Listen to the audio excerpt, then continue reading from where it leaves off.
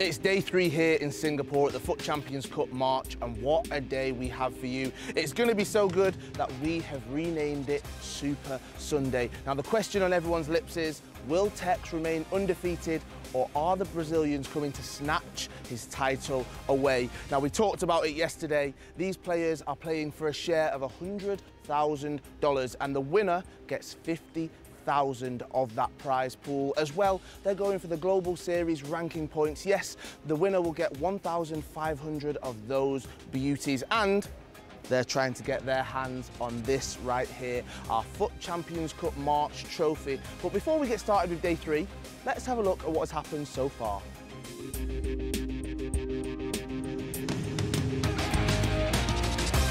Well, here's CR7, and there's a run from Hullet again. Jazz is in, and Jazz finishes it. Look at the reaction from him as well. That's what he wanted to start the day off. Vieira on the edge of the box. Neymar strikes it, and Neymar scores. And Tex takes the lead. He's been behind twice, but you just cannot keep Tex down. There's the scream from Tex. He makes another semi-final, 9 consecutive. Can anyone stop this man? Pull it on the edge of the box, gets the ball into Neymar, turns and finishes. And Houston's got that low driven down to a T. It doesn't matter what the best way to score is, he will always find a way to get that ball in the back of the net. Messi's inside the box, man is free at the back post, it's Eusebio! And it's now just a 1-goal game. What a comeback this is from Mert. Pele wins it though for Mert. This game is not over yet. Messi fighting with Ramos. Oh. And there is the final whistle. Relief for Houston. He will go through into the semi-finals. Marcelo, a scoop turn into heel to a ball roll as well. Keeping the ball so well. That's a penalty. They say karma can happen. In terms of the minutes of the game, we've had 2 penalties in 4 minutes. This is a lifeline now to pull yourself back into this game. Cristiano Ronaldo steps up, will score. Sackle 2-2, and from saving a penalty just before half-time to going and scoring in literally about 4 in-game minutes. Over 200 in-game minutes, if FIFA can separate these two. 2 games of 90 in-game minutes plus over 20 minutes played. Oh no, there's a gap. Now this is Pele. This is your time to step up. Oh wow, the composure to do it in such a big game. The bull roll into an easy finish. A gaping goal. Pele will certainly not be missing that one. 101, 99 Pele. And Renda will be going through to the semi-finals.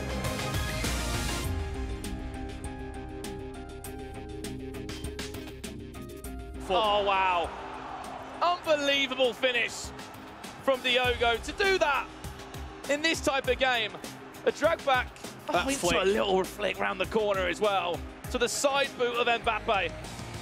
Surely that's got to be up there as goal of the day. There he is. Surely this could be another chance to go forward. He will. He could have easily just shot straight away with the right foot of Ronaldo. Simple drag back, cut back inside. They're just going to finesse into that left bottom corner instead, the goalkeeper's left. Gabri would have been hoping for throughout the entire game. He was winning the ball higher up. He was pressuring. He's trying to cut the passing lane with the like of Messi. He's not just standing off. He just has to focus on the now. He still has time to equalise. Space here for Mbappe, though. He can put the game to bed here towards the back post! And he's done it! It's CR7 again! It's another header! And that should be it! 2 goals the difference. Abaza should be going into the semi-finals. Trying to construct one more attack here. He's constructing it, but he's also being very clever in time management. He is keeping that possession. He is depriving possession on the other side.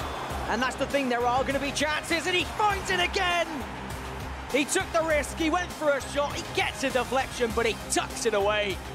And surely that's going to be too much now for Rastarata to get back into this. Just when you thought that Rastarata had changed the dynamic of this game, Stefano Pina puts a pin in it.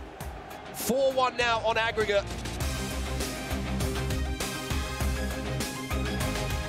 Oh, it's an LG. I have no idea what Rafael Varane's thinking there. Senna now. Oh, he's timed as well. What's a turnaround for him? It's party time once again for Cristiano Ronaldo. Massive opportunity, especially for both of these two to up their global series ranking spot. This is Levy now. Eusebio back inside to Cristiano Ronaldo. It's a game. What a goal. The composure shown right there from Levy. 625 global series ranking points confirmed for Levy. He'll be flying up those rankings. And yet again, another quarter-final elimination for Senna. What a game. But imagine it's the final game of the day. This could be potentially the biggest score discrepancy that we've seen. That goal, if you could just see that he changed it to Cristiano Ronaldo and made like the biggest looping run from the back post to the front post. He's looking for number 7 now as well. Very slick in the final third. Everything's had a purpose. And he's won another penalty. This, tell you what, this referee's been busy across these 2 legs. You can see the ball roll just coming out. And R9, does he go the same way again, or will he mix it up? Goes to the left, in off the post, 7-2 lead. Zazinho is in your semi-final.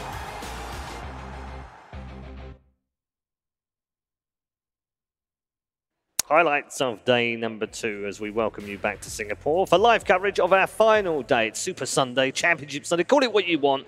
It is the final day, and we're going to crown another champion of the Champions Cup. This one in March, of course, and we already know the previous ones. We've seen them all over the last 4 months who's been winning. There's one name still involved in the semi-finals for the 9th consecutive time, and you might have guessed his name. He is, of course, the #1 ranked player in the world, the current best player on planet Earth as far as FIFA is concerned, and that is Tex. He'll be in our opening match, but we've got plenty to discuss today before we get to the semi-finals of both of our console matches, and look forward to the crossover final as well to crown the champion. Let's get some views from our panel members. We've got Kyle and Nightwatch this morning with us. Gents, fun day yesterday. Some high-quality FIFA, world-class FIFA, but also some very tense FIFA as well, Kyle. It was indeed. We saw so many amazing matches throughout the day. Obviously, we had all of the quarterfinals, and what was brilliant was we ended on such a high. We saw in the highlights there what happened in that final game, and being sat here on that stage, watching it unfold in front of us all, that was just my highlight of the day. Yeah, Zazinho was the highest scorer of the day, the highest winner of the day, the biggest gap between scoring and conceding. which just shows you how tight it is at the top right now. Well, there was 1 goal between 5 of those matches yesterday, and 3 of them went to extra time. Yeah, definitely. Every game was so tight. Even the one where Tex played, where normally you would think he would score 2, 3, 4 goals and win by a lot. Even his games were tight. We were seeing games between Gabri, between Levy and their respective opponents. Every game was so tight, extra time. Could have went to pens, most of them. It was a really intense day. Yeah, I think shout out to Jazz for yesterday for putting up that fight in the first game. Definitely. You almost feel like had he been matched against anyone else, he might have made it through. That's what we talked about yesterday, actually. It was quite unfortunate because he played so well, and it was just such a shame that he was playing against, you said it there, the best player on the earth at the minute, which is, when you think about it, that's a massive statement, but it's true. Yeah. So it's just such a shame who he was faced up against. Maybe if it was a different day, different draw, we might be seeing him today. As you can see the brackets on screen, some good wins in amongst these. Renda, of course, he goes through to play Tex in the semi-final. Abaza coming through against Gabri, who'd been very good in the Swiss round group stage as well. Likewise, Levy defeating Senna. Senna, unfortunately, losing in the quarterfinal yet again. I think that's the 4th time I think he's lost in a quarterfinal now. It's becoming a bit of a thing for him. We've already mentioned Zizinho with that fantastic victory over Tugo, who'd also been playing out of his mind through this competition. Wins again for the favourite on the PS4 side from Mr. Pina, who took down Rasta Artur as well. So some kind of predictable victories in the end, Kyle, but also a few surprises still in here. Definitely. We saw with the predictions that we're all making, some of us were going certain ways, and we just didn't know how those games were actually going to end up, and I think that's what we're going to see again today.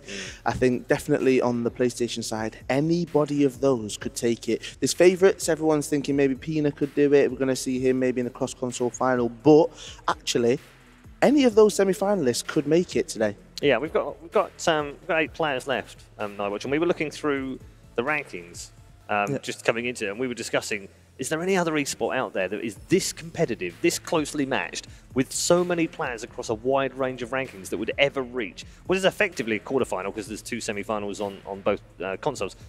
Of the 8 players we've got left, we've got a ranked 99 player, a ranked 64 player, a ranked 49 player, 43, 21. The top 3 players are ranked 1, 2, and 6. That's insane. Yes, and from there on, it goes lower and lower and lower. Yeah. And it goes to show that we will have a player in the final on the Xbox who will be either 64th or 99th. And it just goes to show that some major upsets are possible in FIFA. And we will see one of them, although we're expecting it in a way. Nobody would have predicted it before the start of the tournament. Either Levy, who is 99th, or Abaza 64th, will get probably a match against either Tex or his opponent, Renda. Yeah, I mean, it's kind of interesting. I find it fascinating. It is, it really because is, there isn't another esport. I was thinking about it earlier on, maybe some Fortnite games, but it's fairly new, so you do get the odd new people that come through and they're not ranked and what have you, and they don't really have an official ranking anyway. But I don't, in the established esports, which I consider FIFA to be part of, there is nothing else quite as wild as that. And what's quite exciting, I know we keep on referring back to this, or I do anyway, is going back to the Premier League. When you look at it, on any day, any team can beat any other team in the Premier League. Yes, you've got the top ones who are running away with it, but there's not going to be an easy game. You're going to get people who are battling for relegation or people who are in that mid-table who can beat anyone. And I think that's what we've definitely seen here in Singapore. We've seen some players who've come in who are lower ranked and they're fighting. They're fighting for those top positions. Kyle, mate, I agree. But this isn't like, Cardiff beat Spurs on the day. This is more like Doncaster Rovers and Hartlepool United and Southend are all still in the competition and against Man City and Liverpool and what have you. As we say with the FA Cup, this is the magic of the cup, definitely. It is the magic of Champions Cup. That's exactly what it is. Let's take a look at the points, because at this stage of the season, it's very important that these players get as many points as they can. Now, because they've finished in these top 4 positions already, 850 Global Series points if they finish in the top 4, 625 obviously for the players finishing 5th to 8th, and 1,500 for 1st and 2nd. Massive amount of points for these players, which in the case of Levy and Abaza, who are outside that top 60, which we're talking about as the qualification mark, is massive for those two, because it means they're now inside that top 60. You've seen it earlier on in the season. Joxan won in Paris. He's still up there. Yeah, he's still up there. and this was the only other event that I think he qualified for. And he came here, didn't obviously do as well as people thought he might have, but doesn't really matter. He's got himself in that top 60, as we've said. So somebody like Levy, if he wins this, that's just going to take him all the way up there. And it's going to it will keep him in that spot that you need. And then he'll he'll be guaranteed a place. Yeah, it's tough for him to be knocked out. Ivan, I was also going to talk about the fact that we've talked about points being important all the way through, and obviously you can see these points on the screen right now of the top 10, and they're all pretty much safe. There's no one in there you kind of worry about and think, oh Christ, they won't get in. However, there are a lot of players here, and some of those still left in, as we talked about, Levy being one of them, Abaza being the other one. They can now not focus on the points. They're at that stage now, the competition, where maybe the points aren't so valuable for them. Great if they get more, but now they can focus on, okay, it's a semi-final, I need to beat this player, I need to reach a final. It suddenly becomes less about the points and more about the actual, I've got a chance of winning this thing now. Definitely, especially in this specific game. I don't think they will focus on the points that much because it's around a 200-point margin. Right. Whereas if they get to the final and if they win the final, they get these 1,500 points that could secure them a spot in the grand finals, which is something nobody would have expected from these two specific players.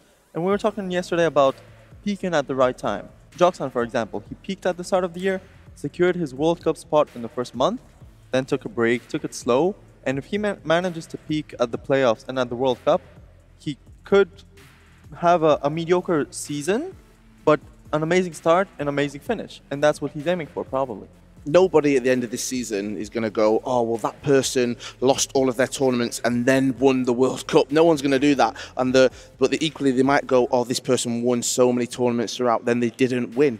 People don't, as long as you get there, if you then go on to win, no one's going to be talking about how you did it. They're going to be talking about the fact you did it. Yeah, I think that's true, isn't it? Years go by, we don't necessarily think about England losing to Croatia in the semi-finals. We'll think about England winning in '66. You just said that, and that hurt a little bit. That was a bad analogy. That was a bad day for me. Yeah, bad analogy. It took me some time to get over that still. Yeah, I'm just going to remind myself that my team came back from 2-0 down for the first time in 16 years there yesterday to win 3-2 against Everton, which was very nice, considering they have a Sunderland goalkeeper as well. Just thought I'd throw that in there.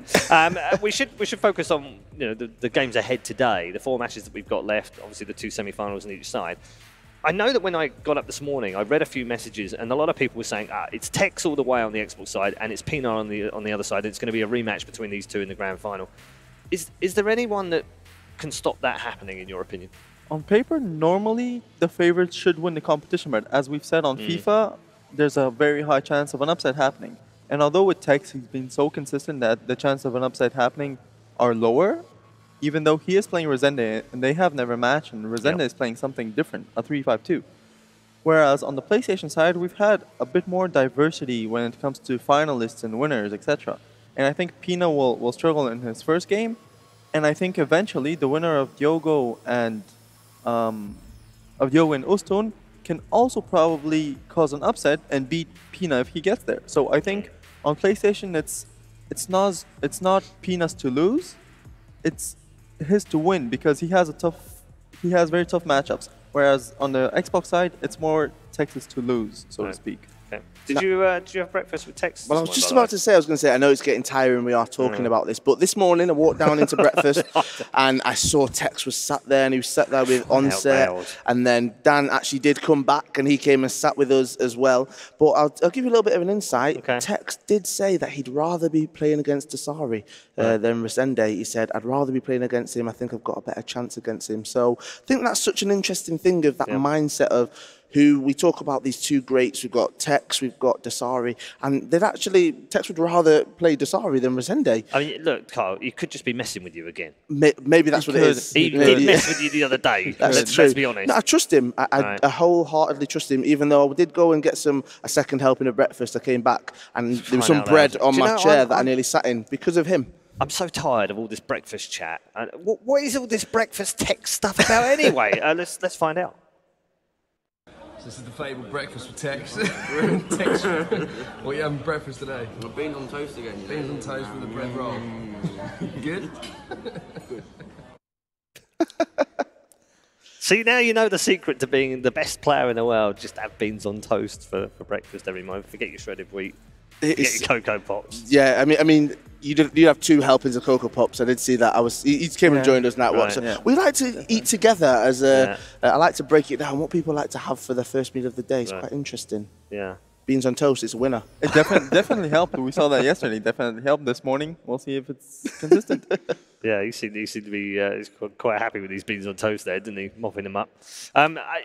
joking aside, he's so chilled, isn't he? And Really, I find this, we discussed this a little bit yesterday and a little bit the day before, and I've seen a few comments out on the internet as well since kind of berating us as a group of people saying that, oh, what are they talking about, these analysts talking about he's not the greatest player of all time. Well, I don't know how you feel about it, but the greatest player of all time has to do it consistently over a period of time. We're not saying he's not the greatest player right now. He is absolutely, hands down, the best player on planet Earth. And 6.5, 7 billion people on the planet, and no one can play better than him right now. But he needs to do it for a long period of time. If he ends up dominating the season and then doesn't win the World Cup, where does that leave him? I think with Tex, what's so interesting, I talked about this yesterday or the day before, actually he's got so many different elements to it. He is really chilled out. He's got this kind of personality where you can just go and talk to him and you feel like it's not always FIFA. It feels like he's quite chilled, that he comes to play the game and dominates, but away from that, he's got so much else going for him. So I think he will be focusing on that, but he's focusing on so many other things as well. And that's what's so nice. You can actually, he's so open, you can go and chat to him. That's why we have breakfast with him, because he's sat there and he doesn't keep himself to himself. Actually, he wants to see how you're doing. He wants to see how you're getting on, and he asks those questions. It's nice to have those conversations with him. Going back to your question, if he doesn't win, I think he will be gutted. I think he definitely, when he does lose, there is that pressure. Remember, he's 17 years old, and there's a lot of pressure on his shoulders, and I think that's us talking about it, people constantly talking about how good he is. But I'll tell you what, for a 17-year-old, his maturity... He's properly level-headed. You ask him, and I do speak to him, and I say, are you going to win? He'll say, we'll see what happens. He'll say, I might get beat. He's very, very humble. I think he's been to media training, Kyle. He's been to the Kyle Walker School of Media. I'm not going to lie, though. I do love when he retweets the leaderboard, just to remind everyone that you're up there. Why wouldn't you do that? I love that. I love it. Good stuff. We're going to get more from both Kyle and Ivan in just a moment. And, of course, we're talking about the opponent for Tex as well, Renda, because this is going to be a very tough game for both players. Let's introduce you to both of our players.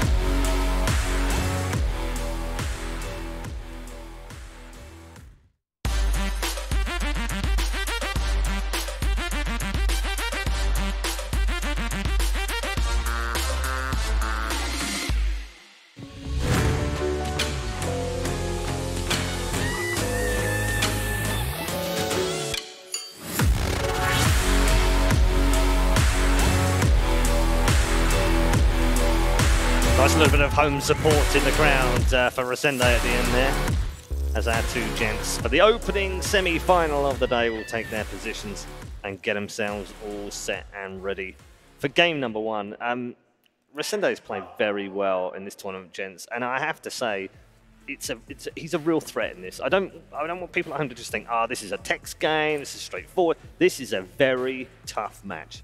I mean, did you see how he walked out? Both hands in his pocket. Pretty chill, just sat down, minding his business. Just another He's FIFA playing with game. confidence with the 3-5-2 that is very risky to play normally on FIFA, and he's going to play Tex. And if he sticks with the 3-5-2 and plays with confidence, I think he believes in himself that he can win this game. Maybe if he's scared of Tex, he will change formation, but I doubt we will. I think he will start with the 3-5-2 and see how that goes. Okay, Kyle, how does Tex approach this? Because it is a player he hasn't played before. He's already mentioned the fact that stylistically, it might not be his best matchup either. So how does he approach that?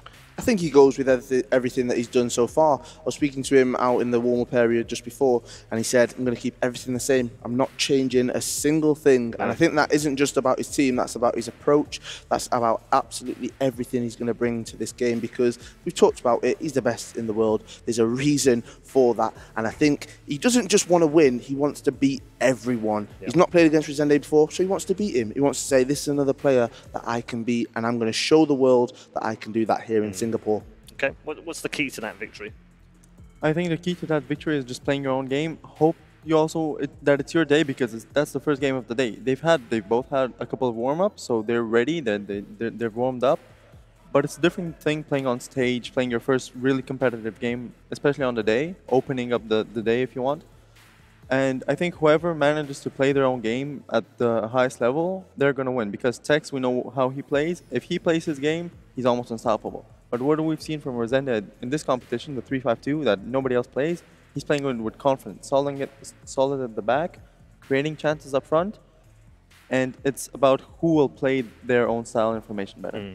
We've seen a lot of these games decided at the start of the game, but we've seen the first goal is massively important in these knockout matches. Equally so in this game, do you think? Definitely. Although we've seen that Tex can turn around games from 1 down, 2 down, even 3 down. But Renda can also close games, and when he sees that he's getting under pressure, that he's just going to score one more on the counter. But I think even spoke to Tex before the game, and he mentioned that he thinks it's going to be a very tight game, 1 or 2 goals maybe in it, but he was still confident that he's going to win. Okay, let's do some predictions, Kyle. You've been doing very well. Yes. I think you're sat just in second, just behind. Yeah, well, I think it technically is third because Okay. Dan and Brandon are joint first. Of course, yeah. So, yeah, I'm in third, 11 and 3, but I am going to go with Tex. I think it'd be very, very silly to bet against him, as we found out so far. We learned that on day one. Yep, and I think he's just here to beat everyone, and that's what he's going to do. Okay. Can you just remind me, there was one rule about Tex, what was it? Don't back against him, I think. Was Yeah, what we learned I think on day one. I think I'm going to stick with that. Okay, I'm going to. Okay. I thought there was going to be a change. Yeah, I thought that as well, yeah. I was like, wow, Nightwatch is really going for it on day number 3. But both of our panels have decided to stick with Tex. Let's find out what our commentators make of game number 1. Gents? Hello, good morning. How you doing? Of course, yeah, really looking forward to, as we said, Super Sunday or Championship Sunday, whichever way we're going to call it. There's going to be some amazing games. And there is. I think, you know, I've got to kind of follow suit on what the panel was saying, because there's been 10 events this year, Paul, and Tex has made 9 of them and made at least a semi-final in all 9 of them as well. So Tex for me. And you've done very well so far. You're top of the tree on our predictions. That's all good. Your partner in crime, however, has been somewhat wild. I'm just worried where he's going for game 1. Well, I've got nothing to lose, really. I'm not catching these, so I'm going against the grain. I'm going to go with Renda to take this semi-final. Tex is sat about 3.5 meters away from me, and he can definitely hear what I've just said, but we're recording this. I'm going to post it to Twitter, tag him, and just let him know how much you hate him. I'm going with Renda. Right, good stuff. Take us into game number 1. Jensen, enjoy. Thank you very much. And yes, here we go. We're in Singapore again. And of course, we're here for our final day where someone will be walking away with $50,000, Richard. And of course, that trophy that they'll get to take home. And the FUT Champions Cup. Obviously, there's 6 of them this year. 6 majors all around the world, from Bucharest to London to Atlanta. And of course to Singapore. We've still got one more left in the month of April, of course, and it's no surprise that we're talking about this man again on your screen, F2 Tex, the man that obviously #1 on those Xbox rankings, Richard. Over 7,000 Global Series ranking points he's already accompanied to his name, and he'll be looking to go to 10,000. Yeah, he's just been fantastic, really, throughout the year, has Tex. He's been consistently brilliant from the first qualifier that he had all the way to right now. But that man on your screen, Renda, he's a grand finalist. He's a grand finalist. He's done the, you'd say, the hard work. I've just got a feeling with this 3-5-2 that we could potentially be seeing Tex going out at a semi-final. He's been to all the FUT Champions Cups thus far. He's been in all 4 semi-finals thus far. He's won 3. Yep. The one that he lost was against Nicholas Razek in Bucharest in January, and that was his biggest defeat that he's ever suffered. He lost 7-1 in that game.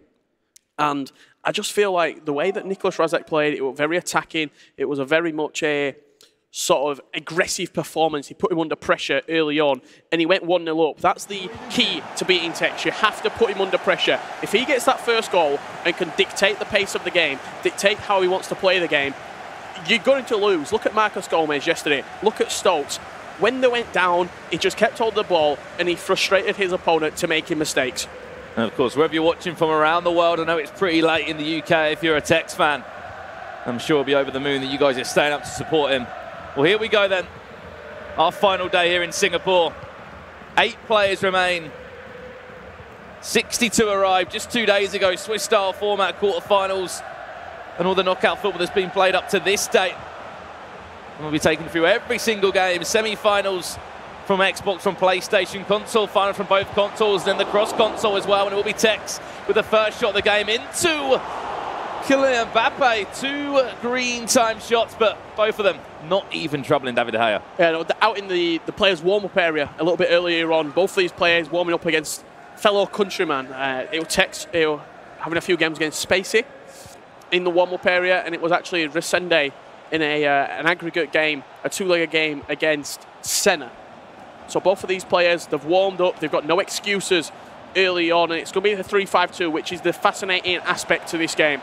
He's almost breaking the meta. That's what we've said Renda is doing. He's not in a 4-2-3-1. He's not in a sort of standard formation. He's using those wide players. And he's trying to change the game as well. That's going to be his first shot of the game, Richard. No time finishing needed at all there from the Brazilian. That is ranked number 6 in the world over on Xbox. 2014 Global Series ranking points to his name. And of course, representing Mesut Ozil's esports organisation, M10, and someone else that's in the latter stage of this competition from that organisation too is Houston. I'm sure he'll be in the building somewhere supporting his teammate. He's up next as well in our next semi-final. But the question is, Richard, you said about it trying to break the meta. When we say that, obviously 4-2-3-1 is kind of the meta formation as well, some people would say, or the kind of way to play. You can fit your 2 CDMs in there, the Vieiras, the Hullets, whoever you want to mix them up. Resende's done different. He's come into this, he's played a 3-5-2 that no one's expecting. Just look at the numbers back now. Tex is going to try and break him down again, but that's twice now. There always seems to be someone there to block the ball. Yeah, and that's what a 3-5-2 does. It's a very defensive 3-5-2 that he's playing. You can see in the final third, he's only got 3 players attacking. That's his Cam, Johan Cruyff, Pele, Ronaldo. And then he builds into the attacks. He gets Mbappe, he gets Marcelo forward. He gets them in wide areas. And he always seems to have got the extra man out wide. This is Resende's turn to have an attack. He already had one shot that did pull out a save from the Spaniard, David De Gea. Mbappe, and as you said, it's tough. There's no one really forward from him. He has to get people forward. Johan Cruyff a starter for him as well. Obviously that prime icon moment. Marcelo into Mbappe. Now this is the first game of the day if you have just joined the stream as well. We're live from Singapore once again. Of course, you guys can come and watch in person. Pele now, that was time green again. Another block. Yeah, really good start to this game as well. End-to-end FIFA early on here in Singapore. And you see that defensive 3-5-2 coming out once again. Ramos coming across as his left centre-back. Hullet and Vieira, they've almost dropped in now. And it sort of turns into like a defensive shell, like a 7 at the back. It seems to have got right there. Of course, it's hard not to look past the achievements of Tex. And other people were just talking about him saying, is he the best player we've ever seen today? Is he? That's a just unstoppable. Yesterday on Twitter, a lot of people chiming in, who's the best? What clarifies yourself as being the best? It's definitely an argument to have because obviously you go back a few years, 2004 is when the FIFA Interactive World Cup kicked off, one big tournament a year with $20,000. Now kind of the ecosystem's completely changed and there's more tournaments now or an ultimate team, there's more players. But when you get that World Championship title again, you know, you can't be looking past a lot of those guys at the same time that have won back-to-back ones as well. But certainly this man is up there. And if he goes forward and continues dominating like he is this year, he's definitely going to be going into the history books, if he hasn't already. The question that a lot of people have been asking is, what actually makes Tex so good in the game itself? Because in terms of the ability in the game, I was talking to Spacey, I was talking to a lot of the other players, and they were saying it just seems to have, he can be playing bad and just still create something. And when I was chatting to him earlier in that warm-up area, his self-belief in his own ability is off the charts. He said, I was the best player last year. I just didn't really get the opportunity. There weren't that many events. There were only 3 majors. There was the playoffs, and if you didn't play well at the playoffs, that were it. Your season were over. So in the tournaments that he participated in, he won one of them in his first ever tournament. The confidence that he has is unbelievable. And this year, he said that he's got more tools at his disposal to be able to utilise with. The goalkeeper movement, the timed finishing, the custom tactics. He's got more control over the game where he can dictate the things. And just given the ability that he has, that is what he thinks has set him apart from everybody else. And of course, we saw over the last 2 days, set pieces, he's been not too bad as well. A few corners he's scored from as well, maybe a few free kicks as well, something off the training ground from the Englishman. Obviously, part of the F2 freestylers, they picked him up. I'm sure it was probably one of the best decisions ever, getting him on their roster. First esports player. As he tries to defend this attack now, though. This is Resende. This is a golden opportunity That is that extra man that we're talking about. Mbappe getting down the right-hand side. In that 3-5-2, you're always going to have an extra man. And it was Mbappe on that occasion. Just played the ball all the way across the pitch. Very similar to what we saw, I don't know if you remember back in the day, like Air Japes. He sort of originated this 3-5-2 where you move the ball across the pitch and you've always got the extra man there. In previous FIFAs, it was the meta, the 3-5-2. And then recently in the more FUT champs era, we've seen 4-2-3-1 used. Right now, Renda is bringing the 3-5-2 back into the spotlight. As we said yesterday, we kind of went, have you been practicing with this 3-5-2 much? He was like, no, my first event I played with it. So obviously a big risk for him, but he's had an interesting season as Renda. Of course, he does lead 1-0, but his last 2 FUT Champions Cups, his last 2 majors, he's gone out in Swiss-style format. 2 wins, 3 losses, and he's coming to this one with a completely different attitude. 4-1 through Swiss-style format. And just hasn't looked back since. Added time of 2 minutes, and it was Mbappe that opened up the score. And Tex will have other ideas, though. Do not write this man off anytime soon. And there we go. Half-time between the two. Again, nothing to really separate them. They both had a few chances. Possession's quite fair as well. I don't know if you look at a lot of Tex's actual individual results, though. Usually it'll go down in a game. It'll usually go 1-0, 2-0 down. We saw it against Jazz. We saw it actually a couple of times in this tournament against Jazz. We've seen it throughout different tournaments. He goes down and then comes back into the game. It was like a running joke, wasn't it? He kind of has to go down to wake himself up. Yeah, I don't think that's it personally. I think that's why we have a 2-legged game, so people can get back into the game. They can almost work out your opponent, work out what they're doing. You saw him checking the 3-5-2 then to clarify to himself, yeah, I know my opponent is playing the 3-5-2. And he's probably going to analyse what he's doing over the course of this leg, over the course of the next leg, and try and just pickpocket and exploit the spaces in that formation. No formation is perfect. Every formation, every tactic has a weakness. And you just have to be able to exploit it and hope that your opponent doesn't know your own weakness. Of course, it is the Brazilian that is in the lead here at the moment. If he goes and wins this, a huge opportunity for him to jump up, as we said, into a console final, to the back post. That was Cristiano Ronaldo lurking around up against Marcelo, who's now out of position. It's going to be Van Dijk. Hard to look past as well. Obviously the season, sorry Richard, that Tex is out. Obviously big Liverpool fan, and he will be representing them in the EPL finals at the end of March. Obviously another one of these licensed leagues that are part of the Global Series, and that was a story and a half, wasn't it? Winning the FUT Champions Cup #4 in Atlanta, flying back to Liverpool, and without an hour's sleep, still somehow managed to go and win that event. I've literally made the joke of give him any console, anywhere in the world, he'll go and win the event. As this game does go on, you have to start to question, will Tex change formation? Will he match up the 3-5-2? A lot of people say the only way to really play good against the 3-5-2 is to match it up and to play the exactly the same formation against each other and just let the better FIFA player win over the course of the 2 legs. Or does Tex back himself that much in a 4-2-3-1, in a 4-2-2-2, we've seen him switch to that in the past, to get the result back on track? I think it was a great example, she said, against N8 Jazz yesterday, who did his country proud and his organisation proud. But Tex still, when he was pegged back, he still came forward, and that's just going to be just to the left-hand side of David De Gea's goal. And a warning sign for Renda to say, all right, you might be playing this 3-5-2, you might be quite defensive at times, but I'm still going to get chances. That's nice to play out from the back there, to be honest, from Renda. Ronaldo. All the way from the goalkeeper into the attacking third, and good tracking back there from Tex, but it just shows the confidence that Renda is playing with. Not a lot of people actually pass it out from the goalkeeper. A lot of people will punt that long, look for Ronaldo, look for Hully in the midfield to win a flick on to bring it down. Renda just passed it out from the goalkeeper, quite a risky move, and then played down the line. It's often said as well that if you can know where your players are going to be positioned with your instructions you put on your players, sometimes you can go to your left or right back, depending on your formation. But him as a 3-5-2, there could always be an option on the left-hand side and the right-hand side of the field. There's a pause cued by F2 Tex, which was he signals he's not happy with something, wants to make a change. Yeah, it'll be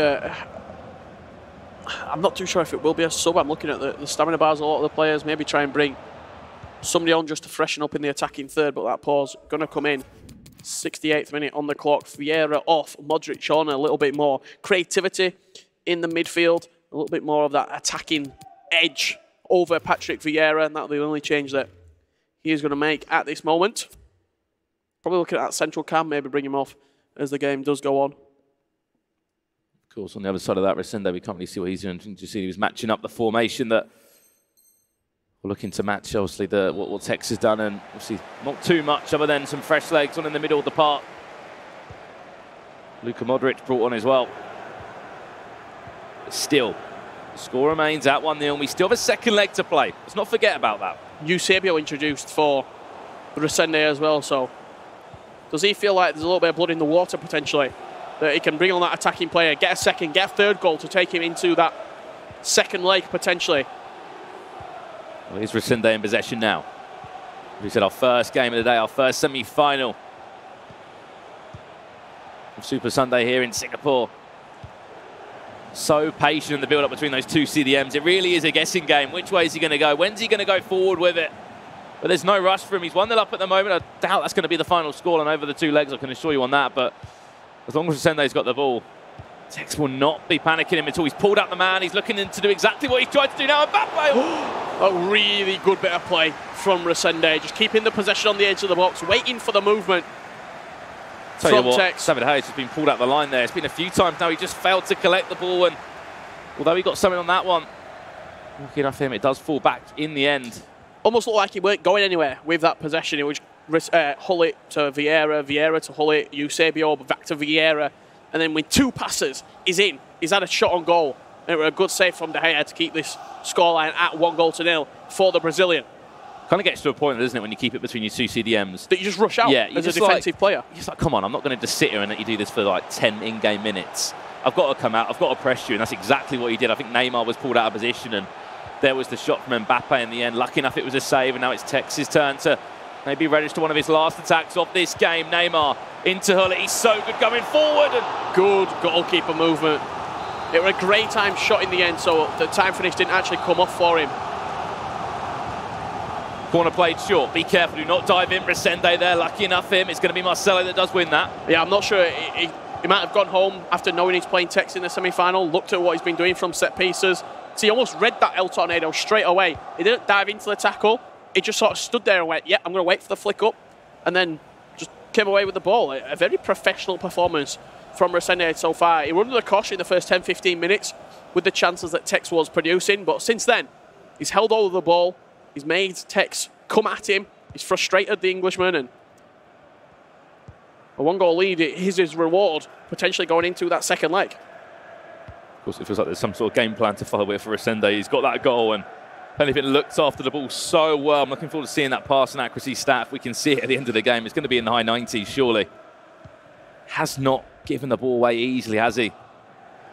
Always an option. Always so calm in the ball. And you know what they often say when you got up against a player that loves having the ball, loves creating chances, just do the opposite. As you say, just starve them with the ball. Do not give them the ball at all.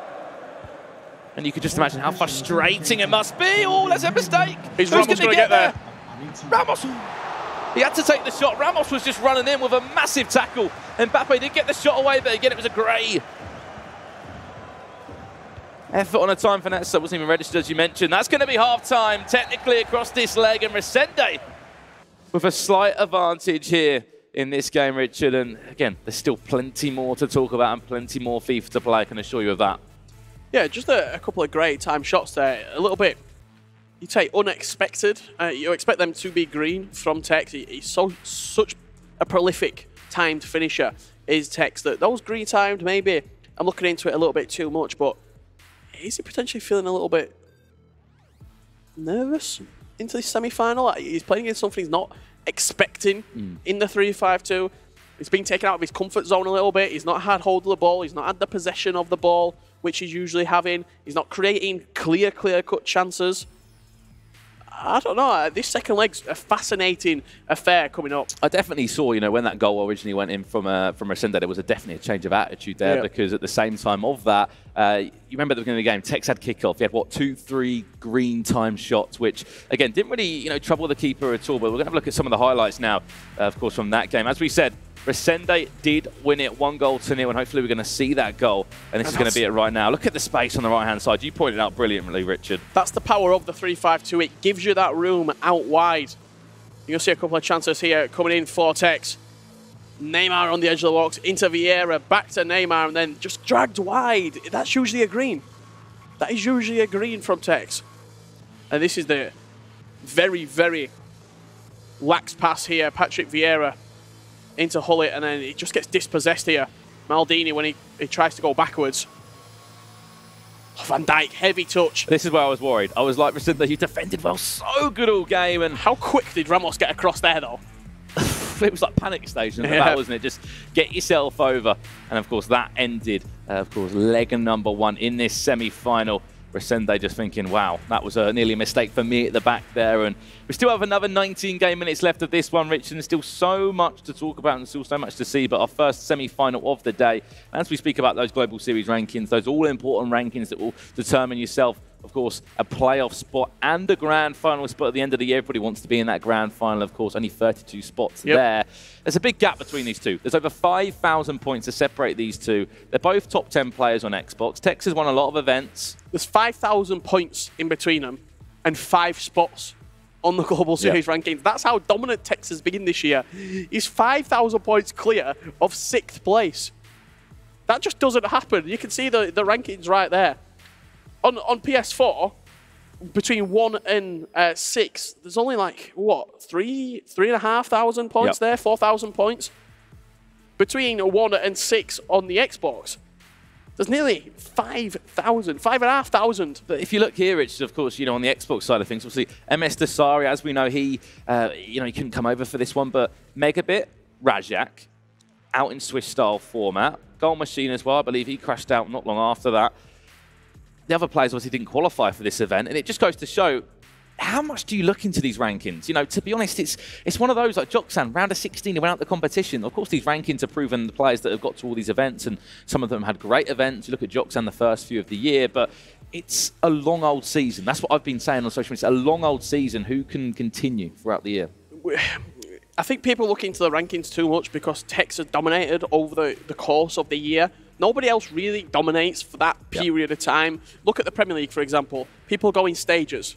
People drop off, they'll come back. Liverpool had a fantastic run, and then they dropped off for a little bit, and now they could come back. Man City dropped off, then they're coming back. Nobody's just consistently amazing throughout the year, apart from Tex. That's why he's got nearly 8,000 points.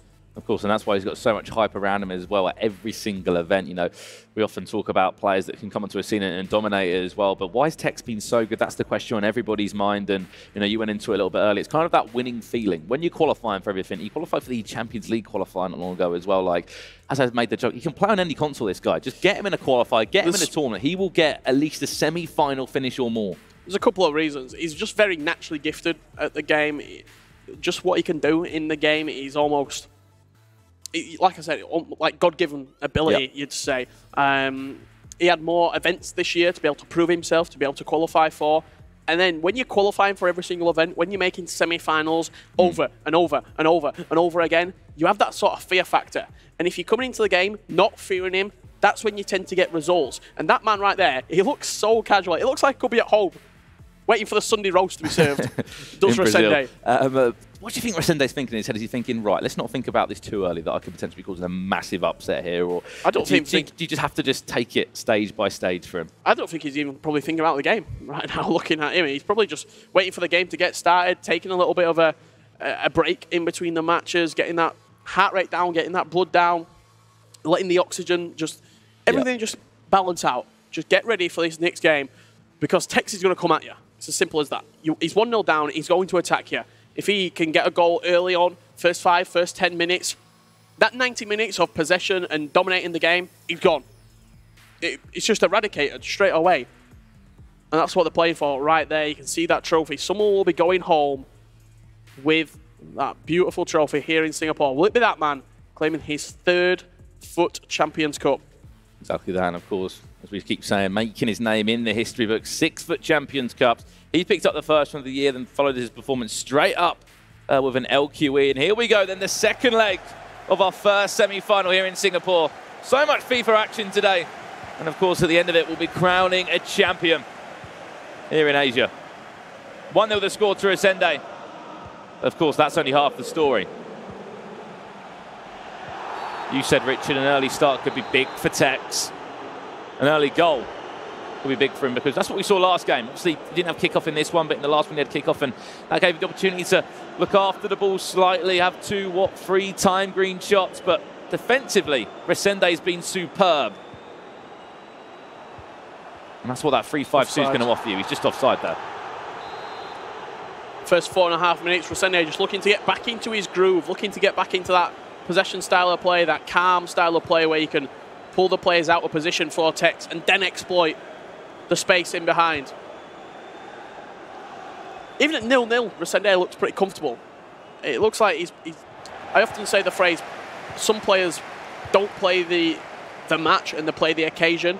Resende is doing the complete opposite. He looks very calm. He's just facing what's in front of him. He's taken the name away. He's taken the accolades away from Tex, and he's just playing the man that sits opposite him on the stage. Of course, there's only a 1-goal difference between the two at the moment, which I'm sure could be changed in seconds as Tex does come forward now. Cristiano Ronaldo in top. He's got to be careful. Straight into the feet of R9. He tried to shield his man, and it's going to be Marcelo that just got slightly carried away, dabbled a foot into the tackle, and now he's just giving away a penalty. Genius, just to hold the ball up there. And up comes Tex now, and he'll score. There's that lead wiped away straight away as well. 10 in-game minutes gone.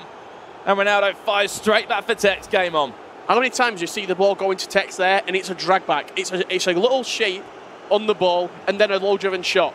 That's what he's been doing. That's one of the goals that he scores most often. The ball into his striker and then a little movement, shoot straight away. Maybe he's almost second read that and gone, you know what, he's expecting me to move. I'm just going to stand here. I'm going to wait for the contact. It comes in from Marcelo. He gets the penalty. He dispatches it. And we're back at a 1-all scoreline. And they're the things that set him apart from everyone else. He's 2 steps ahead. Of course, we saw a really exciting game yesterday. I think it actually might have been Resende where there was all these penalty shouts and similar situations like that where people are in the box, they're trying to do a drag back up against whoever their opponent is and just kind of getting baited into making a tackle, expecting there to be some kind of contact. And we saw penalties given, penalties waved away. Resende's turn to attack now. This game is all it. A piece at 1-1. You just have to feel that that goal just lifted a bit of pressure off the shoulders of Tex. Will Resende be able to respond? This sort of game right now, sort of, I'd say, plays into the hands of Tex. He can dictate where he wants to go. He knows he only needs 1 goal to see him through right now. The best potential position you want to be in against Tex is just attacking. Just out-and-out attacking. What did Goal Machine do when he beat him? What did Nicholas Razek do when they beat him? Just attack, attack, attack. Just keep the pressure going forward. No backwards motion. Keep the goals flying in as well. There's Tex, and just like that, literally like a magician, pulled the rabbit out of the hat, out of nowhere. 22 minutes on the clock, and it's not going to be Cristiano Ronaldo this time. It's going to be R9. He's an icon for a reason. He's a legend in the game. That's the difference between this leg and the first leg. He weren't greening those shots. Was Tex. He's actually rifled that into the top left corner and sees himself into the lead for the first time in this series against M10 Resende. And now does Resende start to think, is the 3-5-2 the right option? Do I change? Of course, because he has to come out and attack now, doesn't he? He can't really sit back, control possession as he did before. I think you hit the nail on the head there, Richard. You literally said, obviously, last game, he didn't really have many opportunities to time the shots green. And the difference there, it was quicker. He didn't have any time to defend Resende, which just played straight into the path of R9. And this is what Tex is wanting to do right now. When you're playing against the 3-5-2, if you can have that lead, you can keep hold of the ball so well. Just constant switches of play. I imagine this is going to go all the way up to the fullback. Yes, it is Sergio Ramos. And then he's just going to keep in this sort of cycle of play. Just keep hold of the ball do whatever he needs to do to win the game. Whatever it takes. It doesn't have to be pretty. It doesn't have to be attractive football. But it's winning football. Because he is in the driving seat now, and he leads by 2-1. And proves once again, whether he's 1-2-0 down, 9 times out of 10 he'll come back or at least put up a fight. He's turned around the game here in the semi-final stages in Singapore. Wins this, goes through and gets himself 850 Global Series ranking points and moves up to $7,500. He walks away with his Tex again. Now this time it's Mbappe, that team of the year. It goes all the way across to Ronaldo. This attack isn't dealt with. Go Neymar this time. It's time green again. And it's into the back of the net again. 3-0. How a game of FIFA can change. In 34 minutes, he's taken this game, almost snatched it away from Resende. Kept hold of the ball really nicely, moved it down this left-hand side. Neymar, a big influence in the goal. So the first goal that he scored, he got the penalty. He waited for the contact. That's the little switcher movement that we're talking about. You often see him move the ball out of his feet and then shoot straight away. That's what he did from there with Neymar. Maybe Resende was expecting him to stand still and waiting for that contact to come in. He switched the ball so quickly. The ball's in the back of the net before you can even think. Well, it's not 2-1 anymore. Finds himself 3-1 down. And as you said, Richard, is it time to make a change formation-wise at half-time? It's first event here with a 3-5-2 formations. We've kind of been saying changing the meta, stepping away from the 4-2-3-1 that everyone seems to follow. But once again, a lot of the time, I'm sure the 4-2-3-1 will come out on top from what we've seen in previous events. Resende's turn to come forward now. Look at the numbers back for Tex. Those 2 defenders, even Neymar's getting back to defend there. This is liquid football off the bar. Lovely bit of play from Resende to open that opportunity up and then just cannon it off the post.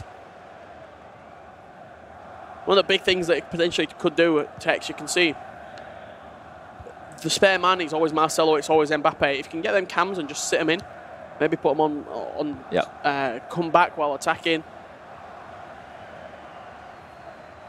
We've kind of said it best, Richard. It just kind of sits like a triangle, those 2 CDMs with a Neymar in front, or whoever's playing in that cam role, who just drops back, adds that extra man into the kind of defensive side of the midfield. Even though it's an attacking player like Neymar, he can get involved and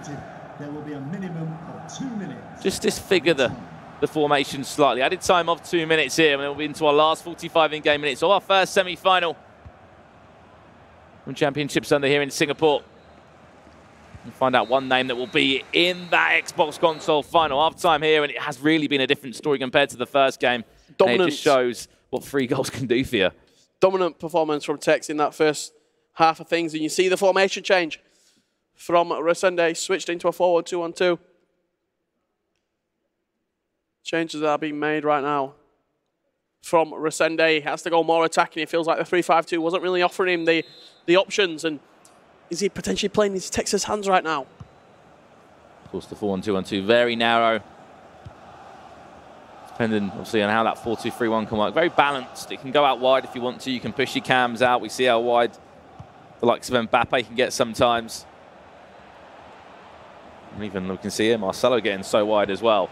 Neymar into Hullet. This is Tex now. If anything, get yourself a goal. And no matter what formation you're playing, you're going to be 4-1 up.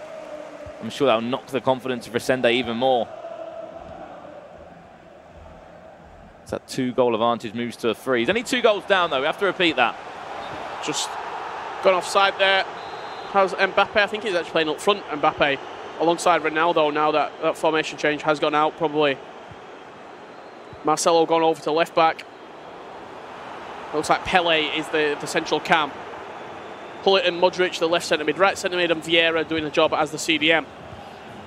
Neymar, and again, it's time to perfection.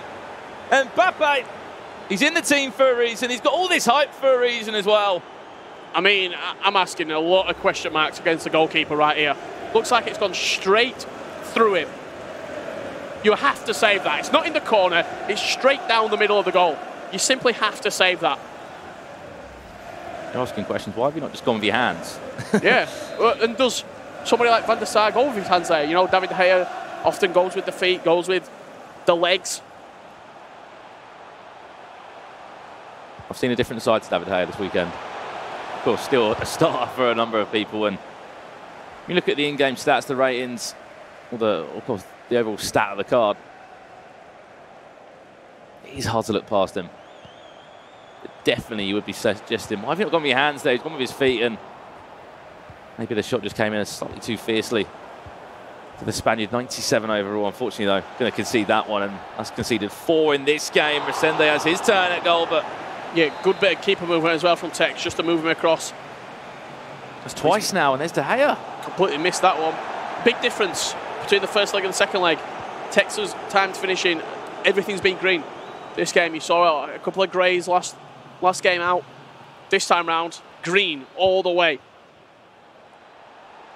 That shows what the difference it can make. And of course, that first game, he just simply wasn't letting Tex get any of those shots away, because every time he did time in green, there was someone to block them and to ensure the shot wouldn't come through. Into our last third of this second leg. Tex is well in control here. 4 goals to 1, he leads. Modric into Mbappe, overlapping run, and going to play to Sergio Ramos. And he will win a free kick.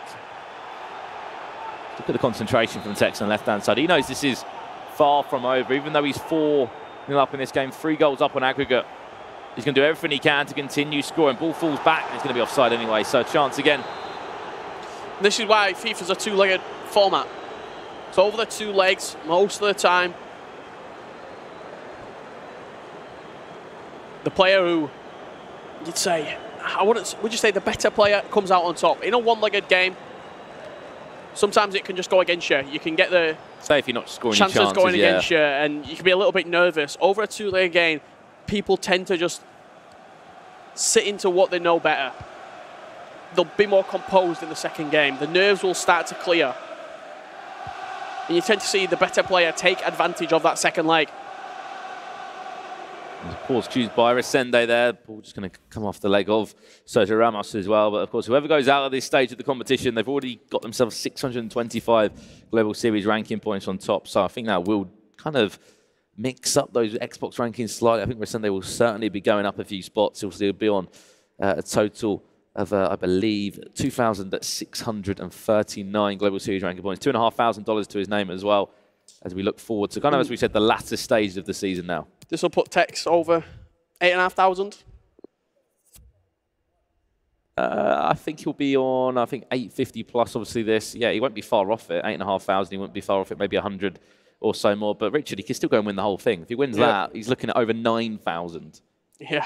Which is just frightening. I've made this joke as well that he can honestly be making like a world record attempt for the first year Global Series rankings. Like, it will honestly be one of those that someone will try and beat in future years. And I mean, I don't know if anyone will beat it. No one. Because you've got to win at least 3 FUT Champions Cups. You've got to be unbelievable throughout the entire year. And you see people, they'll peak at different times. As we were saying earlier, I feel like I'm repeating myself, consistency. No one's ever been this consistent over this amount of top-level events. Of course, you heard the guys obviously on Sitting Gaskin speaking about it yesterday. I've seen 9 consecutive semi-finals, which means that across LQEs, obviously the FIFA E-Club World Cup, like all the events, majors or minors, he's been making at least a semi-final. Of course, we know he's obviously won a few events this year. The LQE in Bucharest, he won that. FUT Champions Cup #1, FUT Champions Cup #4 in Atlanta just a week and a bit ago. We're setting a change formation right now. I think he's on 3-1-4-2. Very attacking formation. Of course, this is for a spot in the console final, the Xbox console final. He's just looking to get back into this game, whatever it may take. That's a little mistake there from Tex, in fact. Gonna pull out a foul. Big slide tackle from Rio Ferdinand. Rio Ferdinand still in the team. Almost Mr. Consistent at the back. I'm going to the book. Rio. With the yellow cards, 90 overall, and that's surprising. Obviously, there's a lot higher in-game stats on a lot of centre-halves, but it's one of them. Personal preference. He's played a lot of games with Rio Ferdinand as well. Kind of backs him, as you said, Richard. If he does a job for you, why change it? Unbelievable pace, defending, physicality. He can also play the ball as well. That's a penalty. That's going to be a penalty. I think he's gone shoulder to shoulder there, but referee says different. It was just like a basic scoop turn there from Mbappe. This is a chance to get back into the game for Rosene. 20 minutes left on the clock. And it could be a potential 2-goal deficit for the Brazilian. Scores this. He's only 2 goals behind and he's missed it. Falls back off the post. I don't think it's going to be his day. Yeah. Sometimes you can tell that it's just your luck's not in. And that ball just off the keeper. Good save from Tex. He read the penalty well and then smashed it against the post on the rebound from Ronaldo. It feels like deja vu. So that Tex is on his way to another console final. Of course, if anything, he'll just be looking to manage this last 15 in-game minutes or so. With that scoreline by 3 goals and more. If Resende scored that, we would have had 20 in-game minutes to try and pull back 2 goals. Which, of course, would be better than 3, but he missed that.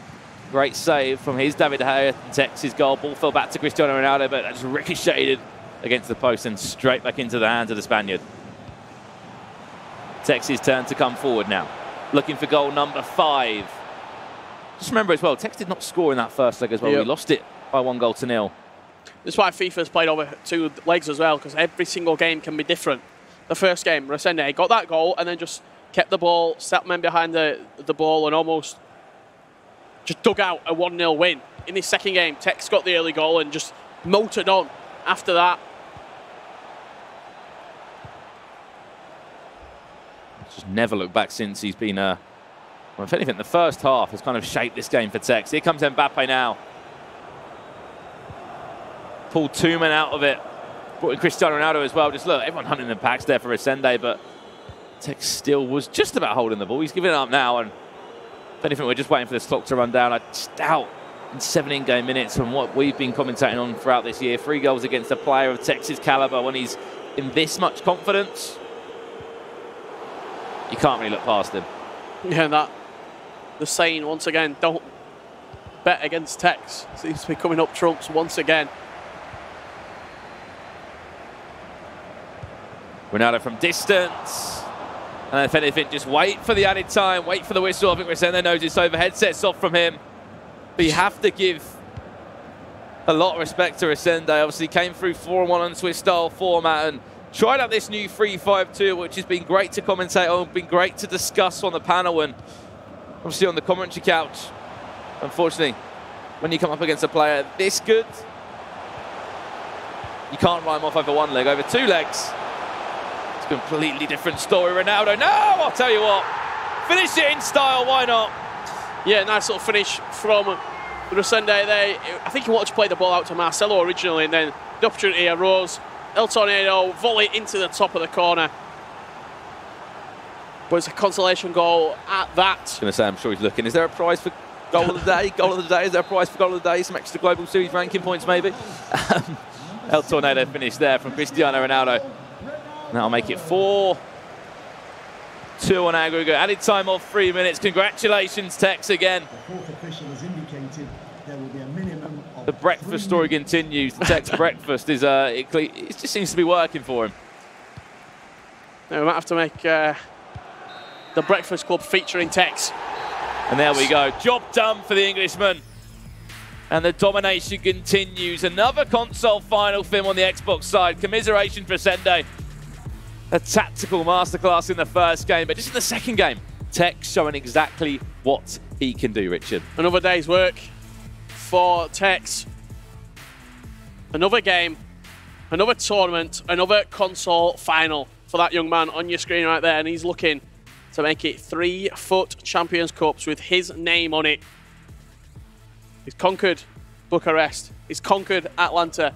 Is he going to conquer Singapore? He's conquered everything, whether it's in the world, as I've said, whether it's in Bucharest, whether it's in Atlanta. Of course, he's yet to pick himself up a big trophy in UK. Yeah, I'm sure that will happen soon. Obviously, he won the EPL Liverpool qualifier there, and he still continues. 850 Global Series ranking points, Richard, and I can't wait to see the rest of the games today.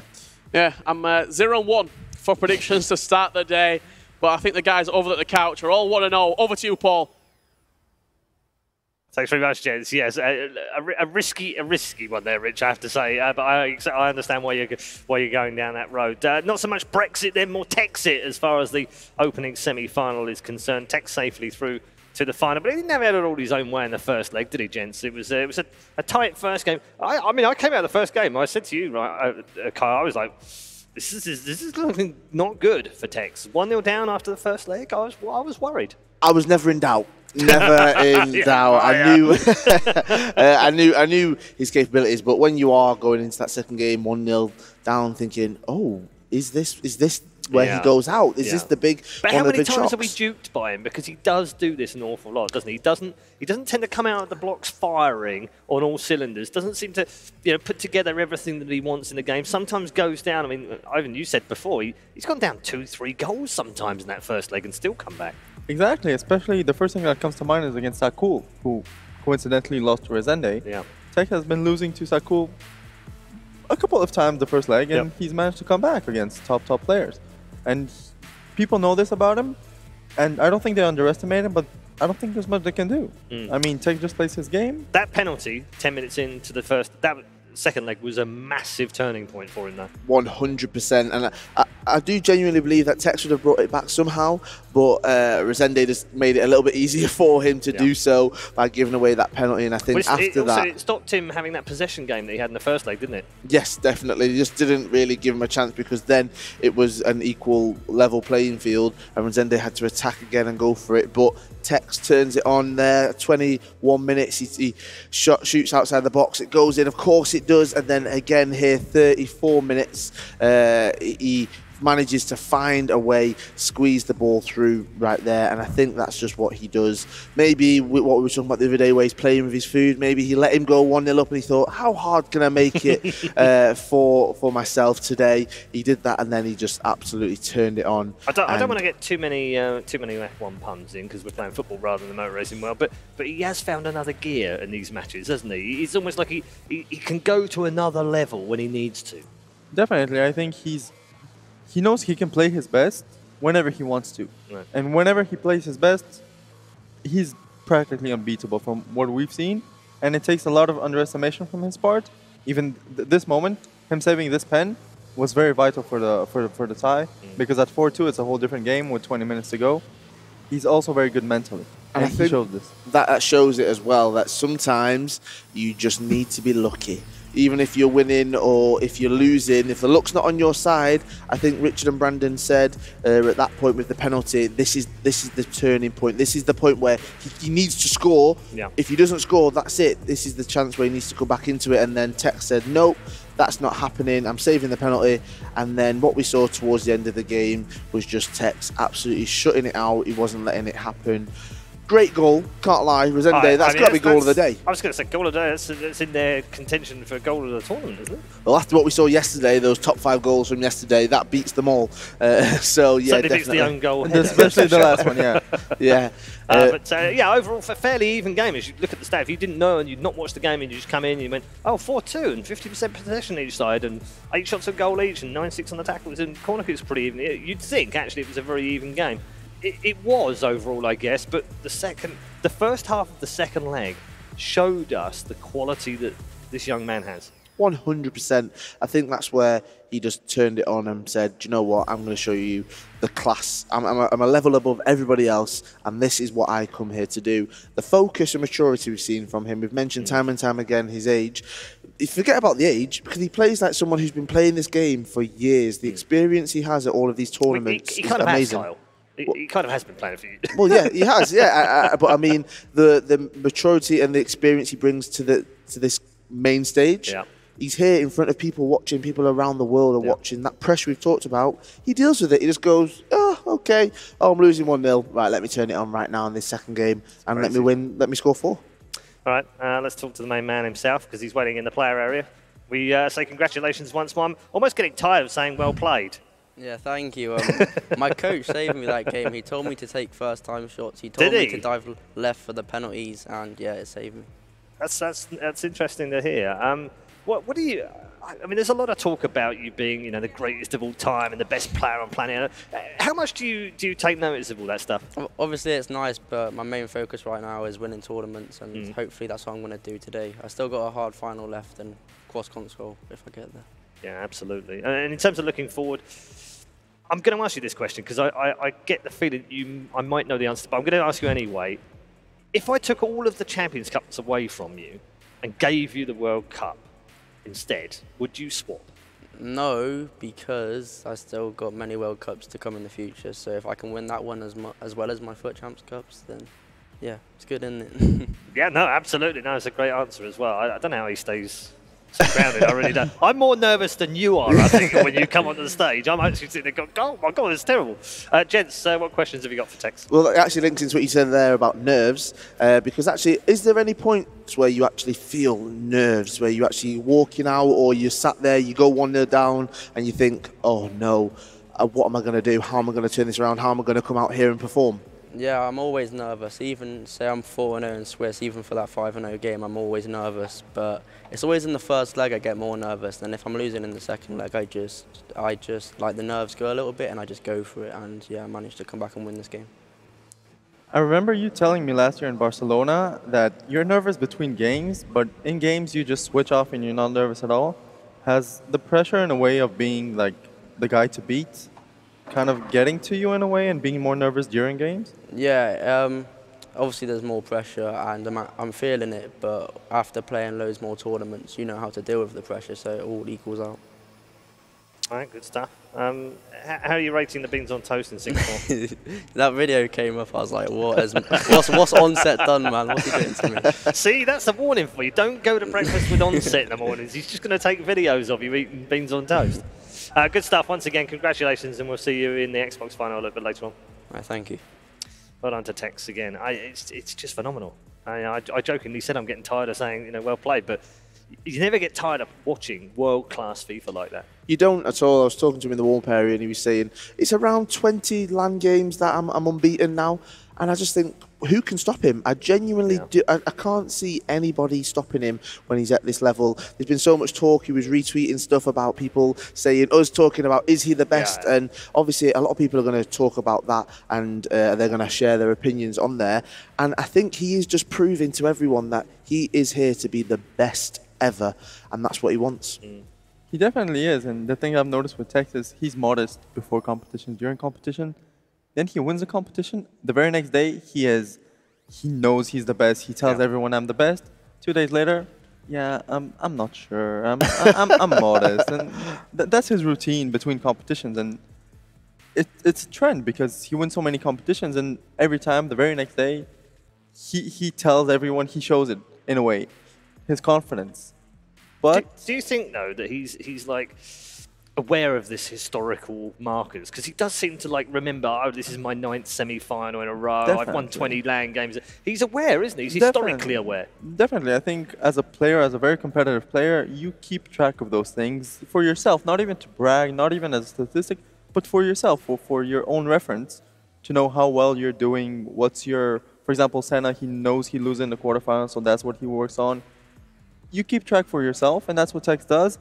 And it works out for him because he wins. And when you win and you win, you kind of bring it up from time to time. Yeah, I think it's probably okay. Right, we're going to head to a break. Quick reminder for you, though, if you haven't already done so, please do link your EA account with your Twitch account and continue watching for the rest of the day, and you can take part in the EA rewards. Right now, the latest reward is San Antoine Griezmann, which is very useful right now. What's this one? Is it an ST92, I think? It's on the screen right now, all the details about that particular award that you can participate in and get lucky a little bit. Obviously, you're going to, don't just give them away to everyone that links their account. You're going to get lucky as well. Gents, have you had any luck yet? So far, no. But I've gotten throughout a few events a few packs, so it's worth a shot. All right, okay. Just keep hoping, I guess. We're going to get one of them eventually. We're going to continue giving away some very prized assets throughout the day as well. So stay tuned. Make sure you've linked your accounts, and you too could benefit from some of the rewards. Headed to a break right now, but 1 semi-final down, 3 to go. I know the maths just don't make sense, but who cares? It's world-class FIFA.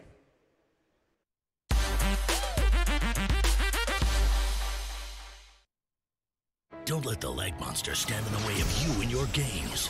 Defeat it with Singtel's 1+1 Gbps Fiber Pro Gamer Bundle and enjoy dedicated gaming bandwidth. Razer's new Sela gaming router featuring zero-weight DFS and instant access to WT Fast GPN.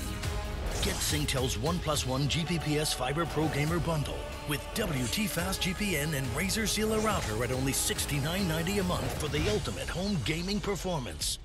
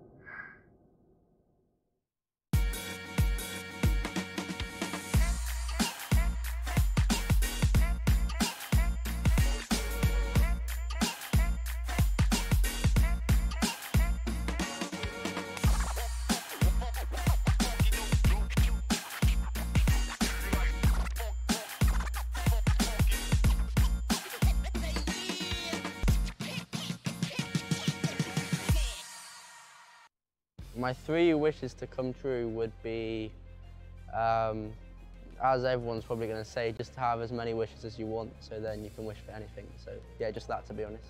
One of them would be the world champion of FIFA. Another one would be a professional football player. And the last one is going to be to meet my idol, Lionel Messi. So that's 2. My 3 wishes, if I could have 3 wishes. I'll wish for more wishes, and yeah, I'll go from there, I guess.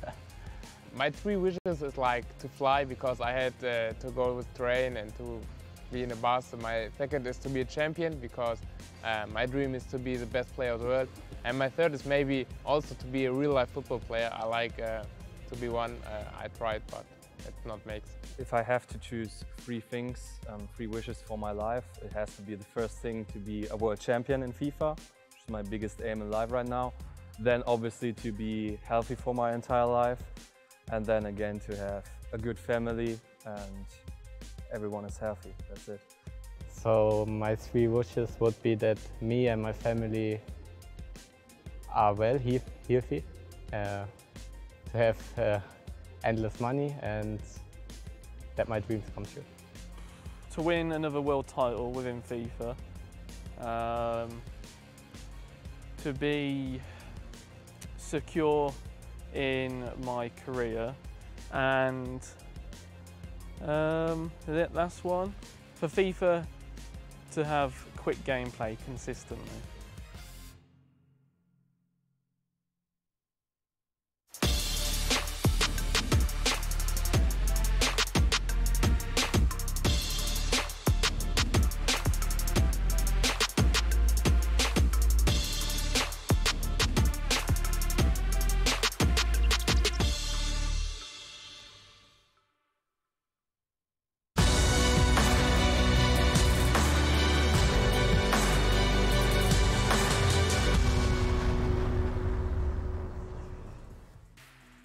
Welcome back to Singapore. Live coverage of the Champions Cup March continues here. It's FIFA, it's world-class FIFA, and it's semi-finals day as well. We're going to have 4 semi-finals for you. I know, just bear with me. Someone said to me, there can't be 8 quarterfinals, there can't be 4. There can, because we do both consoles. That's why it's weird and the maths don't make sense. However, what does make sense is the 2 people we've got on our panel right now, because joining Mr. Kyle Walker is Mr. Dan Gaskin. Thank you very much. I don't know whether it's an upgrade or a downgrade, but I've arrived. We subbed you in, mate. Yes. So I think that's, you started on the bench and then you came off the bench to score. This counts as a goal? I think. Okay, it's the first goal I've ever scored in my career. It's good. Hey, I saw that volley in the green room earlier. That was a good volley. You know. It was like their own mini green room tornado. That was. Peugeot, Uston. Two players perhaps not many people would have, maybe Uston because he was one of our dark horses, but not many people would have had this as a semi-final matchup in the PS4. No, we've talked about that time and time again, that actually this tournament is providing so many different upsets, and I think that is what's so special about this one, is because who's going to win? Actually, we talked about Tex. He is obviously proving himself and what he can do, but who's going to win on the other side? We don't know, and this is what I'm so excited about, is one of the four could, and who is that? We will find out. Yeah, Dan, do you agree with the whole sentiment that Xbox is a little bit more grounded? We kind of have a top three that's fairly out there, and we kind of know what their deliverance is, but on the PS4 side, it's a little bit more random, isn't it? I don't know about random. There's definitely players that keep creeping More up open, tournament. perhaps. Yeah, it is more open, especially when we get these tournaments where Nicholas doesn't turn up, for example. It opens it up to players like Stefano Pina.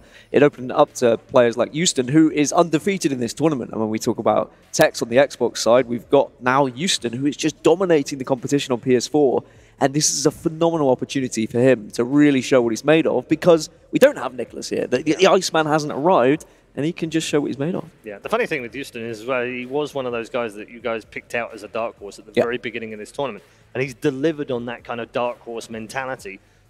His opponent, though, wasn't talked about at all. I can't remember talking about Peugeot at all on day number one as one of those that might come through this far.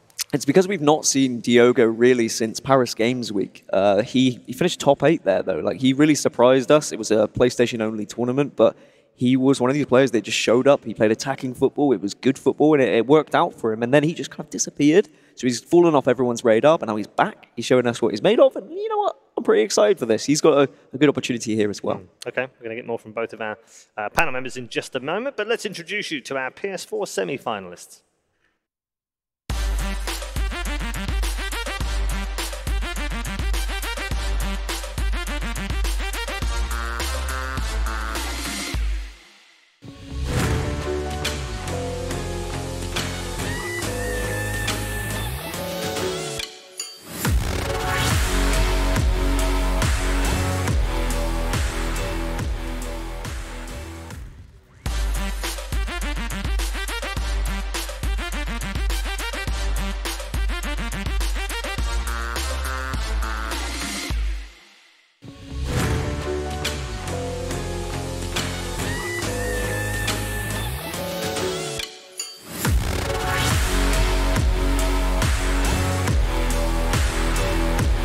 Rank number 21 versus rank number 43 on the leaderboard. Doesn't sound like the typical kind of semi-final we get, but in FIFA we know that almost anything can happen. These players are so tightly leveled, I guess. I mean, it's just nothing between some of these players. No, not at all, but I think it's going into form of what we've seen so far in this tournament. As we talked about, Houston has been unbelievable so far, and that is someone that I'm really looking forward to actually seeing how far can he go, how far can he push it in this tournament, how far can he push it towards the end of this year.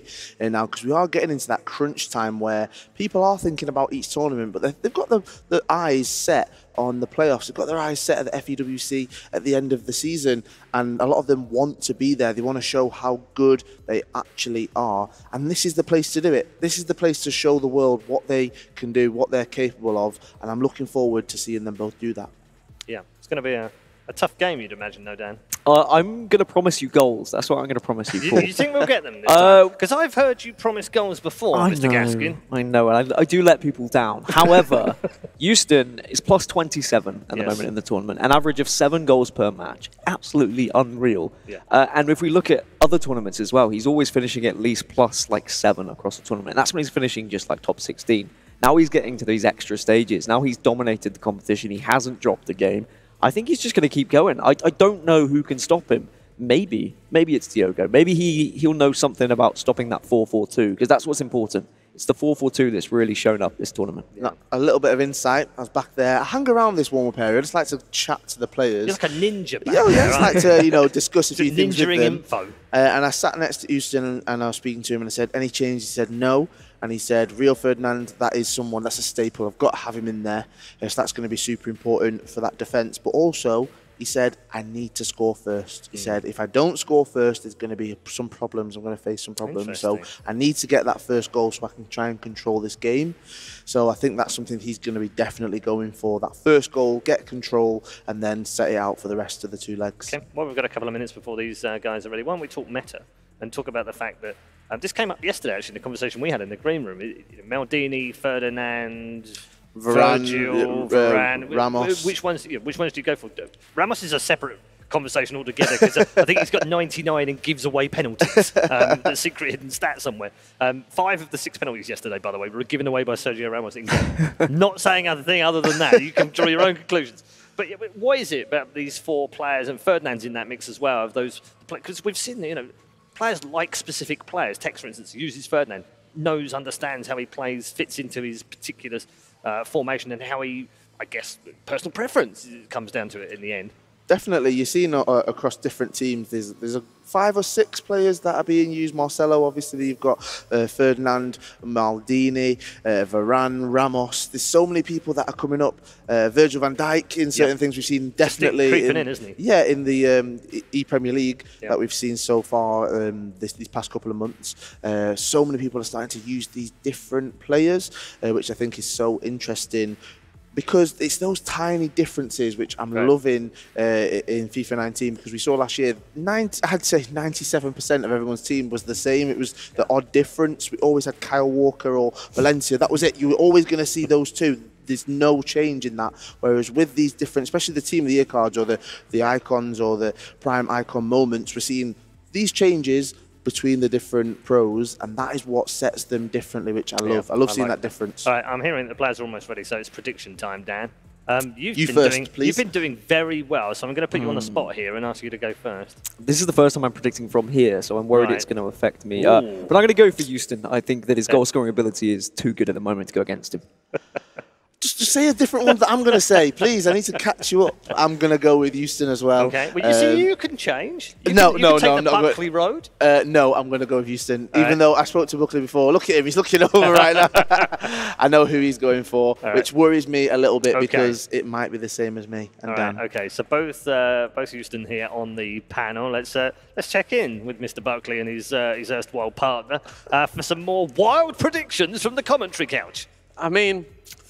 Well, I'm going to go for Houston straight away. Okay. So he's going for There's the sensible one. Let's get the sensible one out of the way. See, actually, I think I'm going to go Diogo. What a surprise.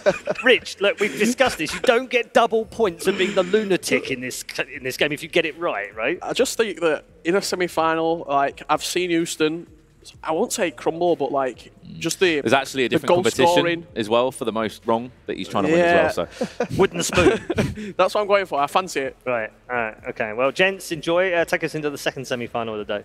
See, I didn't really want to say it because Houston's not got his headset on yet, and he's such a nice guy. I didn't want to go against him. But talk to me about Diogo then, because obviously you've gone for him as well. Of course, we have a bit of a joke and stuff, but this man, of course, and myself, we watched a lot of competitive FIFA, and they're both in a semi-final for a reason. So they both could easily go and win this game. Yeah, look, yesterday, Diogo was very, very solid. We talked about the experienced performance coming out from him. And I think that was the perfect way to describe it. He won 3-1 in the quarterfinals, but he just kept possession so well. He just managed the game to his perfect standard that he wanted to play at.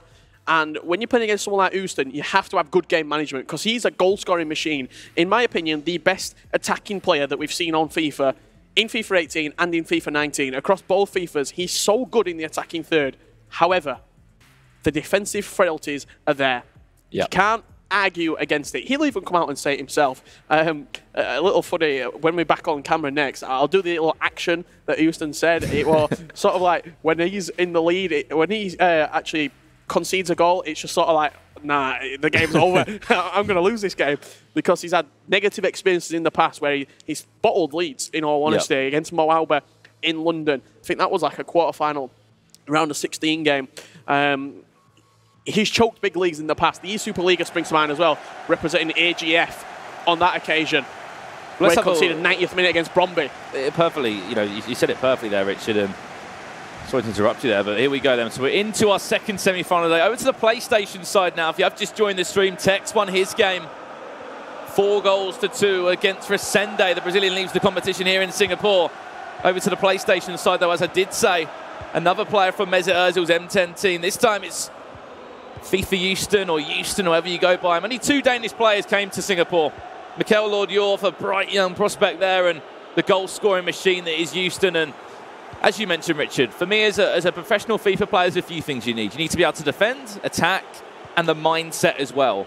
Attacking, as you said, the best player we've probably seen, FIFA 19, FIFA 18. Defensively, not bad. The mindset is the only thing. It's like he just needs to be coached slightly there, because when he wins games and he scores, no one is stopping him. After 3 games on Swiss-style format, the man netted 31 goals. Yeah, it's remarkable. In all honesty, the goal-scoring prowess that he does have at his fingertips, but that mindset, that's something that you can't train. That just comes from experience, from getting to finals, to winning trophies. It strengthens over time. Of course, he is having to defend up against Diogo I should say. Appreciate so. He's going to be kicking from right to left, and on the other side of that from left to right will be Houston. But let's have a little talk about Houston's season. Qualified for FUT Champions Cup in December, the LQE in December as well in Bucharest, and had a good patch of form. December was the time of the E-Superliga finals as well out in Copenhagen with AGF, an impressive first season there, of course, playing again this year. And they'll be looking from this performance right now at this FUT Champs Cup in Singapore to break into that top 12, to break into that top 10. On the PlayStation side of things, one of his teammates, Aga, or I should say country mates, Aga, is currently occupying that top 10 position. Of course, supporting him from home, I'm sure Marcuso is as well, and a number of Danish players as the first shot does come into the game. Stings the hand to David Hare and will go out for a corner. Expect to see goals in this game right now. It was 5-1 up against Murtau, and it came back to 5-4. I spoke to him after that game, and they were like, yeah, I thought we were going to bottle it. I thought we were going to throw that away. He's probably one of the nicest guys as well. Of course, we're a big fan of House. Like, he's always got a smile on his face, Chiefs, and even if he loses or gives away a game, I remember back in London, as you said, that FUT Champions Cup, he played against Mo Alba, and it was the kind of weirdest game ever. The craziest game I've ever seen. There was a massive goal scoring spree for Houston. He conceded loads against Mo Alba, and in the end somehow gave the game away. He has to defend now, though. Obviously, Diogo, we saw him yesterday, went 3-2 in Swiss-style format, around a 16 win against Joksan. 4 goals to nil, then a 3-1 win against Rodrigo, the Brazilian, to get his place here in the semi-final. And it's important to see that he is ranked 43 in the Global Series rankings, so if he wins this game, he'll go through to a console final, his first one of the year. And he'll add another 850 Global Series ranking points to his name. Yeah, which is so important. Looking at some of his, as you say, his countrymates last year, FIFA Houston on those rankings, Marcuso, Aga, they made the grand final. Marcuso were top 2 players in the world last year, made it through to the console final at the O2 Arena. And you're looking at what your teammates are doing. You want to be there. You want to be there representing as well Denmark. Such a proud nation. This is Diogo there. Going to pull out a save from De Gea. And you just saw maybe a little bit of goalkeeper movement there just to pull De Gea back slightly to his line, which added the angle to save the shot. Ball will come back over again. Was aimed into Ruud Gullit, and it's going to be offside there, and it will be a chance of a breather for, of course, Houston there. You can see on your side there, you can see the Xbox Global Series rankings text. Obviously, another 850 he'll be adding on to his overall tally there, whilst he's in another console final. Makes it to a cross-console one, Richard, will be over 9,000. Yeah, unbelievable, in all honesty, the domination that he's had. But also, some of the other players who have performed really well this year, looking at the likes of Ajax Dani, Resende, these players who are just chipping away. They're not making finals, they're not making cross-console finals, but they are just doing the job. What a header that is. Just picked that one out the air, didn't he, Cristiano Ronaldo? We've seen that a few times as well. A number of kind of free kicks on the edge of the box. We've pointed it out slightly, haven't we? You often just change your man, you control your man as well. Look at that jump. And that's why Cristiano Ronaldo is in every single team. He can finesse, he can head, he can shoot from distance, defend if you needed to. That jump is unbelievable from Ronaldo. Just leaping up like a racehorse, galloping into the final straight. Over the last hay. Will be Houston that does take the lead, Richard. Question is, will that add a bit of confidence to him going forward? Because that was his maybe second shot on goal. He had a time shot, maybe 5 in-game minutes before that, but that was just a simple set piece, chipped in. Now it's time for Diogo to respond. Pele out to Mbappe, lovely heel to Will now into a drag back.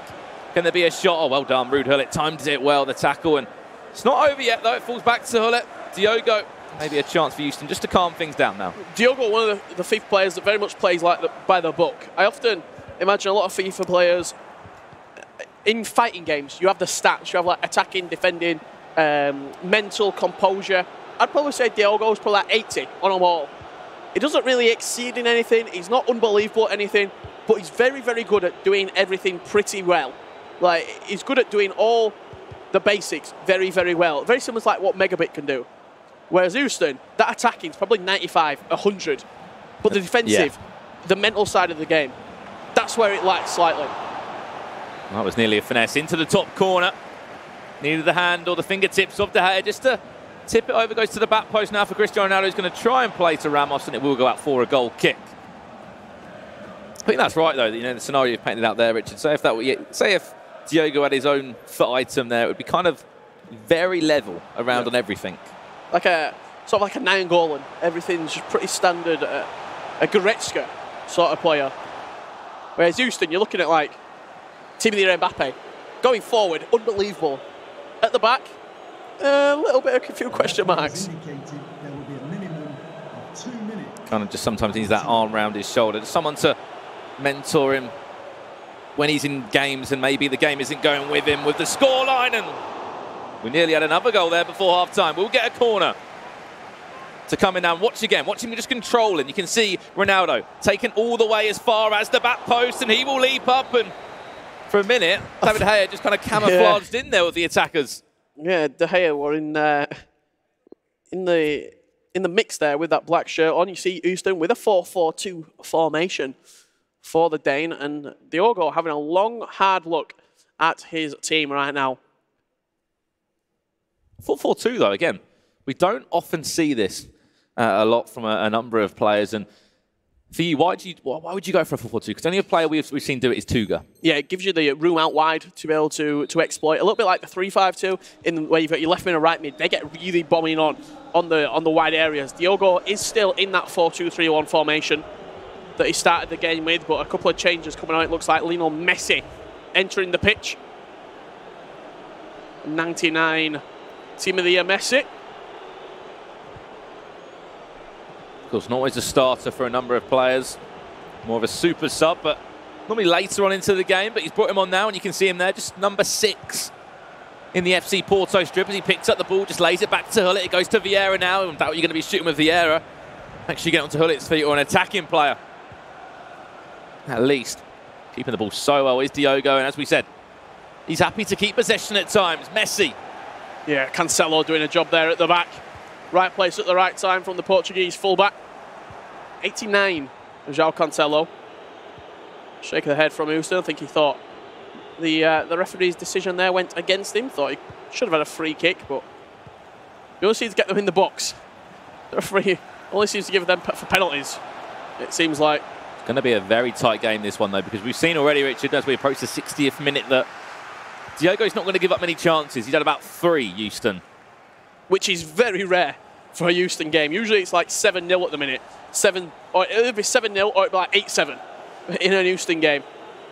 They're the sort of games that we're expecting to see. We're scoring 10, 12 goals last year at events over the course of 2 legs. There we go, back post. Oh, he's just done a kind of half drag back there, and if he didn't do that, maybe he plays a through ball to Mbappe at the back post and it could have been 1-1. Yeah, he also had Neymar through as well, but good bit of keeper movement, moving him to the left-hand side. He took the risk, he did Houston there, because if he goes near post, that's a goal. Even low driven into the near post area, that's a goal. But Diogo seems to be just filling his way back into the game at this stage right now. We have to remember as well, it's only 1-0. Go back a game, Renda was winning 1-0, and that was a different story in the second leg, wasn't it? So it's a two-legged game. This is almost the first act of the musical that is the semi-finals. That second act, there could be tragedy. There could be heartbreak for one of these two players. Few ball rolls in there, goes all the way across to the leap of the Frenchman of Kylian Mbappe. Diogo can laugh there. It just goes wide. That's a warning sign to Houston, who has not had much of the ball in the last 20 minutes or so.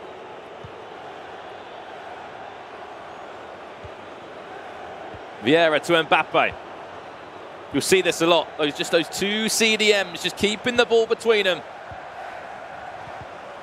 Went for a green time. There was 2 in fact, but obviously no contact on that one from Ronaldo. Yeah, plenty of men behind the ball as well for Houston. Rio Ferdinand on the floor. Getting ready to block it. That's the dedication you want from your centre-half. Mbappe, 2 ball rolls. And a great bit of ball retention there from the Frenchman. Keeping it so close to his feet. Will he play the overlap? Yes, he will. Ronaldo's not even in the box. Bit of an El Tornado. It goes all the way over. Yeah, and not the standard El Tornado that you saw there. He actually did it away from the man and then crossed back across himself, which meant that... Just to confuse us even more. He didn't get the projected power, the trajectory on the cross that he would have liked. And usually, he had Pele in the box as well. Yeah, usually with that El Tornado, you're looking for the back post. You'll still, a lot of people will do the El Tornado. What you don't realise is they're actually holding L1 to cross the ball as well. So you're doing that digged cross to the back post, even after you've done the El Tornado. A lot of people just do it and then press square or circle, I should say square or X to cross the ball, not holding L1. And the second half has been so different. Houston, that was his best chance of this half, an El Tornado that just went straight to the 2 centre halves of Diogo. This is going to be a very, very close game. Here's a chance now, maybe his second one of the half, in fact, for Houston. Slightly too heavy on the touches there from Ronaldo. Just opened him a little bit too much room there, did Houston, and not the sort of attacking display that we used to seeing from Houston. Yes, granted, it is a 2-legged game, but in the attacking third, he's not had too many clear-cut chances. Again, is the potential pressure getting to him a little bit? Well, I think defensively as well. I know we've said maybe he's not great defensively, but he has played very well at this moment in time. I think, if anything, the main talking point that we've been talking about is when he's been losing in games after being 4-5-0 up. It's just that mindset of it. I remember perfectly, Richard, when we were in Copenhagen commentating in that game against Brøndby, when it was like away goals, I think it was. It even confused us, and it was a late goal from Fredberg, I believe, was potentially from Brøndby, and one of those games again for Houston that just went all the way right to the wire. Yeah, there's 3 games that spring to mind. That one that you talked about there against Brøndby at the Superliga finals, the game against Mo Alba in London, and then also I think he lost on penalties in the playoffs against Andoni PM, if memory serves me correctly. And that was a late bit of heartbreak for him, because the winner of that would have gone to the grand finals. And of course, on the good side of that, he's got the E-Club World Cup, didn't he, when he kind of just pulled Fredberg out of a massive hole. Yeah, a massive hole against, it was obviously, back then, it was Team Envy. Yeah, Aero. Sure, if he's watching this right now, he won't want to be reminded of that. Much. Yeah, he won't remind us of that, obviously, after a great first leg from... But look how FIFA can differ. Yeah. He lost that game in the Club World Cup, and then 2 weeks later, at the playoffs, he was 0-3, and he came and won 4-3, and then got a spot at the grand finals. That's how FIFA can change. The great thing about this year, as I said, there's been so many tournaments, so there's so many different stories. You've got players that have been consistent throughout the whole year, as Diogo does come forward now. Ball roll into Neymar. Could that be the equaliser off the post? Lucky enough for him. De Gea was actually back off his line, so if it was on target, it's either being saved by the feet of De Gea or that's going in. Yeah, that shot, he's cannoned off the post with the last kick of the game, and I'm just looking to see Houston. He's going up to Sehan. Sehan is the man in the coach's role right now, having a little chat. That's baffled me. I was not expecting Sehan to be one of the players and one of the coaches going over and, look, Houston, come here, mate. Let's have I a saw little in the hotel, Sian. I think it was like 5, 6 o'clock, and he was like, I've just woken up. Like, it was, he was having a bit of a relaxed day yesterday. And of course, I think it's Resende's coach over there as well, that he's having a few words with him, because 1-0 is not a safe scoreline. No. And if that was on target, as I've just said, it was time green. It hit the post. He moved David De Gea back of his own, and you saw Houston's reaction at the end. He was just shaking his head like, wow, I got a little bit fortunate there. Not only is it 1-0, but if you concede the last kick of the game, that mental state, that mental side of the game that Houston, there's question marks about it, does that come into play yet again? The hand movement that I was doing a little bit earlier, that only you got to see, Brandon, was when Houston, it might be 3-0 up, and then his opponent will score. Game over. I've lost. Game over. Well, only 1 goal? It just, as soon as he concedes 1 goal, it just feels like the tide's gone away from him. But there's only 1 goal in that game, Brandon. At those highlights, as you said, Richard. Only 1 goal, as you mentioned, and it was Cristiano Ronaldo who sleeped up there for him. And I think at that stage he was like, okay, that's only 1 goal there. Diogo was like, okay, do not let Ronaldo jump in the air there. I need to somehow try and match that. And of course, this was the other chance. It went all the way to the back post. We lost David De Gea in between a sandwich there of attacking players in the same kits.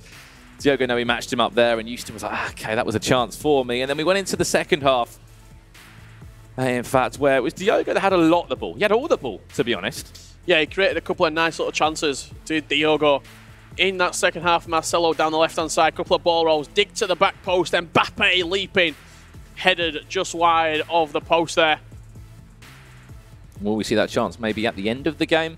Potentially there. Look at the face of Houston. He's always so charismatic. He's such an emotional character as well. This is the chance at the end. Like, watch the goalkeeper movement here. It goes from Messi into Ronaldo. I think it's Ronaldo that actually gets the shot off eventually, potentially, or it will be Neymar. It's Neymar, isn't it? Like, he moves the keeper. But just I'm saying, if he does save that, that's being saved with the feet. Yeah, the goalkeeper's going everywhere. He's back, forth, left, right. He's doing a bit of line dancing. All I need is Achy Breaky Heart by Billy Ray Cyrus to be playing out. The goalkeeper don't know where he's going. And that's that goalkeeper movement for you this year, because it adds that extra element into the game. If you can master the goalkeeper movement, like we saw Joxan do early doors in FIFA, he won 2 events. Yeah, because of how good he was defensively. He won Paris, and then he won the PlayStation side of things in Bucharest. His defending was very good, and his goalkeeper movement made that he just took him to that next level. Other people have started to catch him up right now, and the goalkeeper movement is a big, big play in being successful in FIFA this year. As I said about Houston, obviously, he made about 4 events in the space of about a month and a half. He was so busy in December. Obviously, like he played in a major, he played in an LQE, he played in the Superliga, and then in January he played in an LQE there. And other than that, we haven't really seen too much of the Danish player. So he's kind of back now, potentially maybe mastered the new patch, maybe the new game update, maybe some of those Team of the Years that have been invited into the teams. Maybe he's found a new style of playing for him, and he's in the semi-finals, we say, for a reason. I think one of the reasons that you don't see him at every single event is because with the daredevil attitude that he plays FIFA with, he can lose games. He don't play a style where he's going to win every single match. He's going to win some, he's going to lose some. But what this style does mean is, when he's playing his best, he's pretty much untouchable in the attacking prowess, and he'll outscore a lot of different players. Of course, I don't know if we've mentioned it today. I can't even believe how we haven't. He's actually unbeaten still in this tournament. 5-0 on Swiss-style format. Only 2 players could do that. Tex on Xbox and Houston over on the PlayStation, which meant he was the highest seed coming into the knockouts, where he actually matched up against a fellow Danish player in Mikhail Lortov. There's a bit of tussle. Was that Mbappe just in front of it's Messi? Houston standing in front of him so he can't play it short. I've had that so many times on Weekend League as well, when you just want to play short and they know exactly what they're doing. To block the short pass, you have to go long, and of course there's a bigger chance of you giving away possession. Well, here we go then. We'll see Diogo from left to right again. French FIFA player. 1-0 down in this game, and a great chance. Actually, a handful of chances in leg number 1.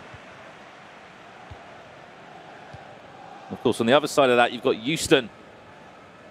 1-0 up, scored his goal in the first half, which was a header from Ronaldo, and lucky he's been playing a little bit more in the air. Yeah, 100%. He's playing into his strengths. Ronaldo, Mbappe, even Pele is pretty good in the air. That 99 Pele, you're looking at 99 heading accuracy in the box, which is pretty remarkable. Alongside his jumping as well, he can get up, he can do a job in the attacking third, even though he is quite small. Well, this is Houston's turn to attack, his first attack of the game, and it's nearly just nestled. The right top corner there, just over from Neymar. And a warning sign to Diogo, just 11 minutes in. And you saw the facial expression as well from Houston there. He thought, whoa, that was pretty close to just nesting in the back of the net. He's played very long right there, has Diogo. Huge kick up the field from David De Gea, and he's building into attack right now. Marcelo into Hullet now. Pele. Just a simple little drag back to try and just open up a bit of space. If that goes into Ronaldo's feet, he's pivoting there and he's finessing that into the bottom corner. He keeps on looking for that direct pass into the attacking player, whether it's Ronaldo, whether it's Mbappe, whoever it may be. Just show me something a little bit different in the attacking third. Show me something that we've not seen yet from Diogo, because if your opponent can mark that pass and almost predict that pass every time, and that's the only thing you've got in your locker, you're going to be going out of the tournament right now. We've not seen a lot of versatility, that's what I'm going to say, from Diogo. If Houston wins this game 1-0, that'd be a shock. That's going in the history books of probably the least scoring game for a Houston performance, which again shows defensively an improvement there. He has been away for a few months, as I said again. Known for the way he can attack, yes. And we've seen that in this tournament. As I said, after 3 games of Swiss style, he netted in 31 goals. I think he's at 27. His goal difference is plus a 27. Yeah, I've been really impressed with the defensive display so far from Houston. I might have just jinxed it, though, with Diogo coming forward. He's had a lot of the ball. He's had a lot of the ball, and if Houston's happy for him to have that, fair enough, because you can just see him jockeying across there. That's Rio Ferdinand that's been pulled out of position as well. You can just see number 4 on your screen. He needs to just pull back into position now for Houston, as it's still Diogo. Pull it to Vieira, as I say so many times. There we go. There's the direct ball into Ronaldo, and there's the shot. Again, the goalkeeper movement, pretty good. It was a terrible shot, let's be honest, from Diogo. But the goalkeeper movement, it could have moved him to the left, expecting the shot across the goal. It's kept him very straight on. He moves him backwards as well, which Houston does. Let's have a little bit more versatility with your goalkeeper jumping from left to right. If you're moving backwards, you tend to see the sort of cat-like saves, the reflex saves, a lot more often. Of course, as we'll talk about as well, when you use that goalkeeper movement, you are affecting their natural kind of movement and positioning. Lovely scoop turn, shot off the post. And just like that is exactly what Houston can do. Yes, he can maybe be under the caution, have to deal with a lot that's being thrown at him from Diogo. He can go straight down the other end, Richard, and just pull out a bit of magic like that. Yeah, he's like a cobra, is Houston. You don't know when he's going to strike, but he will throughout the 2 games. He can be biding his time, he can be waiting, and then he strikes.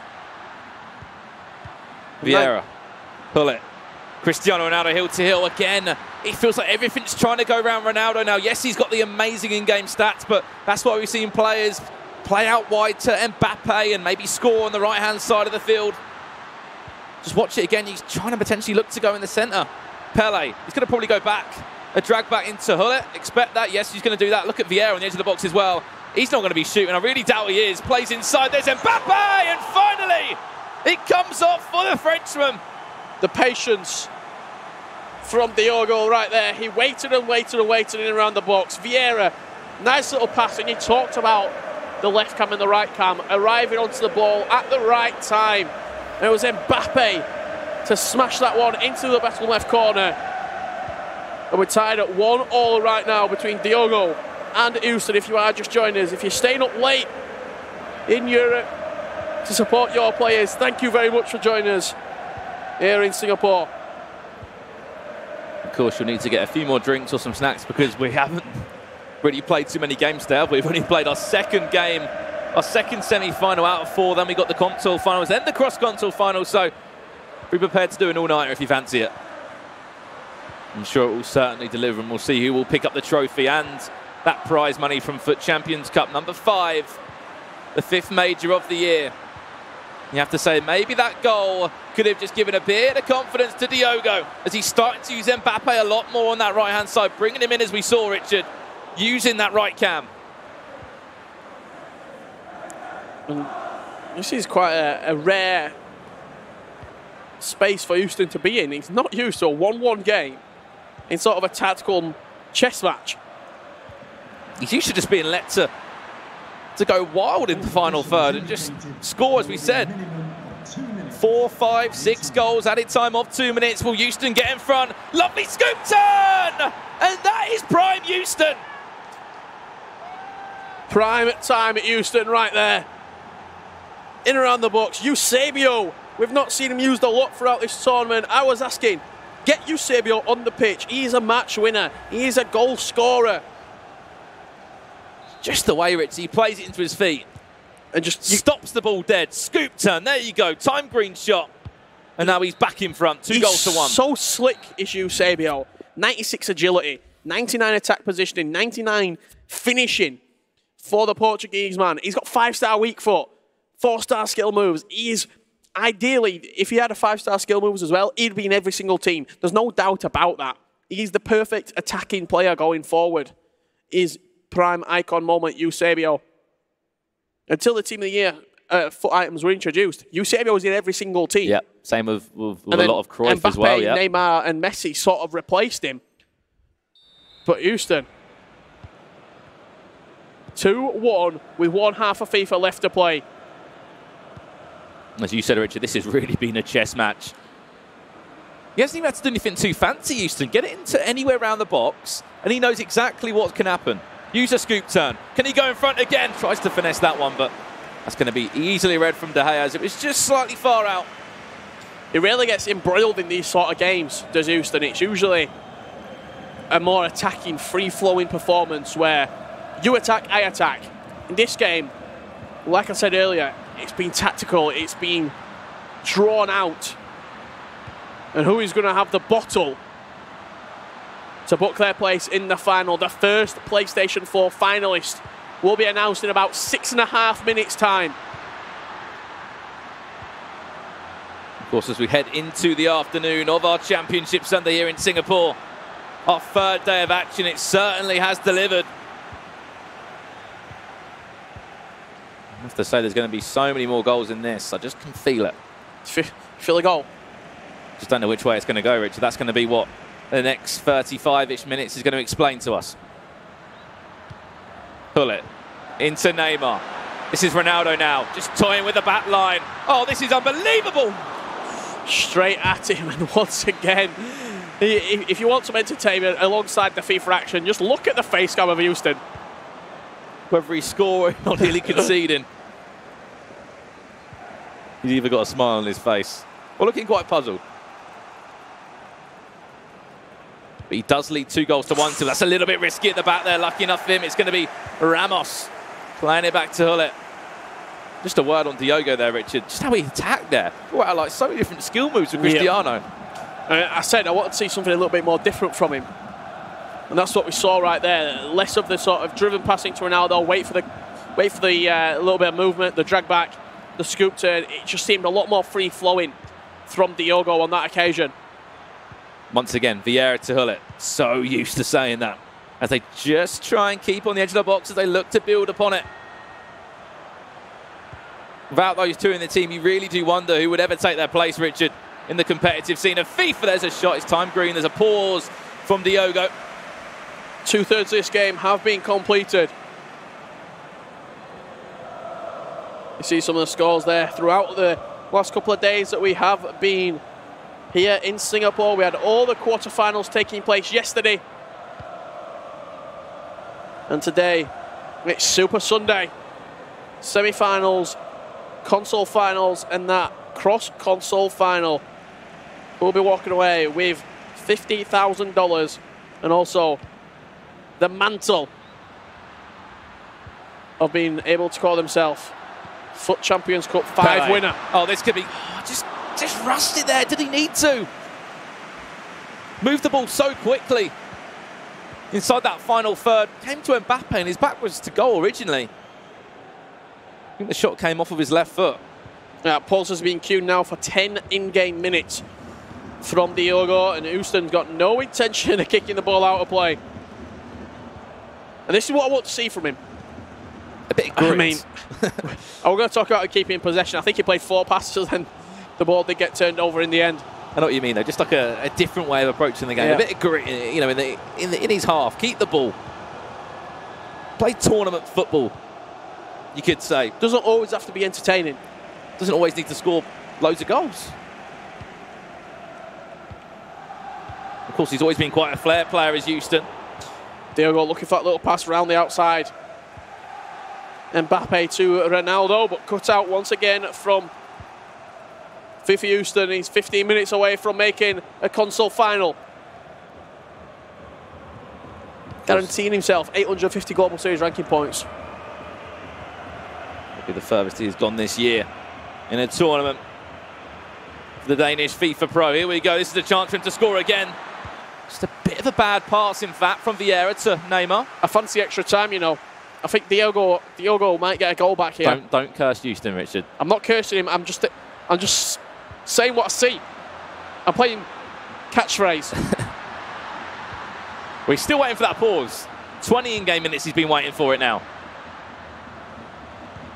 nothing really to separate these two. It has been an incredible game of FIFA to commentate over, because it has been fine margins and a bit of excellence in the final third. The question is, has Diogo got that bit of excellence now? Look how many men behind the ball from Houston. That's the sort of defensive display we wanted to see from him.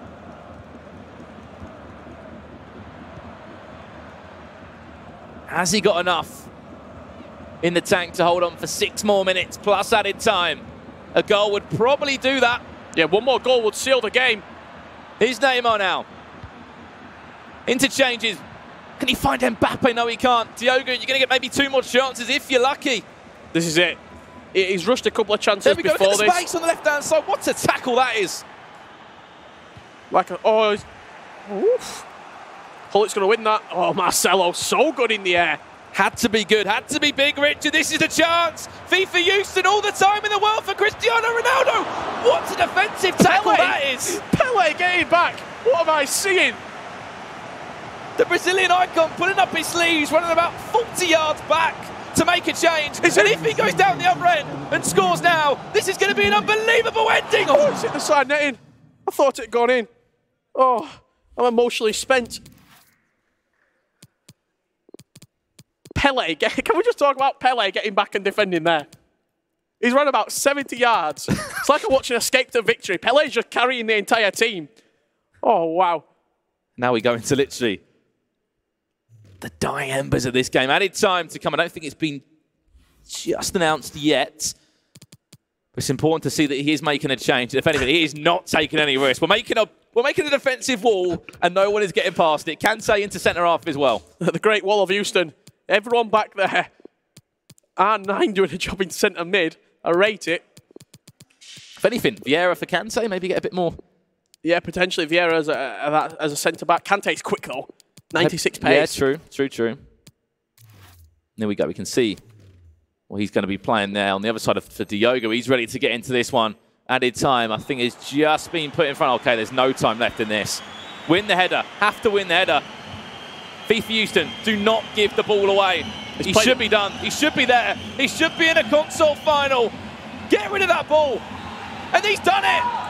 The man from M10 has made a console final. The furthest he's gone in the competition this year. 850 Global Series ranking points. And a huge statement for Denmark. And he's shown me that he's got something else in his locker. He's not just an attacking player. He can do the defensive work as well. He only conceded 1 goal over 2 legs. FIFA Houston, what a performance from that man. You can see how drained he is from the 2 games as well. On the other side of that, Diogo, best tournament for him as well of the year as well. 625 Global Series ranking points. He does pick up. And again, what a game of FIFA that was, Richard. Right at the end, from Pele coming back and defending it to nearly, I think it was potentially Mbappe going down the other end to score. That would have been one hell of a story. I actually think he thought he scored, because it kind of nestled against the net. But of course, that was the side netting. And of course, it'll be the end of the road for the Frenchman. What a performance. Commiserations to Diogo, but congratulations to FIFA Houston. He will be going through into the final. What a game. An amazing game indeed. And of course, that wraps up our first 2 semi-finals here in Singapore, of course, of our Championship Sunday. But for now, we're going to throw it back over to Paul and the guys.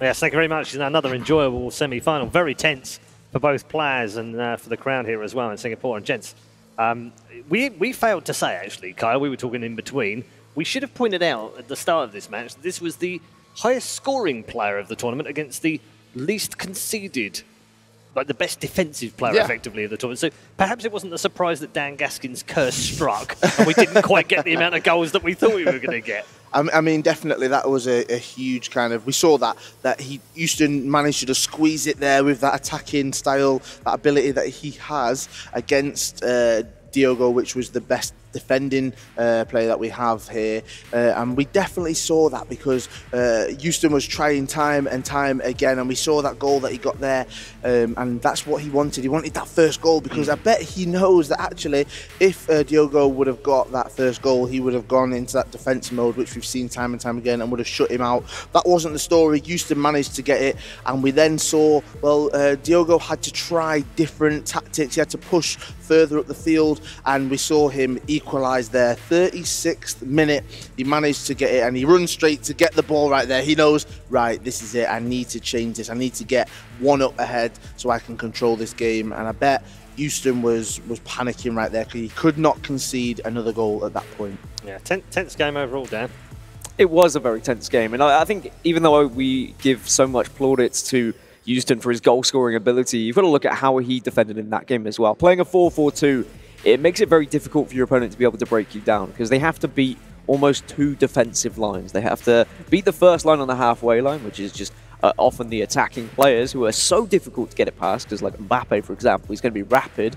And then once you've managed to get through them, you have to, of course, face the original defensive line. And it's just the fact that Houston has done so well throughout the tournament at holding out players and holding off players from scoring against him. But Diogo, he really took it to him in that game. That could have gone either way. A couple of those chances, you saw the face from Houston. He knows that just a little bit lady luck on the other side, and we could have been going to extra time.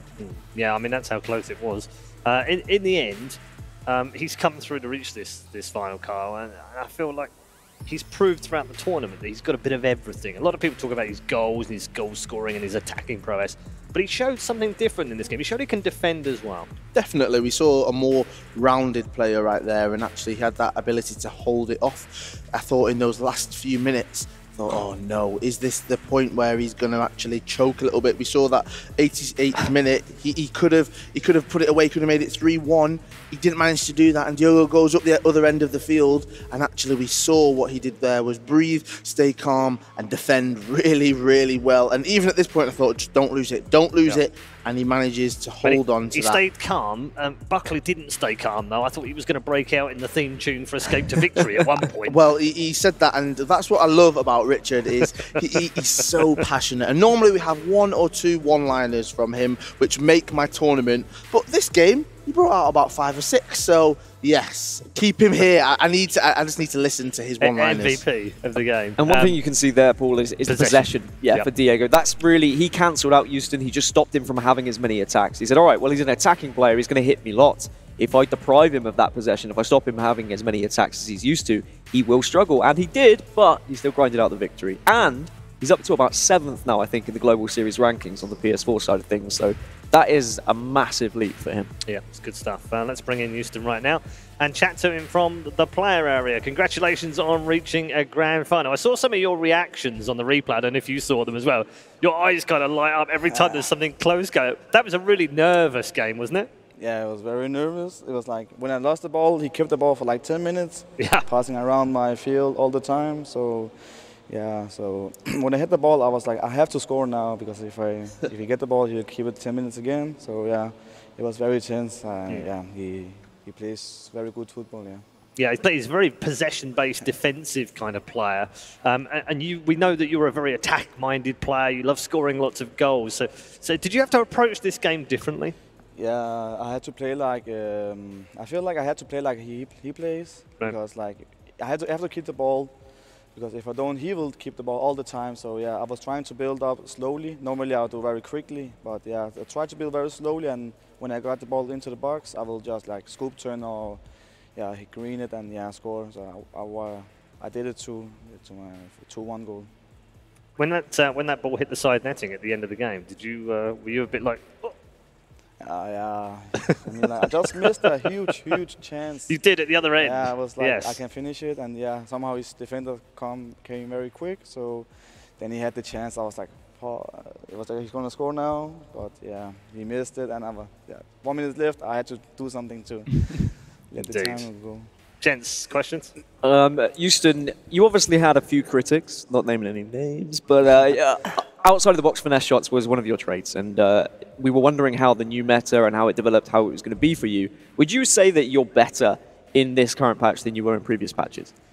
Houston, we got a problem, I remember that. I'm sorry. Yeah, it's like, I feel like this new patch is better, because like before the patch, people read me all the time, even though it took them a little bit time to do it. So yeah, the new patch, like new form of goals, I can shoot like different ways, and yeah, scoop turn and long shots, header, green. Before it was only first time finesse. So yeah, I think I am a little bit more creative now in the attack. Definitely. Now, 88th minute, You're one-on-one with the keeper, okay? You can shoot at any point, but you don't. You wait for the defender to come. Why not shoot? What was going through your head? I mean, I was running down and my heart was pumping. Then he moved his keeper like right, left. And as soon as he went to the left, I was going to shoot to the right. But yeah, his defender just came. I didn't see him, to be honest. I was looking at the goal. It didn't matter. You got the win in the end. That's all that matters. All right, good stuff. Thank you very much, Houston. There is no problem. You are into the grand final, or the final on your console side. So congratulations. Such a relief. Thanks. A relief, he says. And I think that sums it up nicely, doesn't it? Because a lot of people watching this have said to me, they're tuning into FIFA for the first time this weekend, and they're looking at it and thinking, oh, this looks pretty cool. Yeah, it's kind of like FIFA. I play FIFA at home. I can connect to this. But they don't always understand what it means to these players to get through some of these rounds. They really are nerve-wracking. It is, indeed. I think it's a huge thing that they're traveling the world. They're playing FIFA. They're in a different country. There's people watching them. And they've got a lot of people who like to talk online, people that will make comments about different players, people that will talk, because that's what we're allowed to do. That's what we're here doing now. People are open to criticism, and that's what happens. And it does get to you at times, definitely. I guess these players, they get so much positivity, but then also they're going to get a lot of negativity as well. So that's going to be going through their minds. So they're trying to just play their own game, but there's so many different factors that are surrounding them. So when they do go through, when they silence all the critics, when they manage to silence themselves, their own critics, well, then they're definitely going to be feeling happy. Yeah, you can inspire them. I mean, obviously, Houston is a fantastic guy. He's a very nice guy as well. But he would have been inspired by my comments, by him saying... He's not good enough. He annoyed is just, originally, and then inspired. I mean, the Houston, we have a problem. He's going to be watching that on replay saying, oh, why is this guy saying, why is this kind of ginger commentator taking the mick out of me? But he was just one-dimensional football, but now he's opened up and he's turned into such a wonderful player because of it. I'm not going to say it's because of me. It is, Dan. However... It is, Dan. It's totally down to you. Some people just work like that. They get better when people criticise them. Yeah, they do indeed. Before Cristiano Ronaldo came along, this pop quiz time, who was the best player in Portugal that they'd ever had? Ever? Oh. Deco? Oh, he's up there. He's up there. Yeah, he's up there. How about Luis Figo? I didn't even think. Of course. See? Yes. Luis Yeah, Figo. yeah, and definitely. guess what? By coincidence, you too could pick up a Luis Figo if you've connected your EA account and your Twitch account. Make sure you've done that for a chance to feature in the rewards throughout the weekend. Continue watching as well throughout the day. We're going to give plenty more away as well. Right now, we're headed to a break, though. 2 semi-finals in the bag. 2 more still to come. Maths, you say? Pfft, maths.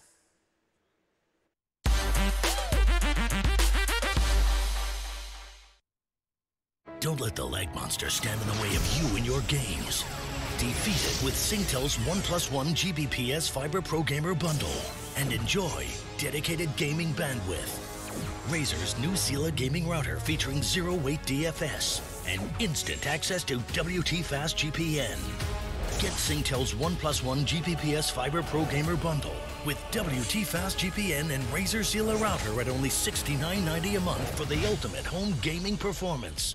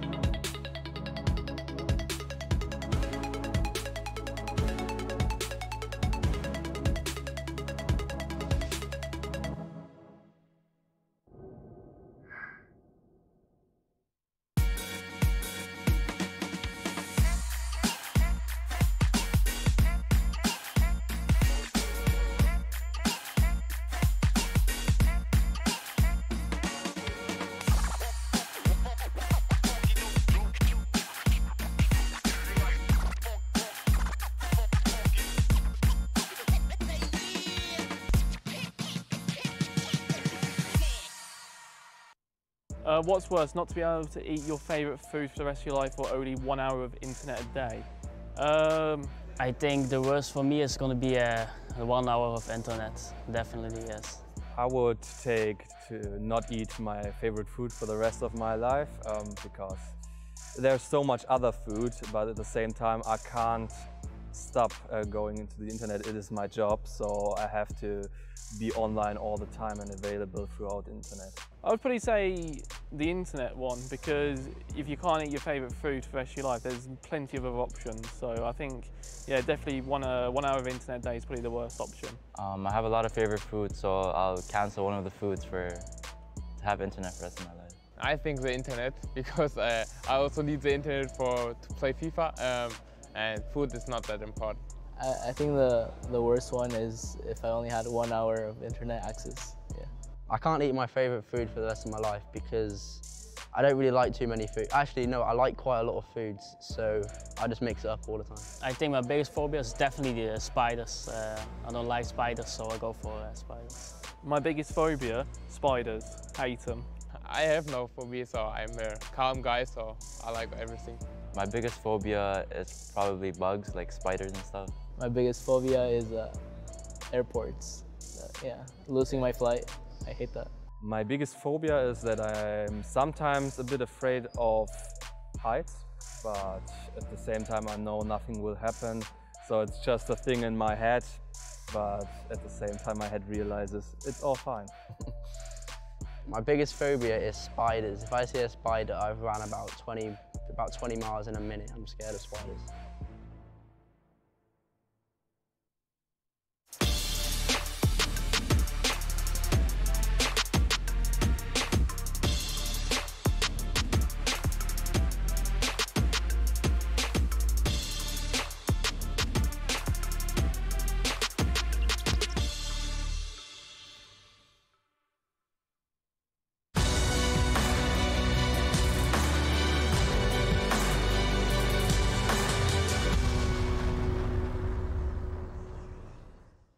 Welcome back to Championship Sunday, Champions Cup Sunday, I should say as well. It's semi-final day and finals, and of course the cross-console finals still to come. We know two of our finalists, one each in each side of the console.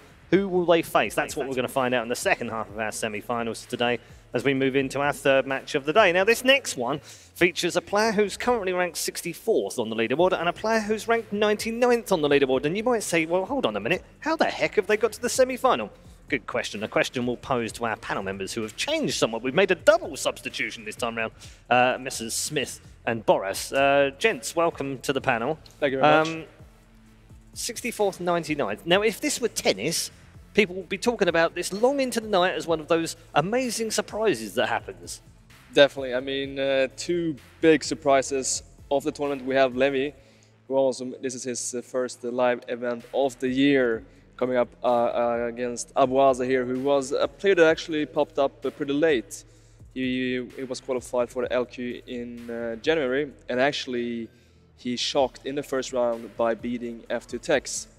And I also spoke a little bit to his coach, and he actually said a pretty big statement. He said that Abaza is on the same talent level as MS Dossary.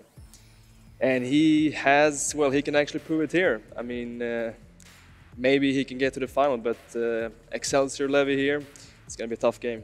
Yeah, tough game indeed. This Saudi Arabian region really has produced some incredible players. Two of the last 4 world champions have come from Saudi Arabia as well. They just keep bringing more and more. They do. It's just a crazy thing. It seems like the Saudi region, they love their FIFA. They've got like their own Saudi like Premier League now, which is going to be part of the global series. And there's new faces coming out. It's not just Mr. Dunn or MS Dasari. You've got the Royal, you've got Abaza, you've got Braveheart. You've got all these new players, and it's a really exciting time for their scene. Yeah, doing really well as well. On the other side of things, Levy, how has he impressed you throughout this tournament? Because I feel like he's building momentum as he's gone through this, and perhaps bringing a few more fans. People seem to be warming to him. Yeah, I think so. He's obviously come with obviously Lev Vinken here as well. Obviously, there hasn't been too many Dutch players at this event, and as you mentioned, first event of the year at home, maybe doesn't have the best of teams. So when he comes here and he's got all these icons, all these big players, these team of the years, players come alive, and he's done that, and he's got himself to a semi-final. He said to us on when we spoke to him outside of the event, all I want to do is get out a Swiss-style format, get more than 150 Global Series ranking points, and he's done more than that. Yeah. And he's also actually, I believe, the oldest player left in the competition, 24 years old, and he's been playing for many, many years. An ancient 24 years of age. Yes, and he has the experience also. And like you mentioned, maybe doesn't have the best team at home, but here he can really reach his full talent. And the way that he also plays FIFA is so beautiful to see, because maybe he doesn't try these typical effective things in FIFA 19, like the flick-up crosses. He tries to play his own way. He likes to keep the ball a lot, and he's so good at finding these passing combos. And I think we're going to see a lot of that in this game against Abaza. Okay. We'll introduce the players right now and bring them out on stage for our second semi-final for the Xbox.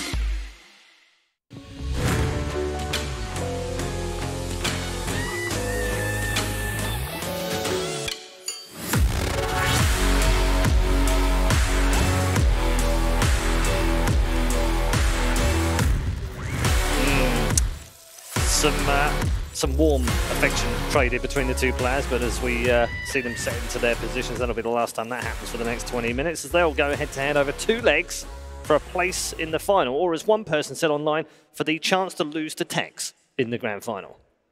That's that's pretty statement. mean, but at the same time, it's tough to look past the young man at the moment for either of these two. The interesting thing about this, sorry to interrupt, Paul, is that Levy and Abaza played before in Swiss-style format, and it was actually Abaza that got the result, and the respect between the two players after was like, you're a beast, like, you're unbelievable at the game.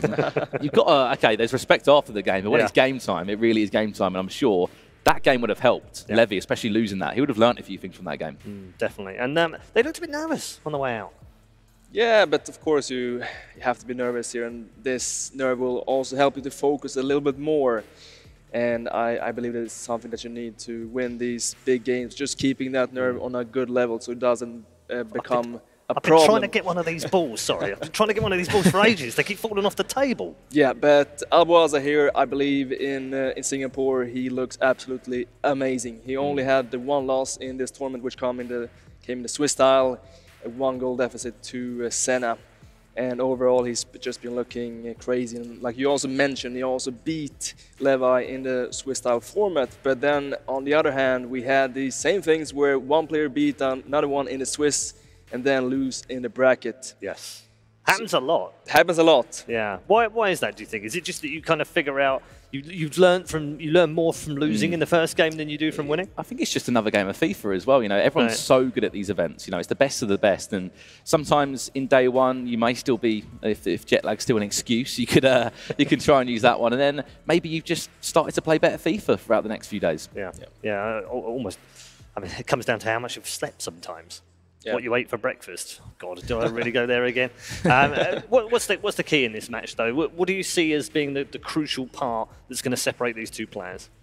Crucial part here, I believe, is to get a nice start in this game, because we're going to see a lot of nerves, maybe a lot of mistakes. Also, it's pretty early, the first game of the day. The fingers are not perhaps very warm yet. So getting the nice start is a key. Because both these players are very good at keeping the ball. So if you get that first goal, you can start to frustrate your opponent a little bit. I believe that will be the big key here. Okay, let's do some predictions. Mr. Smith? Agent Smith, should I call him? I think I'm going to go for Levy now, because, you know, I'm a big fan of how he plays FIFA. You know, as you mentioned, he kind of stays away from the El Tornadoes or anything like that. He just gets the ball down the middle and played some fantastic FIFA, and made me lose my voice a few times yesterday, which does help as well. So it's a Levy win from me. Okay. Got to protect that lead as well. True. Yeah. Sensible, perhaps. I think this is going to be a very hard game to call. Levy's playing some unbelievable FIFA. and he has the experience, but he doesn't really have the experience from FIFA 19 LAN tournaments. And Abaza, he beat him in the Swiss style, and I believe he's looking slightly stronger here in Singapore. That is why I'm going to go with Abaza. Okay.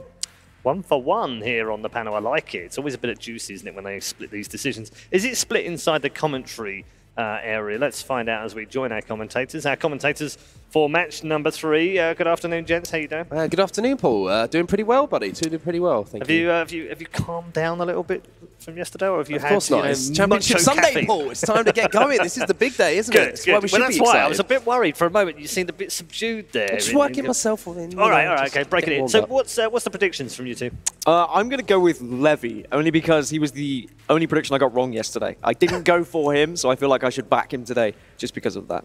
I'm going to go with Levy as well, just because I love a bit of beautiful football. I like it when the players sort of paint their picture, so to speak, when they're trying to score goals. So I'm going with Levy.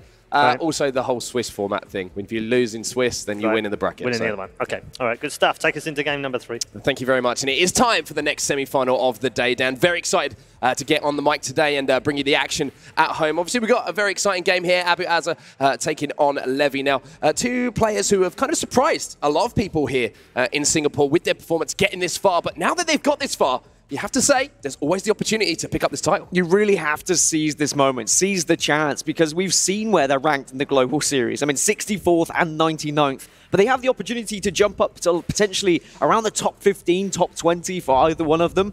So that is such a massive thing to get yourself close to those playoffs, get yourself even closer to the E-World Cup.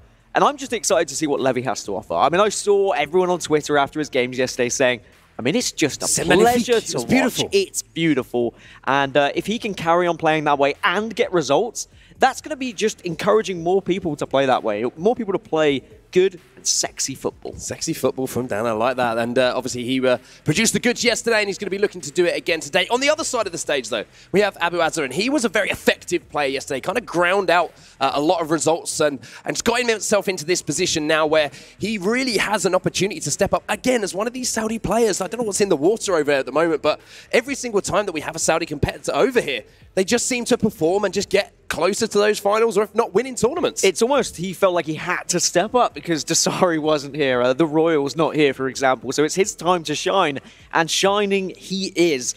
He has had some tough games, though, especially when we look at the elimination bracket. He's only won by 1 goal in both the round of 16 and the quarterfinal. His round of 16 game, by the way, he won 9-8. It was so tense, so close, and then against Gabri, he won 5-4. That one was extremely close in the end as well. However, he almost threw that game away. Remember, he was so far ahead, and then Gabri was able to claw back. So maybe that's something he would have learned from yesterday, and moving in today, he'll be focusing on just trying to solidify the result once he's scored a few goals. And further on talking about that and, you know, being able to win these games by just the 1 goal, that's so valuable, especially in these knockout formats, because it's all about getting that win. I know it sounds very obvious and, you know, getting through to the next round, obviously you need to win, but putting yourself in those situations where you can grind out those results, you can get that goal, that 1 goal win, that's what gets you to those finals, and that's what picks you up those championships. It's very rare you'll be able to run through a bracket winning by 3-4 goals every single game. I don't really think that he's got that going for him here. And sometimes it's not just about finding how you're going to win the game, it's about how you're going to stop your opponent from winning the game. You need to look at where their strengths are, and if you're Abaza, you're going to be saying, all right, Levy, he likes to play simple football. Let's frustrate him, let's not give him as much possession, and let's force him to try and get a little bit out of his comfort zone. Maybe he'll have to go for a couple of El Tornadoes or something like that, because if he can't get the ball down on the pitch, if he can't pass it around, play a simple pass and move, he's going to have to try something different, and maybe he's not as comfortable with that, or maybe he has got that up his sleeve. You never know with some of these players. It's why they're the best players in the world. They always have a plan B, a plan C, a plan D. I don't know how long the plans go, Mark, but they have a lot of plans. They certainly do, and to get to this stage of the tournament, you have to have, as you say, those multiple ways to win the game. And I love talking about this because we're not even talking about so much, you know, the mechanical ability of these players. Obviously, they're incredibly talented, but we're talking about the mental aspects of this game and getting to these semi-finals and getting yourself into this position. All of these thoughts come into your head. It becomes a tactical battle, it becomes a battle against yourself. as well as against the person who's sitting across the stage.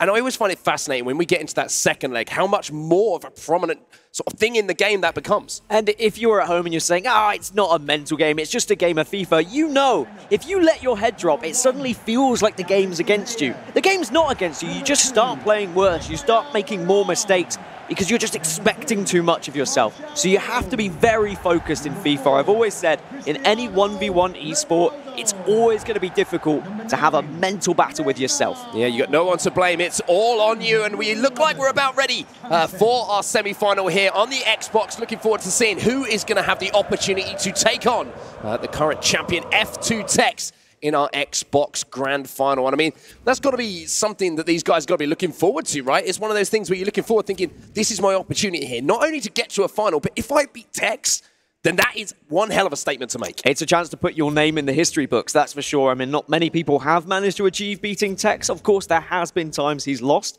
But I'd like to think they won't be focusing on that too much right now, just focusing on what's in front of them. We know that they've played each other before. They'll know how they want to approach the game. We can see the tactics on the screen at the moment as well. The 4-5-1 is the preference. And of course, both of these players will be able to see that when they get into the pause screen as well. So I'm not alluding to anything that they don't know. But it's nice to see so many different formations that have been generated in this tournament, Mark. We're not just seeing a simple 4-2-3-1 every single game. We're now seeing 4-5-1, we're seeing 4-2-2-2, we're seeing 3-5-2, even in some games. I was loving the 3-5-2. My favourite, 4-4-2, has been my favourite. 4-4-2 has been incredibly effective this tournament. And just looking at personnel here, obviously we're seeing a lot of different favouritism for FUT items with the different players so far through this tournament. Seeing N'Golo Kante, the Team of the Year Kante, no Patrick Vieira in the lineup here, especially with that prime icon moments FUT item being added to the game. What are your thoughts on that? Because we have seen Kante in some previous tournaments pop up with some very, very vital goals at vital times. It's funny you should ask, Mark, because I was having a discussion with Brandon. Was it at breakfast? No, it wasn't at breakfast, actually. I mean, to get that we clear. could say it was lunch, however, it was just in the green room. Brandon was talking about how Patrick Vieira, when he's on the ball and you are attacking, you don't really want to be having shots with him because of his weaknesses, because of his weak foot, etc. However, if you switch out Vieira and you bring in Kante, there are positives when going forward with Kante. The Team of the Year FUT item can hit a banger from outside the box. You're not going to be scared to shoot with him. But then, of course, there's the downsides of Kante. He's short, like me. We have our downsides, but it's okay because we're quick. This sounds like, is this like something... This is a lot of pent-up anger. Yeah, I was going to say, but it's 15 years of Sunday League football, all coming out at once. But yeah, Kante, he's just one of those players that will chase the ball around the pitch. And if you are that, if that's your style, it's going to work out for you. Of course, he's got that increased agility as well. So when you're getting around the 18-yard box, usually you see the players sort of, especially in the 4-2-3-1, kind of carrying the ball forward with Vieira, with Hullet. And when you have Kante in there instead of Vieira, you can sort of change direction very quickly. You can find those quick passes, and that can open up some opportunities. And when you have footballing players, much like Abaza and Levy, the man on screen right now, that is a really viable option for you to not only create chances, but also drag that one defender out of play. And I think chance creation is one of the biggest taboo words that we have at the moment in the current meta, because everyone just sticks like 11 players behind the ball, it seems sometimes. So creating chances is so difficult. If you are one of these players that finds a way that you can break down your opponent, you are going to succeed. That's why the best players are the best players, because they almost exploit weaknesses of their opponent, and that's where they're going to find success. So little things, whether it be a cross to the back post, or whether it be over-the-top through balls or simple through balls, it's wherever you notice those little gaps in your opponent's A, either their formation, or B, their style of play. Because both of those, they don't always link up, formation and style of play. Usually do, but sometimes they don't. We could touch on that a little bit more, actually. We could use the example of the last game that we just saw between Houston and Diego Pizzotto, in the fact that, we're talking about players behind the ball and how players are defending with a lot of men behind the ball as well. Going back to our conversation before about the mental side of FIFA 19 and how taxing it can be, I find it fascinating sometimes how many times that a player has to work so hard to get the ball back, and then eventually they do, and they give it away almost immediately because they're kind of like, finally, they have a little bit of breather, a little bit of a mental break from having to focus so hard on cutting off passing lanes, on closing down space, that when they get the ball back, they sort of rush a pass, and then they're like, oh, here we go again. You've got to switch on for 10 more in-game minutes before you have another opportunity. And that's where these players make mistakes. And that's where goals are scored a lot of the time. And there's two sides to that as well. There is the side of just wanting to rush it because you've suddenly got the ball back, so you get all excited. But also, if you win the ball back quite high up the pitch from your opponent, they are going to be out of position. Some of those defenders aren't going to be where they would be naturally when you're attacking. So you want to take advantage of that very quickly. You want to hit them on that quick counter-attack. And maybe you're not used to being a counter-attacking player, but you've got to familiarize yourself with several different styles because you can't always play your style. That's what FIFA Houston, M10 Houston just found out in that previous game. He wasn't able to play his possession, his attacking. He was just contained for the entire game. So he said he had to play his opponent's game and start keeping the ball himself and waiting and being more patient with his attack. And for someone like him, I think that's a fantastic thing to learn, especially in a game as big as the one that he just played, because that's where he has struggled in the past, is defensively. It's keeping that focus. And I think being forced almost to go into a possession-style play means that now he might have sort of had another string added to his bow, should I say, that maybe coming into the tournament he hadn't really realized was there. But now that he's managed to close out a game in that style and play a game in that style, and most importantly, get the win as well by doing that, that could make him even more dangerous moving on in the tournament. And there's so many negatives, I think, when you come into a game of FIFA of like, oh, I've got to go up against my own mental game. I can't play my play style. You've got to focus on the positives. For both of these players in particular, I mean, there's very little pressure on them now they've got this far. They don't have to worry about if they're going up against tech, yada, yada, yada. They've already overachieved in probably a lot of people's eyes and maybe even their own eyes, and they have a chance to really show what they're made of. As I mentioned earlier, I mean, they can really jump up the leaderboards when it comes to the Global Series ranking points. 850 are on the line for this one. They've already secured 625. I mean, Levy, he was on 163 before this tournament. He's already on 788. He can be on 1,013 if he wins this game. That will see him stride all the way up to around 20th. And that is all the way from 99. It's an astronomical jump, isn't it? It's crazy. And that's how big these games are. And then we talk about pressure. You can see the point distribution on your screen at home right now. For first and second place, what, 1,500 Global Series points. That's going to push them even further up the table if they can make that jump into our grand finals here. So much on the line, especially for these two players who want those ranking points, who want to make it through to those playoffs, and who want to make it through to that eWorld Cup grand final. I would even argue it's not a want, it's a need. It's a need, they yeah, you're completely right. those Global Series ranking points. They need to be able to get them so they can achieve playoffs. And yeah, one tournament wonder can make playoffs. And especially with the fact that, you know, events are dwindling down now. It's not like it's the start of the season and we've got 2 events a month and everything's rosy and you think, okay, it didn't go so well this time, but, you know, next event we can change it up and we can come back and grab some points. Now that there's not a lot of events left, every single game, the pressure's even higher on these guys. And that is going to be in their minds as well. They will know that this might be their last chance to actually get towards playoffs. And we can see games now loaded up. We are going to get into this shortly. Thank you for bearing with us. I hope that we were able to keep you somewhat entertained with our insight. Only talked about breakfast once as well. Yeah, we didn't mention breakfast. And we won't. We'll keep you waiting for that one because that's obviously what everyone's tuning in for. But we're looking forward to getting into this game, and as soon as we can, you can see it looks like the players are finally ready. The headsets are going on, and it is time for our next semi-final. So we're going to get this one kicked off. Dan, what are your thoughts on how this one's going to go? I'm so excited to see what Abaza has to offer. I was extremely impressed with his persistence yesterday and sticking to his game plan. And if he can do more of the same, he should be able to at least upset Levy here. But Levy's beautiful football, his way of approaching the game is going to be phenomenal to watch. Yeah, it's certainly going to be an intriguing battle, this one. And a reminder to everyone at home, this is our second semi-final on the Xbox bracket. The winner, obviously, of our first one was the man himself, F2 Tex. So the winner of this game will have the opportunity to go up against him and have the chance to take down the current champ. But it is going to be Levy now playing in the yellow kit, shooting from right to left, and we're going to see a switch of the play early on, bringing Marcelo into play. And that's the simple stuff that you've got to do as well if you're playing a game of FIFA. Just switch the play, recognize where your opponent is going to be defending, which areas they're pressing, and trying to open up a little bit more space. It didn't work out too much, but at least he's regained possession here. Yeah, a little bit of a mistake there with Rafael Varane giving the ball away early. Little misplaced pass, and now it's going to be Levy coming forward. And once again, this beautiful passing almost results in the first goal of the game. But what it does result in is a huge save at that near post. And of course, the man from Netherlands just really showing us why everyone was appreciating his beautiful football. I'm so impressed with him. It's the pass and move game, Mark. It looks simple, but it's very difficult to actually achieve in FIFA 19. You can't always play pass and move, pass and move, pass and move because of defensive midfielders who often cut the passing lanes. They get in the way. And I want to talk about the impact of a simple skill move like that after you've had 4 or 5 consecutive passes, because as a defending player, all that comes into your head now is, where's the next pass coming? And you kind of try and cut the passing lane. You commit slightly too early.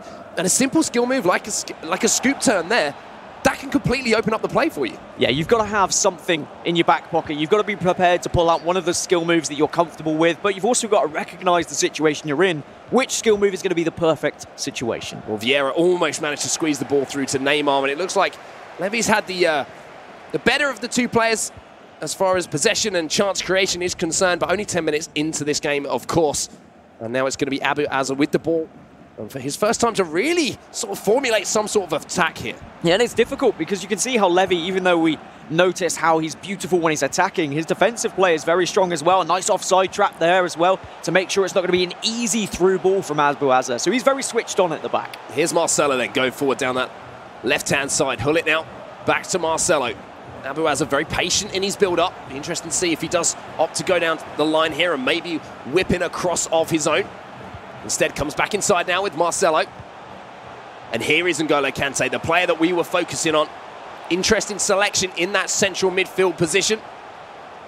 Mbappe now, twisting and turning. That's a beautiful ball around the corner. There is that scoop turn. Ronaldo might have had the chance to hit it there, but just showed too much of it to Ruud Gullit, and now Levy can bring it away. It's sometimes when you've already kind of made that third turn, and you notice you had that space, but it's just too late. You've already put that input onto your controller. It's frustrating, but at least the positive is he knows he does have the ability to actually beat that first man. Here's Lionel Messi then for Levy. He's looked good every time he's gone forward so far in this tournament. He's looking pretty good again. Mbappe almost dropped the shoulder there. Vieira finds Ronaldo. He's battling inside the box. It's fallen to Mbappe, but maybe just one too many in that situation. A clear sight of goal. And Levy deciding not to pull the trigger there. It's one of those where you hope and you know if you're able to make that pass across goal, it's going to be a guaranteed one. It's going to be easy to slot that one away. But of course, in hindsight, it does look like it might have been better just to take a whack at it. But it's about reaction times. It's about recognizing when you're able to receive that ball in situations where maybe you didn't think you were going to. So it's very difficult to analyze the situation quickly. And he's looking so silky going forward at the moment, Levy. Every time he's getting that ball and going forward, it's very direct. It's very pass-orientated, and he's always direct with the passes as well. Gullit now on the edge of the box, might have a chance to strike it. No surprise there to see the little ball into Messi, looking for the return pass to Gullit. But Abaza switched on there and made sure that he got that tackle in just in the nick of time. Levy really is one of the best players that I've seen at this tournament of using the kind of LB and RB or L1 and R1 to try and bring players towards him and send players away from him. Most of the pro players, if not all of the pro players, know how that works, of course. However, your average FIFA player might not realize that you can really dominate possession and generate some fantastic attacks by doing so. Well, here's Eusebio then for Abaza going forward. That's a beautiful little drop of the shoulder from Ronaldo.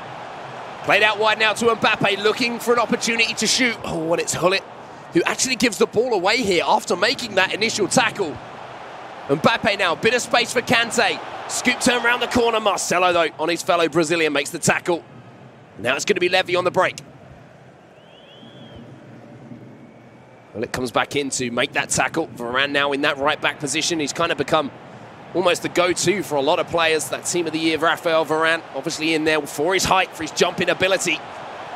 Much like this man, Cristiano Ronaldo, El Tornado just picked off at the last second. A pinky toe from Sergio Ramos, just as he looked like he was getting ready to set up for that volley. Quite a few players trying that in this tournament. Of course, El Tornado's shots were very prominent in the early meta, and then the nerfs came through and it changed a little bit. However, if you can time it green, there is still that opportunity of banging them in. Here's Vieira then, good tackle there by Varane, just as it looked like he was about to pick out a pass, one of those penetrative passes into one of those forward players.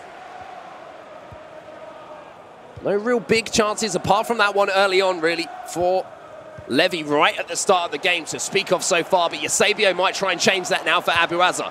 Finds the ball inside to Neymar. There's plenty of space in front of him. Forces to save out to Gea.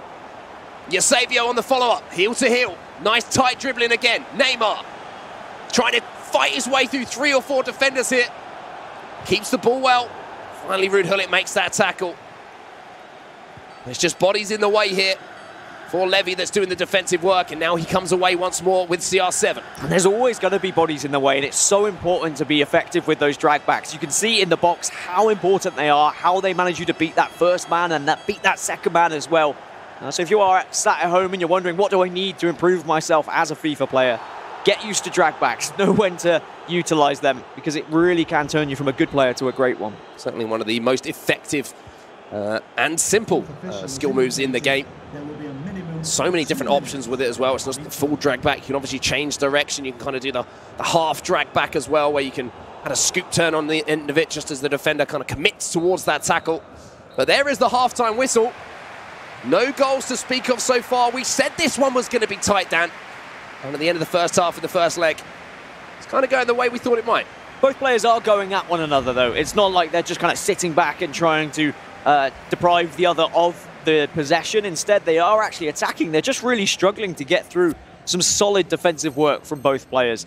I think both of them are using their fullbacks great, just pulling them out of position, going in for those manual tackles, but also knowing when to switch off of them and when to switch to a centre-back or to your central defensive midfielder. It really is a lesson in defending here. Well, it's Levy from the restart here. He's going to be looking for the first opportunity, and Neymar's got some space to drag back, and the finish! There it is. Levy takes the lead.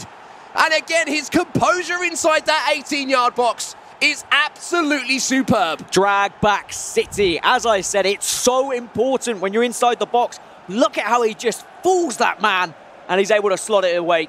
Decent finish from him.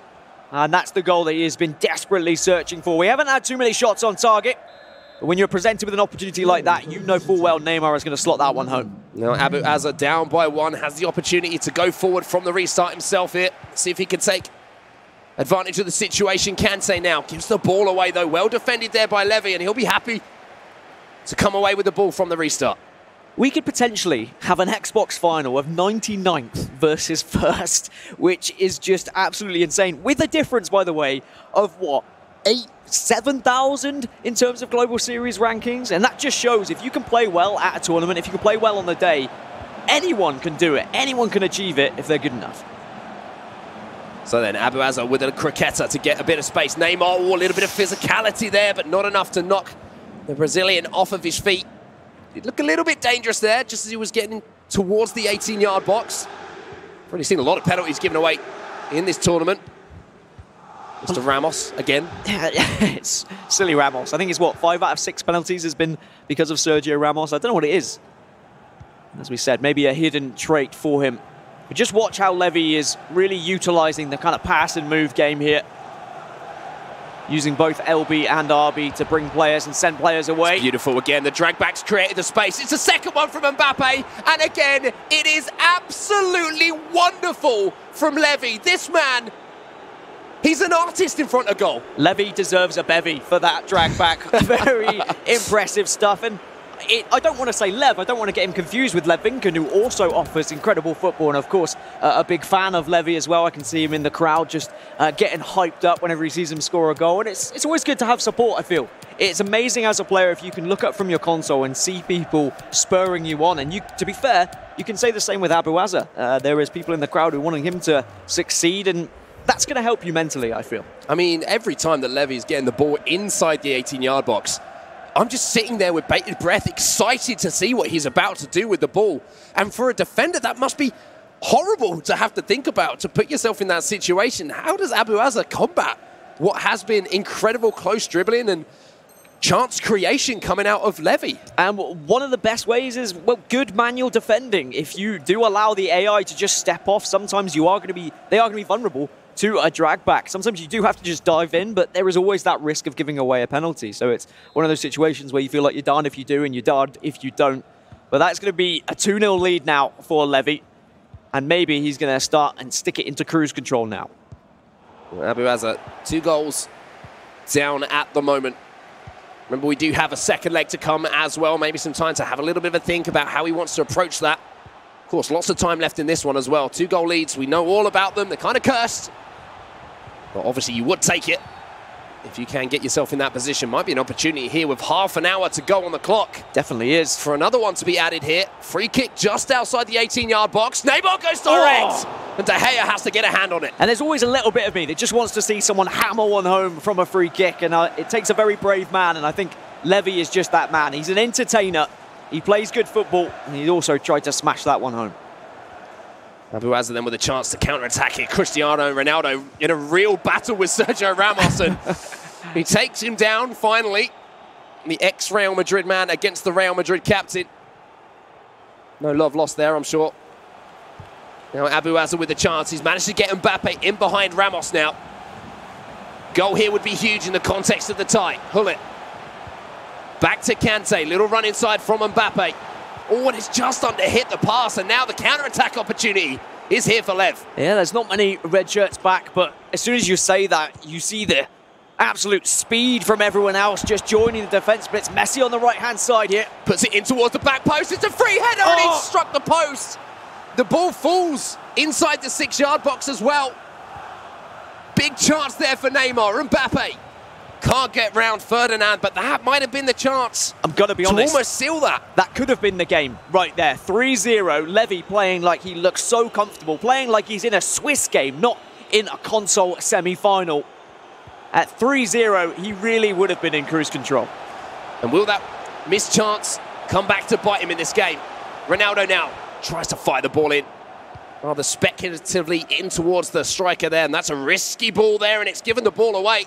Ferdinand manages to get the ball back, though, and that was an important tackle there. And there's going to be more chances for Abaza. I believe he switched up his formation where he's playing maybe a 4-2-2 or a 4-4-2, because he's having 4 players just all attacking together with the 2 strikers linking up. And that means Levy has to be very careful when he's playing out from his defence. Here's Ronaldo now. Another drag back from him. Neymar in all sorts of space. Pumps it towards the back post. And Lionel Messi rises highest. Look at the reaction from Levy as well. He knows how important that goal is in the context of this tie. I don't know how many tournaments I have to say it. Why is Marcelo at left back? He is so vulnerable to those headers. It doesn't matter if it's Messi or if it's Ronaldo. He just seems to be using them. And yeah, okay, Marcelo is fantastic going forward. But we've seen some players put Varane and Ramos on the left and right to stop those headers from happening. It's a shame for Abaza. Of course, he's going to feel somewhat frustrated now. 3-0 down. But wow, what a start to this semi-final from Levy. However, we have seen players in that second leg, Dan, take their foot off the gas sometimes. We have. An early goal for Abaza. Maybe another goal here, giving the momentum going into that second leg. This is very much still all to play for, but Levy has been absolutely superb so far in this first leg. And clean sheets aren't something that we've seen from Levy in this tournament. I mean, if we look at his quarterfinal and his last 16, he only won his games by 1 goal. He has been vulnerable at the back as well, but if he can now keep it tight, keep playing his normal game of football, he should be able to go on. He should be able to be facing Tex in the Xbox final, which would be absolutely phenomenal for the 99th ranked player in the world. And what a story it would be if he could go that far and maybe go one step further. But let's not get ahead of ourselves. Abaza's still got a lot of time on his side here. This is the first leg. Still an entire game of FIFA 19 to right the wrongs of this one. Eusebio fresh on the pitch now. I believe that Lionel Messi, the goal scorer, has just been removed from play. But I mean, this man has impressed everyone at the tournament here in Singapore. The way that he has approached the game, the way that he has scored his goals, I think the that's way the that key he's thing. entertained as well, Dan. Yeah, it's the entertainment. It's about not just winning games, but winning them in style, winning them in a fashion where he's showing what he's made of. Neymar now with the Cruyff turn. Close attention to the defender there. Managed to get the ball, but you almost feel something's going to happen every time that he plays it inside the box. It's because of his just quick passing style, the pass and move, and utilising the LB to make those runs, that it just means that Abaza is really struggling to keep up with the pace of the action. Even though Abaza is a phenomenal player, that's a hell of a ball, though. That's a hell of a ball, and it might be a hell of a finish as well. It is. The offside trap was played. Abaza spied it and timed that through ball. And Neymar with a cheeky little dink over the goalkeeper does get that goal back. Game on. Those are the type of goals that can really frustrate you. You can see Levy just looking to the heavens because he knows he did play that offside trap. He did allow that lofted through ball to get through there. But a great finish from Abaza, and that is a lifeline in this semi-final tie. And now it's going to be whether he can press on in this first leg. We'll just wait to see what's happening. Might be a slight technical error on our sides, but we'll get back into the game as soon as we can from that pause menu. But let's talk about the importance of that goal now. Scoring a goal just before the end of the first leg there.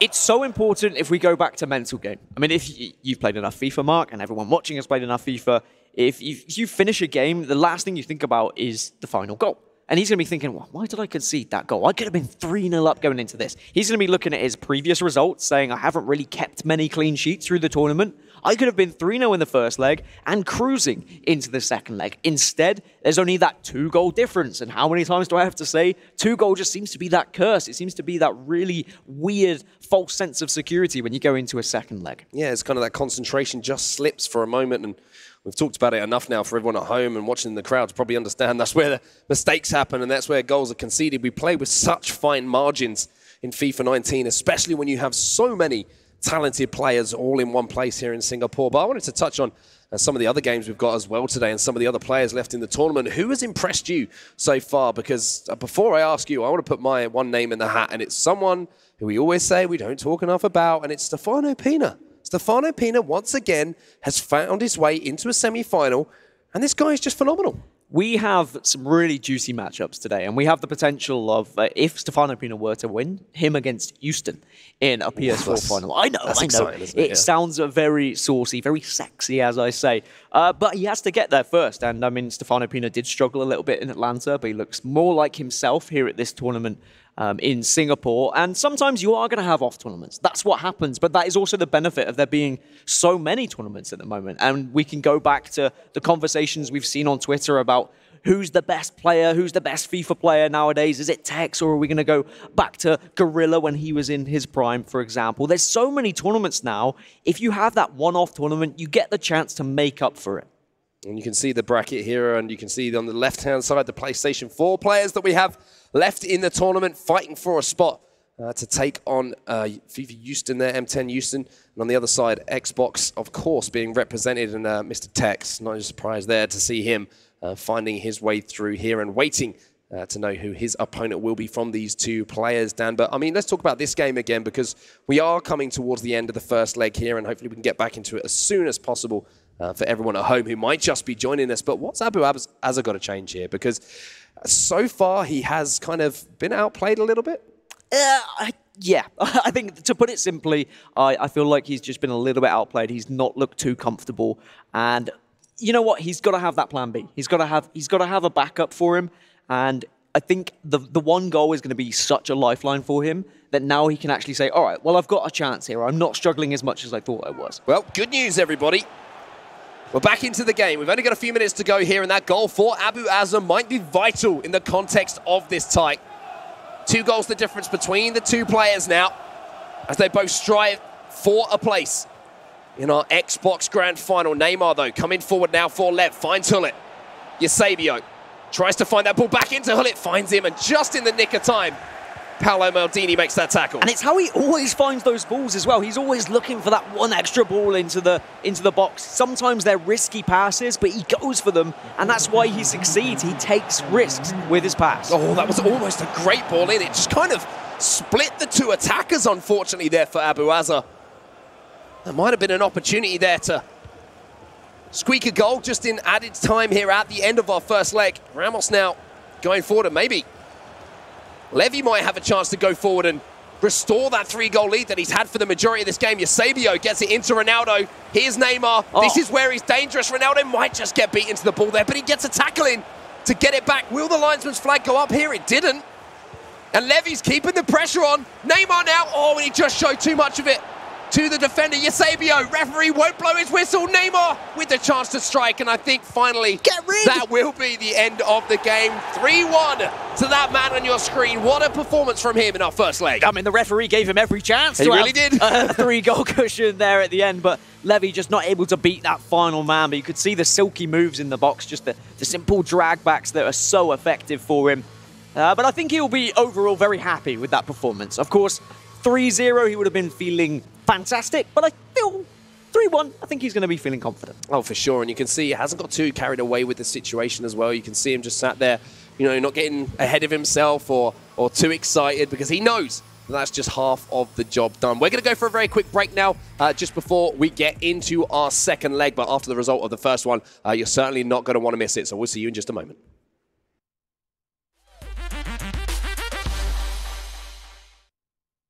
Don't let the lag monster stand in the way of you and your games. Defeat it with Singtel's 1+1 Gbps Fiber Pro Gamer Bundle and enjoy dedicated gaming bandwidth. Razer's new Sela gaming router featuring zero-weight DFS and instant access to WT Fast GPN.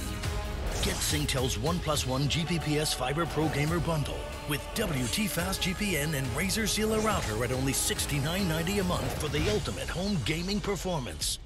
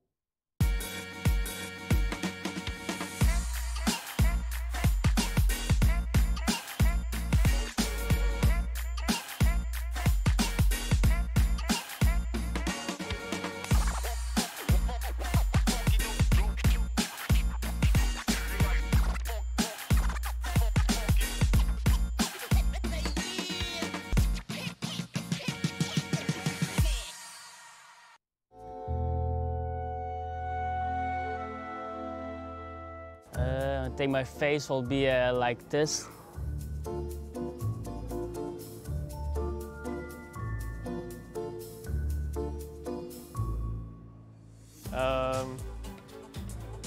Don't know, my head's down. Disappointed. I have no reaction, so I don't know.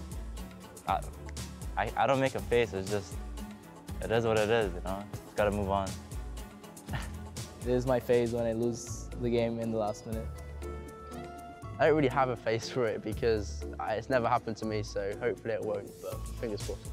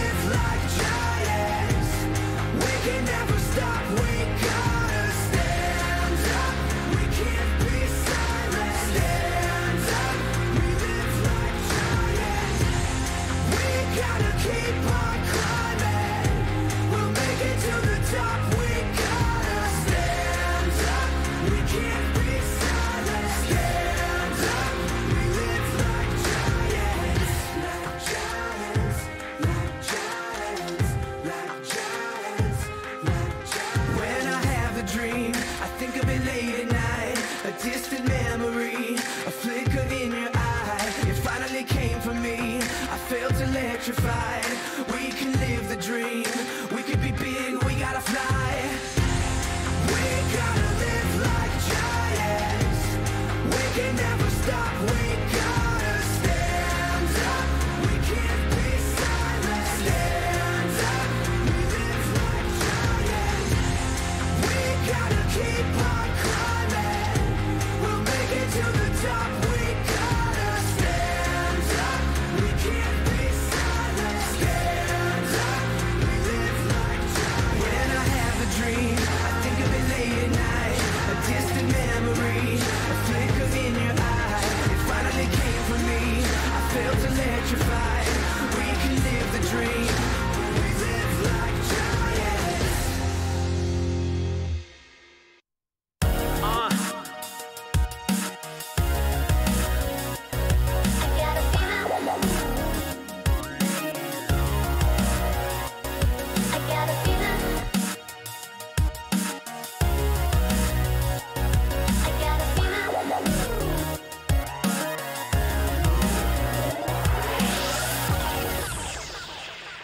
I got a feeling that we're coming alive.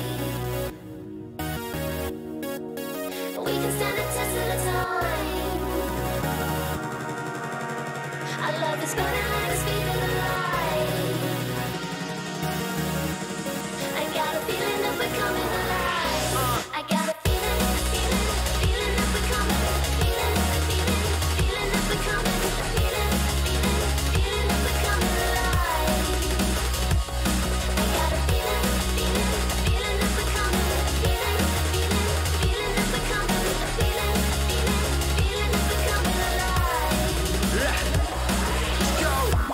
I got a feeling that you're looking at me. Spotlight is on you, so you should be happy. I see you smiling, we're toasting to the good life. I know this is gonna be a good night. Drinks filled and the bar's packed. We built this with no hard hat. Nothing. We just wanna party. We just wanna party. Can't stop it when we started. Feeling like we're coming alive. We can stand the test of the time. I love this burning like the speed of the light. Feeling like we're coming. Feeling like we're coming. Feeling like we're coming. You can come with me or you could go with them. I know you got some friends, this is how it begins. We got future plans, you can stand next to me. Who's the man? Who's the man? Hold on, you don't want to lose my hand. Nah, I'll take you places you ain't even dreamed of. I feel sorry for whoever's got to clean up. Cause we just wanna party. We just wanna party, can't stop it when we started.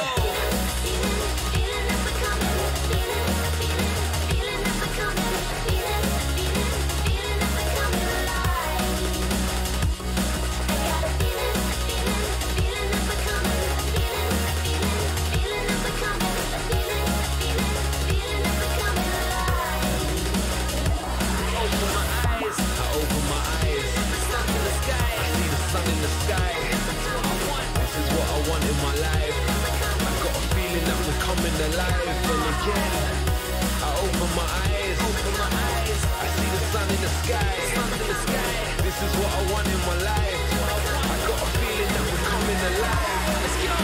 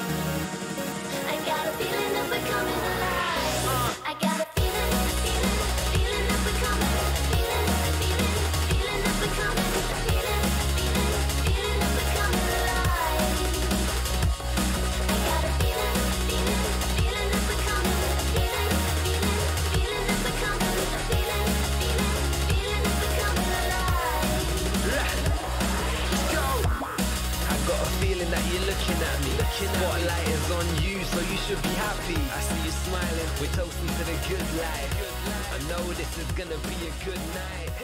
Drinks filled.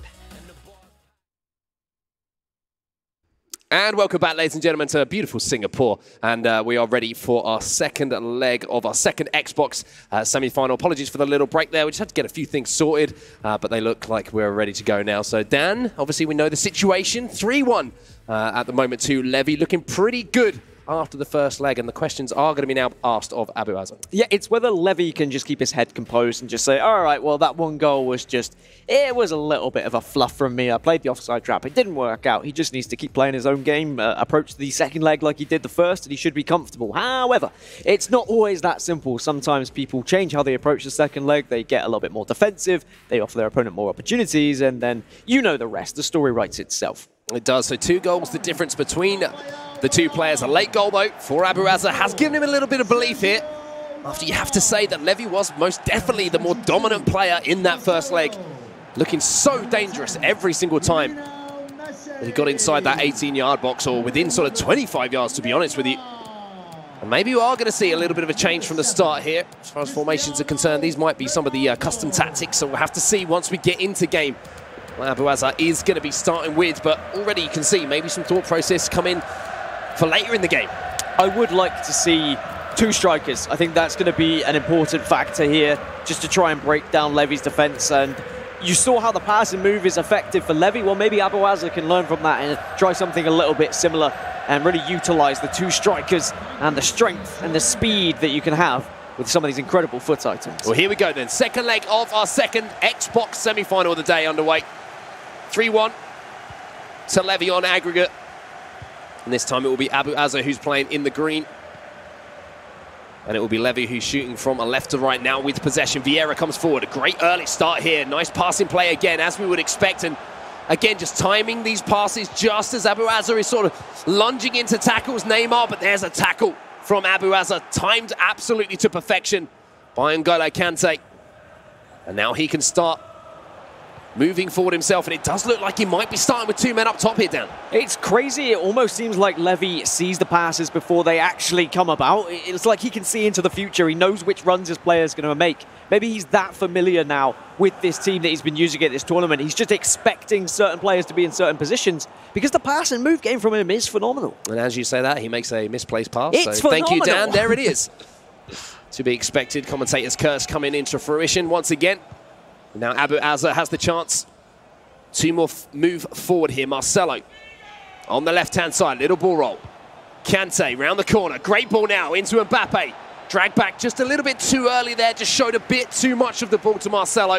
But it was good prediction from Levy. He knew that the drag back was going to come in, so that's why he attacked the back of the player with Marcelo and said, look, if you are going to drag back, you're just going to be going straight into me. And unfortunately for Abaza, he was read like a book there. It means that Levy can now just go straight up the other end with an attack. Here's Mbappe then. You can see Messi's just waiting for that ball in. He gets the pass from Hullet. Returns it to the Dutchman. Great pass in again. Mbappe, beautiful fake shot around the corner. Looks for the croqueta, can't get past one, but the drag back's going to be effective. Oh, he just manages to scramble the ball away there. Abaza, but from the resulting corner now, Messi might have the chance to whip this in. Neymar. Vieira. Back to goal and decides to recycle here. Smart play this from Levy. I like this, making sure these players get back into that defensive shape. And it kills a little bit of time as well. I know it's very early in this second leg, but still every second is going to count. He noticed there were several green shirts coming towards him. It was a risk to play a ball. And he's not going to take as many risks now, I feel, in this second leg. Now he does have the lead and he has the advantage. Because if he plays a smart game, he is going to win this tie. That is without a doubt. However, if he makes mistakes, then that's when there's going to be chances for Abaza. Messi now, the little magician, looking to make a spell, but what a ball that is. And again, a chance to hit it, not taken. Mbappe turns, Neymar turns, everyone's having a touch. Neymar can't find the final pass, though. And maybe there, another opportunity to Levy to just have a striker go in that position. And yeah, okay, he didn't have the strike and it was a chance, but oh my goodness, again, he's just so unpredictable. He is the most similar, attacking-wise, that I've seen, similar to Tex, if I'm honest. You don't know what he's going to do in the box, and that is terrifying if you're defending. He's on the attack once more and decides to go back to Marcelo to recycle the play. Ronaldo now, look at Hullet, just waiting for that ball in the centre of the pitch. The dynamic duo, Vieira and Hullet, in action once again in that central midfield position. Marcelo using Mbappe. Good defending here by Abaza, not getting too frustrated with the situation, but here are the passing plays again, and he tried to squeeze it through to Lionel Messi. But he gets it almost immediately back, and that's what I mean about the concentration, Dan. He is so focused, and you have to be to play a style like Levy is actually playing. You have to be reading the game so quickly, expecting every single defensive movement, knowing where you want to pass the ball, having a backup plan for if that first plan isn't going to be executed. It really is impressive stuff from Levy at the moment. Abaza's doing well to keep his concentration, though. Messi, here's the quick passing once again. Ronaldo to Messi, round the corner, tries to get it back onto his left foot. Maybe just slightly telegraph that. Let the defender get back into position to make the tackle, and you have to give huge amounts of credit here to Abaza for the way that he has defended what has been some superb, slick football going forward from Levy. Levy does have to be careful with his offside trap, though. He is popping it every now and then. Oh, there's the goal! There is the goal for Abaza, out of nothing. Now it's just a one-goal game, and for all that we've been praising Levy going forward, one attack here for Abaza has now changed everything. And it was from that offside trap. He played the offside trap, the defenders came forward, and then they were slightly out of position, which just allowed Abaza to be able to smash that one home from outside the box. Abaza has a lot more going forward now because of the 4-2-2. Ronaldo and Eusebio just linking up, just waiting. And sometimes you do have to take risks like that. You do have to just try a shot from outside the box, especially when you're being frustrated by your opponent, which is what Abaza has had to face. He's been on the back foot for the entirety of this first 30 minutes. But if you can take chances like that, then there is always going to be the possibility of you getting back into this game. And now we really do have a semi-final tie on our hands. We do. One goal the difference between the two players, and the level of player that we have here in Singapore, it does just take one chance for them to score a goal. The left-footed strike found the top corner. David De Gea could do nothing about that whatsoever. Eusebio, the man who gets on the score sheet, and you have to say now the pressure kind of goes back onto Levy. He's been dominating possession. He's been playing the ball beautifully, not maybe shooting on sight when he has had the option. And maybe if he gets into one of those positions again, he will unleash a strike. And maybe he'll learn a little something there from Abaza. That's not kind of a traditional goal that you might see every single day, but they do go in with these incredible foot items. I mean, Eusebio Prime Icon moments, he does have the ability to do that. And with some of the foot items that maybe these players use at home, they wouldn't be able to do that. However, they get treated to these players at these tournaments. You do just have to take the risks now and then. That's a beautiful ball in behind, and Hullet had to get his skates on there to make sure that he got in position to intercept the ball. Messi, that's a slightly risky ball across there, but Marcelo got up, won that header. Now Levy's coming forward, but the 4-2-2 certainly has been more effective for Abaza. He's had a lot more defending to do, had to use those CDMs as effectively as possible, and there you go. Hullet snapping in to win the ball back. Now he can go forward, and more options to go forward now with those players striding up the pitch. And he's not only getting more options to go forward because of the 4-2-2, but because of how he's defending. He's being very successful with how he's actually trying to contain Levy's attack. He knows he's unpredictable. He knows he's going to be pulling out skill moves. So instead of just sitting and watching and waiting for Levy to do something, he's taking it to him, and he is diving in with a couple of tackles. He's pressing a little bit more, and it is working out for him. Slight misplay there. Means that the ball will go back into the hands of David De Gea here for Levy. Having won it back there, Abaza. Building from the back here, no surprise to see that. Just playing that possession style of football. And one thing that's impressing me so much is the timing of these passes coming in from Levy, Dan. Yeah, he just, like I said, it's almost like he sees into the future. He's just watching and he's expecting his players to be in this. And his reaction times are unreal. He really does read the game fantastically. But it's all well and good reading the game. You've got to be careful at the back. Big save there from De Gea. And that was a lovely passing play there that time from Abaza, showing that he's got it in his locker as well to carve open a defence. And as we go into half-time here, at the end of our second leg, one goal separates these two players. And if there's one man who's been able to scrape out wins by one goal, so far in the tournament, it has been Abaza, but look at that possession, 68% for Levy. There's not much you can do, to be honest with you, if you haven't got the ball. but he needs to pull the trigger. Even though it's beautiful and I can appreciate all the pass and move play, he has had opportunities, and he will know he's had opportunities to actually have a couple of strikes on goal. But he's always been looking for that extra pass, which is great, because if he was to find that extra pass, it's probably a guaranteed goal. Yeah. However, he's got to look at the scoreline now. He's only 1 goal ahead, and how many times have we seen in this tournament, in previous tournaments in FIFA 19, the dominant player of possession just not able to grind out the victory because of just a counter-attack that they get hits on. So Eusebio on the pitch then for Lionel Messi. Neymar now with a bit of space there. The offside trap that time played by Levy, trying to push up the pitch and put some pressure on. Good tackle by Rio Ferdinand. Will find Ramos, and now he can come forward, but this really is set up beautifully now, Dan.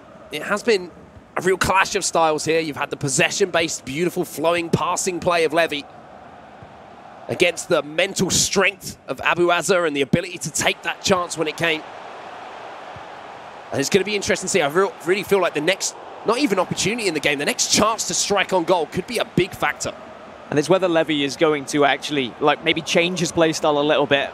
Maybe he'll stay persistent. Maybe he'll keep looking for that extra pass, because surely one of them's going to come through. Neymar now inside the box. That extra pass has been found. Oh, it's beautiful from Neymar. It is superb from Neymar, and it is superb from Levy. He's just so persistent. He wants to play the game how he has been taught how to play the game, and it is absolutely phenomenal to watch. And now he's got that 2-goal cushion once again, and Abaza is going to have to answer back.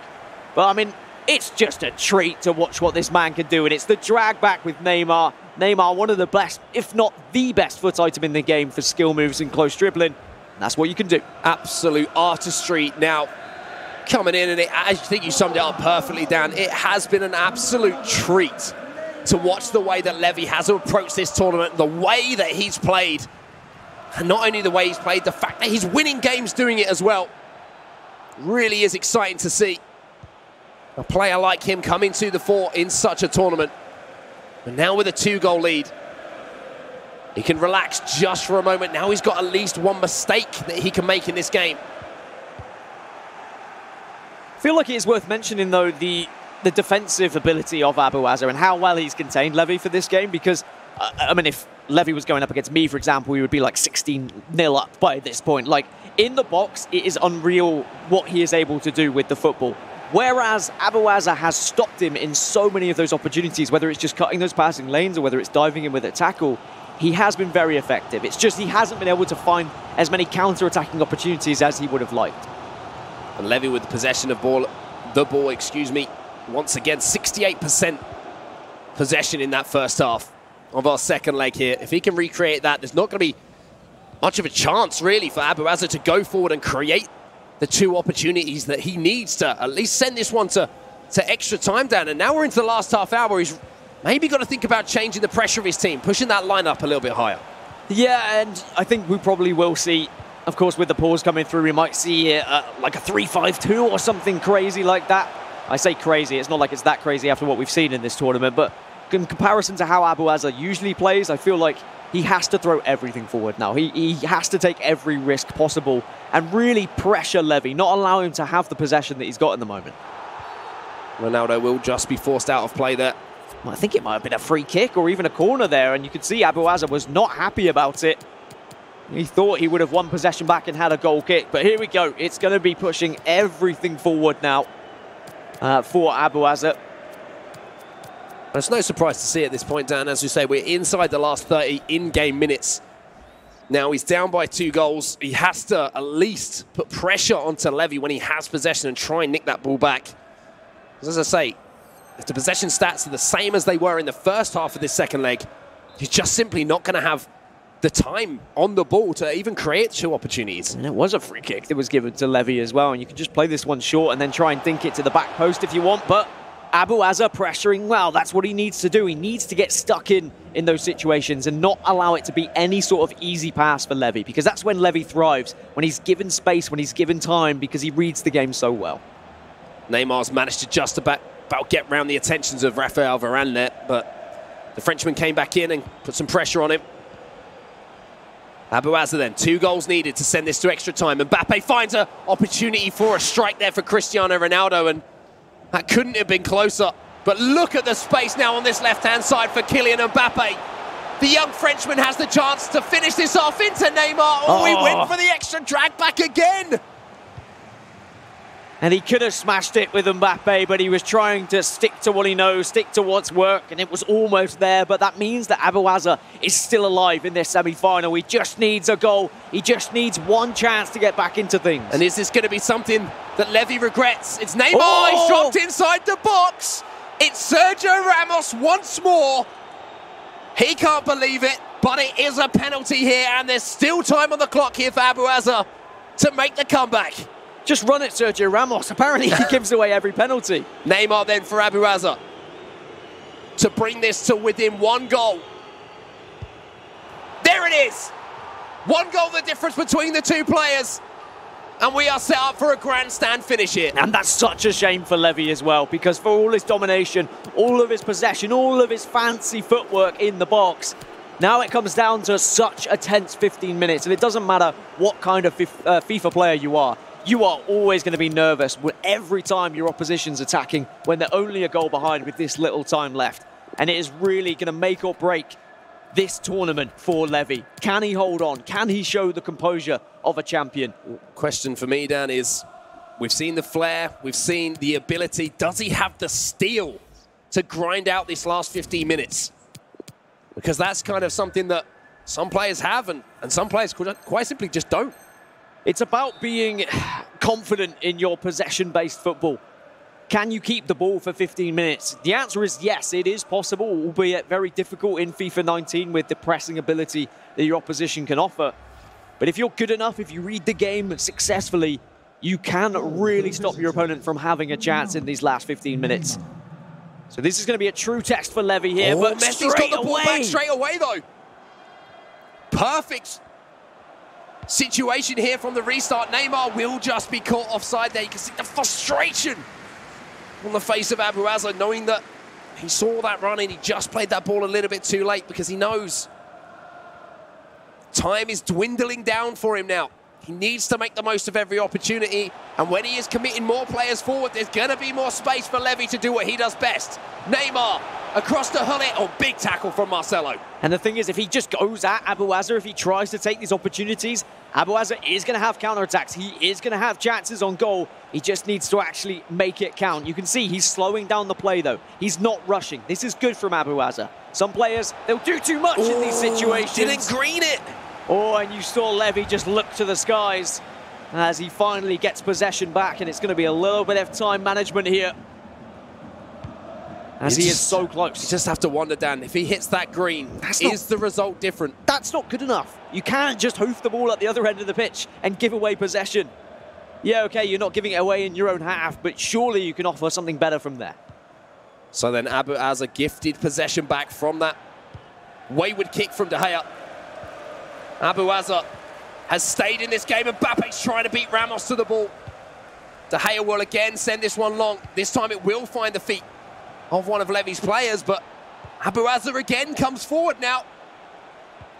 Kante to Mbappe, it's through to Neymar. Neymar strikes it, it's deflected. Oh, it's just wide of the upright. Corner. What's he got from the training ground in the corner then? We're going to see offering short El Tornado. Is he just going to dink it front post? Ball into the box. Oh, safe hands from David De Gea. Shake of the head from Abaza. Look to the heavens from Levy. He knows now the game is in his hands. If he doesn't make a mistake, he will find his way into the Xbox Grand Finals. Oh, but that's going to be a little mistake, just trying to play the pass and move. One last attack maybe for Abaza to make something of this semi-final. Oh, and he gets dropped there. Free kick. Set piece here in added on time. And that's scary. Neymar stands over it. Abaza needs to make this count in towards the front post. Hullet gets up. A huge header in this situation, and now he can just bring the ball away, Levy. He's striding forward now with Neymar. Does he try and put the icing on the cake? Ronaldo gets there. And I think that might be it. Levy, what a performance in our semi-finals. He lets out a roar. You can see how much that means to him. He will be in our Xbox Grand Finals. 99th in the Global Series rankings, has made an Xbox final where he will face first in the Xbox side of things, it's going to be Tex. That's the matchup that is his reward. He's worked so hard for it. And, of course, he secured himself 850 Global Series ranking points. He's at 1,013 now. He's probably secured his spot at the playoffs. And you want to see what this means to him. Just look at him right here. He can't believe what's happened.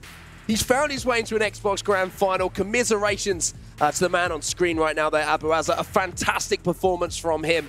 Just couldn't quite get over the line and make it into the Grand Finals.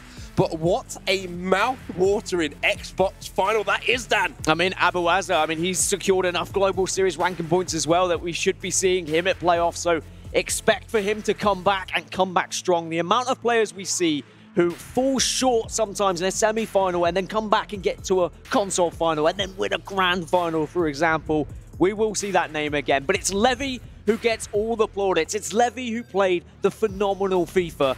I was really impressed. Everyone should be impressed.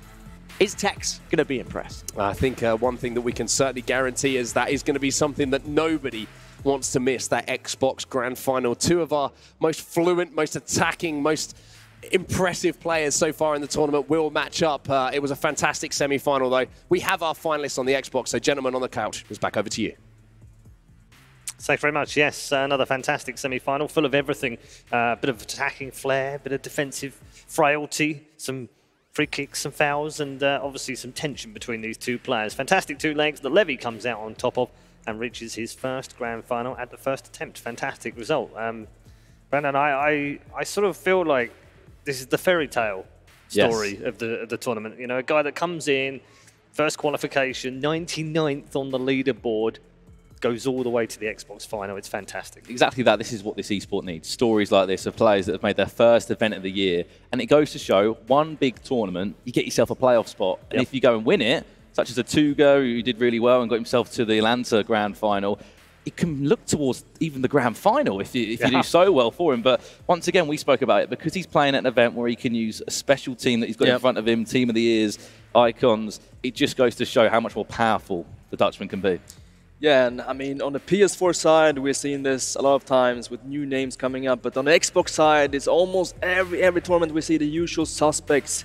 This is the first time in a very long time that we see such a low seed on the Xbox side getting to the final, and they did it with these fantastic dragbacks, just tearing apart here Abaza's defense with these dragbacks, and Abaza was really struggling in this first game, and what he did wrong, I think, is that he was simply just laying too low with his defensive line, and he was allowing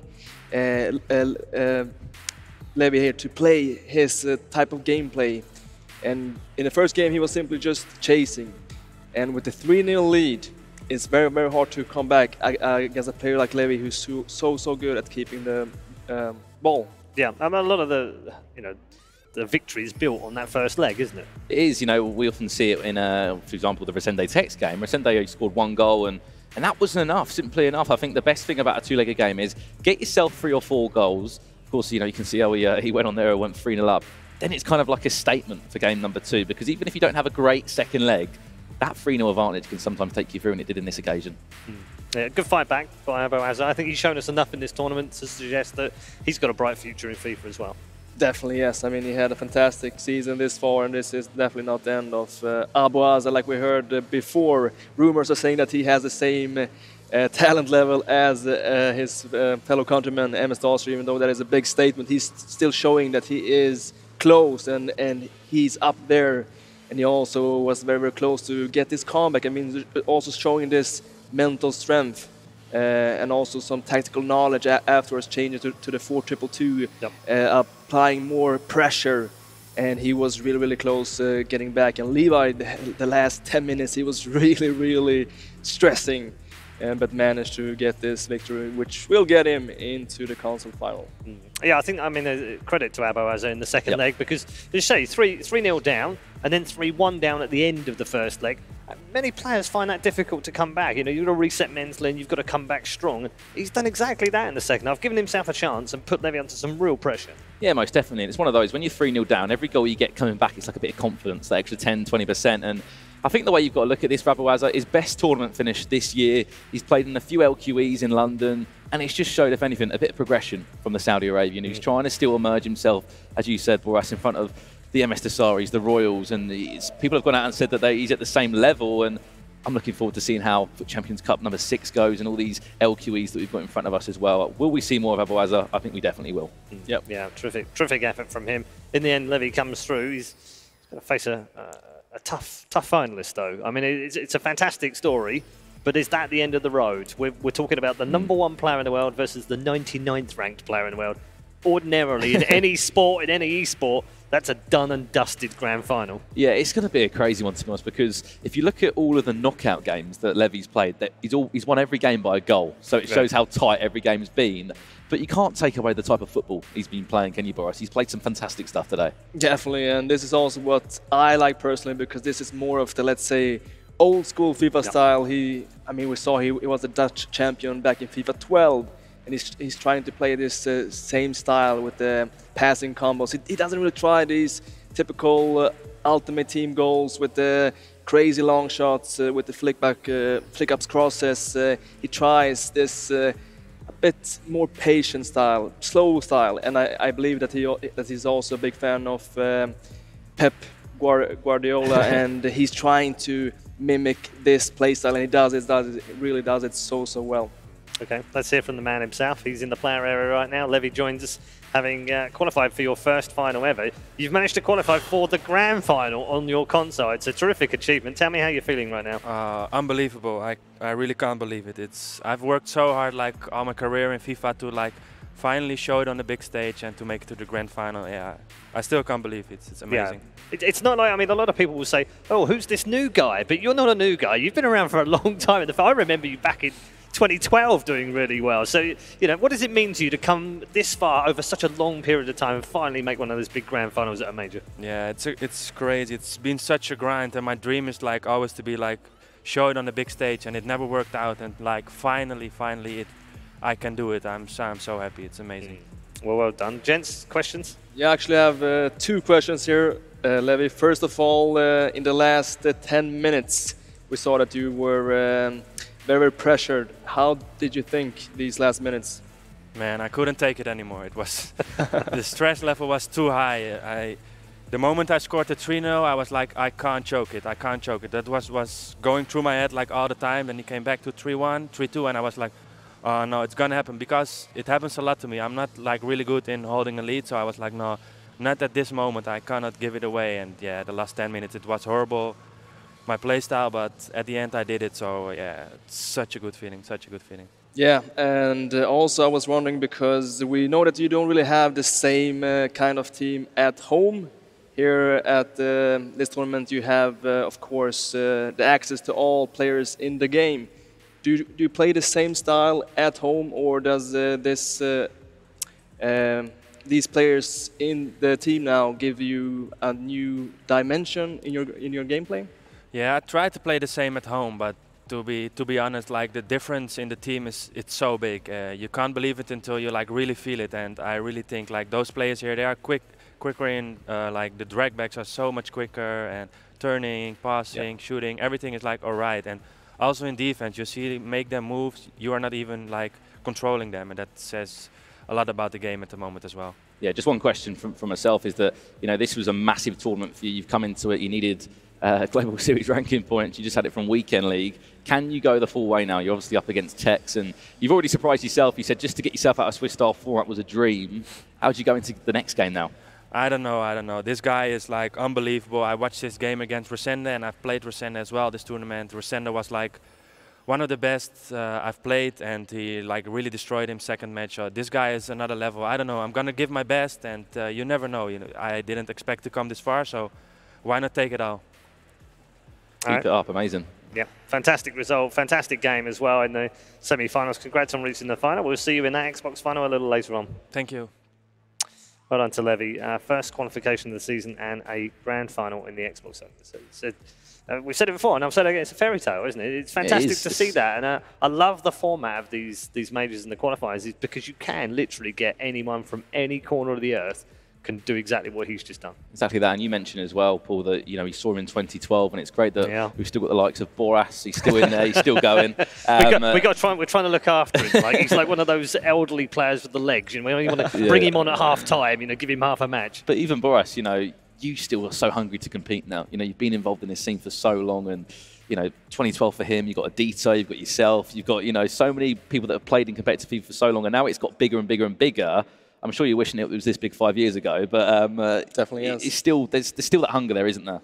Yeah, and it also makes me so happy seeing Levy, seeing this kind of gameplay that also was the gameplay that I started with. I mean, that is the classical head-to-head gameplay. And when you learn to play FIFA, when you choose your identity, you don't really change it that much. And just seeing that kind of FIFA is still working to still make it into the final. Amazing. He's getting me all teary-eyed, Brad. It'll be going on about Real Madrid versus Real Madrid next, and we don't want those days back. Thank God for Ultimate Team. Thank you very much to our gents on the panel, and congratulations once more to Levy. He makes the Xbox Final. Next up, we're going to find out who makes the PS4 Final. It's a thriller. I'm really looking forward to the next one between Zazilio and Pina.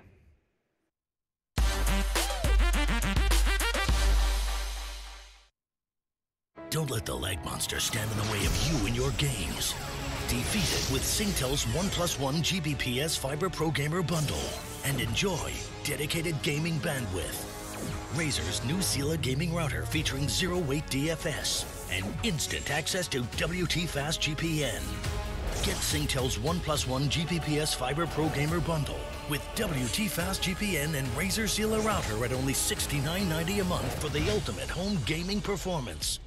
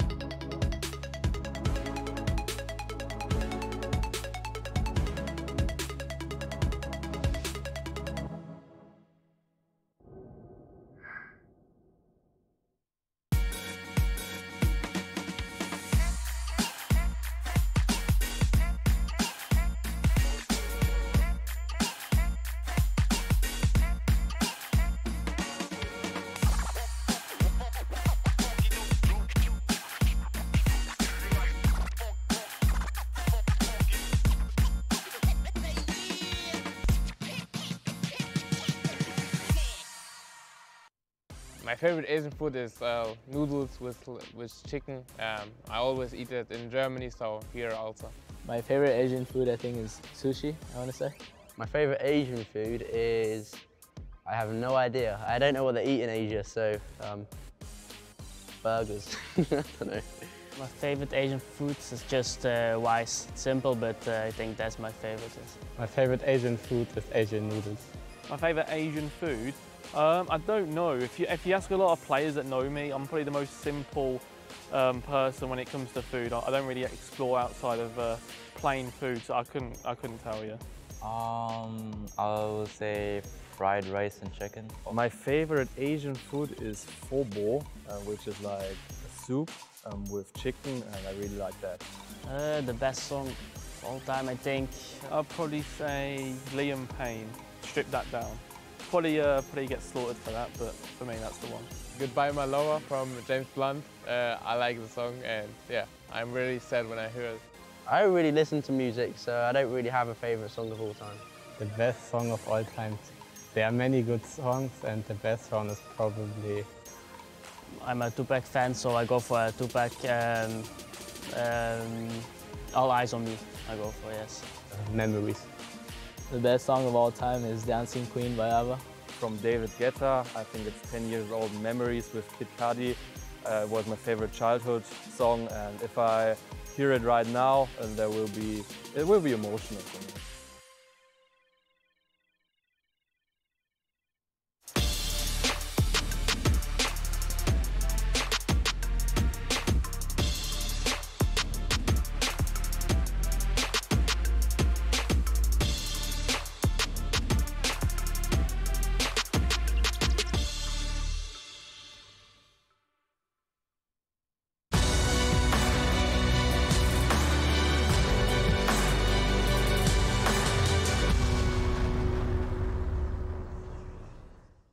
Welcome to the business end of this Champions Cup in March. It is day number 3, finals day for all these players. We're 3 semi-finals in. Next up, our final semi-final of the day to decide the 4th and final player that goes through to a final. I know the maths don't make sense perfectly, but trust me, they do. They work out. There are 2 consoles, of course, and eventually we'll get the cross-final between the 2 consoles. Decide who is our champion for March. Will it be Tex for the 3rd time in 5 months? That's the big question we had coming in at the start of day 1. It's still the question we have towards the middle of day number 3. Next up, though, 2 players who lit up the round of 8. In particular, Zazinio, a man who put up the biggest victory of all the quarterfinals across both consoles against a man who is seemingly the best player on the PS4 if Nicholas isn't around. That's right, Pinar is also in our 2nd semi-final here on the PlayStation as well. We'll welcome back Mr. Kyle Walker and Boris Legend alongside. In theory, and I don't want to build this up too much because I'll get the Dan Gaskin curse, it should be a really good game, just purely because you've got the perfect match of players. You've got a player who's scoring goals for fun. Zazinio's just on fire in the quarterfinals and beforehand, and potentially the best player right now at this particular tournament on PS4. Definitely, and I've got my fingers crossed that you've not cursed it because... I'm hoping I haven't got the Gaskin curse. It'd be nice to see lots of goals, end-to-end stuff, it to go to the last few minutes and someone's got to score, just like the previous game did. But for someone to maybe equalise, for it to go to extra time, we want those things, we want to see that. So if the players are listening, let it go all the way. Penalties, come on, let's have some penalties, let's do it. Be careful, don't get carried away too far here. We want to see a good game. Am I hoping too much, Boris? Because these games are so tense, they have been exceptionally close, and it would be unlikely that this one's not another close game, wouldn't it? I think we're definitely going to see a close game. Seeing here Pina and Zazinio here, 2 guys who yesterday, I think, were the 2 guys who played actually the best FIFA in the quarterfinals. I mean, they really showed up. But I think we maybe won't see as many goals in Zazinio's matchup as we saw yesterday, because Pina is one of the world's best players in the defense. He's also really good at keeping the ball, so I'm expecting a slightly lower scoreline than we saw in that Tuga game. Yeah, he's got the 2nd best defensive record of all players that reached this round, so it shows you just how difficult it's been. But he's also got one of the lowest average goals scored per match as well, and that's mainly because he's got this kind of, I wouldn't say it's a style necessarily, but it's a thing where he's like, I don't really care about scoring 7, 8, 10 goals. I care about winning the match, and if that means winning 1-0 or 3-2, that's fine. Yeah, I mean, he's only interested in one thing, and that is to win the game. And he does it in his special way. He has a very nice way of playing FIFA. It doesn't really look that spectacular, maybe not the way that Tex wins his game with many skill moves and stuff like that. He plays more simple FIFA. He is so good at the simple things. And like I mentioned also, the one maybe on the PS4 side with Nicholas, the best defensive player in the world. And it is, after all, the defense that wins you championships, simply. Okay. All right, we're going to get more from both of these men in just a moment, but let's introduce you to our final semi-finalists.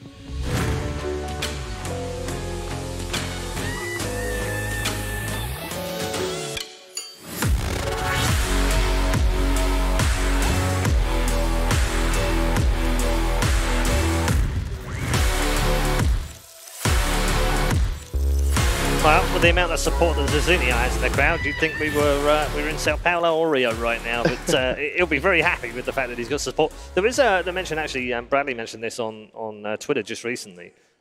It's great to see players hanging around day 2, day 3. Some of these players got knocked out on Friday. They're still here, coming back every day, supporting their country when playing on stage. I think that's amazing. Yeah, shows what a great community it is. That's it. That support also helps those players as well. We talked about it, or I talked about it in the intro. Tex has got this for some people, but I said are the Brazilians going to come and snatch it away from him? And that's what they want. They're here supporting when he's walking out. They're shouting his name. You can hear them now. You can hear people going wild. And that's amazing. For me, that's something that I would love. I'd feed off that. That's something that would really, really help me. And it seems like it's helping Zizinho as well. Yeah. What do you make of this? You've been a top player. You've played at big events. Have you experienced that before? The support of other fellow players and crowd. Have you had that? Yeah, I had it. Does it make any difference? Makes a difference. I have a memory, very nice memory from when I won in Vegas 2013, and when you also were there, Paul, and commentated. And I had a big gang of Swedes. You did. Who supported me in that final, and I could hear them chant and cheer after every goal. And of course, that gives you a mental boost. So I definitely think that it makes a difference. And also that then you mentioned yesterday that didn't really have the best start of the FIFA 19 season. I mean, FIFA 18 had a big breakthrough in Manchester where we got to the final and lost to Ice Fogel. But in FIFA 19, it started off very slowly. Yeah. But the Brazilian scene at the moment is amazing. So many great players, and they help each other out. They have these scrims. They practice a lot, maybe even share tactics. And this is giving the Zinho here the extra power, the extra confidence, because he knows that Brazil at the moment is one of the best nations in the world on FIFA. So definitely yes. Zizinho here looking very, very strong, and if he can play like he did yesterday against Tuga, Pina is going to have a very, very tough game here. Definitely, I think that support is going to help him, but also he's feeling great. He looks confident, and the FIFA that he's playing is lovely to watch. So actually, I think we're going to have a great matchup here. A little bit of an insight. I was in the bathroom doing my teeth, as you do. Hold on, is this a ninja thing? Is this a ninja story? Well, yes, it kind of was. I was Right. doing my teeth in the bathroom, as you do. I just had lunch, and I was in there, and then Tex walks in, as he does, obviously, and then Pina came in as well. And I had a moment where I thought, I'm in the bathroom doing my teeth, and I've got the greatest FIFA players in the world here with me. As we were walking out, I was speaking to Pina, and I said, so are you going to change anything? He said, I'm going to change something in my defence. I've seen that Zizinho plays Ronaldo on the right, so I'm going to move Ramos to left. So instead of Marcelo, he's going to go with Ramos on the left back. So it's those small changes. Yep. They're watching each other's game. They're watching the formations. They're watching how they're playing in previous matches, and that's what's going to be the difference, I think. Yeah, in he's this going to game. have to watch that diving in stuff as well then. If he's Definitely. Gonna be playing Another one Ramos was back given there. as well the last game. That was wasn't Ramos, it? yeah. So yeah. It's going to be good to watch. Yeah, I'm hoping that it's going to be fun. Let's do some predictions, Boris. This is a tough one. After watching yesterday, will I go against the giant Pina? And I will, actually. I will go with Zizinho in this matchup because I think that what he did yesterday to Tuga, he can replicate it here against Pina.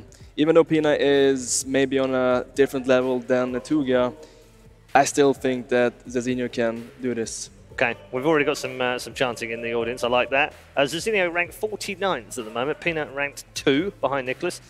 Is that enough to sway you? Oh, I genuinely am struggling with this one. I am going to go with Stefano Pina. Yes, I'm going to go for it. I'm going to go for Pina with this one. Just because speaking to him, he seems confident. I've seen him at so many previous tournaments, so that experience is going to take him through it. Okay, so you're both in agreement. No, wait, opposite. Oh, you are? Yeah, okay, Pina, all right. yeah, So I wasn't yeah. sure if you were going the other way. So you're going for Pina, you're going for Zizinho. Yes. I like that. I like the fact that they've split you. I think it's been very competitive, hasn't it, this tournament? Not just in the matches, but also on the competition for the prediction game as well. Not least of which from two of our men in the commentary couch area right now. Gents, your predictions for this one? For me, you know me, I don't mess about. I just give you a nice prediction straight up. do. I'm going to You're go straight up, for mate. Stefano Pina. Yep. 7 events this year he's played in. He's won an LQE. He normally makes the last stage in a tournament. Stefano Pina for me. Okay, Buckley, before you say anything, you can only pick one of the players in this match. Okay, I don't want it to be any wilder than that. So you've also you might have read my mind right there because I was going to give you a Buckley special on the prediction. I'm going Stefano Pina on penalties. Oh, for my goodness. You don't get extra points for predicting the score. You can't change the rules. It just makes it look better. All right, okay. I like it anyway. It's good. Gents, enjoy the last semi-final. Thank you very much, Paul. And yes, we've had some amazing semi-finals here in Singapore, and we've been lucky enough to bring you through 3 of them, in fact, which have been some fantastic games there. You know, you saw the one just a minute ago. The dream story continues for Levy. Over on the PlayStation side, we still need to find out who is going to be joining Houston in the console final, Richard. And we find ourselves with a massive game. Zazinho from Brazil, who took out Tuga. Again, someone else that's had a bit of a fairy tale story. He's out of the competition. And this man, Mr. Consistent, Stefano Pina. Perfect way to describe him. He's the formidable face in every single FUT Champs Cup, LQE, whatever it may be. If he's at that event, he's good money to be in a semi-final, to be in a console final. He's been in a cross-console final, a number of console finals, a number of semi-finals. He's won an event as well. He won a penalty shootout against Megabit in the LQE in London in February. So that's why I just feel like I think he's won a penalty shootout in this event as well against Lev, I want to say. First game of the day, wasn't it? Yeah, I feel like a penalty shootout could be the thing that sends him through to the console final to take on FIFA Houston. Well, but the man opposite him, Zazinho, he's been a little bit special for this tournament. He has indeed, Richard. Of course, we'll come on to the man from Team Hullet in a minute. But if you know Stefano Pina and you know about how a professional player will prepare for an event, Stefano Pina, thermal, on still, even though we're in Singapore. It's very hot outside, of course. Nice and aircon in here. But the only change he hasn't got, no Romo Abdi, his coach, who will be watching, probably staying up late over in Netherlands now. And I asked him about that. I said, does it feel weird? He went, it feels very, very strange to not have Abdi there. That sort of reassuring presence. That can be a big thing for you. There's a reason that Tex brings his mum to every single event, because it's that reassuring presence. There's a reason that Abdi has been with Pina throughout this journey, from the 2018 Grand Final, losing to Desari in heartbreaking fashion, to then almost being a rebirth in FIFA 19 and coming back and winning events and competing at the highest level, to being the second best player in the world, and potentially can leapfrog Nicholas if he goes on and wins this event. And at the same time of that, you look at players like Ajax Danny, Coach Bass. That comfort there, that person that travels around the world of you, and not just a coach, but a friend in that as well, of course. So it shows that, of course, there's no Coach Romo Abdi, but he's still in a semi-final. He's 2 legs of FIFA away from a console final, and there's 47 spots that separate these two on the Global Series rankings. A word on Zazinho then, Richard. Obviously, 561 Global Series ranking points to his name. We said the story yesterday, this man that came from a very small town in Brazil had kind of a fairy tale story again. We're saying this a lot, you know, the term fairy tale, because it was back in 2017, back in Los Angeles, one of our first FIFA events.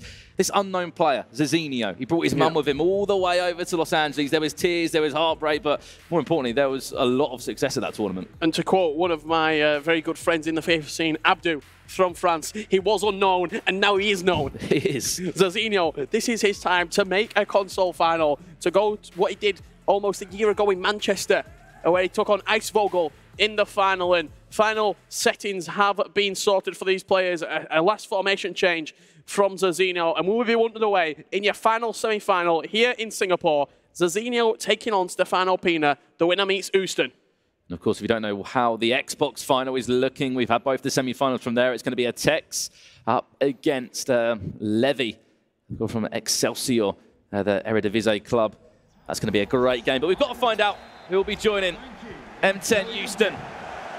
It's getting a little bit noisier in Singapore as we approach towards both of our console finals. Here we go then, 2 legs of FIFA. That hasn't changed. Aggregate scoreline. You said maybe a penalty shootout, Richard, but let's see what this game's going to deliver to us. And you mentioned there, look, straight away, Sergio Ramos at left back for Stefano Pina. Carl Walker mentioned it just a second ago, with that risk of maybe Ronaldo on the right-hand side, and it will be Pina with the first shot of the game. Yeah, the way that Pina tends to play, again, he's mastered the basics of the game. The timed finesse from outside the box, the timed green shots, the back post cross. He's got it all in his locker. He's almost like you said, he's Mr. Consistent. He's so good at doing all the basics right in the game. And you can see there, as you were saying earlier, backwards hat. And there's the first chance of the game. You can put Ramos there. It still won't make a difference, because Ronaldo is next level in the air. He's a prime cut above everybody else. And to be honest, the only person you can really put there is Ruud Hullet, that's going to jump up and compete. Ramos at left back. Still, you're not going to stop that man that's got 99 jumping, 99 heading accuracy. Ronaldo will score again. So good in the air is Cristiano Ronaldo. There's a reason that he's that omnipotent presence in every single team. He's the epicenter of the attacking force is Cristiano Ronaldo. And he fires Zizinho into a 1-goal lead here in Singapore. It's safe to say. This cross comes over and now. Oh, just look at him. Straight down one end and back down the other. Cristiano Ronaldo. An aerial threat for a reason. He's run about 100 metres to get onto that ball. He's met it. Off the forehead, into the back of the net. 10 minutes gone, 2 Ronaldo-headed goals. And literally, whatever I can do, Stefano Pina saying I can do it even better. Alexandro that time in a left-back for Zizinho on the ball right now. You can see how the Global Series rankings are sitting at the moment, and yep, that is Pina you see on the left-hand side of the screen, who's in at second at the moment with 3,905 Global Series ranking points. He's definitely on the way to a grand final spot, even if he has a bad time at the playoffs, which I really doubt he is, for, as I said, the man that I call Mr. Consistent from Belgium and PSV. 15 minutes into this one, we've seen 2 headers. What a start. What a start to this game. Zizinho won his quarter-final tie 7-2 yesterday against Tuga. The current PS4 #1 player, the champion, out in emphatic style to the hands of Zizinho. Pina on the other side with a very comfortable performance, winning by a couple of goals. Up against Rasta Arta. One thing you noticed about those games, Richard, he didn't concede many goals, did he? I think he won 4-1 and then 3-1 round of 16 and quarter-final. So one thing that he's very good at is defending, that's for sure. We've commentated him in Bucharest, in London, and now in Singapore, and that hasn't changed the way he's played at all there. He's going to come forward now. Messi is starter for the Belgium, and it should be a corner. In fact, it's come off the head of Maldini there, out for a corner, and watch out for Cristiano Ronaldo, who's probably going to put himself in the box. There he is, number 8 on your screen, to the front post. Ronaldo with a flick on, and I feel like with Ronaldo, why he's so good in the air is because he can run onto the ball. When he's like, he's got a very good vertical jump. So like when the ball's in the air, he can jump up and head it. But it's just that when he runs onto it and he attacks the ball. But watch him again at the back post, Richard. Number 8 on your screen. This is Neymar there, just with a little scoop to cross it in. I doubt Messi's going to be winning the header there on the edge of the box, and it will fall straight back to Zizinho now. I think one word to summarise this tournament so far in Singapore is just surprises. Yep. So many surprises, so many big names in the top 10, top 20 of these rankings that we keep on talking about, we keep on referring to, because that at the end of the day is what is going to determine whether you make it the playoffs or the grand finals.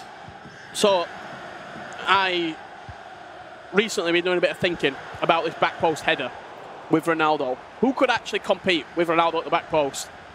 Apart from putting Ronaldo there yourself. Yeah, you don't want to do that. The 92 SBC Bale, I feel, could do a job on Ronaldo at the back post. We had this chat before, Comes didn't out we? as a right mid in game, but he used to play left back in real life. His defending is pretty good in game. He's got remarkable jumping, great heading accuracy. I feel like he could potentially do a job at left back. It's going to be Neymar now, and he nestles into the right-hand corner. Wasn't even time from Neymar. 92 overall. That team of the year, as you said, fan-voted FUT item. 97 overall, I should say. Just caresses it into the top-hand corner, and that just comes out of nowhere, and that is so Stefano Pina-esque. Unpredictable, but at the same time, magnificent going forward.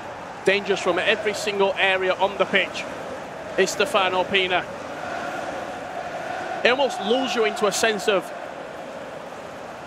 calm, does Pina, the way that he plays the game, and then he just strikes very, very quickly.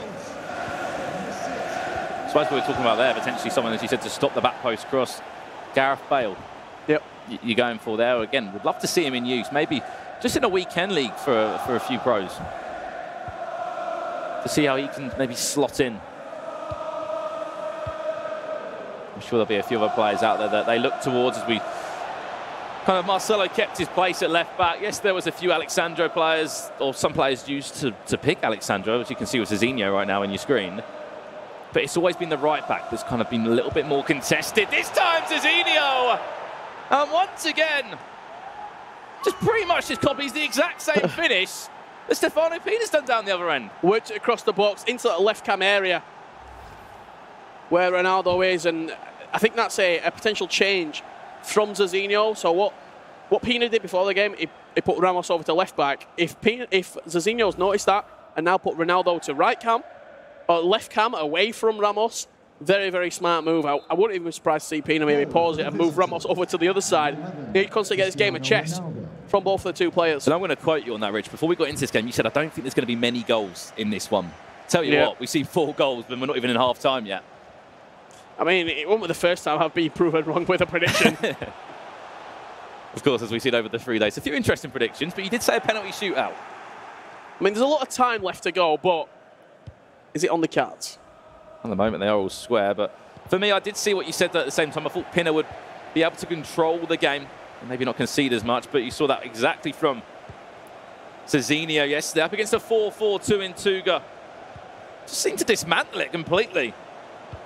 Yeah. 7 goals he scored. Actually, oh wow, that's an interesting pass. I actually caught up with Tuga this morning.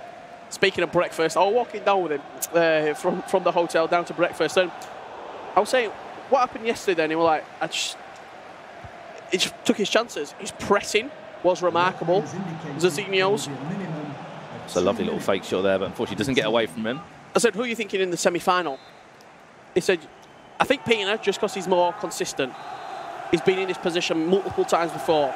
And it comes front post flick on Mbappe. It doesn't need to be Ronaldo. Mbappe could do it as well. And the actual corner that resulted in that, Pina will be disappointed. You saw a shake of the head as the ball went out for the corner. He felt like he could have potentially avoided giving away that set piece. And in the end, it's been dangerous for him. Ramos on the post for some reason. Get him in the box, get him defending the corner. Would you make of the fact that he's actually put Marcelo at right back as well, Stefano Pina? And then he's gone for Ramos at left side. Do you put a centre? I know you're looking to put Ramos at right back anyway, but I'm pretty sure Ramos is right-footed, and he obviously used to be a right back. I saw somebody's team, I can't remember who it was. I saw somebody's team, and they were using 4 centre-backs across the back 4 in their formation that they were using. And you see there, exactly matching up for the formation. He moves Ronaldo, I move my Ramos. Simple as that. And now we're back, as I said, to the team that you would maybe expect to see slightly more, as Ronaldo's moved up there. But if he goes and just changes his again, Zizinho, I'm just looking to the left of me now, this is going to be a very long pause. If he's going to change him as well. But you can maybe hear some Brazilian voices in the background there. Everybody's out supporting each other here as we slowly fill up here at the big box. Has he changed it back? I think so. He is as well. He's out on the right. Is he going to have to change back? Is he going to have to pause again? If you move your Ronaldo, I move my Ramos. If you move your Ramos, I move my Ronaldo. I remember we had a situation like this back in Manchester last year when it was 2 plays and they were kind of doing the same thing, like just matching each other up, and no one would play until the other person didn't match each other up. There's Ronaldo! And maybe a sneaky little change from Zizinho at half-time. You move Ronaldo, I'll fake to move and then put him back out on the right-hand side for that exact reason there. You can't defend it. When he's against Marcelo there, it's above him. And Ronaldo just directing that header into the left corner. I wouldn't even be surprised to potentially see a pause from him. And see, this is where you potentially go free at the back to make sure that you've got a centre-back marking against him. Van Dijk, Maldini and Ramos, they could be your 3 centre-backs. So you've always got somebody in a better aerial threat marking Ronaldo, potentially so. As I said, 6 goals scored already, and it's made me laugh that the way he faked it. He kind of put him on the left-hand side of the cams there, obviously in the 4-2-3-1. Now he moved him back again. It was just a bit of a guessing game. Pina didn't see it, and now Pina, I'm sure, did see that as soon as it went off the head of Ronaldo. It is Pina to come forward now. 4-2 down in this first leg. Our last semi-final of Championship Sunday, then we'll move into the console finals. So as I was talking about before that goal went in, I actually saw a couple of accounts using 4 centre-backs across the back 4. Oh no, this could be worse, Richard. All the time in the world for Neymar. Van Dijk at right back. And you got the strong link to Ruud Gullit to get him on 7 chem. Ramos, Varane, Maldini. That was a back 4 to try and stop this threat of Ronaldo in the air, and Mbappe for that course. Of course, I think you've got to look at other things as well. Of course, you know, you are basing those kind of findings on the aerial stuff. But if a player that's a centre-half like Van Dijk at right or left back, he hasn't got the legs in him, potentially as well. I mean, with Varane, with Ramos at right back, they do a job. Maldini, extremely pacey, 87 pace. He could do a job at left back. Scoop turn. Nearly into the back of the net as well. In comes a corner again, and Zizinho this weekend has looked so deadly going forward. Is in. Look at Messi. He's just been pulled back there. I think Ramos just pushed him away. Mbappe driving forward, a ball roll or two into a drag back. Oh, he tried to find Messi. Ramos with a fantastic bit of defending there, just a step across. Sweep up any danger. Mbappe. This is Zizinho now into Ronaldo. Found back to R9 again, the Brazilian. 6 goals in just over 16 game minutes here. And still, unpredictable FIFA. I think 4 have been headers. Of course, from the man ranked 47 places below him on the Global Series rankings in Zizinho. So picked up by Team Hullet. Yep, that is Ruud Gullit, made an esports organisation. I was going to say the Brazilian icon, the Dutch icon in the game, picking up a Brazilian FIFA Pro. A few players on their roster as well. And of course, you can hear, as I said, a few Brazilians in the background. Great to see the likes of Renda, Senna, the list goes on of players out the competition, but still supporting their countryman. And wanting to take the trophy home as well, because the exposure it would provide as well to the Brazilian scene. You heard someone ask Zizinho yesterday, I think it might have been Paul, saying, are the Brazilians the new Germans? I'll tell you what, the Brazilians have been finishing a little bit higher recently in events. That just cleared over the bar. Yeah, you got to think that's a potential chance on goal as well. Given how he could potentially be looking for the low driven there, good block from Ramos. Got to think that was probably going in, given where he is on the pitch. Of course, we're just waiting now for Zeno to come back into the game now. I can't imagine what he'll be changing. And we are ready to get back into this straight away. There's a substitute for him. It looks like Pele's going to essentially be brought on now, and he's actually going to step up and take for the other side for Pina.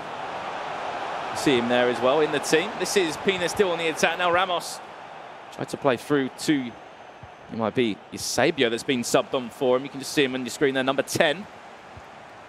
Pina's still 2 goals behind there, Richard, but just under 20 in-game minutes left as he's going to come forward now. Eusebio to Pele, who is fresh, we must mention. And these leg saves from David De Gea have been so wacky, I feel like. They've been so spontaneous. Like, he'll save it with his legs, and it'll just be, it'll go anywhere. It'll cannon off him. CR7 now. Also, as I said, our last semi-final, if you are still watching.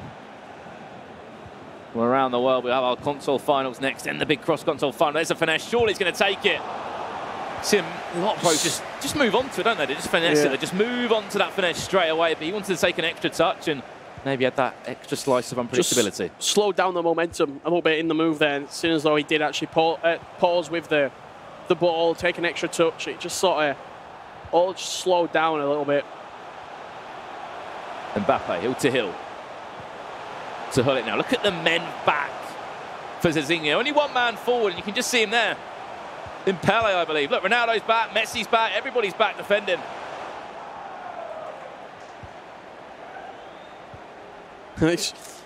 Brazilian contingency in the crowd, getting very, very loud for their man.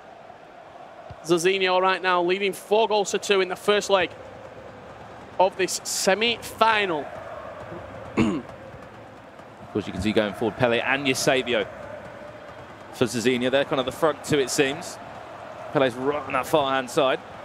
Number 20, I think you can see Eusebio there as well, around the edge of the box. This is Vieira into now. Look at the attacking players as well. He's got Messi, Eusebio, Pele. There's Pele now. Is he going to get a shot away? No.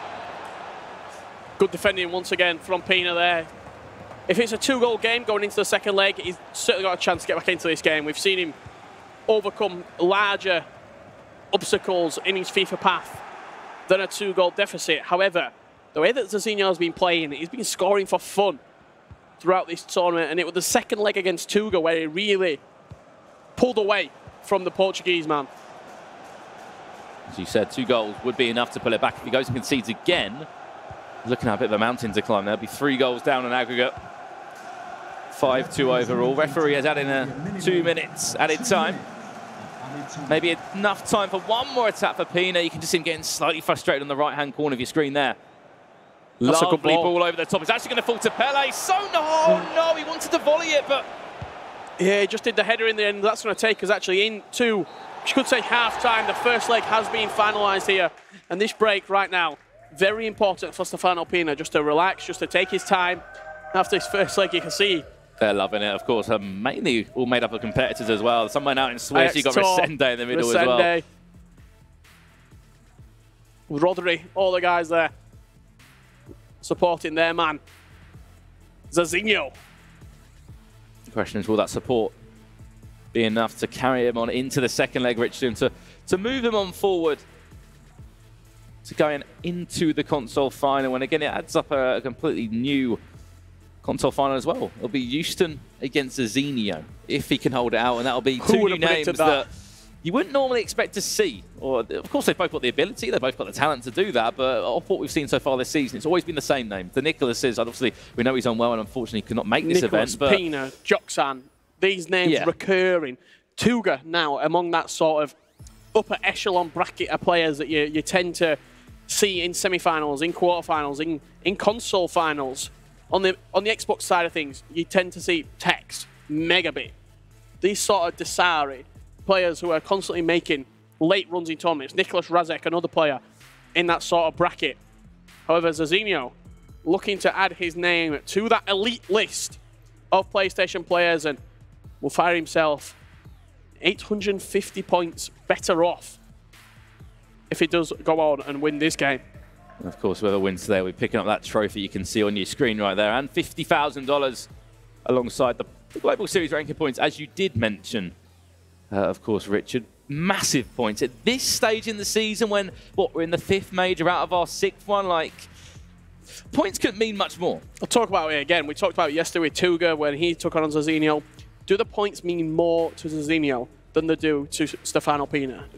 Could potentially, if he goes on to win this side of the bracket, find himself into the grand finals. Most definitely, and you know, although that Pina's guaranteed himself a grand final spot, you have to say, you know, whenever that's going to be at the end of the year, the last big event of the year, he still wants to play for money. He still wants to play for trophies. He still wants to play, for all the accolades that follow that on social media and to make PSV proud and get them the exposure that, you know, they've invested back into Stefano. And Stefano probably still wants to finish the year at #1 on the Global Series rankings. Yeah, it's been a battle, really. Joksan, Nicholas or Pina, it's been that trio all chasing the #1 spot. At the minute, Nicholas is there with the recent Club World Cup victory alongside Tex for King Esports to fire himself probably, 1,500 points clear of Pina in 2nd place. But a big performance here from Pina would really see him close the gap, you'd say, on Nicholas at the top of the pile. Would most definitely indeed, Richard, but 90 in-game minutes of FIFA in front of us now. El Tornado all the way over, and we know David Hay has been a little bit dodgy in the air over the last few days, but yeah, a little bit suspect, I think. Has Spanish David De Gea. But he's been able to catch that one there. 4-2 the score to Zazinho. He's kicking from left to right here, and he's going to take a finesse, and just going to be matched up by De Gea once again. That's 2 warning signs early on for Stefano, who needs 2 goals to send this to extra time.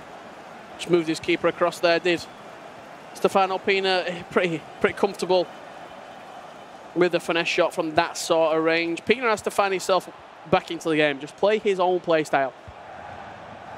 If he can continue to just keep hold of the ball, frustrate Zazinho.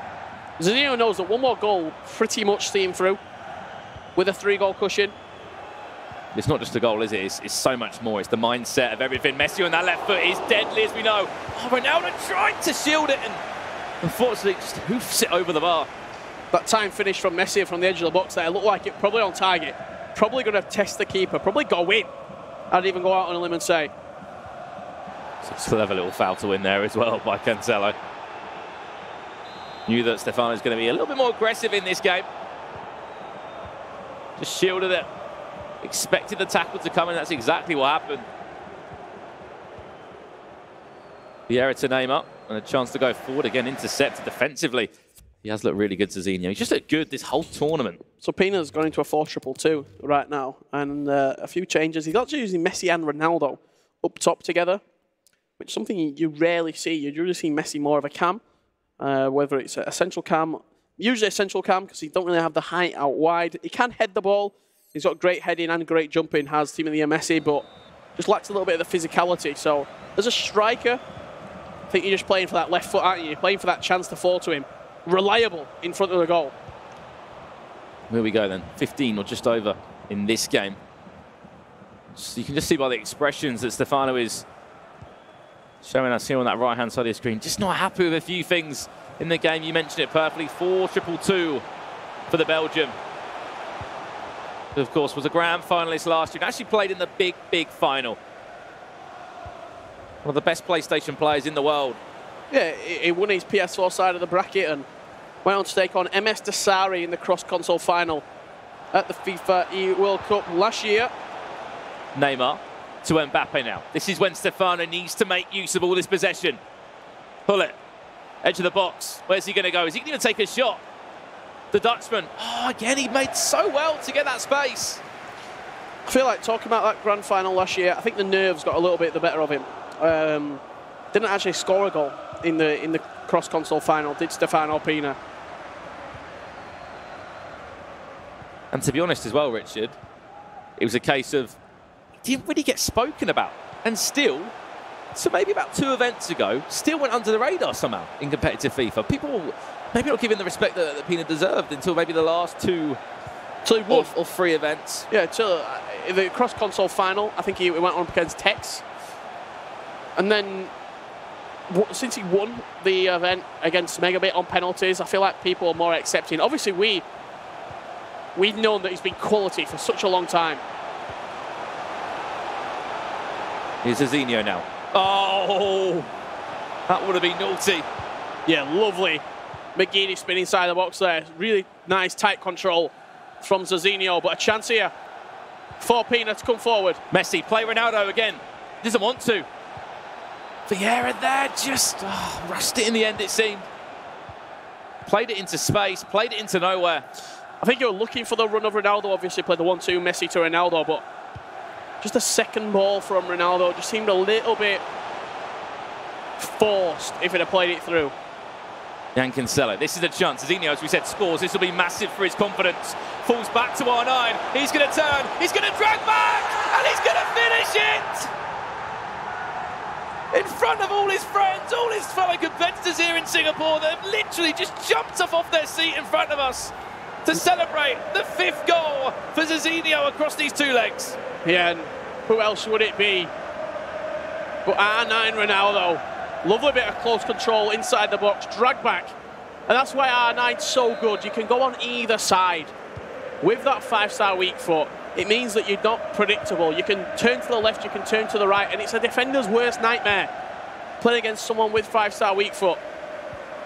You simply just can't commit as a defender, and it means that you back off, and you give your opponent so much room. And now Pina really has to show what he's made of for you to get back into this game. Spoke to Zizinho before this game even started. He just went, I said to him, you feeling nervous? He went, no, I'm not. I'm not feeling nervous at all. I've never played against Pina before, but from what I've played like yesterday, I'm feeling good. A 7-2 win against Tuga, as we know, was the quarterfinal result that sent him into this game. But he went back to the hotel, relaxed, and now just wide of the goal was Time Green. But they're the sort of chances that have to go in if you're wanting to force a comeback. Those chances have to go in. Timed Green. And I'm wondering, did he just go to the wrong side of the goal? He went looking for the near post. probably to try and counteract the goalkeeper movement, and in the end just screwed it wide. As we know, he won 7-2 yesterday, Zizinho. I think he's actually going for that scoreline again, to be honest. Has not even cracked a smile, it seems, as well, across these two legs. He knows more than anyone he's an experienced pro player. So a long old game, these two legs. Not get ahead of yourself. As we've seen scores wiped away to the back post for Ronaldo. It will be a free kick to David De Gea, who's just challenged in the air. Collision in the air there, so it's pretty much a goal kick. Same spots that you would clear. Oh, that's a risky. It's always risky playing out the back. Added time of 2 minutes, Richard. Maybe one more attack. It's fallen into Messi. Just off a rebound there defensively again. I think Pina just shrugged his shoulders there, going, now what am I supposed to do to try and break down this guy?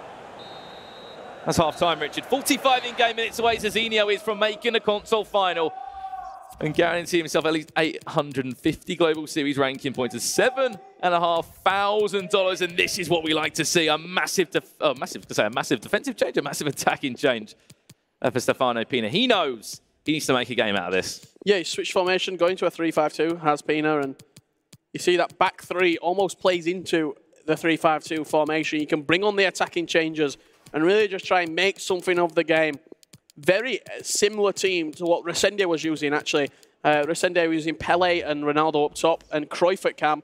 You see Pina using Ronaldo and R9 up top, and then Messi in at cam. Apart from that, pretty much exactly the same personnel for Pina. He's got one half of FIFA to salvage his FUT Champions Cup. And of course, been in a console final before. That was back in January in Bucharest. Been in the cross-console final before against Tex in the LQE in December. Fortunately, on both those occasions, he did lose. But he's been consistent. When we talk about consistent players in the past, we spoke about the Megabits, the Gorillas, the Mo Albas. Of course, that's changed a little bit in recent tournaments, but you always get that handful of players that will make the latter stages in tournaments. He's a winner. He won on penalties against Megabit, I believe, at the LQE in London. We had back-to-back PlayStation winners, actually. A penalty shootout to decide all that prize money. And of course, those 850 Global Series ranking points. That big check he picked up in London at the month of February. See, Nicholas, it was the month before. And they're the kind of consistent plays you look at. The Nicholases, the Stefano Pinas. Seen previous months, Joxan in there as well. And over on the Xbox, we'll see it's Tex, Megabits. Dosari. Danny. Ajax Danny, another one. When he's competing, he's always making a quarter-final, he's always making a semi-final. And again, another sort of frustrated look on the face of Stefano Pina. Ronaldo to Ronaldo. This is Zizinho now. 5-2 he leads. 1-0 in this game as well. Go as far as saying just like a different animal today at this event. In the way he's playing his FIFA. So good. As you can see Stefano Pina on the right-hand side of your screen. Some of his stats of this year, including that big one down the bottom. FIFA Global Series ranking points. And who will be waiting for him? That's the question. That man with a smile on his face on the right-hand side. Houston, ranked 21 on the Global Series rankings. And tell you what, Rich, I'm looking forward to commentating over that one. That's going to be an amazing console final. Whoever joins him in there. As it's looking to be Zizinho up against FIFA Houston, unless Pina shows us something that he's not showed for 30 minutes. You can see he's dinking the ball into Ronaldo there. He just looks... I say, tell you, keep it on the deck. A little bit lost for our answers right now. He needs someone, he needs a bit of Roma Abdi by him, just coaching. Someone that he can vent to. You know, as I say, a lot of people ask what a FIFA coach can do for you. Whether it's just someone to vent to, whether it's someone to help you through a game that's got a lot of experience in previous tournaments, such as, you know, we talk about Alan Bryn, obviously PSG coaches Dax a lot, coached Bruce Granick to numerous victories as well. Yeah, a coach can do a number of different things. You can have someone like Bass from Ajax who is very analytical. They'll get game plans. They'll think of strategies on how to work the game. You've got someone like Al Bryn, who is a little bit of everything. You've got someone like Sir Alex, who's very, again, analytical. You've also got the ones who are more friends to the players. Dragon with Gorilla in FIFA 17 for the World Championships. Mover, a good friend of a lot of the players. Someone that the player can vent to, can almost get the feelings out, the negative energy. Rommel Abdi is sort of a hybrid between all those things. He's a great friend to Pina, and also he's a former pro player. Of course, at PSV as well. One of many Dutch football clubs involved in competitive FIFA, involved in the Eredivisie as well, which is also one of the leading virtual leagues out there. Looking forward to seeing the E-Premier League this year as well. That's going to rival that one, if not better it. Ronaldo now. This is Stefano Pina. It's just a heavy touch there. You just saw as well. He tried to get a time finish off. It was completely red. Didn't even have the ball.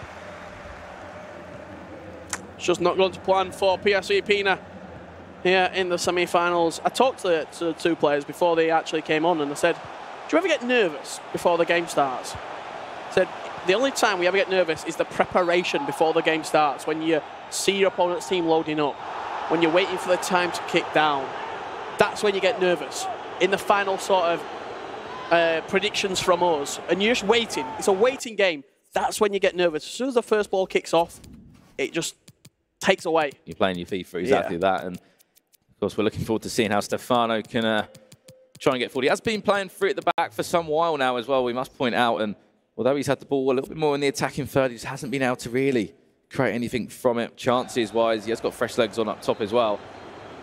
Now he's got to defend this free kick from 35 yards out. That was going to be a direct shot. Messi runs over it. Played short to Ruud Gullit, I guess. Yeah, it's going to do that. If anything, just see out this game from Zizinho, honestly. 5-2 up. The only Brazilian left in the competition. Many of them made it through to the knockout stages. Zizinho wants one more goal. He might even get it. Eusebio, a fake shot or two, an accelerated fake shot. Well, it's creating every single pass. The Brazilian players here. And just weighing. Giving it a big celebration, every single completed pass for their national teammate and compatriot. Oh, look at that run. Look at the run from Messi. He's tried to just ball roll away from him. David Hayward came clattering in there. That could have easily been a penalty. There we go. Just hoofed along. Pina's like, where is my players? Especially when you're free at the back, you expect someone to be up there.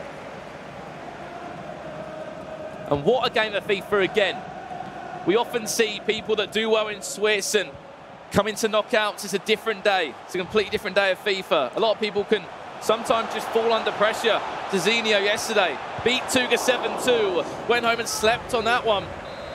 It just got better and better and better, has Zizinho throughout this tournament. And now he's minutes away, Richard, from getting himself in a console final in which he'll be playing against Houston. And if that's not a goal fest, I don't know what will be. Well, we've predicted Houston's semi-final to be a goal fest. It was 2-1. I predicted this to be a low-scoring game. It's been 5-2, the biggest goal-scoring margin of all the semi-finals. So I don't know what to predict anymore. So unpredictable FIFA at this level. Pele now wants one more. Just a cherry on top of the cake, and it will get it as well. Maybe. Zizinho now just gives a thumb up to his mates in the crowd. He knows it's over. He knows it's job done. 6-2 to the Brazilian from Team Huller. And he's going to be in that final. And not only does Houston need to play against Zizinho on the pitch, he's also got to play against this sort of atmosphere that's been brewing here. It's like in Singapore. It's like every Brazilian that goes out the competition just joins the fan group. Just joins the fan group down on the stage in front of us. I'm sure as we approach those console finals, this place is going to start rocking in Singapore. Added time of 2 minutes, seconds away. Commiserations to Pina, but once again, a top 4 finish for the Belgium. Mr. Consistent, he's still making events really late on, and that's going to sting the hands of Manuel Neuer. And that will be Zizinho through to a console final in which he'll be playing against M10 Houston. Another top 4 finish for Pina. Another final day in a tournament weekend for Stefano Pina. But it's the man of the hour, Zizinho. 6-2 victory for the Brazilian. You can see his Brazilian teammates there in the crowd, all celebrating, all cheering him on to potentially a big, big final game against Houston. He's not even cracking a smile, does he? Though he knows that he is. He's still got work to do. For him, he's probably not too impressed with his competitive year so far, because this is his furthest tournament he's obviously got to here in Singapore for Champions Cup. Of course, number 5. We've still got one more big major to come. But for someone that's sitting, I think, 49th in the Global Series rankings, he wants to be higher. That goes without saying.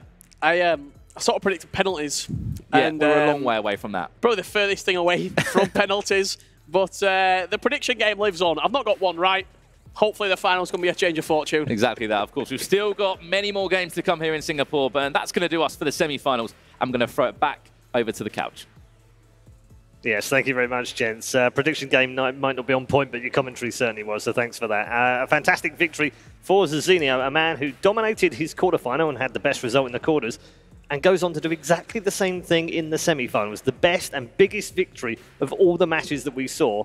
And despite the fact that one said we'd have penalties, another said we wouldn't have many goals, 6-2. What a fantastic victory for the Brazilian as well. Let's find out from our panel members what they thought of that one. Kyle, first of all, it's another big win for this man. It goes, I mean, I said to Boris in the break, it says a lot about when you play this game a lot and you practice and you work hard and you come in with confidence.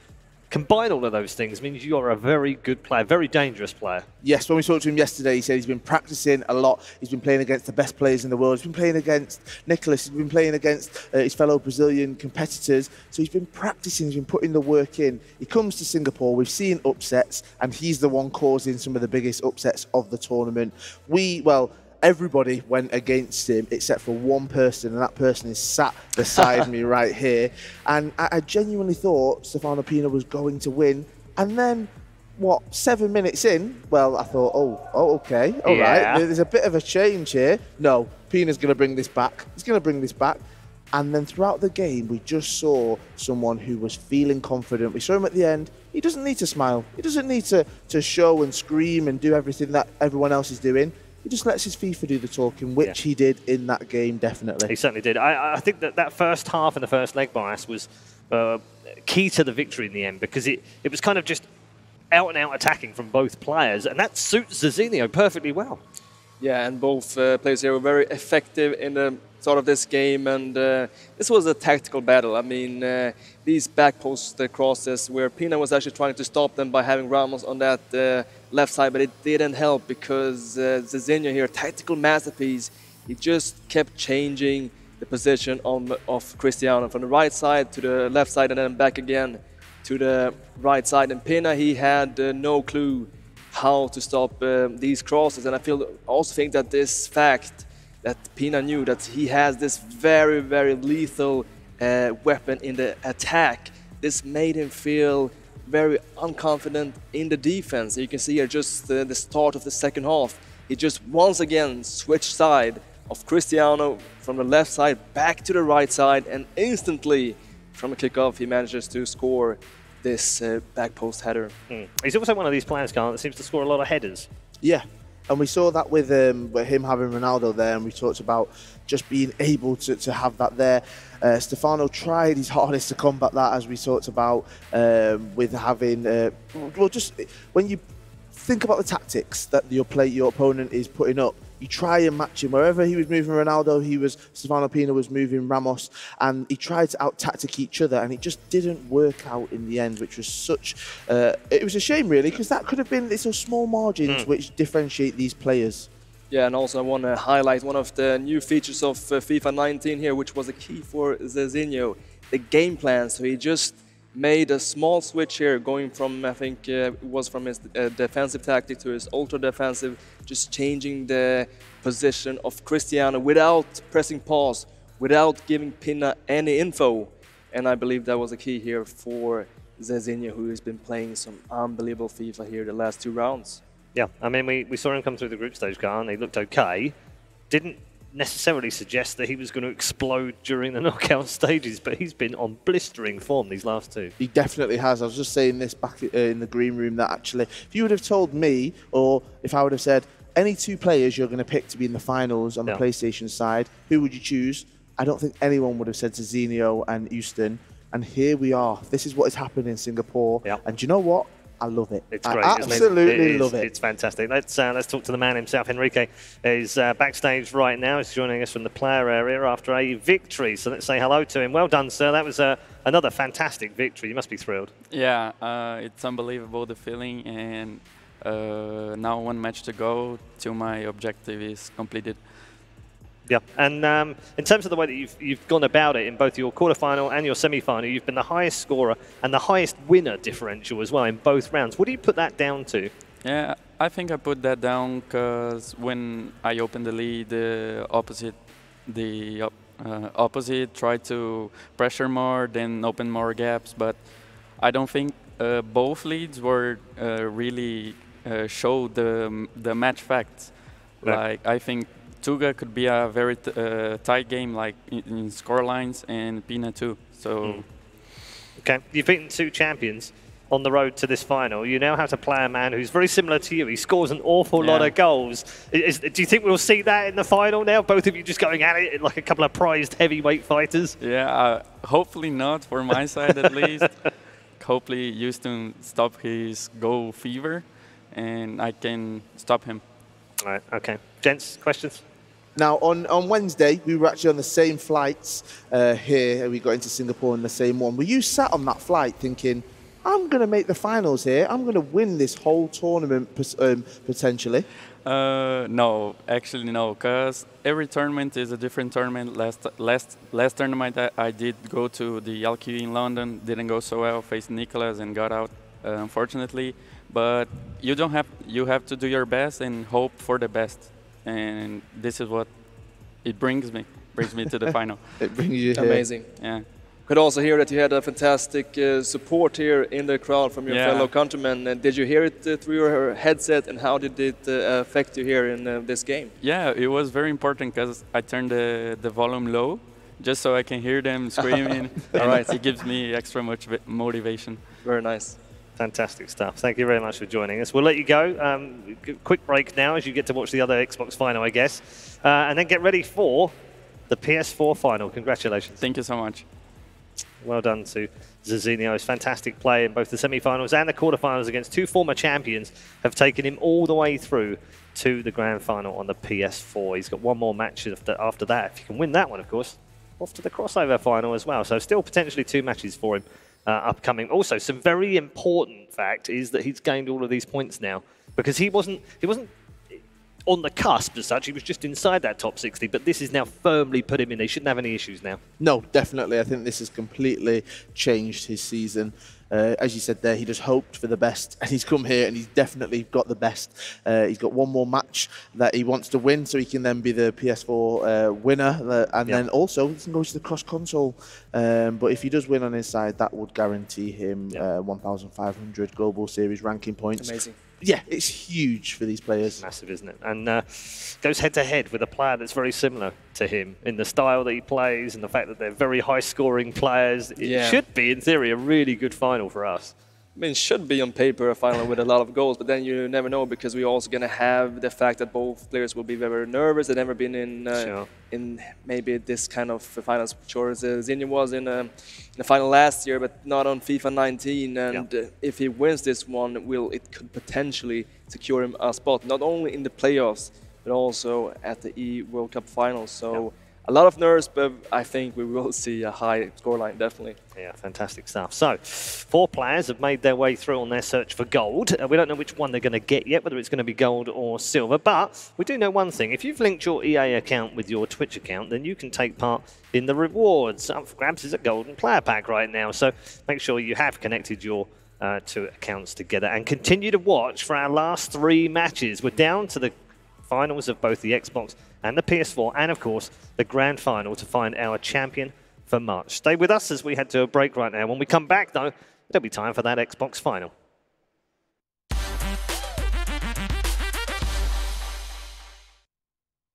Don't let the lag monster stand in the way of you and your games. Defeat it with Singtel's 1+1 Gbps Fiber Pro Gamer Bundle and enjoy dedicated gaming bandwidth. Razer's new Sela gaming router featuring zero-weight DFS and instant access to WT Fast GPN. Get Singtel's 1+1 Gbps Fiber Pro Gamer Bundle with WT Fast GPN and Razer Sealer router at only $69.90 a month for the ultimate home gaming performance.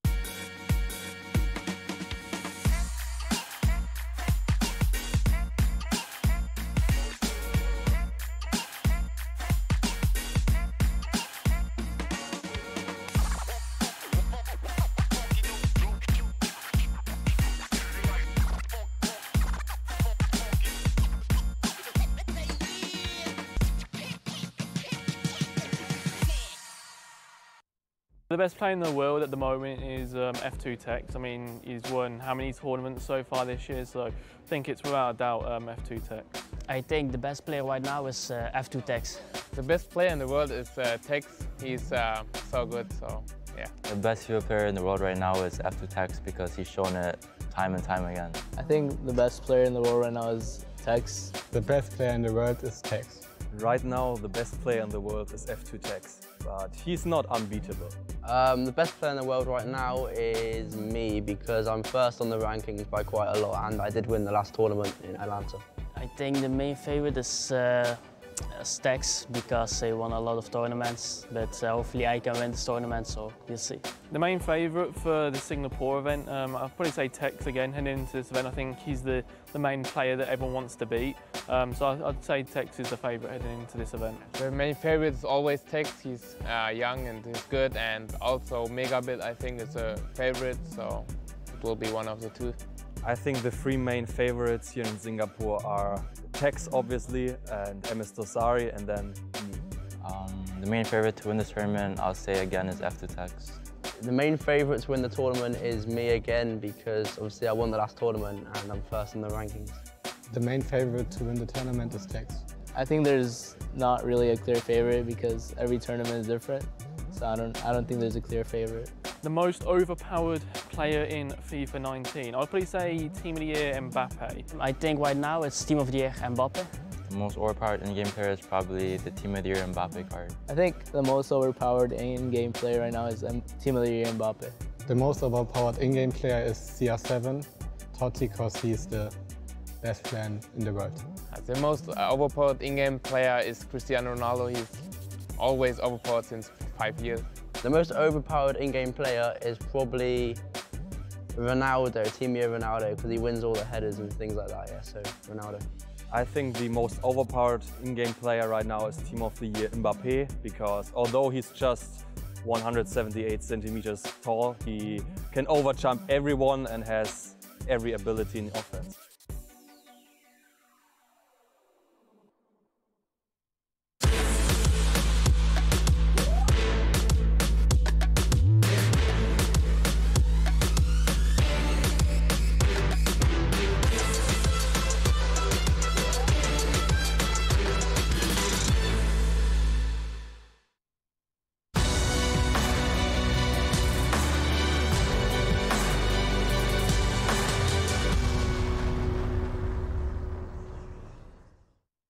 Welcome back, everyone, to Singapore. It is finals time. That's right. We are moving on to our first final of the day. It's the first of 3 finals as well. That's why FIFA is so great. You don't just get 1. You don't get 2. You get 3 finals. Love it. Xbox final coming up. Of course, Tex going for his 3rd Champions Cup, 4th Cup, and about I don't know, 5 billionth final or something in the last few months. He's just been unbelievable, on a massive tear, and is the #1 player in the world right now. Is he going to confirm that in this final? That's a question we're going to pose to our 2 panel members. We've got Mr. Buckley alongside, a prediction extraordinaire, or just calamitous predictions. I'm not quite sure, and Mr. Nightwatch as well alongside. Isn't it, I just want to take this time, right, as 2 Brits, right, ignore him for a moment. Isn't it great to have a player from England doing well at football?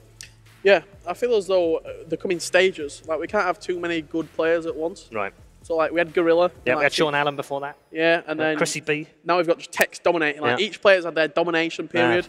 We've got a lot of very good players right now. Tex, Stokes, Lyrics, Gorilla. All these players, like, top of the game. But Tex, it just seems to be, like, on another level compared to everybody else. Yeah, I mean, I said Nightwatch before. He feels like he's got another gear. That he can just kind of go, oh, crap, I'm losing? Oh, I'll engage warp speed, and I'm now doing something that others can't keep up with. Definitely, that's what we sometimes joke about, that Tex just plays with his food. He just concedes a couple of goals to make it harder for himself, and then he just decides, yeah, enough is enough, let me just win this game. He goes up against a player. The ranks are just absurd. Yeah. 99th in the leaderboard. It's like, well, okay then, that's game over. In any other sport, you'd look at it and just go, well, that's one-sided. Yeah. But it's not necessarily in this final, because anything can happen in this final, can't it? Yeah, it's the equivalent of what, like, Lincoln City versus Man City? In the, like, current sort of football in the ranking, league. sure. Yeah. But the quality between the two, there's not that much skill discrepancy at all. Yeah. And I think, looking at the way that Levy's been playing throughout this tournament, I'm not going to predict the result yet, because that's for a little bit later on. That's where you get the other side of Richard Buckley coming out. But just the game itself, if he can take the game to Tex, I feel like he's got a good shout. Yeah, I mean, on the other hand, Nightwatch, do you not put yourself in Levy's shoes right now? You're 99th on the leaderboard at the start. You're probably, well, you've definitely moved inside the top 60, very likely to qualify now for the playoffs. Are you not of the mindset that you go into this game, everyone expects me to lose, it's Tex, so therefore nothing to lose, so I can be a bit more risky, I can play differently, I could change tactics, formations, different play, I could do whatever I want. On one side, yes, but on the other, you've made it to the final, and to be honest, nobody remembers second place. Yeah. That's true. And this is a perfect opportunity for Levy not only to make the most out of his first and only competition this year, but to also maybe secure his spot at the Grand Finals. Yeah. And if he knows that if he wins this game, he will be very close to the Grand Finals. And I don't know to who this game is more important, because Tex, of course, bragging rights and winning finals, winning titles, but Levy needs these points. Tex doesn't, obviously. He's miles ahead. Well, he does, because I know that he likes historical moments and he wants to win another title, but also he needs these 1,500 points to then be... he'll have more points than the next 3 players on the leaderboard combined. Yeah, from that point of view, maybe. It's just absurd, isn't it, when you say it like that? Out of kindness, he could maybe spare a couple, a Have few. you known him to be kind in a competitive environment? He's kind outside of that at breakfast, maybe, but not kind when he's in the match, is he? Yeah, not really. No. When he's leading by a lot, he just subs on Gerard and starts Okay, mocking all right, him. we're going to get more from both of you in just a moment, but time, ladies and gentlemen, to introduce you to our Xbox finalists.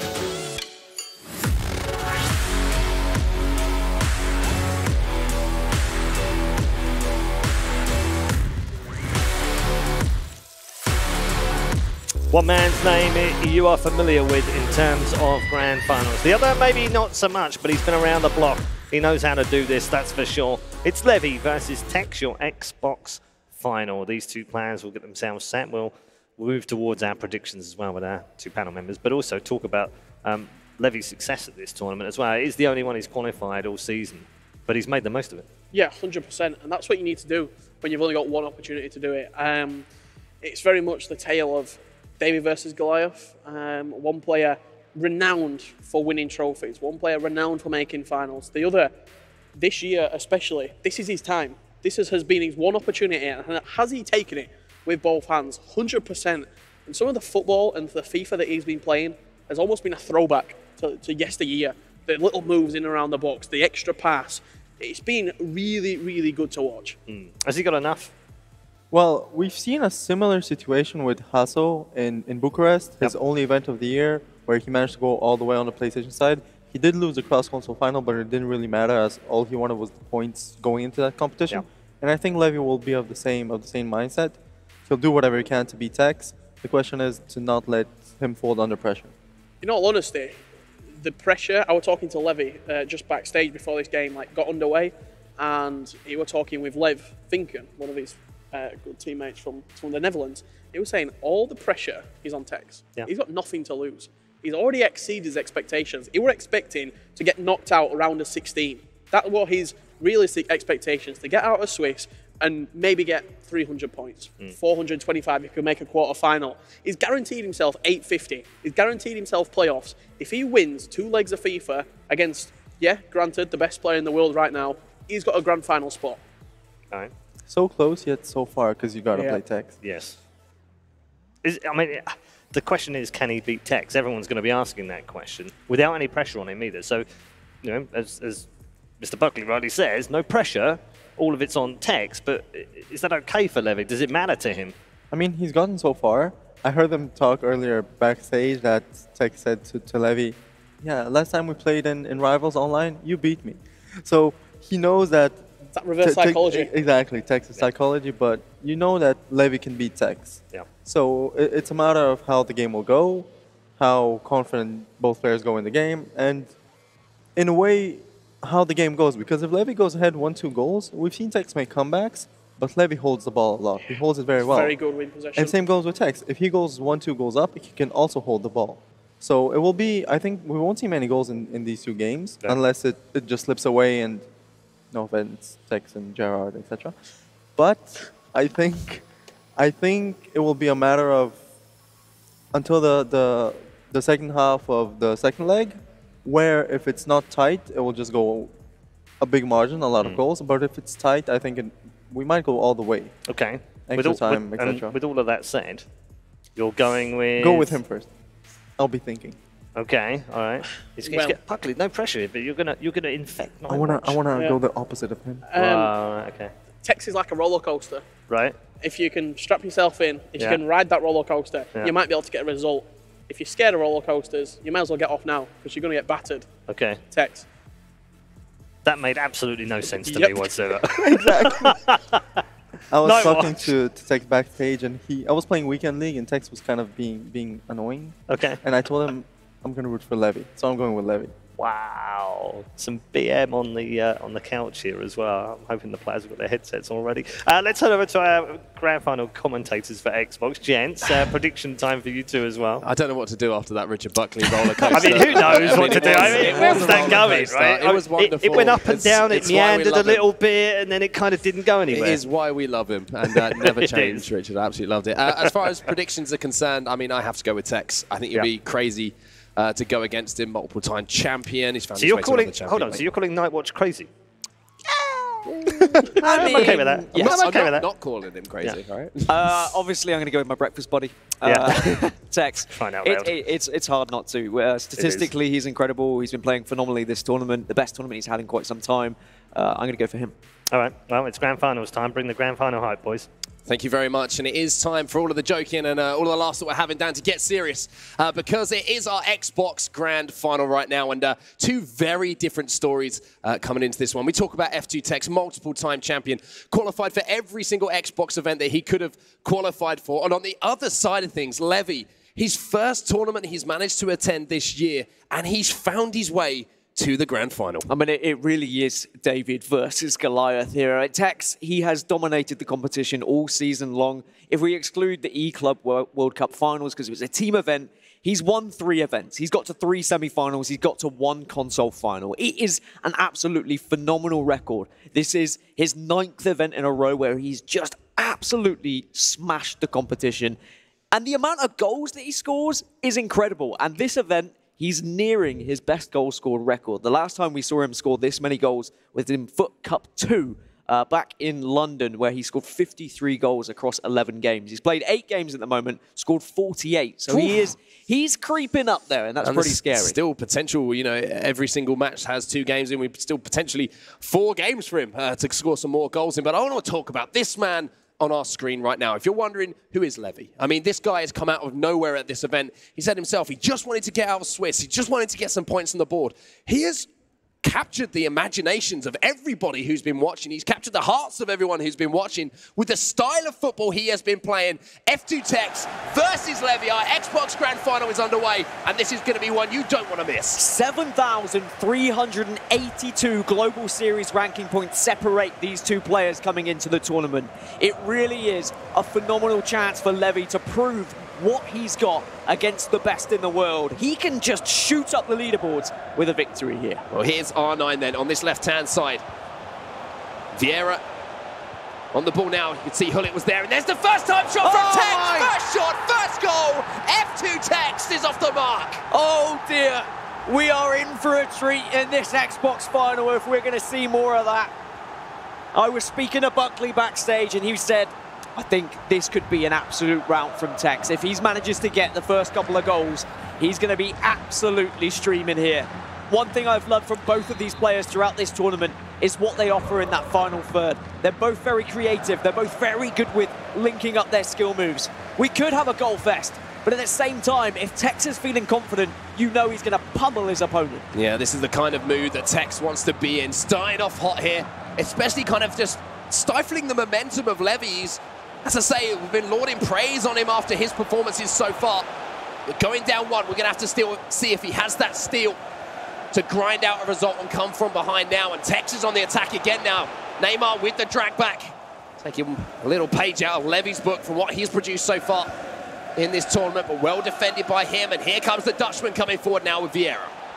And you know he's going to be trying to answer back instantly. The longer this game goes on that he's behind, it's just going to give more and more confidence to Tex. But look at this, skill moves inside the box. That's what Levy has shown us in the tournament. He can do very similar things with the ball that Tex can. And I love what I saw from Tex defensively there. He didn't dive into the challenge. He almost stood off of the man, just waiting for that turn, maybe predicting a drag back and not getting pulled out of position and overcommitting early on. So good signs defensively from Tex, and now he's going up the other end with Neymar.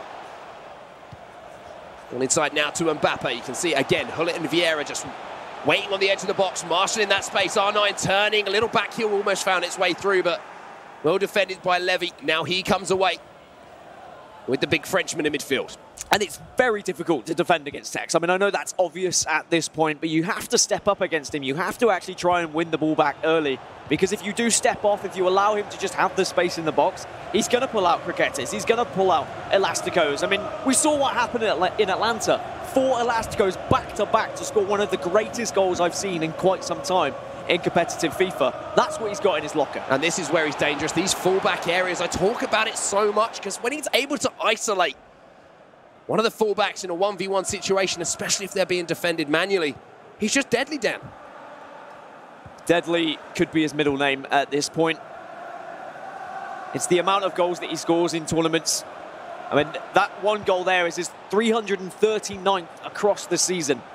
That's across 63. This will be his 64th match. That really is an incredible statistic. Well, here comes Levy then, looking for a chance of his own, and Neymar's in a bit of space here. Almost gets the ball back from Ferdinand.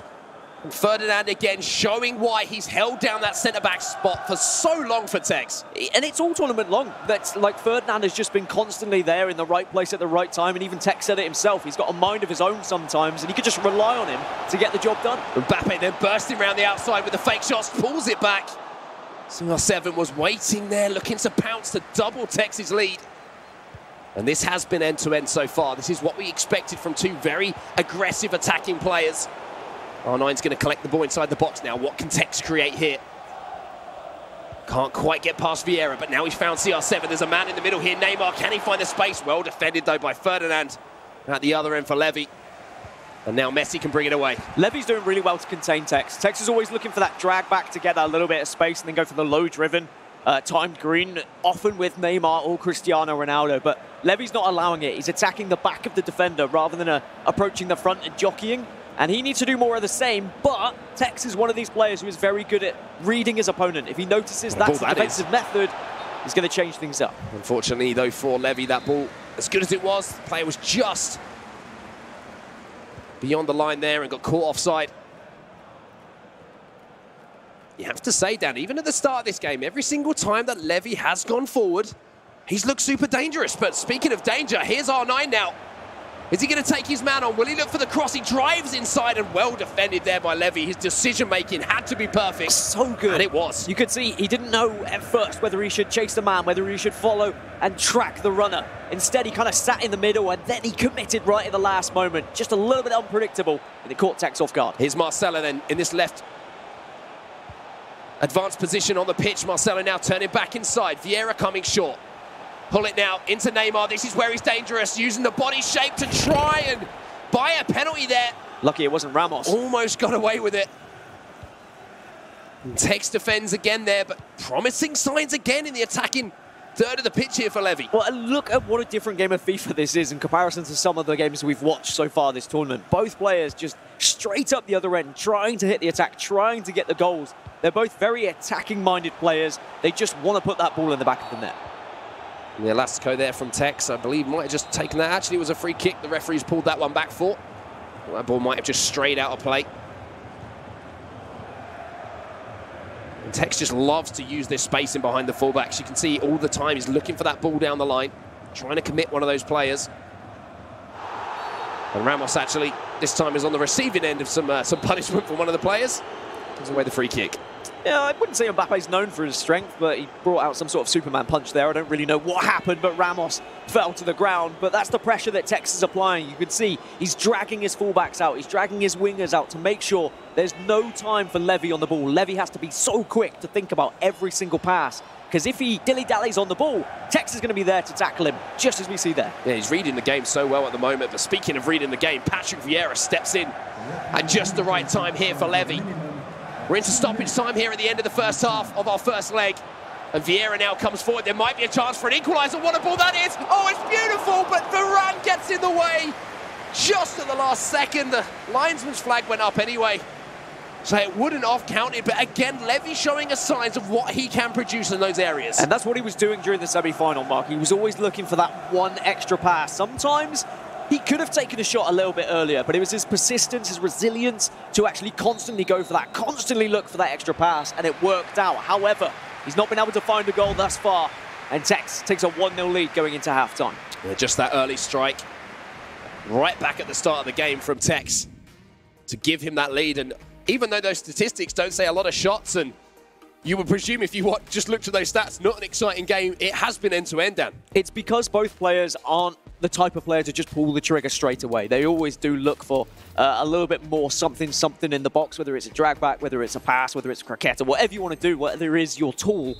That's what they're looking for constantly, and eventually it's going to work out. An interesting tactical change there from Tex as well. You saw him moving Cristiano Ronaldo out to that right attacking midfield position. I wonder why. Break it down for us. Probably for those back post headers, Mark. We've seen it all tournament long. Marcelo at left back is going to be very vulnerable. And if you can get those crosses in, Cristiano Ronaldo, 99 jumping, 99 heading accuracy, he's going to be banging them in all day. And we saw it in the last game that we saw on broadcast as well. 2 headers at that back post from Cristiano Ronaldo. And he is now in an advanced position on this right-hand side. He's got around the back of his man as well. 2 fake shots, drives it back across goal. Couldn't find the man in the middle. But Ronaldo already showing what he can do now on that right-hand side of the diamond. Pull it now into Neymar. Tex looking dangerous once more.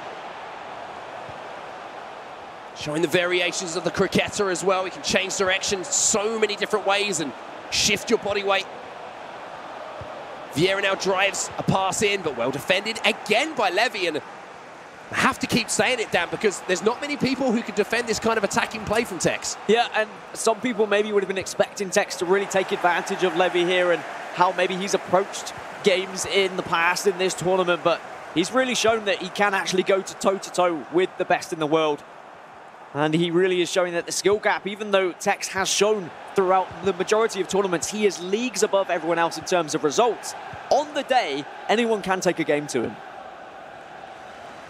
Approaching the hour mark now in our first leg. 1 goal still the difference between the two players.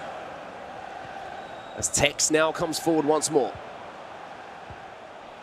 A little bit of space here for Hullet to move into. Tex more than happy to take advantage of that. Great little pass around the corner. Oh, man, looking for that run of Mbappe.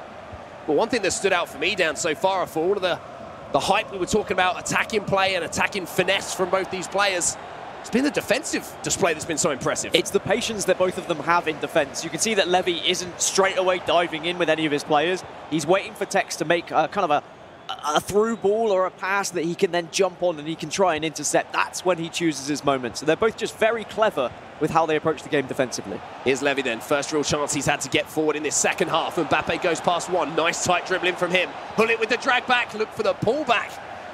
After the little skill move, couldn't find his man, and you can see Tex is always aware that that extra pass is in the locker from Levy.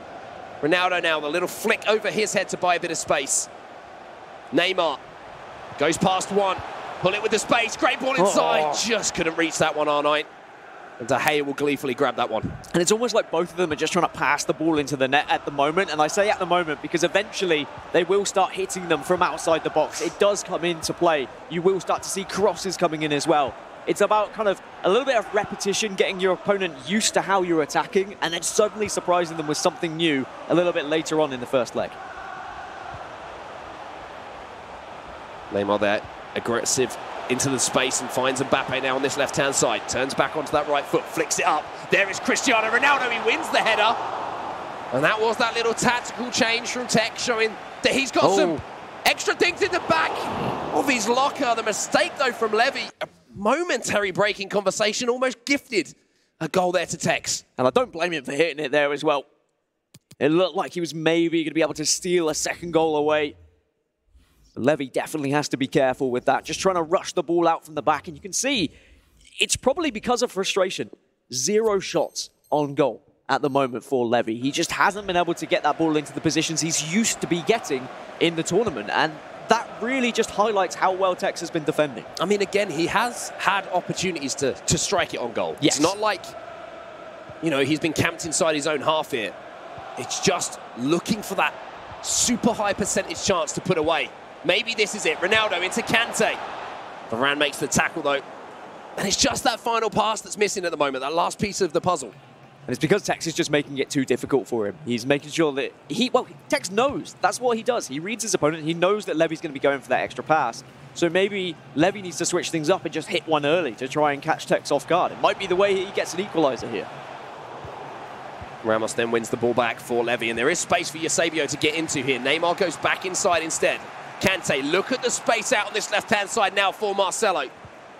Levy, down by 1 hit, needs a goal to tie this grand final up on the Xbox. Maybe this is the opportunity. He finds his way through to Eusebio. Is he going to hit it? He does! But De Gea gets a leg on it, turns it behind for a corner. And that's why De Gea's in so many sides. He gets down quickly and he stops those shots. Ronaldo now inside the box, drag back from him, make it 2. Eusebio, there is a man over here, and Mbappe was trying to get him behind his man. But Varane couldn't find the pass, even with his incredible short passing statistics on his Team of the Year FUT item. The door was once again just slammed shut at the last moment. But eventually, one of these passes is going to break through. He is so persistent in his gameplay here, Lev. We saw the same thing in the semi-final. He's going to keep trying it here. And Tex, for once, just got a little bit desperate defensively there, just dived into a tackle. Maybe he didn't need to. He gets away with it. And now he can go up the other end. 83 minutes on the clock here. And it's going to be possession actually turning back over to Levy here, so he's got a chance to go forward once more. And Tex showing a little bit of frustration on his player cam there as well, as he's given the ball away a couple of times. A couple of attacks that he has given away, and usually we'd expect him to have kind of perfect attacking play style. Neymar then finds Eusebio inside the box. Neymar gets it back. It's beautiful, but the goalkeeper movement from Tex is superb. Absolutely insane to make that call in such a split second there from Tex. Ramos gets the ball back, lays it across to Hullet. He's doing everything he can to find an equaliser here, Levy. Just cannot get through This solid defense of Tex. One more opportunity maybe towards the end of this game. And what we often say is champions, they can win games where they're not playing so well. I definitely wouldn't say that Tex isn't playing well here. However, he does look uncomfortable. He's not dealing with Levy's attack as well as maybe he would do against some other players in this tournament. Levy is really taking it to him here. And that's going to be a free kick as well. Big chance. Big chance here towards the end of the game for Levy to create something, to paint another one of his beautiful footballing pictures he's managed so far in this tournament. Marcelo.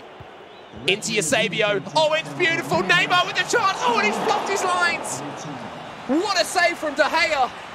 His goalkeeper movement again is just absolutely unreal. And then the pressure from the corner to just snuff anything out. The deflection, though, might give him another chance towards the end of the game, but that might be it. Tex sends it upfield. Marcelo has to deal with this. But who would have thought at the end of our first leg, the biggest talking point would be how good Tex has been at moving his goalkeeper. That was not a comfortable nor easy game for the best in the world. And I don't blame him for having a little mental reset. We know it's just standard now. Tex just pops off to the toilet at halftime just to make sure that you can have a little reset. Because I think that's very important. You don't want to dive straight into another game of FIFA. I mean, what a game it was, though, Dan. Let's break it down a little bit more, because let's compare what we were talking about at the start of this game to what we're now talking about halfway through this Xbox Grand Final. We were going on about how good Levy has been going forward, how majestic his passing plays have been, how dangerous he's been in front of goal. We were talking about Tex, you know, everything that he brings to the table. But the one thing that separated the two players has been Tex's goalkeeper movement in those vital, vital moments when Levy has managed to finally break through his defense. It's always about taking risks in FIFA, and sometimes that can be in your offense, but it can also be in your defense as well. It's split-second decisions to say, I think this is where he's going to be taking that shot and moving that goalkeeper. We didn't think, or maybe we didn't know, that goalkeeper movement was going to be this effective in FIFA 19, especially after the patch. But it was just the, what, 5th-minute goal, just about, from Tex that was able to give him the victory in that first leg. But both of them so evenly contested throughout. Yeah, and there was that mistake there from Levy, and it was Ronaldo who put it wide. Tex can't believe it, as you can see there on the replays. And a little bit of deep breath and a thanks to the FIFA gods there from Levy to make sure that that one didn't actually find the back of the net. But Levy, this is what he can create, Dan. Look at these passing plays. They're just both so creative going forward. They're always looking for that extra touch, that extra pass, and that's what makes them the best. That's why they are in this Xbox Final. But ultimately, Tex's defense has been on point, and we always talk about his attack, and we talk about statistically how incredible that is. I mean, we can also look at his defensive record across the season. 197 goals he's conceded across 63 matches. So that means on average, he's only conceding around 3 per match. That's pretty incredible if you consider the players he's been facing against. And that chance towards the end of the game, I mean, De Gea making another big save. And look at this, Levy's so frustrated because he knows he's done everything. I think against 99.9% of players in the world, that's a guaranteed goal for him. But Tex always has that little bit extra to find the way to keep these, not only to score goals when he needs to, but also to keep a clean sheet or deny a chance to his opponent when it really matters. Do you know what is really interesting about this situation? For a lot of games for Tex this tournament, he's gone in behind and he's come back, whether it be from the first leg or whether it just be the first half of the first leg. He's been 1-2 goals down. Now, he's got that goal lead, and he hasn't been able to put as much pressure as he might have liked when he has that goal lead. Even though he's been very impressive this tournament at grinding out victories as soon as he gets the lead, 1-0 isn't particularly safe, especially against a player like Levy, who plays fantastic FIFA. It's very rare that you'll see a 1-0 lead being carried into the second leg and that being the final result on aggregate. It's very, very, very rare, especially when you're chasing the game and, you know, you're going to change formation, you're going to put some more attacking players onto the pitch, and obviously get a little bit more aggressive in your play. But I mean, Levy. Usually, I ask you as we go into a second leg, you know, when's he going to look to change things? I don't think he has to change things here because he was creating chances. I think Levy will be more than happy with how he's actually. Well, I say more than happy. He will be happy enough. He's going to be okay about it. He will be pretty disappointed that he didn't convert one of those chances in the latter stages, because it's as simple when you look back on it of, oh, well, I could have gone right. And if he had gone right, it was going in. But you can't look at it that way because, of course, it is just a guessing game with the goalkeeper movement. But the fact he has created those chances, the fact that he has had that space in the box, that all he knows, he just needs that one extra turn or that one extra pass to come off, and then suddenly he's equalized against Tex. And how many times have we seen a player sit on this stage here in any match against Tex and be able to create such clear-cut opportunities? That in itself is incredibly impressive. That in itself is something we haven't seen from many players. I mean, every single second that I'm watching this guy play and every single moment that is passing in this tournament and we're watching his point of view, he's impressing me more and more. And I don't know what's more impressive about Levy is the fact that, yes, okay, he's been able to break down Tex's defense, or the fact he's been able to hold off Tex's offense. The reason why I say Tex is the best player in the world is because of his creativity and his versatility going forward. You never know what he's going to do. He is so surprising when he's going forward. You don't know whether it's going to be croquettes, you don't know whether it's going to be a pass and move type of style, or whether it's going to be crosses into the box. He just has a little bit of everything. However, no matter what Tex has thrown at Levy at the moment, Levy has an answer, and that shows that he's ready for this Xbox final. He is not under the cosh in this occasion. He is saying, look, I'm going to take it to Tex, and maybe I'll get to a grand final. Well, it looks like both players are back on the stage. You can probably see that at home on your screens. You can see that for yourself. I don't need to be telling you that. Tex then, hood up, ready for this second leg of our Xbox Grand Final. And that trophy there is what these guys are fighting for. A place in our cross-console final. Of course, after our Xbox final here, we will have our PlayStation 4 final to come. And that one's going to be exciting in itself, Dan. I mean, it's just been a tournament of surprises. I think Brandon hit the nail on the head with that one. We've seen so many players who are quite low on the Global Series rankings really surprise us at this tournament and show what they're made of. And we've seen players who are high up in the leaderboards fail at this tournament as well. And of course, there are many factors to that. There's the consideration that everyone has a bad tournament. There's jet lag. There's playing in a new region, etc. However, Tex is here yet again. And another thing I want to maybe add on to that conversation is the fact that these players who were lower ranked, this tournament means more to them because they have to get points on the board. It's kind of the last chance saloon for a lot of these players to make it towards the playoffs, to make it towards the FIFA E World Cup, excuse me. It really is a case of the pressure being on them to perform, because if they don't, then their season's done.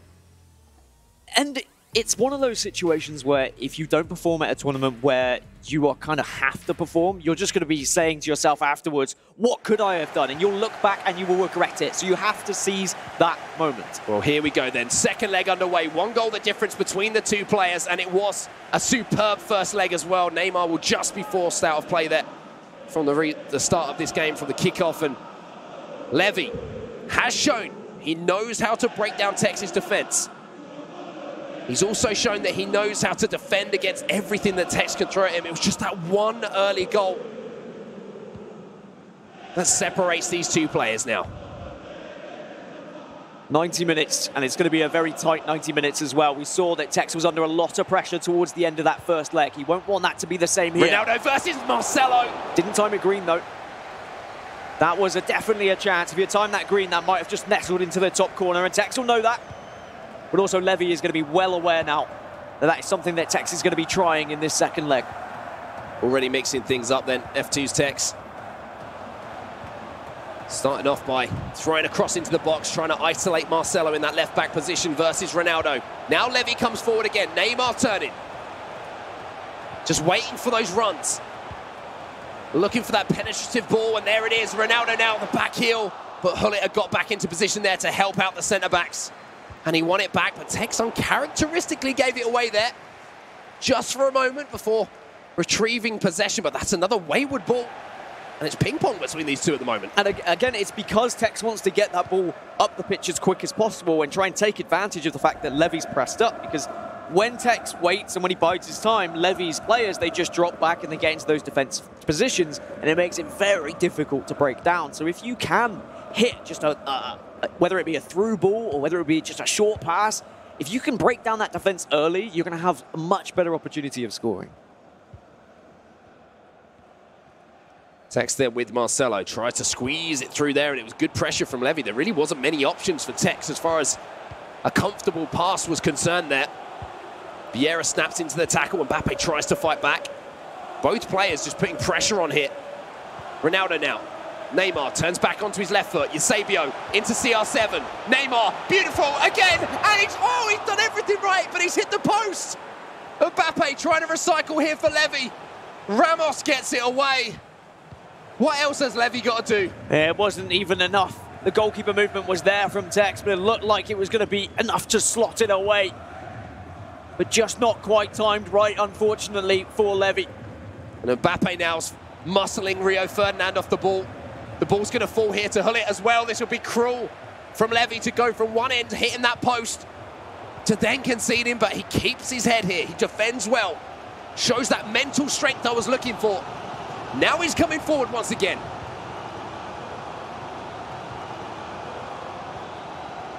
Mbappe then tries to squeeze it through to Neymar. Hullet in position again, and Hullet's been doing some fantastic defensive work here for Tex. I mean, are we surprised at this point? The prime icon moments, Hullet and Vieira, are just staples in so many teams. Yes, okay, we'll see a little bit of difference. Kante comes in here or there, but for Tex, he knows he can rely on both of those FUT items to get the job done. And he positions them well as well. It's not like they're just doing the job for him. He's cutting the passing lanes, he's putting them in the right place at the right time. And then he's able to just do so well on the counter-attack usually. First time shot then from Neymar. De Gea has to deal with that one and push it behind. And it was a similar situation to the only goal we've had so far in this tie. Corner there to Tex. Neymar, edge of the box, tries to look towards that back post. We've seen him whip out the El Tornado in those positions from the set pieces. This time just opted to whip it into the box. Vieira now decides to spread it wide to Marcelo.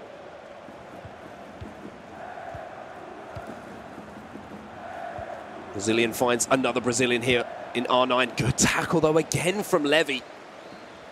And this game really has been arguably one of the tightest games I've seen between Tex and an opponent in a while. But Tex now steals the ball away. Neymar finds Mbappe.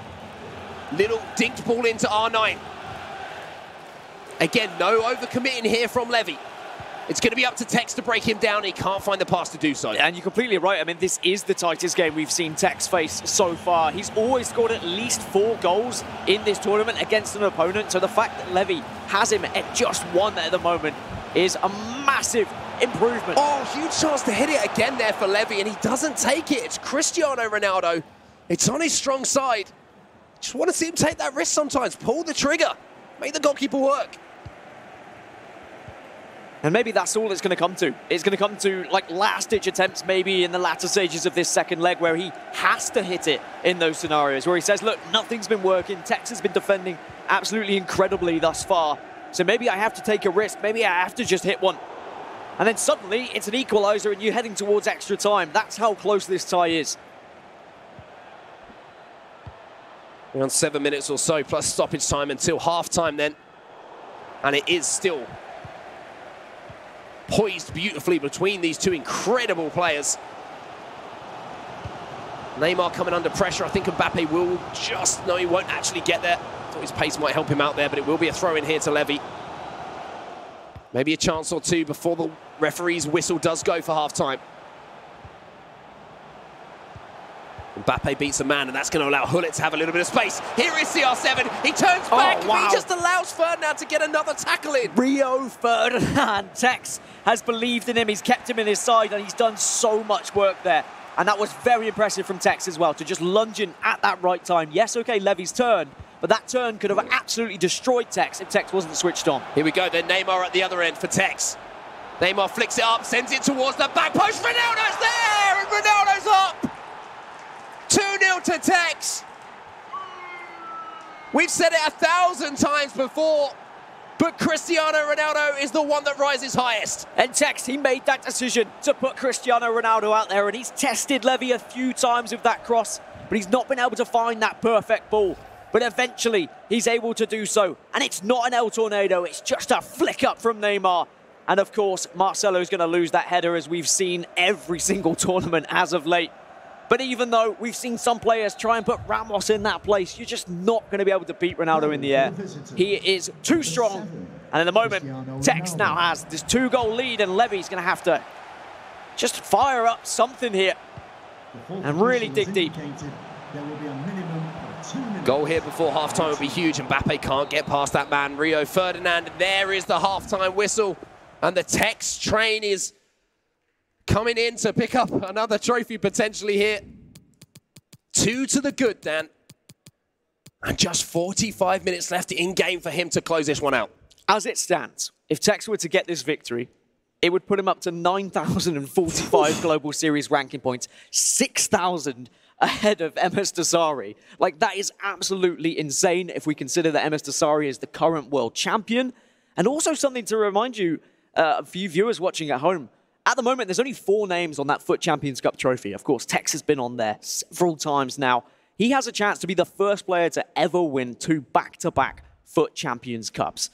If he loses, then we would have a new name on that trophy. Of course, we already had one new name in Dylan Mike the last time we saw a new winner get a FUT Champions Cup. But Tex, he just looks like he's going to be breaking yet another record if he can carry on this fine form through this console final and then into the grand final. Yeah, it's been an unbelievable performance again from Tex, and we say it so much, but you can't give a man who is constantly breaking records enough plaudits. The records speak for themselves, but there's one man on this stage who's looking to cause this upset now. 45 minutes left in our Xbox Grand Final.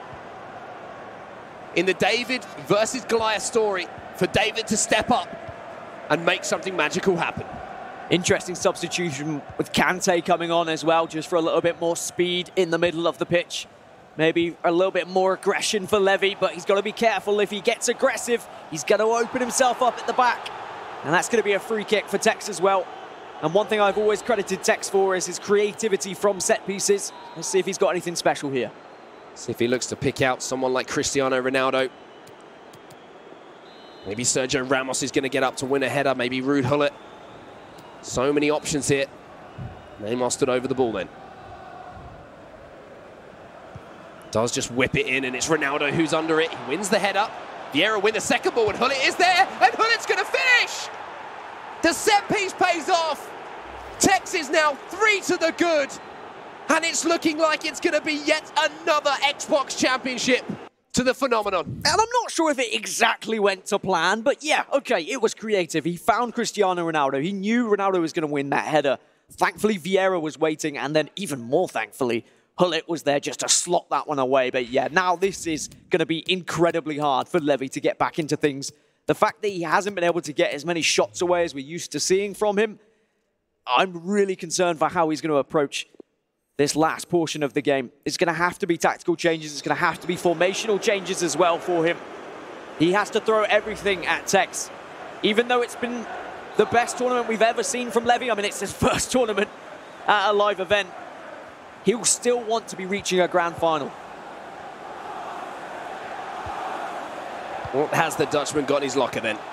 He's coming forward now from the restart. A goal here, he gives himself a chance. Neymar just muscled off of it, again by Rio Ferdinand.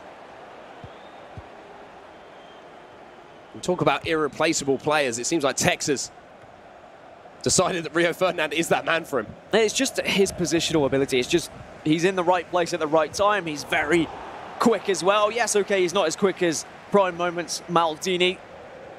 But if you can trust your players and if you're used to how they play, you're going to be feeling very comfortable in the game. Here's Ronaldo then for Levy. Another good tackle, though, comes in this time from Rafael Varane. But a little mistake here from Tex, but it will be pulled back here by the referee. And you can see, I think Tex realizes just focusing up now, knows that he's only got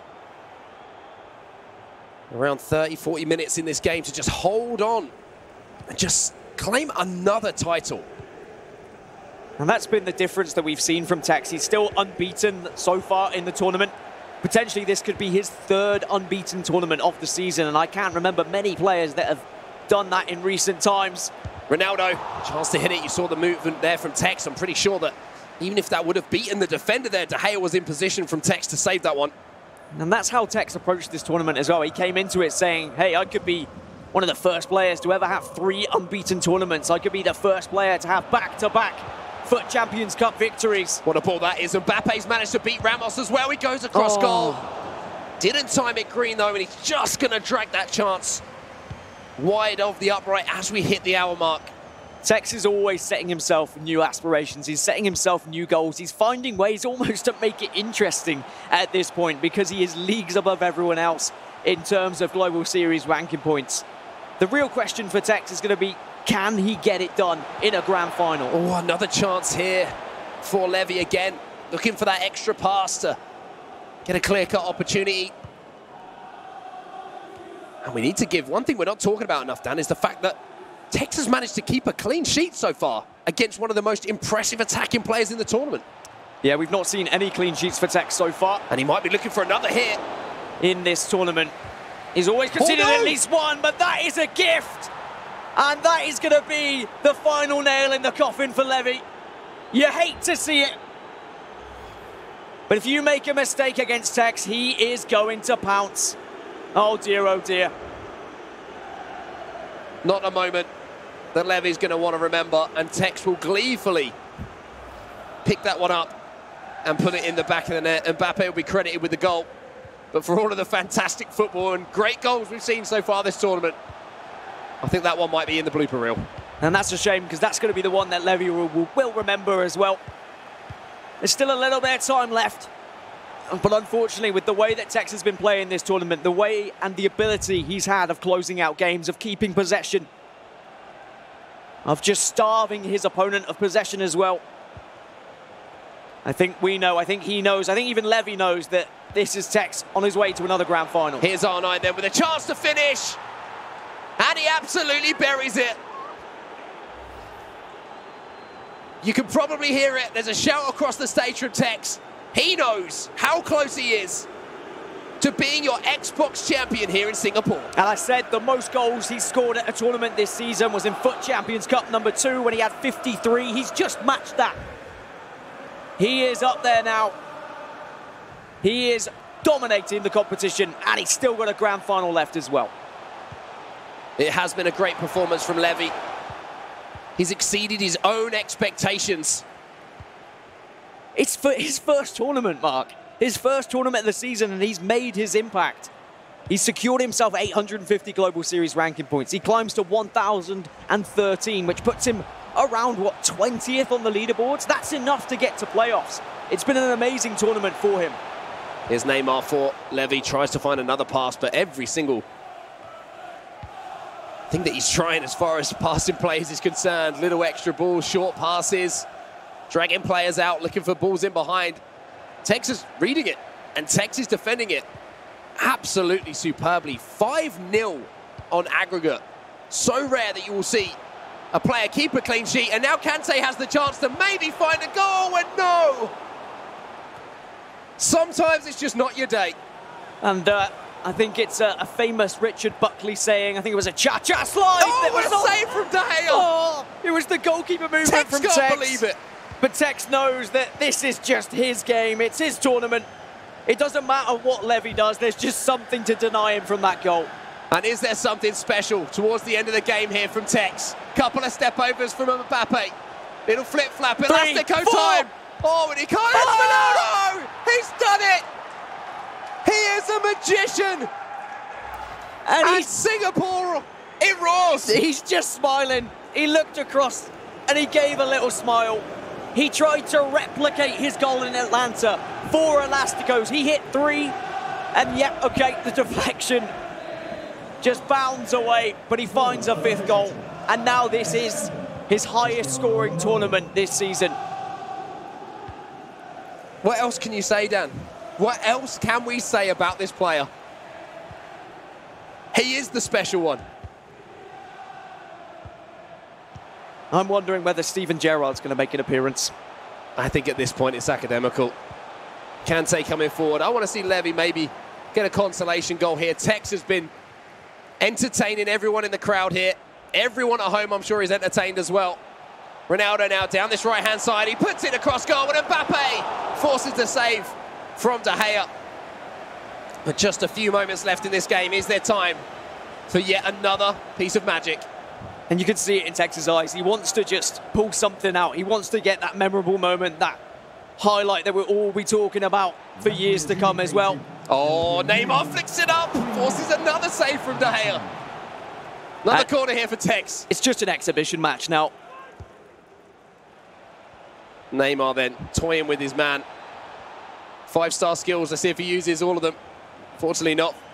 Hullet gets the tackle in, and for Levy, it has been somewhat of a lesson here in the grand finals. of what to expect from the best in the world. He's done everything he can, but that man on your screen, he is the special one. F2 Tex does it again. Ladies and gentlemen, your Xbox champion here in Singapore is Tex. A one-tournament wonder, he was once labelled, and how he has answered any critic. There's so much conversation at the moment. Is he the best FIFA player ever? He's certainly up there, and he certainly has the possibility to be crowned as just the best in the world. But commiserations to Levy. He had one heck of a tournament as well. His first ever live tournament of the season.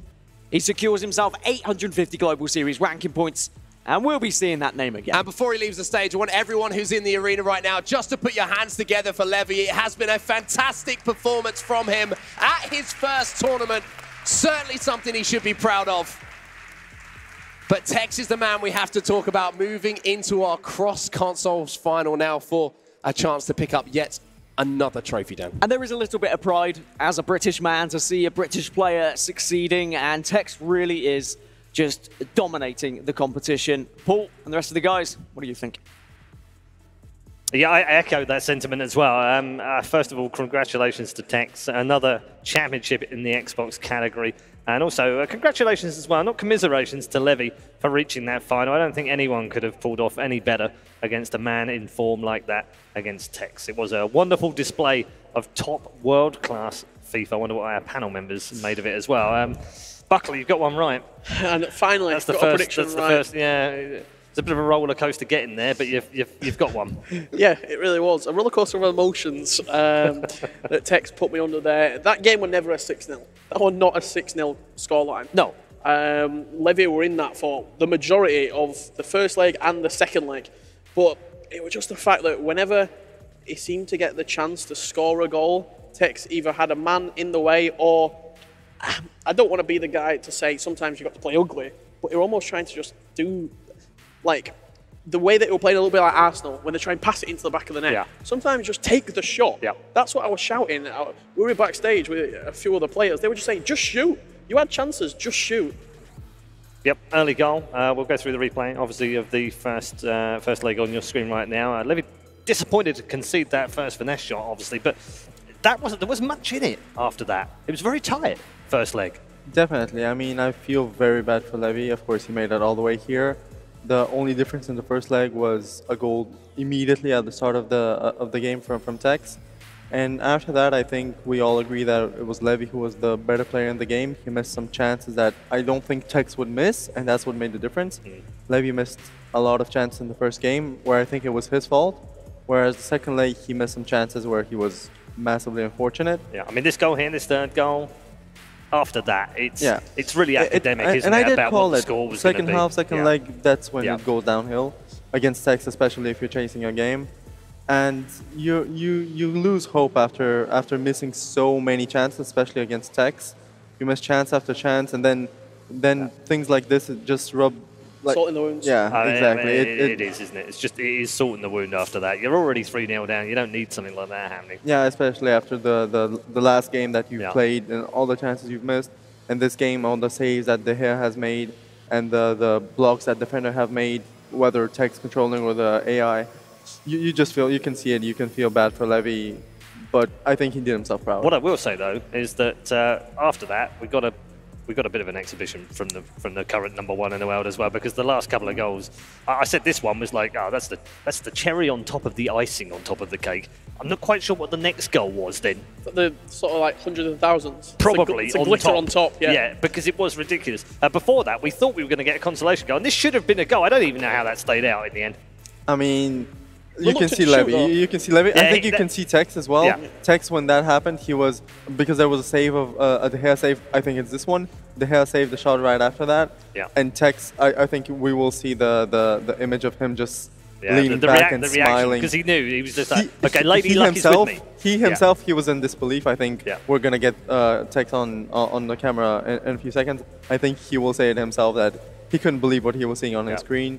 And here of course, Here it is. Yes, I think he tried to replicate what he did against Tuga in Atlanta, and it almost worked out perfectly, except it was the bit of fortune that he got from this rebound that ended up to CR7. Of course, timing it on the volley was good, but Tex himself knows. Of course, it was a deserved win with very small margins, but it was just these little margins that all went Tex's way just made Levy feel very, very bad for losing that game. Yeah. What do you say after that? Well, I mean, the commentary team, they were saying, you know, what more do we say about this man? Because we've talked about him being one of the greatest of all time. We've talked about how fantastic he's been on a consistent basis. And I also want to point out as well, I mean, those stats are just absurd, aren't they? But what I also want to say is that they did call this kid a one-tournament player. They also talked to him about a one-patch player when he won another tournament. Well, where are those people now? Yeah, he silenced all the critics, you'd say. He didn't even play that good in that game. For large portions of that match, it was 1-0, and they were under pressure for a lot of it. Is that not the style of champions? When you can play bad and still walk away with a 6-0 win and move into the cross-console final in the final? Like, it's crazy. It's ridiculous what he's doing right now. It is. Well, it is ridiculous, but I'll tell you what isn't ridiculous is the man himself, because he's joining us right now from backstage, from the player area. Tex, congratulations on yet another championship win. It's not quite job done, because I know you want to lift the trophy, obviously, in the cross-console final, but congrats on that fun. 6-0, did that flatter you a little bit this time round? Nah, forget me. Honestly, Levy is the best player I've ever played at an event. He deserved to beat me, to be honest. He battered me, had many chances, luck went my way, and it's the luckiest I've ever got at a tournament, but I'm happy to be in the final now. Got to take your luck when it comes along, obviously. I think the scoreline was, you know, did flatter you at 6-0 because he played a lot better than that, that's for sure. Every bit of luck seemed to fall your way as well in both attack and defence. Yeah, even when the game was over at like 4 or 5-0, he's still getting chances and they're just not going in. So I don't know what happened, but thank you. Yeah, I mean, take it, right? I mean, when it comes along. Gents, what do you got for him? Well, it were almost like, I don't know if you remember in Barcelona when you played Ryan and De Gea were ridiculous. It were like De Gea 3.0. That performance from your goalkeeper, it was De Gea being ridiculous, and also your goalkeeper movement for periods of that game were like next level. Do you feel like you've just leaps and bounds better with the goalkeeper than other players? Nah, throughout the tournament I've been rubbish with the goalkeeper, but every single time I'm in a final, the goalkeeper just, I don't know, I just become good at it for some reason. But yeah, in Barcelona, my De Gea was quite good in the second leg. First leg I should have won that one, but yeah, in this tournament, just De Gea was amazing for this game. A few rounds ago, when I asked you a similar question that I'm about to ask, you dodged it and you threw it back at me. Don't do it this time. Who would you rather face in the cross-console final between the two PlayStation players? I don't really mind, to be honest. Houston's a goal scorer, so is Zizinho. So I think it's the same play style. I'm not too sure, but I'll watch the game, sit back, relax, and yeah. So basically, you will make them adapt to you? I don't know. Ooh. Secret. Just take it as it comes. One final question from me before we let you go. A few months ago, people said to me, well, I made this statement on Twitter. I think you may have retweeted it, actually. I said, you know, maybe this is the greatest FIFA player of all time. Just the kid's dominating. Someone replied back, this kid's a one-tournament wonder, a one-patch wonder, someone said to me in another thread. You've kind of answered all of that now. How good does that feel, just to make other people that have criticised you in the past shut up? Obviously it feels good, but my main objective is for myself just to win all the tournaments I can, and then obviously this next game's a massive step. It is indeed. All right, well, I'll let you go. Thanks very much for joining us, and congrats once more on another Xbox title. Fantastic, again, from Tex. You know, we're running out of stuff to talk about in terms of how good this player. I think we almost need to pick on these flaws. Yeah. Because he hasn't got many, admittedly. What flaws are there? Well, he's only scored 6. Running out of superlatives, really, to describe the way that he plays. I think the only thing that you can really touch upon is the games that he's lost. I'm thinking Goal Machine and Nicholas Razek, both of those players just attacked him, were just really aggressive. That game could have gone a completely different way if Levy had scored the chances that he created.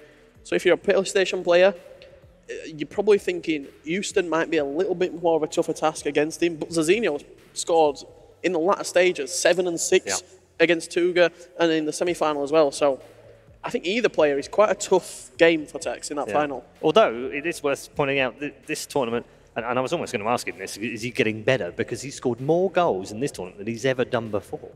That's also scary. I mean, I think it's also due to this tournament having so many upsets and so many favorites not being here and at this stage that on paper, he's had easier opponents, and maybe that's allowed him to just score more goals and just play better. Because it's one thing playing Dossary, who was top 5 in the world, at least maybe top 3, top 2, arguments to be made, and having tight games against him, whereas playing the number 99th in the world, who, although according to Tex's words is the best player he's ever played, still put 6 past him.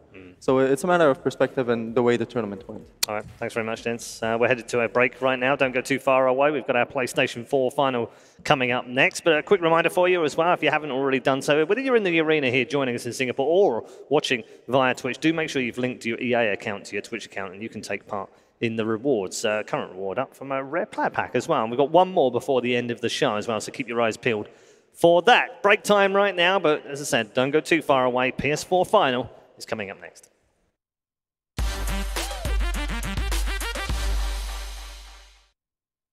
Don't let the lag monster stand in the way of you and your games. Defeat it with Singtel's 1+1 Gbps Fiber Pro Gamer Bundle and enjoy dedicated gaming bandwidth. Razer's new Sela gaming router featuring zero-weight DFS and instant access to WT Fast GPN. Get Singtel's 1+1 Gbps Fiber Pro Gamer Bundle with WT Fast GPN and Razer Sela router at only $69.90 a month for the ultimate home gaming performance.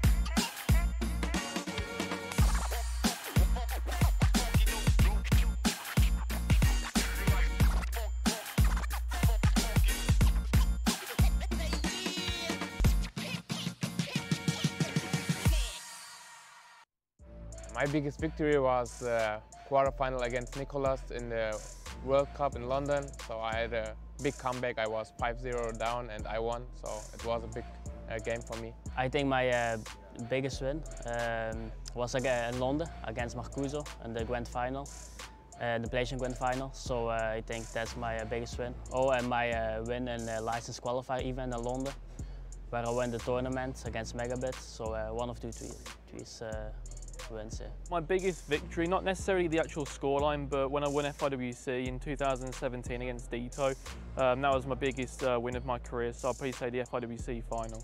My biggest victory was quarterfinal against Nicholas in the World Cup in London. So I had a big comeback. I was 5-0 down and I won, so it was a big game for me. My biggest victory in my career so far is winning the Continental Cup in Paris. Oh, it was amazing, honestly, yeah, shocking. My biggest victory was to win against Tex in the FUT Champions Cup in Bucharest. I think my biggest victory was in the grand final against Crafty. It was a game I needed to win to get out of groups, and I beat him in a tough game, so I think that was the biggest. My biggest victory in my career so far, scoreline-wise, I won 13-1 in my first ever tournament, and my favourite win was probably my first tournament as well when I won in the final 9-3 against Nicholas. My biggest victory in my entire career was the final of the FIFA 18 Global Series playoffs in Amsterdam. I played Rafsu there and it was actually a really tough and close game, and I won because of a goal in the 90th minute to make it 7-5, and it was my biggest win in the career, so I will remember it for my entire life.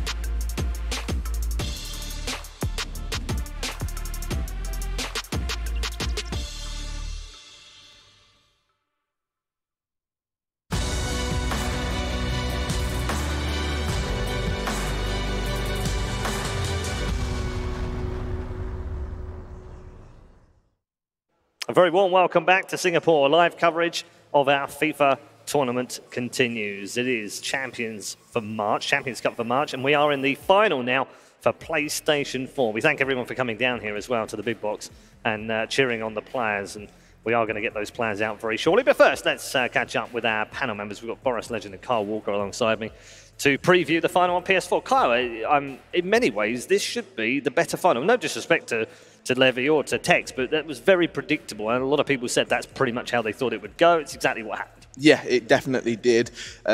Even though a lot of people thought, oh, could there be an upset? We've seen so many, but come on, everyone's seen what Tex can do, and he showed everyone what he can do as well. But moving into this one, it's going to be, well, everyone's going to think it's going to be high scoring. A lot of people are going to be saying these are the two players which have scored so many goals. They both like to attack. And actually, a little bit of an insight. I like to give this insight. I was speaking to Houston, and I asked him, I said, do you think this is going to be a high scoring game? And he said, I think so. Right. I actually think that we're going to be going at each other, exposing each other's weaknesses and making the most of the mistakes. So hopefully there will be. Hopefully there'll be lots of excitement. And I'm looking forward to seeing who will meet Tex in the cross-console final. Yeah, Boris, in theory, this is a clash of similar styles, isn't it? We've seen both of them very, very out-and-out attacking, don't pay too much attention to defence, but neither of them are particularly leaky when it comes to the defence either.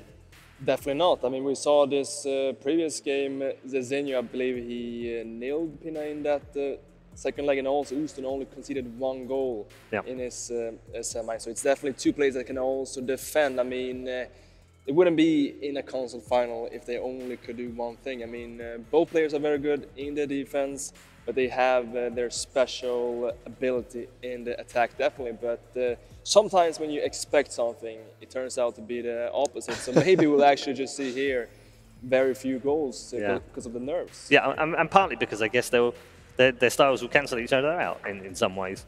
Yeah, maybe they'll be so focused on attacking or so focused on not conceding that actually they won't attack as much because they're trying so hard not to concede so many goals. Obviously, we've seen with Zezinho that he's the highest scoring quarterfinal and semi-final. So Houston's going to know that, and Houston's going to be going, well, how can I combat that? Well, it's obviously to stop him from scoring those goals, and that might cost him going forward. He might actually just make the most of the attack that he has, but be so focused on defence that he might not go for so many goals. Okay, Boris, how do you see the formations and the strategy playing out in this game? I know Houston for sure is going to go with his trademark formation this year, which is the 4-4-2, which we don't see too much this year. It's definitely the 4-2-3-1 that is the most common. But 4-4-2 is also the one that actually Tuga is using this year, and we know how it went when Zezinho played Tuga. But Houston plays in a different way. Tuga likes to go back with his whole team in the defense, while Houston uses more of the high pressure. So it's still same formations, but different styles. And Zezinho here, 4-2-3-1, and he's definitely going to do what he did against Pina with the crosses. He's going to try to find these back post crosses for Cristiano, and I also spoke to Houston, and he said that I have to try to stop this. And you can try to put, I mean, Ramos there, but Cristiano will still win them. You could go with maybe Gullit, maybe even Varane, Van Dijk, but the main key is to stop the crosses, because if you stop the crosses, if you apply pressure on the ball holder, they can have a score. Yeah, we're going to talk more about strategy in just a moment. But first of all, ladies and gents, it is time to introduce you to our PS4 Grand Finalists.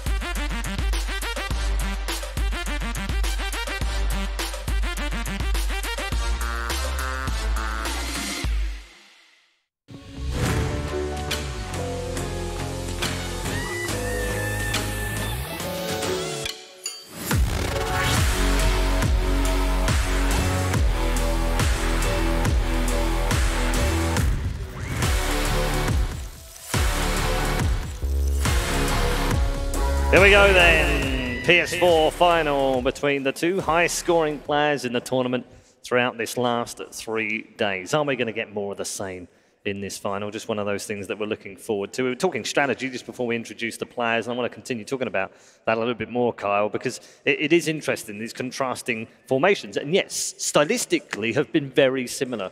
Yeah, we've seen with them obviously scoring so many different goals, but I guess that maybe shows that the players that they like to use in different ways and the different styles they like to adopt with those certain players, because you can score goals with these different formations, that's completely fine, but it's the actual players themselves that they are probably scoring more goals with, that they like to do different things with, putting that cross in across the box. Ronaldo's always going to win that, so Zizinho knows that, and that's something that he's going to continue to use, whereas with Houston, he's going to take a completely different route within his formation. Do you see a lot more CR7 headers coming in? We've seen quite a lot of this tournament, specifically from Zizinho, who's really looked at that as a key part of his gameplay. Do you think that's going to spread around a little bit more? Maybe some of the other players are going to utilise that a little bit more?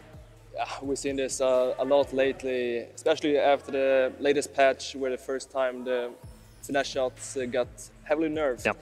It turned out to be a new meta with the flick ups and back post crosses. And especially when you have the options with the team of tier players, you have Cristiano and Mbappe, they are going to win almost every header. So that is a very effective tactic. We're seeing more and more players use that. Also, Tex in that previous game, he changed in the middle of the game. He put R9 from the winger to the striker. And changed Cristiano as a winger, and that was also his key to victory. As that meta changes, do you think we'll also see some people trying to combat that? I mean, we've seen Virgil van Dijk used a little bit more, mostly as a sub, obviously, but some of the players have started using him to try and give him that height and that presence, I guess, in the box to try and ward off some of those crosses? Yeah, we're seeing a lot of changes with the team. One very controversial change, which we've seen from some pros, is to put Gullit actually as a left back. And Gullit is really a guy who can match Cristiano in the air, but do you really trade such a good midfielder for playing him as a left back? That feels kind of a waste of talent. I think the best way to approach this as a defensive player is to just try to apply pressure on the bowler and simply just stop these crosses. Yeah, that's exactly what you were saying before, wasn't it? Just close that down. Exactly. Right? Stop it before it even becomes a problem, which is probably the best thing to do. In terms of your predictions, Kyle, this event, how have you, because you were doing very well to start with. I was. I felt like day one was good, day two, up to the 7th match, it was pretty good, and then it's kind of fallen off. I mean, today's been so exciting that I've completely forgotten. I'm not sure where I'm at. I know that I can tell you one thing, you're ahead of Buckley. Okay, well, that's guaranteed. I mean, I think we all are. I don't think I'm in the running anymore with Dan and Brandon, but, you know, one of them's going to win. It's okay. I'm not bothered. I'm really not. You're not worried about having it? I'm really gutted. But in terms of this one, I genuinely, I'm not sure. One is my heart, one is my head, and I don't know who to go with. We've seen Zizinho, who's come and had an amazing tournament. He's coming. I thought he was going to get beat in the last round. He didn't. He showed how confident and how good he has been. And then you've got Houston, who I think has been equally as good.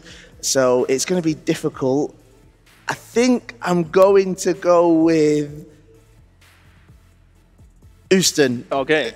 Yeah, I think I'm going to go with Houston. I think he's going to be the one to stop Zizinho. Yes, it was really difficult, Which suggests that it's going to be a tight game. You said at Houston 3 days ago to me was one of your dark horses. You felt like he would have a very good tournament, and you've been proved right.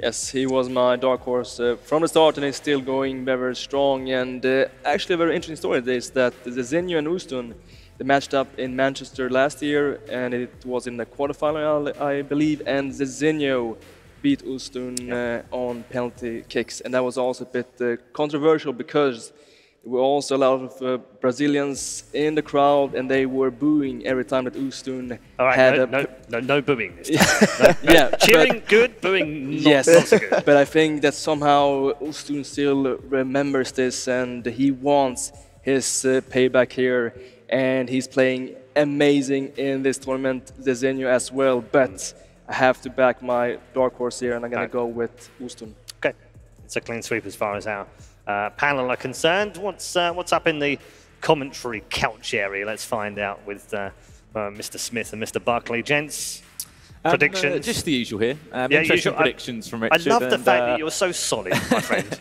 Right?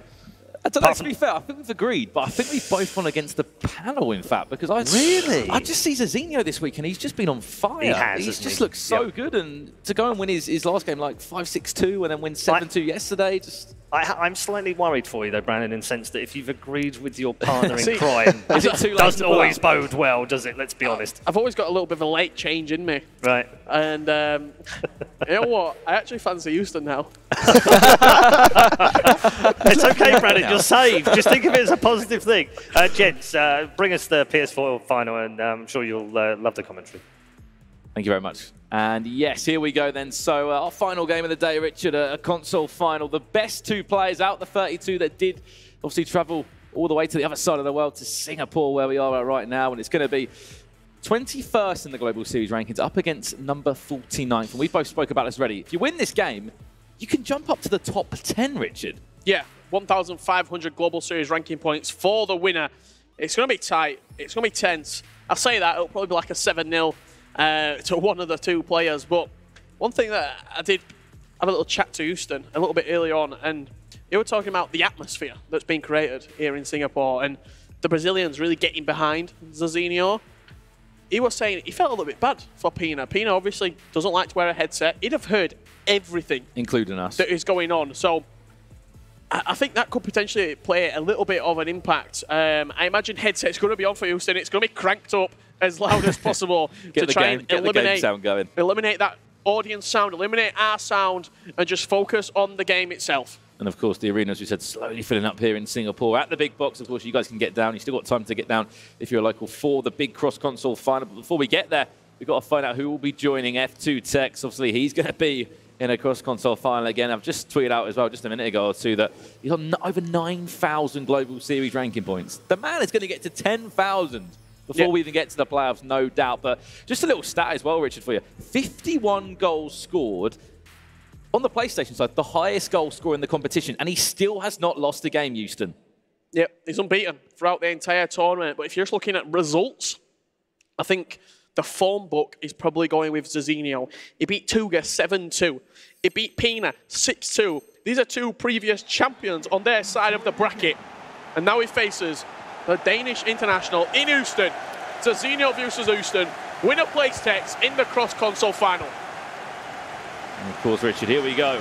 2 attacking players. There's going to be lots of goals in this one. Houston from left to right, and Zazinho from right to left. This is Houston's 4th event of the year. Zazinho's 2nd. Houston with the first chance of the game. It's going to be intercepted by Paolo Maldini. Actually, a red-timed shot as well, which shows maybe a little bit of nerves early doors. Forfeit for Houston. You heard it from Borash just a second ago with the guys on the couch saying back in Manchester last year he lost to Zazinho, and the Brazilians were loud there, cheering him on. It's going to be Zazinho kicking us off here. And I was just mentioning Manchester last year, maybe the 4. That's creeping back into his head again as R9 steps up and scores for the Brazilian.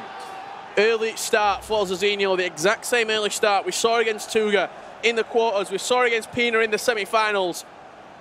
And he's rocked it that past David De Gea in the sticks. Probably a little bit of goalkeeper movement from Houston's taking him off balance slightly. But it's Zazinho breaking the deadlock here in the console final.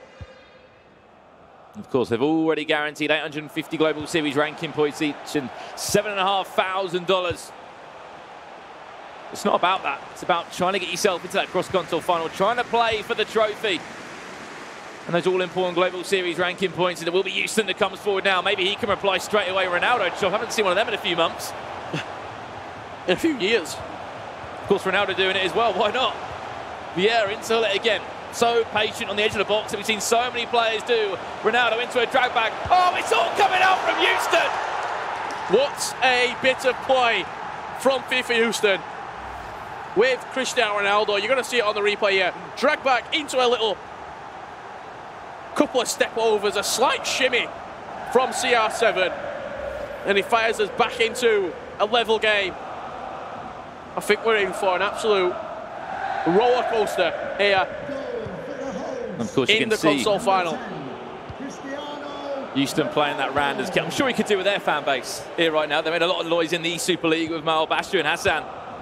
I'm sure they'll do it again for Season 2 of the E-Super League, which Houston is involved in. And Played in the playoffs there last year in Copenhagen. Lost in the semi-finals.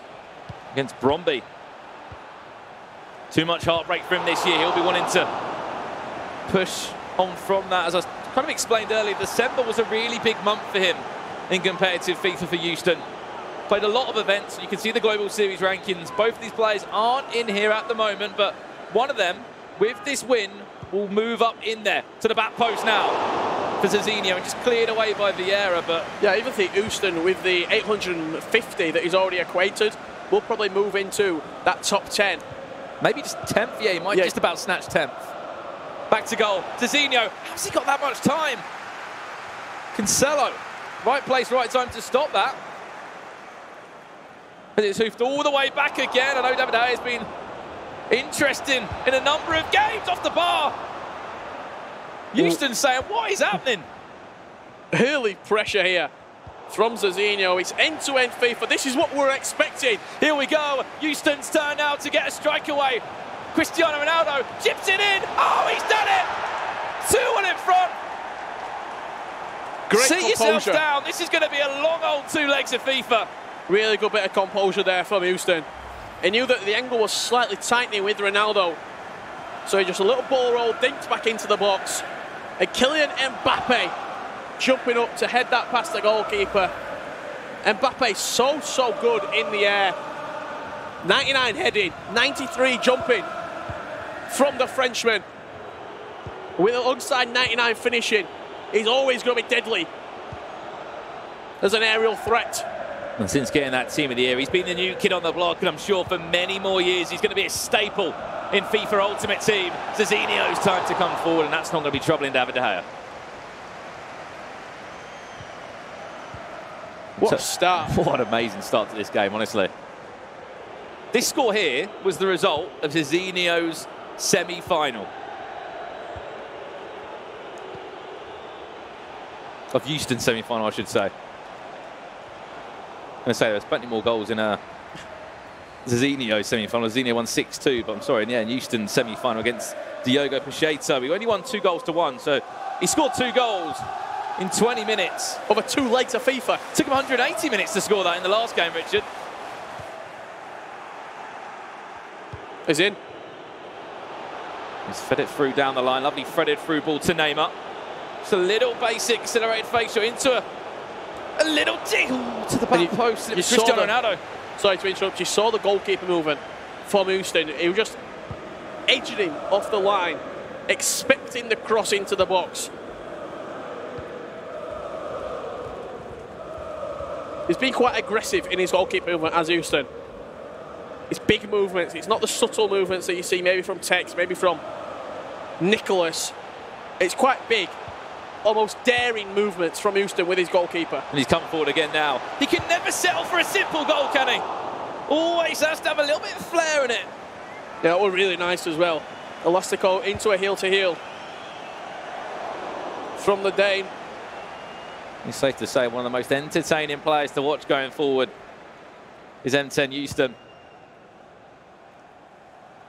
Coming out of that Danish team, which is full of world champions. August Rosemeyer, Mo Abaza.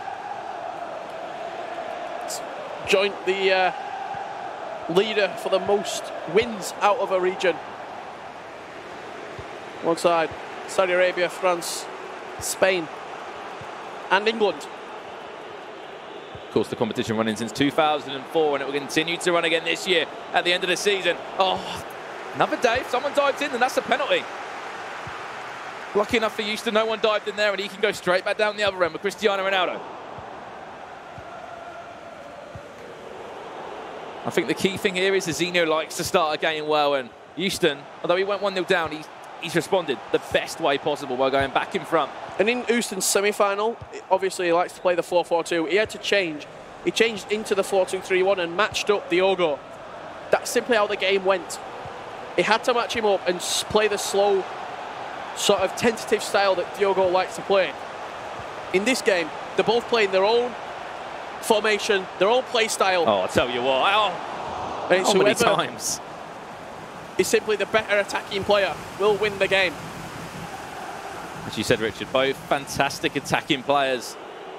Simply attack against attack here. Added time of 2 minutes. Zizinho's going to get an attack before we go into the interval. Crossed all the way over for Ronaldo inside to R9 off the bar. Shake of the head from Houston. He's going to take a sliver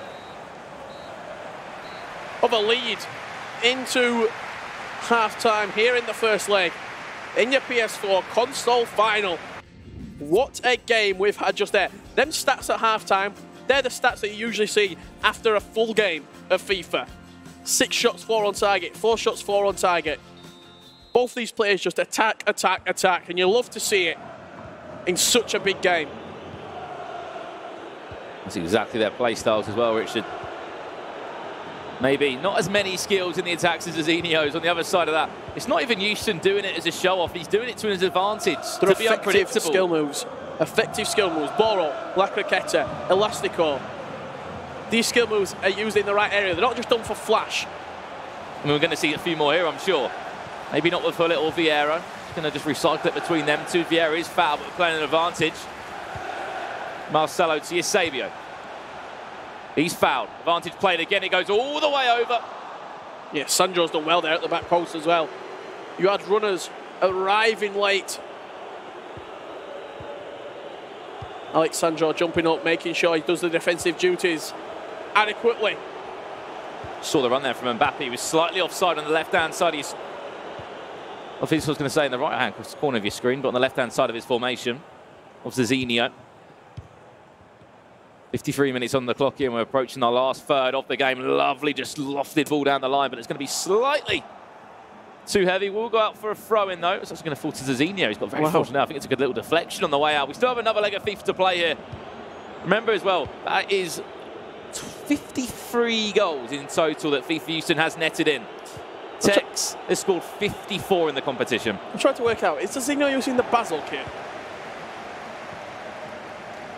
I believe he is, Richard. I did see that as well. Ball goes all the way over now.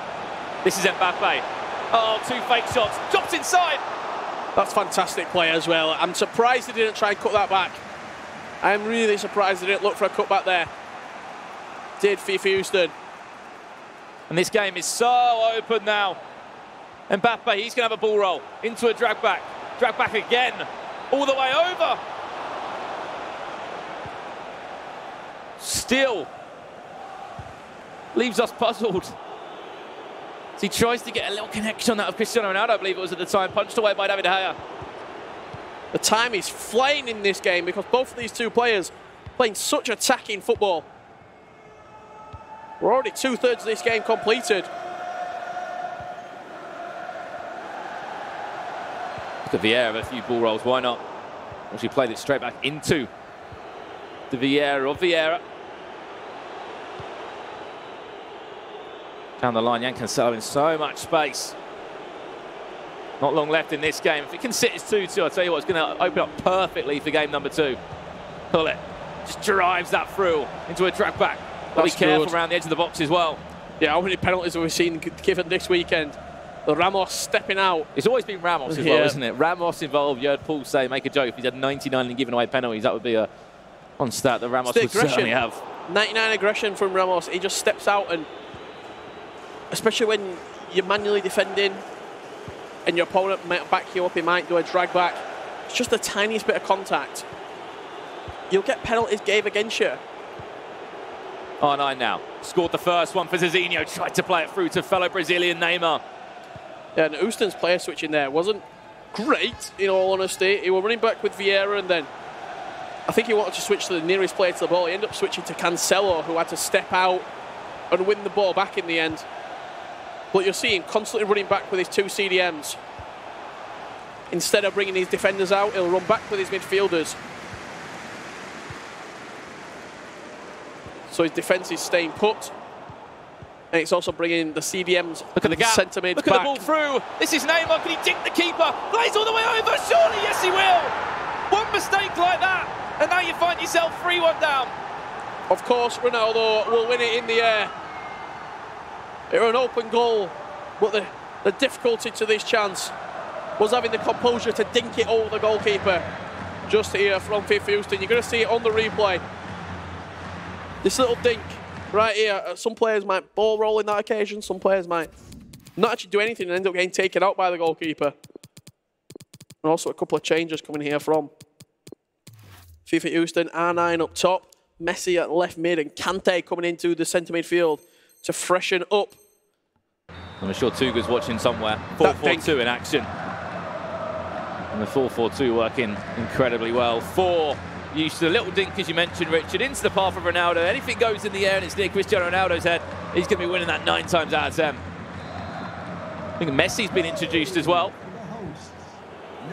amongst a few other names for both players. And this is the sort of 15 minutes left in the first leg. Houston's looking to extend that lead. 4, 5, 6-1 lead. He wants to be taken into the second leg because he knows his defending isn't great. There we go. Certainly not over yet. Thank God we've got a second leg. 94, prime icon moment, Hullet. He's everywhere. Yeah, Zizinho coming straight from kickoff, getting a goal back from the replay. Hullet into... it's straight down the middle of the goal. I'm asking questions every single time I see a goal like that going over the goalkeeper. It's not in the corner. Hullet on that 5-star weak foot, just rattling it past him. But still, I'd be disappointed if I concede a goal. Especially after just going in front by 3-1 as well. You're expecting to leave this game with more than a goal advantage. Especially of that nature where when you see it that close to the goalkeeper, I suppose he has hit it early and he's timed it green. Kante, bullet, fake shot. Good keeper movement. Nearly a finesse as well into the top corner. Neuer in goal, and obviously Alexandra at left back for Zizinho. They're the kind of only 2 choices that we don't see every pro sway towards. Yeah, it's a Champions League Neuer. The +1 upgrade on his normal regular FUT item. Since Kante's been introduced, he's been full of energy in the midfield. Lovely ball. Can he get anything on that note? Neuer, one of the goalkeepers that if you put a basic chem style on him, he goes to 99 across all in-game stats other than speed. The German international. Messi. We can get an equaliser here. This is going to be an unbelievable second leg as we lead into that. A few minutes left, plus added time. Houston can get out of this with a 1-goal lead. Be something to build upon. It certainly won't be job done. This is the sort of second leg you want to be going into. A very tight and cagey affair for the neutral. Perfect viewing in a console final. I must add as well, Richard, both Tex and Houston at this point have scored the same amount of goals. 54 goals they've both registered in the competition. That's across Swiss style format as well, and knockout football. So there's no reason why those 2 are unbeaten still. Will we get one more attack out of Houston? Unfortunately not. Maybe for Zizinho. He's going to come forward with a fresh Eusebio on that left-hand side. Or maybe not. Maybe we'll get one more chance. Hill to Hill. Into Hullet. Back to Ronaldo. A fake shot. Into a shot! And an absolute bullet of a finish from Cristiano Ronaldo. Really good bit of play there from Houston. You see that driven pass there from Hullet into Ronaldo. He was expecting the shot into the left-hand corner. He moved the goalkeeper all the way to the left into Zizinho. Houston's read that and capitalised on it with a low-driven, great-time shot into the bottom left corner and reinstates that 2-goal cushion into the second leg. And that makes him the highest goal scorer here in Singapore. 55 goals to his name, but that's only half-time here across the 2 games. And of course, there's still so much to this story to be finished, Richard. I'm sure of it. 4-2 the scoreline, 6 goals in the first leg of FIFA here. But I'll tell you what, that goal at the end, I've never seen a ball being hit so hard. Had some venom on it from Ronaldo there with that chance. But I've just seen both the 2 players have both gone off exactly separate sides of the stage. I think Houston might have gone and had a little... Right, Sehan, they were chatting to Sehan, earlier. of course, obviously the coach that has been coaching Renda as well from Team M10, so I'm sure he'll be helping him out as well. He's definitely in there having a little chat. He'll be having a little chat. Of course, on the other side of that, you've got the guys from Team Hullet speaking to Zizinho. But let's have a look at some of those highlights from that game, because it was Zizinho that took the lead, Richard, just a few minutes in. Yeah, Zizinho, nice little bit of play. R9, you see him just on the edge of the box. And then fired that with his left foot into the top left corner. Houston, he almost accepts the goal sometimes. Yep, okay, I'll get back into the game. Just give me time. And it only took him 5 minutes until he did answer back. Of course, this was the goal he scored. Vieira into Hullet. So patient. I'll keep mentioning it between those two CDMs. Look at this for a goal. This has got to be up there as one of the best goals we've seen in today. Really nice bit of individual play from CR7. No celebration from Houston. He knows that he's in a marathon right now, not a 100-meter sprint. He needs to channel his inner Mo Farah. This was some counter-attack now. Look on the far hand side of the screen. Look at the run of Mbappe. It's going to be Ronaldo. Just a ball roll there. Cuts back inside. There's Mbappe. He always saw the option, always saw the run. Even though he delayed it slightly, it still paid off for him. And he built on that lead deep in the second half. That goal was on the 20th minute. We got another set of goals, you'd say. Incredible last 15 in-game minutes. Mistake from Ramos. That was a mistake. Anyone would ball roll that potential, just try and chip the keeper instead. Played it back across goal. And anything in the air, 9 times out of 10, Ronaldo is going to be winning it. Yeah, the mistake from Ramos. He stepped out of the back four. And just a lax pass in the end from Sergio. Let Eusebio go in on goal. Dink across the goal. Ronaldo, he's always going to win that in the air. But you see Hullet make the run off the ball. Left foot, first time shot. Fired past the goalkeeper. 3-2. But it was a late goal for Houston to re-establish that 2-goal cushion going into the second leg. Of course, as I described it, it was absolute bullet of a finish. Had so much power in it. It started with Ronaldo. Now. Little spin, created a little bit of room. He made his run off the ball. Fake shot, shot. Keeper Simple as that. Keeper just stood and watched there, Richard. It just fired into the bottom corner there. And that is half-time, as I mentioned, in these 2 legs. We know that Tex is already in the cross-console final. Surprise, surprise, the man is continuing to dominate in the FIFA scene. But is there going to be a reply? Is there going to be a response from the man on your screen right now, Zazinho? I mean, he's got to, you'd say start strong, but he started strong last game. He went 1-0 up inside 6 minutes. And it seems as though the game just didn't really flow for him. Every time that a chance were going his way, Houston were back with 2 goals. And the big thing that we've talked about is Zazinho during this tournament, quarterfinal, 7-2 winner. In the semi-final, 6-2 winner. He don't have that luxury right now. He's got to come back from a game. He's already 4-2 down. If he were to win by 6 goals, he'd be winning like 11-6, 12-6, the same scorelines that he's won earlier in the tournament. So he's got to have a different performance in his locker. And we saw Houston earlier against Diogo in the quarterfinals. A different side to him, seeing a game out. He only were winning 2-1, and he switched to 4-2-3-1 and just defended a lead. Well, here we go then. Second leg of the action here in Singapore of the PlayStation Console Final. Of course, if you have been watching, you know the score from that first leg. 4-2. You can see it in the left-hand top corner of your screen there. Of course, the 5th at Champions Cup of the year. Still one more to come next month where it's going to be vital for people that want to try and hit the playoffs to have a great tournament there. However, we still have not finished the story here in Singapore. Story's got 2 more chapters left. Chapter 34, PS4 Console Final. Chapter 35, Cross Console Final. Of course, it is Houston from right to left in this half, in that black strip from right to left, as I mentioned. On the other side of that, you've got Zazinho from left to right. The Brazilian who finds himself 2 goals down, and as we mentioned, 2 attacking players, but an attacking player that needs to get 2 goals or more to pull this back all square. Lovely threaded through ball down the line. Ronaldo's going to actually pick that up instead. Maybe look for an El Tornado. He's had a few of those. It's just launched down the line. It's crossed all the way over. A little bit of Route 1 football there from Zazinho. Houston going to try and build into attack yet again with that 4-4-2. Try playing a little bit direct. Both of these 2 players in the first 10 minutes have gone direct. They're looking for that goal. Houston's looking for the goal to sort of kill this game off. A dagger to the heart of Zazinho. Zazinho looking to spark a comeback.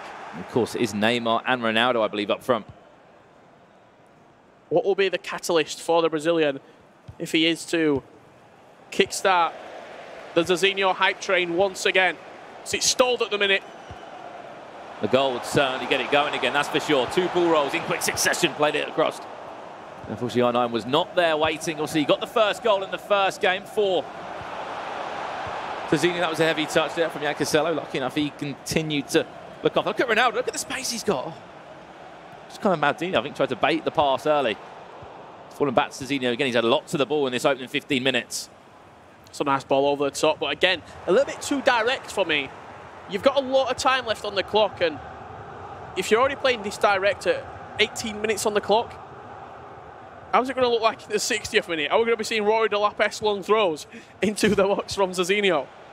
Of course, 4-4-2, as you mentioned as well, Richard, from Houston. Not everyone seems to be swaying towards that, but the ones that are taking the risk sometimes can do well in the tournament.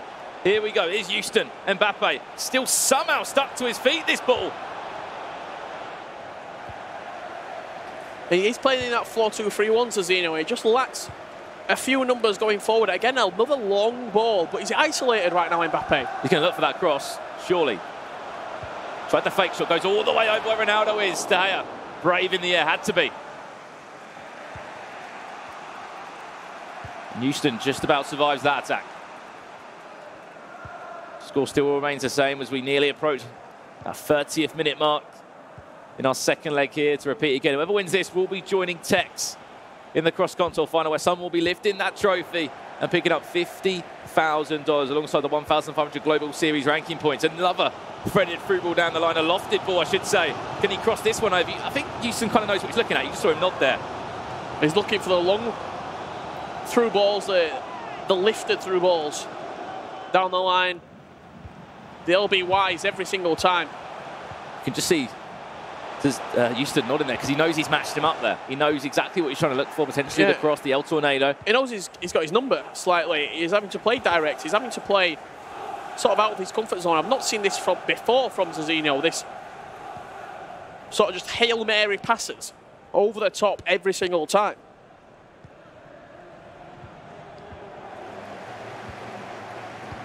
Those 2 goals are needed for Zazino. Both players also using Cancelo as well at right back. As you said, sometimes a maybe slightly too direct, but a very fortunate bounce there, did Houston. Technically, this game here, Rich, is a $25,000 game. Wow. Just let that sink in. $25,000 if you go and lose the cross-console final, even just part of the cross-console final. You guarantee Global Series ranking points. Think of this tournament as well, potentially a grand final spot. The FIFA World Cup grand final. Yeah, if you're more Houston, I would say. I'd say even both of these 2 players. Zazino will probably be that's a mistake. He's giving it straight back to Ronaldo. Roughly 2,000 after this game has completed. If he does go on to win it, Houston, like 2,500, 2,600 Global Series ranking points. And that's certainly enough for the top 16 on each side of the bracket. And again, just from one big tournament. Of course, he's been involved in a few of them. Ronaldo will try and get the shot away, but going to come off the legs of Maldini and go back to Manuel Neuer now. Such a different story this first half of what we saw in the first game.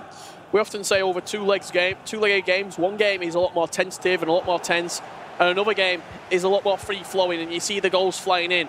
Seems like the first game in this series was the free-flowing attacking game. This game, both of these 2 players, slightly tentative, slightly nervous probably. Played short, Neymar's over it, so's Marcelo. Goes as far as Cristiano Ronaldo to Mbappe. And nowhere in the end. Just a few minutes plus added time before we get into half-time of this second leg. Between obviously the best 2 PlayStation players here from Singapore. We've got Houston, who went 5-0 in Swiss and still unbeaten in the tournament. And the Brazilian Zazino, 49th in the Global Series rankings. Has to defend this attack though. 2 red timed shots as well. Yeah, just bullied off the ball there in the end. Needs to get into half-time. This is Zazino, Richard. Sergio Ramos there at the back. Look how deep Zazino is right now. Look at the overlap as well. Neymar's there. Ronaldo's made the run as well. If he scores this, surely it's going to be game over. Surely not! In that kind of area! An El Tornado finish from the Great Dane. Yeah, it's fantastic from FIFA Houston right there. I think it was actually a Balassi flick, not an El Tornado in the final third there. Unbelievable composure and skill from FIFA Houston in that sort of area as well. Goal for the visitors. And potentially that goal, almost the most FIFA Houston goal that you're going to see throughout the tournament, could have sealed him into the FIFA E Grand Final with if he needs to go on and win this game. 1,500 Global Series ranking points. He's all smiles at the moment, but we've seen Houston before. We've seen how games can change in the past. I mean, we've seen Shakespearean tragedies with FIFA Houston as the main character. where he's bottled 3-4 goal leads, and he doesn't need us to tell him this because he knows it. He's very open about saying this. And if Zizinho can get a goal back and start to plant that seed of doubt yet again in his mind, that could potentially be disastrous for the Dane.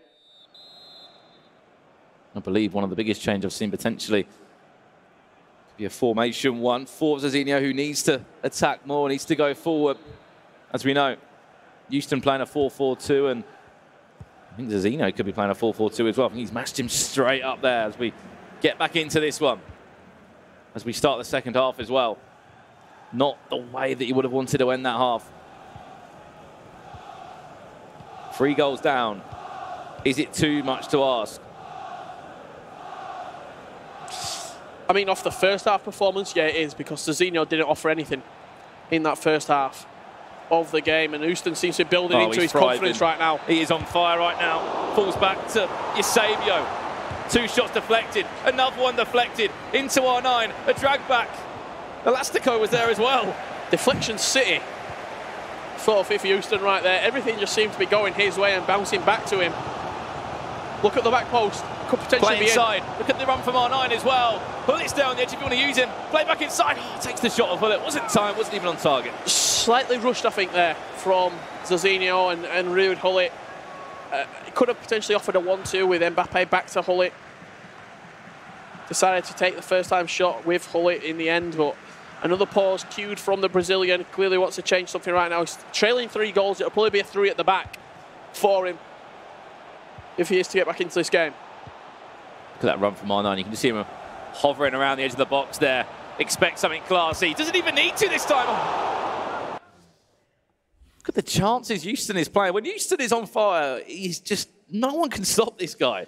So Houston gone into a more defensive 4-2-3-1 right now, very similar to what he did in the Diogo Pacheco game, where he just saw it out and sat behind the ball and waited and just saw that time tick away. I don't know if you saw as well there, Richard, just to interrupt. Look at the stamina on half of those players still from Houston, which all high. Which obviously shows the in-game stats that these players have, the prime icon moments, the team of the years, and also the tactics that he's playing. Maybe he's not pressing too much. Most, I think, like 9 out of the 11 team of the year players have all got 99 stamina, which just goes to show how much of an upgrade these players did actually get. Zizinho, he's going to start to feel the pressure right now. Has he just beaten Pina and Tuga not to reach the Console Final? One of the hardest runs in a tournament for any of the players. That's 2 top 10 players you've knocked out the competition. Top 5. Number 2 and number 4, of course. This is Zizinho's chance now. There's a goal back for him. And now, with 30 minutes left on the clock, we've seen Houston in this position before, where he's let the game get away from him, and he's let his opponent back into the match. Are we going to see a more professional, a more mature performance from FIFA Houston? That is the question on everyone's mind right now. As you can tell, we're not getting too excited just yet. 30 minutes left. Is there an answer? The perfect way to silence Zizinho's comeback is to simply just score again. I'm sure it won't be a simple goal. There'll be a few cricketers in there. There might even be an elastico or 2, a few step overs into a ball roll there. Cristiano Ronaldo is just going to shield it. Yeah, Cancelo and I think Ramos just doubling up on Ronaldo. And within 3 minutes, Zizinho was attacking once again.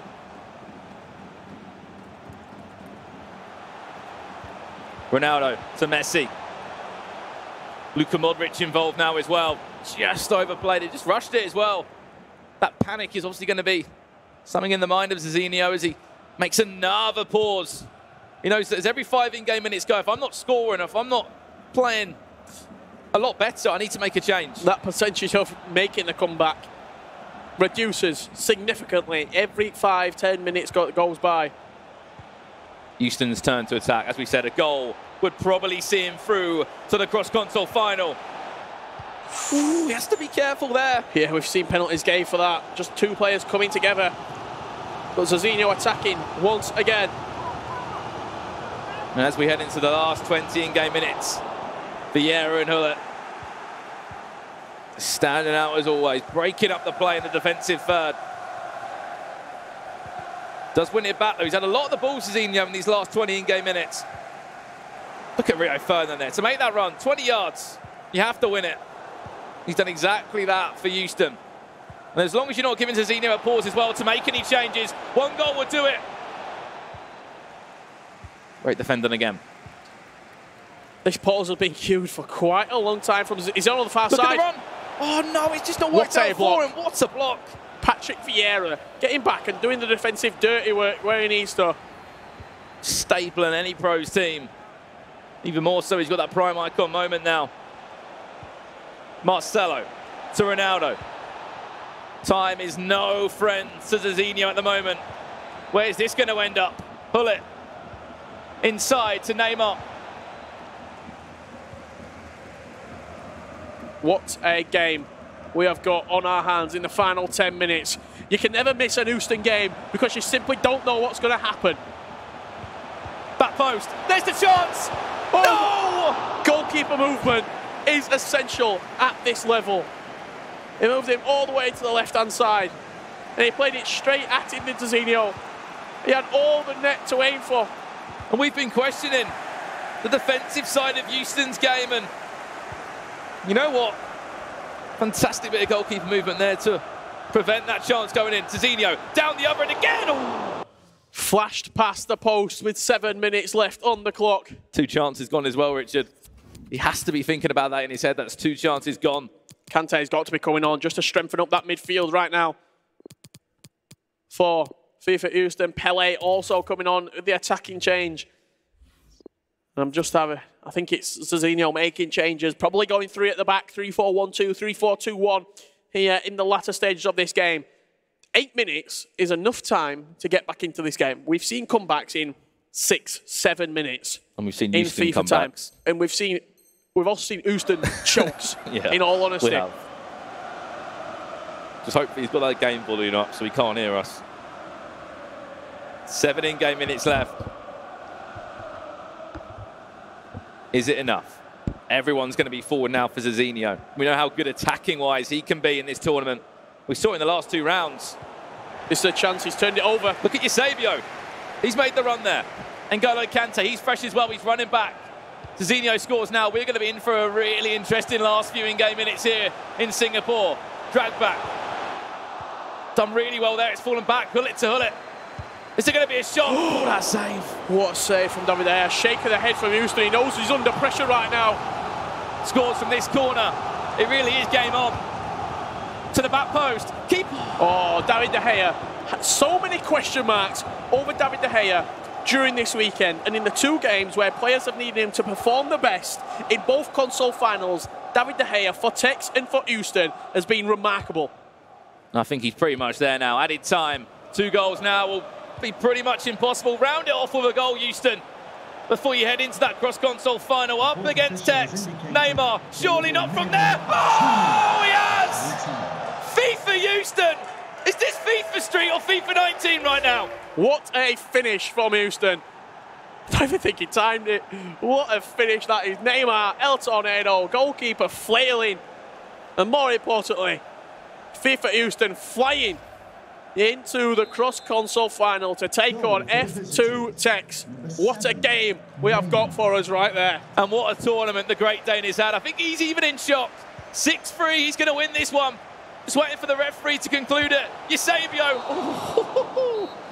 Congratulations, ladies and gentlemen, put your hands together. FIFA Houston. He's in a cross-console final and with a chance. Not just, obviously, he's already pretty much booked himself a place in the FIFA World Cup Grand Final, but to pick up that trophy and to win $50,000 on the other side of that. Commiserations to Zizinho. He's had us guessing this whole tournament with big results against top players on the PlayStation side. Yeah, maybe it was 1 game too far for Zizinho. He beat Tuga, he beats Stefano Pina, but he falls to the hands of FIFA Houston, their goal-scoring machine. Shows once again why he's regarded as the most free-flowing, attack-minded player in the FIFA scene. FIFA Houston versus F2 Tex in the cross-console final. That should be absolute fireworks here in Singapore. Some incredible games of FIFA, honestly. You know, it's really tested the vocal cords of the El Tornados, the Balassi flicks, everything that's been out from Houston, and to do it in big games as well. We spoke about this. This is not just for flair. It's not just for you viewers at home. This is, you know, skill moves that work, and they work for a reason, Richard. Yeah, it's been fantastic this entire tournament, and it's Houston versus Tex in the cross-console final. It is indeed. You know, it's been a fantastic tournament here, but do not go anywhere. We've still got a cross-console final to come up very, very shortly indeed. But before we do, I'm going to throw it back over to the couch for one last time from us. Thanks very much, gents. Fantastic commentary as usual. In the PS4 final, we have a winner. We also now know our grand final for the championship as well. Fantastic goals in that game. I think at least 3 of those goals, gents, might feature in the top 5 of the day. They were that top 5 good. of the tournament. Yes. They could, over the whole weekend. Yeah. Unbelievable in one stuff. game from Houston as well. Well, what Houston said when I saw him backstage, and he said, I think it's going to be high scoring. I didn't know he meant himself. I didn't think he was just talking about himself there.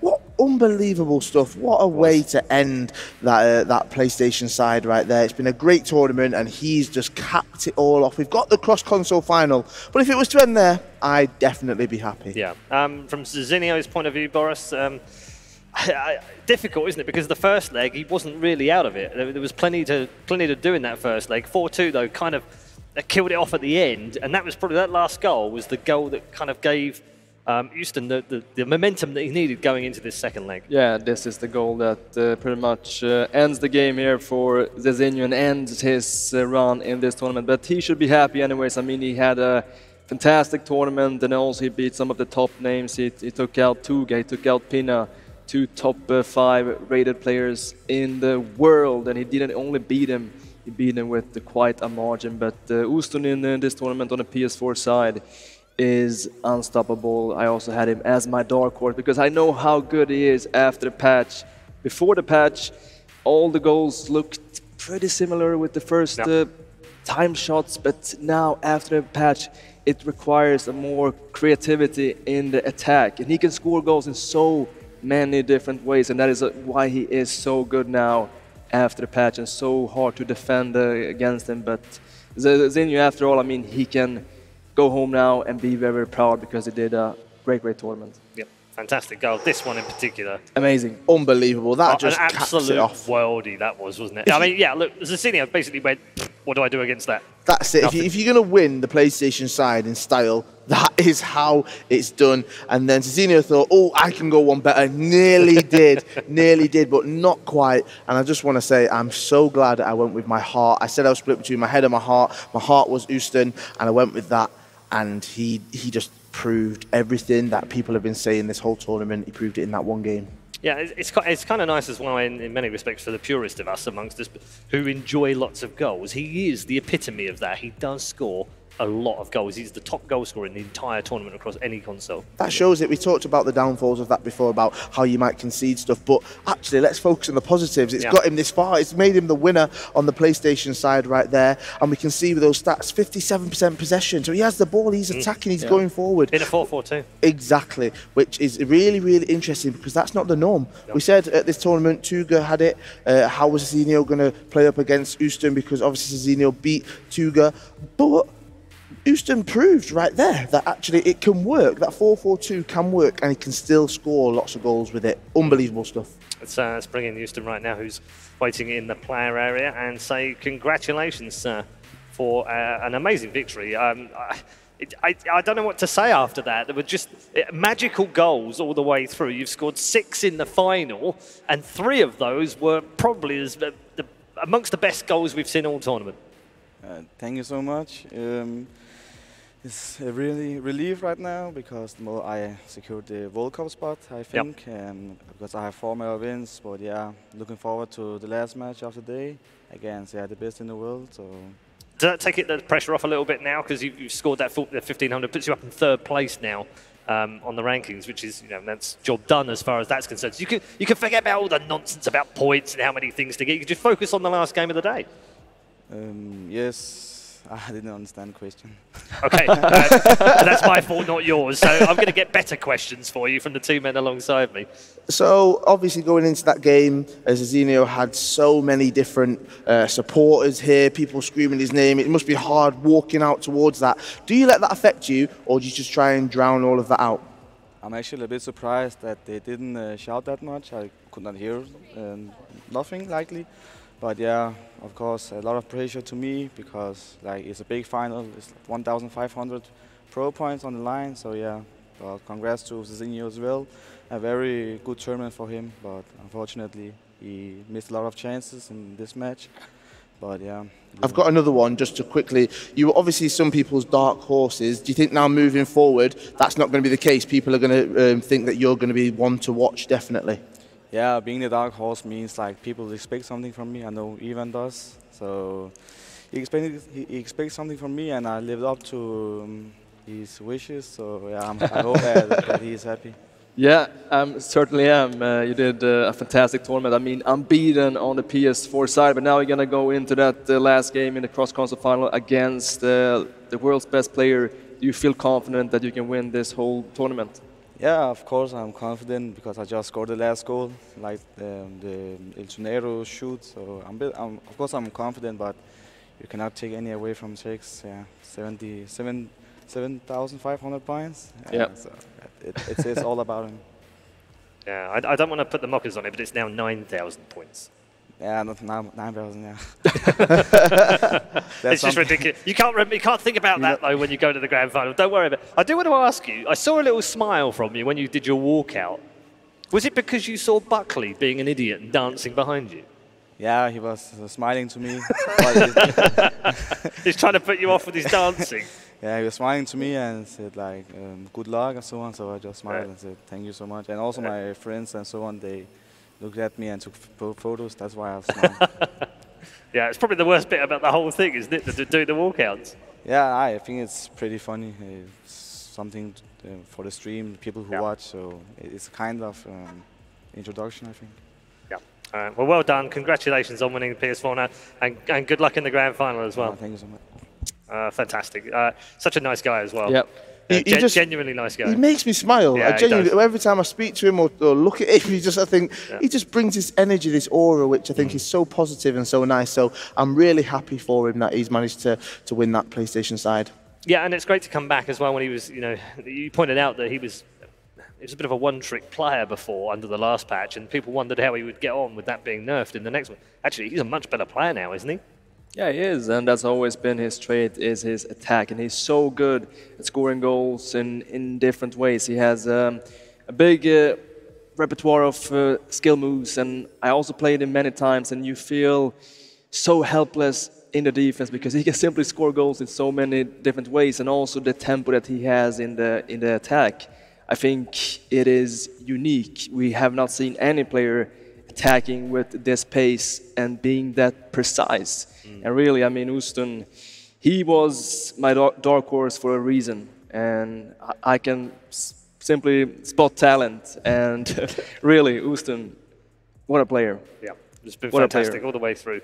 One more to go. Grand final ahead of us. These two go head-to-head. In many ways, it's kind of a cool final because you've got the highest scoring player of the tournament against a player who's going for yet another championship as well, and has also had his record scoring tournament at the same time. So great, right? It promises to kind of bring out lots of goals for us or lots of excitement. Whether that happens, who knows? Hopefully it does. Like I said, I want one of these to go to penalties. I'd like this to go all the way to penalties at the end. But I think it's just, for me, this tournament has been such a special one because there's been upsets, there's been people moving forward, but ultimately we've seen some amazing FIFA, and I think the best two players on both sides deserve to win. So whatever happens in this cross-console final, I think they both should be happy with their performances. All right, well, I'm looking forward to the final, as I know you two are as well, and you should be at home. And for all the people that have joined us here in the arena in Singapore, we're going to take a quick break, but don't forget, that is the last match of the day. Who's going to lift that Champions Cup for March? That's the final question we're going to answer in our grand final after the break. There, a quick reminder as well, he's now moved up to 5th, by the way, Houston, after that particular result, and that's a fantastic achievement for him. I've also got one other shout out as well to Jamie from FUT, who is in hospital right now. We send all of our warm wishes, and it's great to hear that you're on the mend and everything's going well for you. But we do miss you here, and we wish you'd been here to compete. So I know you're watching. Hope you get well soon, Jamie. Thank you very much, everyone. We are going to take a quick break. When we come back, though, it is Champions Final.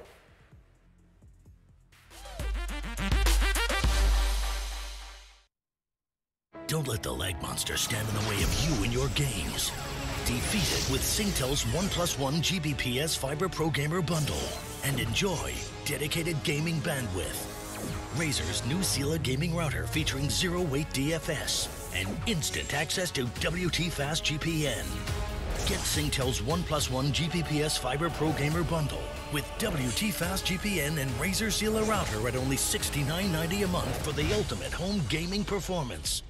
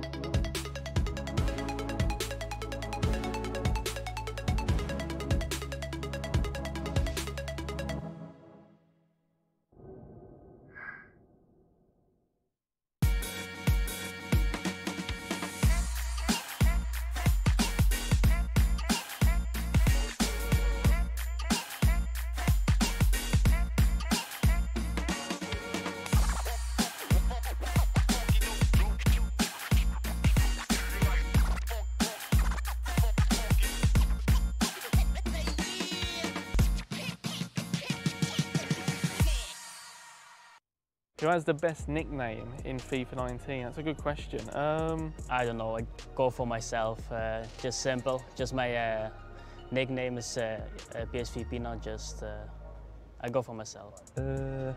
Nickname? I don't know. I don't know. Best nickname is Naweed. His nickname is Goal Machine. The best and most creative nickname in the scene is Huge Gorilla, I think, because he's really good in offense and he's showing, okay, I'm huge and I'm taller, I'm better than everyone, so he's confident and he shows it. Oh, the best nickname in FIFA competitive is, it's a difficult one. Maybe Mo Aubameyang? The best nickname has Dr. Ahana. The best nickname is Goal Machine. I like the name and he scored a lot of goals, so it's a good name to as a person. Do I envy any player in the competitive scene? No, I think I have opponents that that the public, well not public, but the fans that want to see the specific matchups. But like for example, me versus Kurt or me versus Tass, etc. I think you have matchups where people want to watch. I don't have any enemies or anything like that. It's just, you know, people want to see specific matchups. So people like Kurt and Tass, I'd say. I would like to be Dossary. He's so young and he's a World Cup champion and he's a big guy, so I would like I have his success. No, I don't envy any player from the competitive scene because I don't think that's good, yeah. I don't know what envy means, so no, I don't think so. Obviously, it would be nice to be F2 Tex because he wins so many tournaments and that's what everyone wants to do. But at the same time, I'm happy about being myself and I think I'm able to do the same things as Tex and maybe it's now my time to do so. I don't envy anyone in the competitive scene because everyone's got to where they are because they've worked harder, they deserve it, so.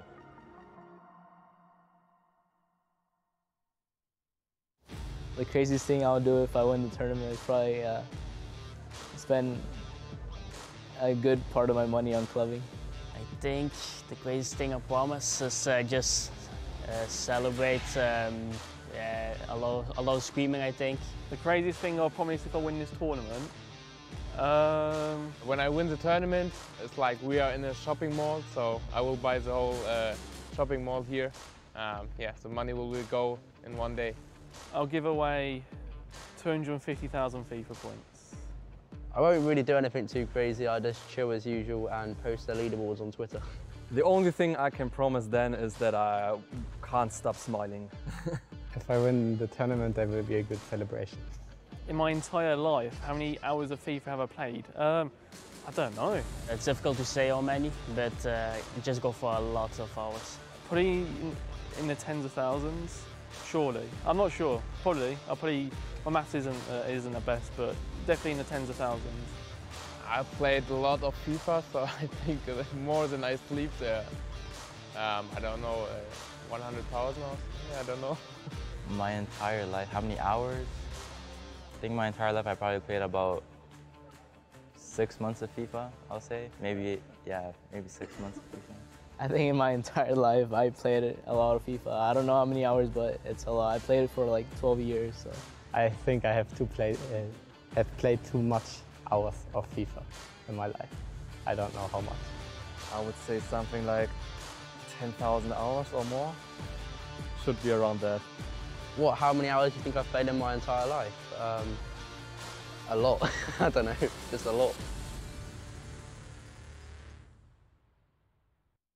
My 3 wishes to come true would be, as everyone's probably going to say, just to have as many wishes as you want, so then you can wish for anything. So yeah, just that, to be honest. One of them would be the world champion of FIFA. Another one would be a professional football player. And the last one is going to be to meet my idol, Lionel Messi. So that's 2. My 3 wishes, if I could have 3 wishes. I'll wish for more wishes, and yeah, I'll go from there, I guess. My 3 wishes is like to fly, because I had to go with train and to be in Abaza. My 2nd is to be a champion, because my dream is to be the best player of the world. And my 3rd is maybe also to be a real-life football player. I like to be one. I tried, but it's not makes. If I have to choose 3 things, 3 wishes for my life, it has to be the first thing to be a world champion in FIFA, which is my biggest aim in life right now. Then obviously to be healthy for my entire life. And then again to have a good family and everyone is healthy. That's it. So my 3 wishes would be that me and my family are well, healthy, to have endless money, and that my dreams come true. To win another world title within FIFA, to be secure in my career, and the last one, for FIFA, to have quick gameplay consistently.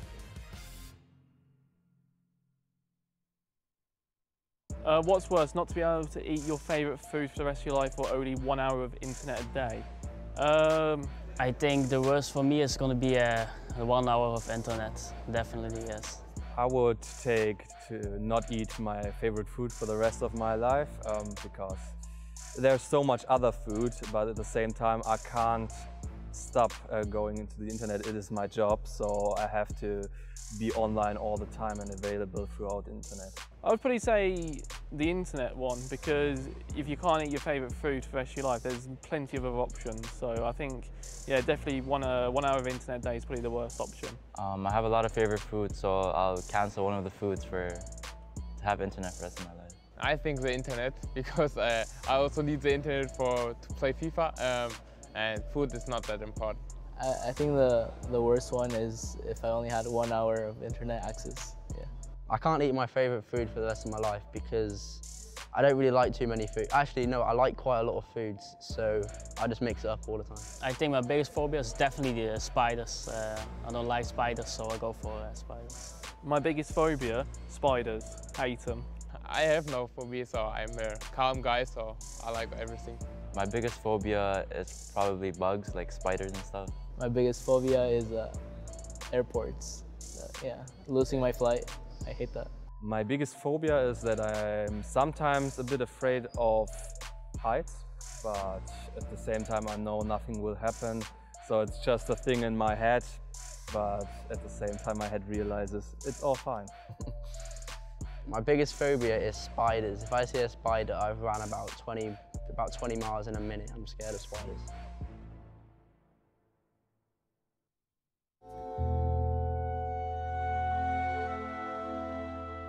I think my face will be like this.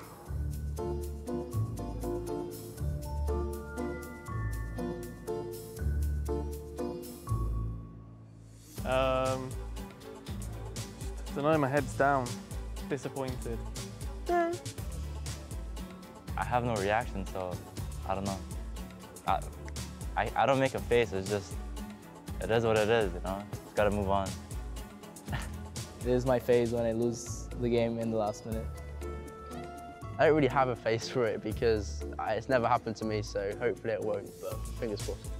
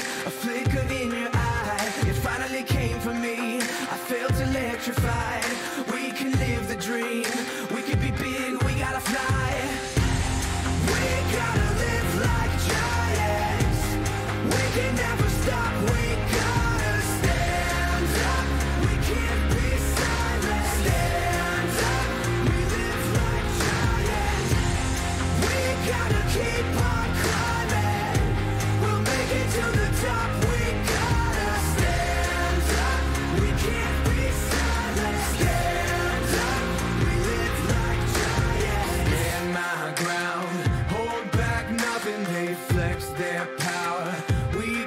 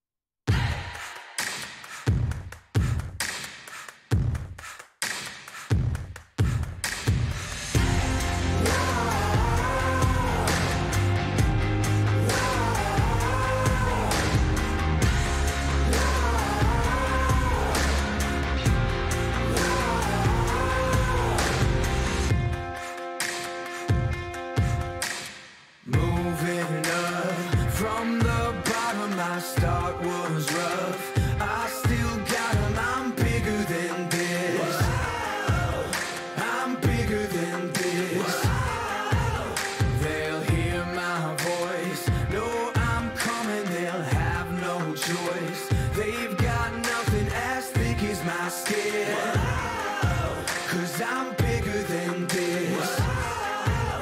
When I have a dream, I think of it late at night, a distant memory, a flicker in your eye. It finally came for me, I felt electrified.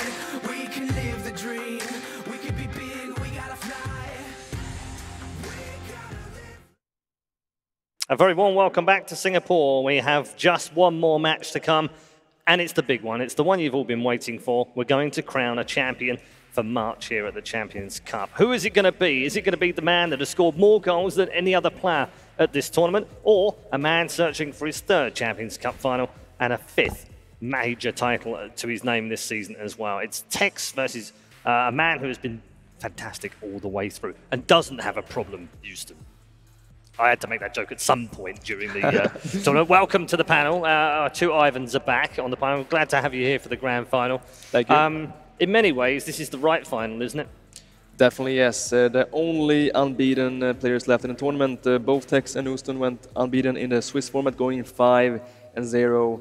And also in the brackets here, they've been showing their quality. So definitely two very worthy finalists, definitely. Yep. The coin flip was won by Houston, so he's decided to start things off on the PS4. Makes sense, right? We see this happens quite a lot in these cross-console finals. And for anyone that doesn't know, we should explain how this works, because it's slightly different to the rest of the tournament where you play two legs. You do play two legs still, but you play one on each console. So it evens it up perfectly. I was right next to both players when the coin was flipped. Yeah. And Uston won the coin toss, and he wasn't ready for it. Right. He looked at the admin and was, "Can Tex choose?" And the admin said, "No, you won the coin toss."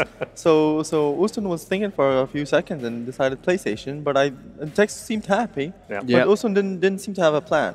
But I don't think it matters. As he said, he played the Club World Cup last year and won it on Xbox. Yeah. So I don't think he really cares if it's PlayStation or Xbox, and neither does Tex, because at this point he's played so many cross-console finals that is basically his home console. Yeah, and I like that, because in a way we talk about that sometimes, don't we? About, do you play defensively on the console, that you don't play very much, that you don't take much of a lead or a defeat away from that, so that you can play better on your own. It won't matter in this final, in theory. No, but I'm still a bit surprised about Ustun's choice, because Tex, he played 3 cross-console finals this year, and he always started on his away console and won them every time. And history says starting on your home console is actually a bad choice. And probably because you put a lot of pressure on yourself, because you simply have to win that game with a big margin. And also the fact that if it goes to extra time in that second leg, you will play on your away console on extra time. Okay. So I was actually a bit surprised, but just like Nightmare said here, that I think both players are very used to both consoles. Also, we had FUT Tex playing the E-Champions League qualifier on the PS4 last week, and also made 30 games on in the Weekend League. So Tex at this moment, for him it doesn't matter if it's PS or Xbox. I guess one reason for Houston to take the PS4 first is potentially because we've seen if Tex has a weakness at this tournament, it's been in the first leg. So in theory, maybe he's applying that to it and thinking, well, if I can catch him cold coming in, maybe I can score quite a few goals. Yeah, definitely, because Uston is not, even if he's in the lead, he's not one to protect the lead. So maybe he's hoping the first leg, he's going to have a 1, 2, 3 goal lead, thinking positively, and going into that second leg, maybe try to not protect the lead on his away console, but maybe catch Tex on counters and score even more goals. So we know we should expect goals from Uston. It depends how good he's going to be in the defense. Points out of the way now. They're all done. We know exactly what the point situation is between these two. 9,000 plus points now, incredibly, for Tex, and also moving up to 5th in the PlayStation rankings for Houston is great for him too. So no worries about points. He can focus purely on winning the match. So what is the strategy he employs here? Like at this stage, I think the players are not thinking now about the prize money. They're not thinking about the points either, because pretty much Tex is guaranteed at the World Cup. I'm 100% sure, and I think even Houston, he has now 2,600 points, and I'm pretty sure that will be enough for the World Cup. I think what matters now is simply the trophy here. The trophy here, it looks amazing, and just getting this title to win a major. Tex done it multiple times. He has just this year He won 2 majors, and he has a chance to get his 3rd here. But Ustun, on the other hand, he never been in this situation, and he has a chance here to win his first big trophy. Yes, he does. So plenty on the line for both players. We've got a nice big audience here in Singapore, and plenty watching around the world as well, to welcome your 2 grand finalists.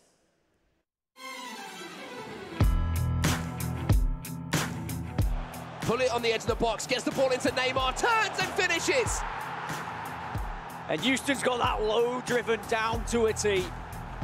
It doesn't matter what the best way to score is, he will always find a way to get that ball in the back of the net. Messi's inside the box, man is free at the back post, it's Eusebio! And it's now just a 1-goal game. What a comeback this is from Mert. Pele wins it though for Mert, this game is not over yet, Messi fighting with Ramos. And there is the final whistle. Relief for Houston. He will go through into the semi-finals.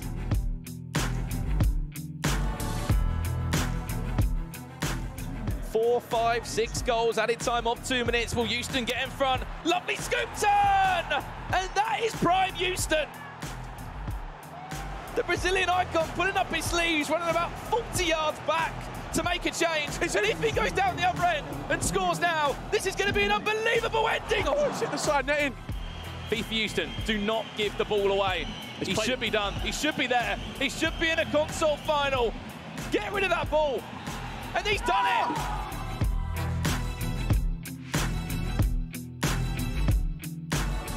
Early pressure here from Zazinho. It's end-to-end FIFA. This is what we're expecting. Here we go. Houston's turn now to get a strike away.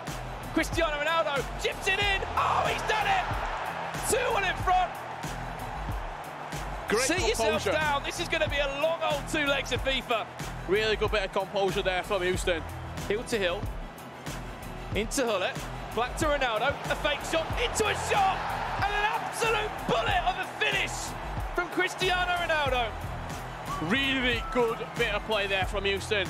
2 goals now will be pretty much impossible. Round it off with a goal, Houston, before you head into that cross-console final up against Tex. Neymar, surely not from there. Oh, he has! FIFA Houston! Is this FIFA Street or FIFA 19 right now? What a finish from Houston.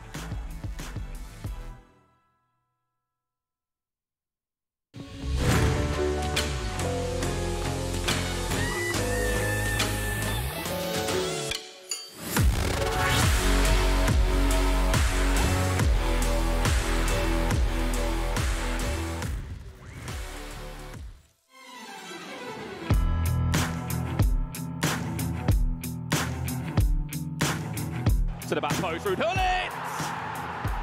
And if you've just joined, that is a taster of what you could be watching over the next 3 days here in Singapore from F2 Tex. This is Tex now, and you have to say, just do not concede Marcus Gomes, or it's going to be a bit of a mountain to climb. And unfortunately, that is exactly what he's done. Mbappe again. Mbappe, lots of space here. Are you surprised anymore to see him finish these? Because you shouldn't be. 5-0 to Tex, 6-3 on aggregate, and just to remind you, at the start of this game, he was 3-1 down on aggregate. Tex finds another goal, and he finds it in the most precise way possible. Ronaldo finds the top corner. Tex again just asserts his dominance on all of the competitors that he plays. Vieira on the edge of the box, Neymar strikes it and Neymar scores, and Tex takes the lead. He's been behind twice, but you just cannot keep Tex down. Yes! There's the scream from Tex. He makes another semi-final, 9 consecutive. Can anyone stop this man? Neymar, and again, it's time to perfection. And Mbappe, he's in the team for a reason. He's got all this hype for a reason as well.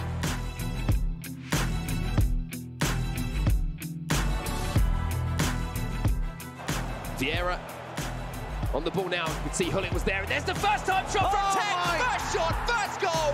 F2 Tex is off the mark. Oh dear, we are in for a treat in this Xbox final if we're going to see more of that. Couple of step overs from Mbappe. Little flip flap, Elastico time. Oh, and he can't. Oh! He's done it. He is a magician. What else can you say, Dan? What else can we say about this player? He is the special one.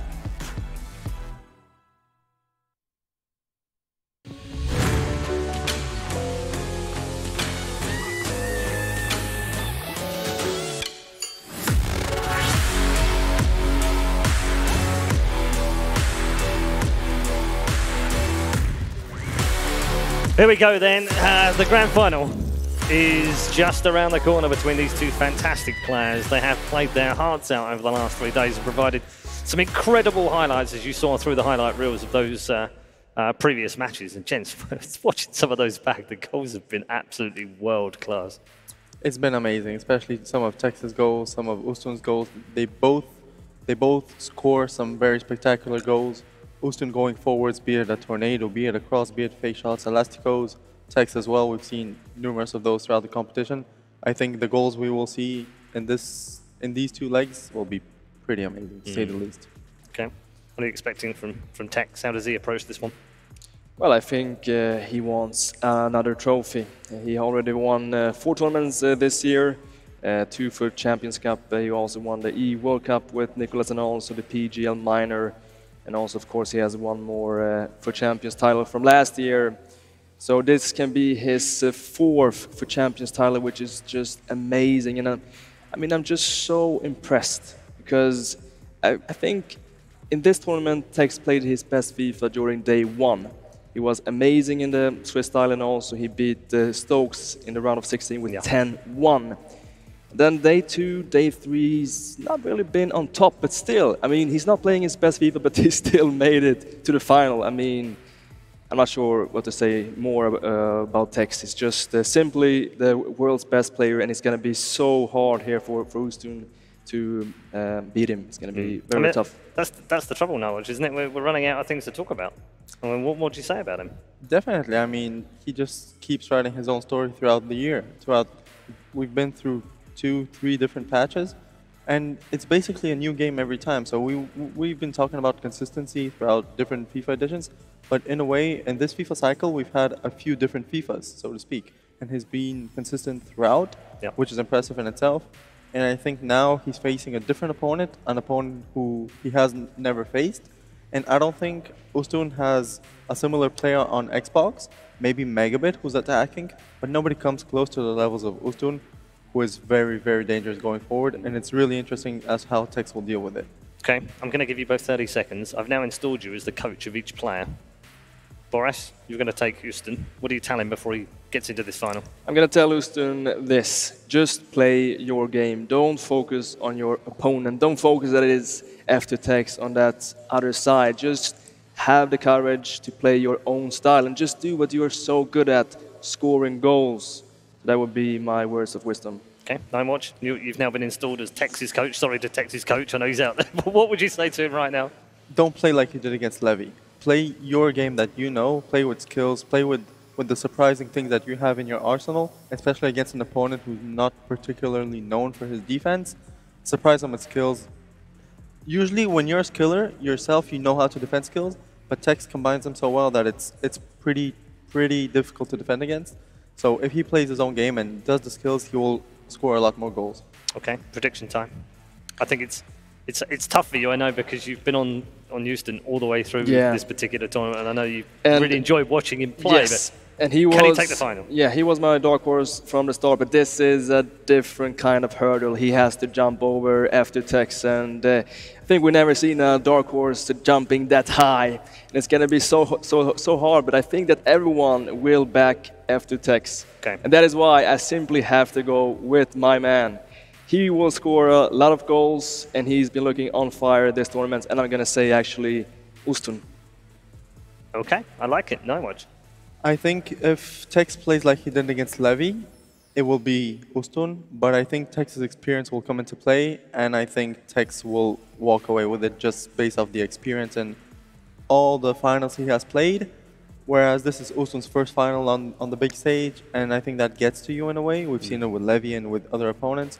So I think Tech's experience, and although he's only 17 and is pretty young, he's had so much experience, and I think that will win him the final. Okay, I'm glad I picked you as the coaches for the proper players then, because otherwise that would have been really bad, wouldn't it? It would have been embarrassing.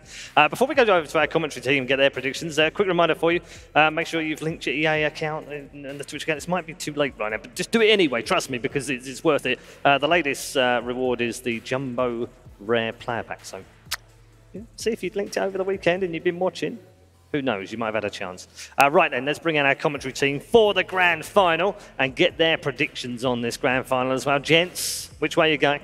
I'm going to have to go with the man that's just to my right-hand side here. He's won a few competitions recently. You might have heard of him. His name is F2 Tex. He's not bad. Houston's been incredible this event, but if there is one man that could beat Tex, I think it is Houston. So it's going to be a super tight final. They both had a look at me when with predictions. I don't want to say You've been very good this tournament as well, Dan. I've always gone for Tex, and I will go for Tex, but I think this is going to be an incredible grand final. Yeah, well, I hope you're right, and do your best, gents. Bring us a great grand final.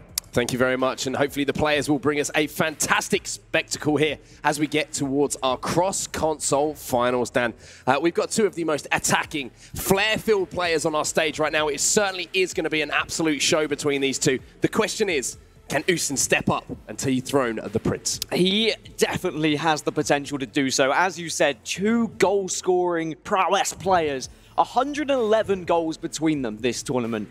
Houston scored 57, Texas scored 54. However, Tex's defensive record is a little bit better. He's only conceded 19 goals in 9 games. So on average, that's around 2 goals per match, which, considering the players he's gone up against in this tournament, is a phenomenal statistic. Now, one thing I want to talk about is the players in the past that Tex has lost to. They've been aggressive players. They have been goal-scoring players. You look at Megabit and the players like that he has struggled against.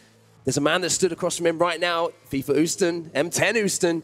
That man scores goals. Megabit, Nicholas Razek, Goal Machine, players who did just push Tex. They played 4-2-2, for example, using 2 strikers, taking the game to him, not being afraid of the occasion, not being afraid of the player that they're going up against. I know Tex is a little bit nervous going into this, and sure, Houston's going to be as well. It's a nerve-wracking situation being on a stage in a grand final. But also, I think that Houston's kind of got that mentality of, I've got nothing to lose here. If he goes down in the final, no one will be surprised. F2 Tex, a phenomenal player. He's got all of the accolades you could possibly wish for up until this point in the season. I think that takes the pressure off his shoulders a little bit. Absolutely. I mean, they've both done their job in terms of achieving Global Series ranking points. There's nothing to play for in terms of that for these two players. They've already secured 1,500, but now it's for prize money. Now it's for pride. Here we go then, ladies and gentlemen. Our cross-console finals is underway. It's F2 Tex taking on M10 Houston. And there's one thing we can almost guarantee in this. There's going to be excitement. There's going to be goals. And there's going to be some incredible FIFA 19 coming your way. Key factor, I didn't say there'd be goals. There's not going to be a curse. It means we might actually get some goals, but it's Houston right from the get-go. Big chance early on. Ronaldo times the shot perfectly, but the defender gets the block in just in time there for F2 Tex. Now Mbappe's going to bring it away down this left-hand side. Now, what are your thoughts on this, Dan? I want to talk to you about the 4-4-2. How do you think that's going to impact this game? 4-2-2 is what you want to do against Tex, to be honest. You want to get 2 strikers involved. You really want to put him under a little bit of pressure. You can spread things out to the wings then as well. You really just know that Tex is going to be struggling if you can play balls out wide. Well, here is Tex on the attack now. Cristiano Ronaldo just gets dispossessed by Marcelo, who was possibly thinking about pulling the trigger in and around that 18-yard box. But this has been a solid start for both players at the moment. Not too many risks being taken, not too many obvious chances, obviously just a few moments into the game, but I know it sounds surprising to say, but every time one of these players go forward, you almost expect something to happen. But I think what we've learned, Mark, from this tournament is it's the players who are taking those risks, who are succeeding. That's why both of these players are in this grand final. They haven't just sat back and defended and absorbed pressure. They've attacked their opponents and they've been rewarded for it. And Houston trying to find the ball through to Neymar there, couldn't quite squeeze it between the two defenders. And now Tex is going to have the opportunity to bring it away.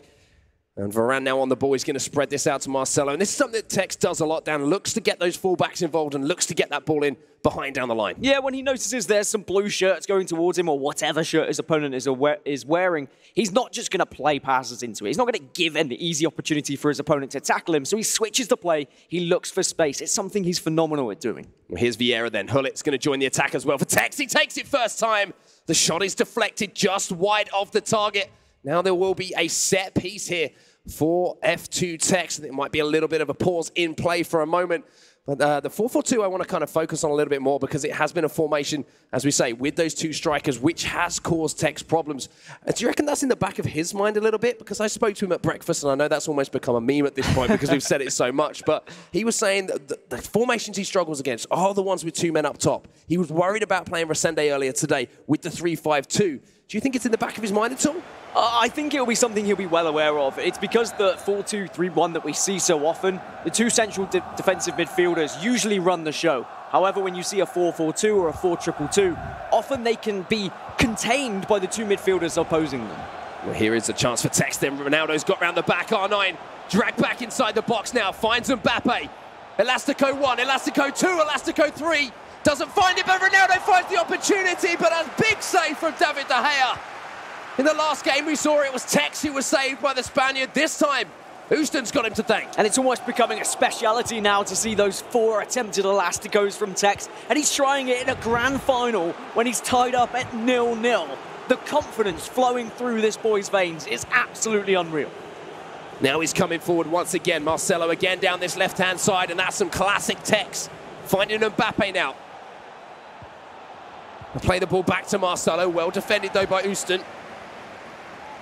And I think that Houston's confidence will grow the longer that he's able to keep Tex at bay. Big opportunity here. Ronaldo's in. No, it's actually Neymar who strikes the post. And Tex has had 2 big chances now. But the game is still tied up at 0-0. Tex was on the side of Lady Luck in his console final. He even said himself, why can't I sit on the same side of the stage? I want De Gea to perform that well. I want the posts to be doing what they did in their console final. Well, now it's coming back to bite him, it would seem, in this grand final. There's some space here for Hullet. Sorry to cut you off, Dan, because Vieira's looking like he's going to be dangerous here. Ball into CR7, and it's De Gea having to make a big save again. Both goalkeepers performing to an incredible standard to start this one off.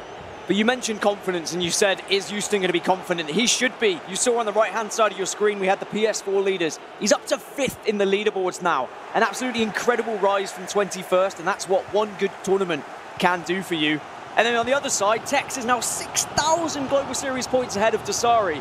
Absolutely incredible stuff. Look at the space in behind here for Eusebio. Big chance here. Oh, the deflection comes in.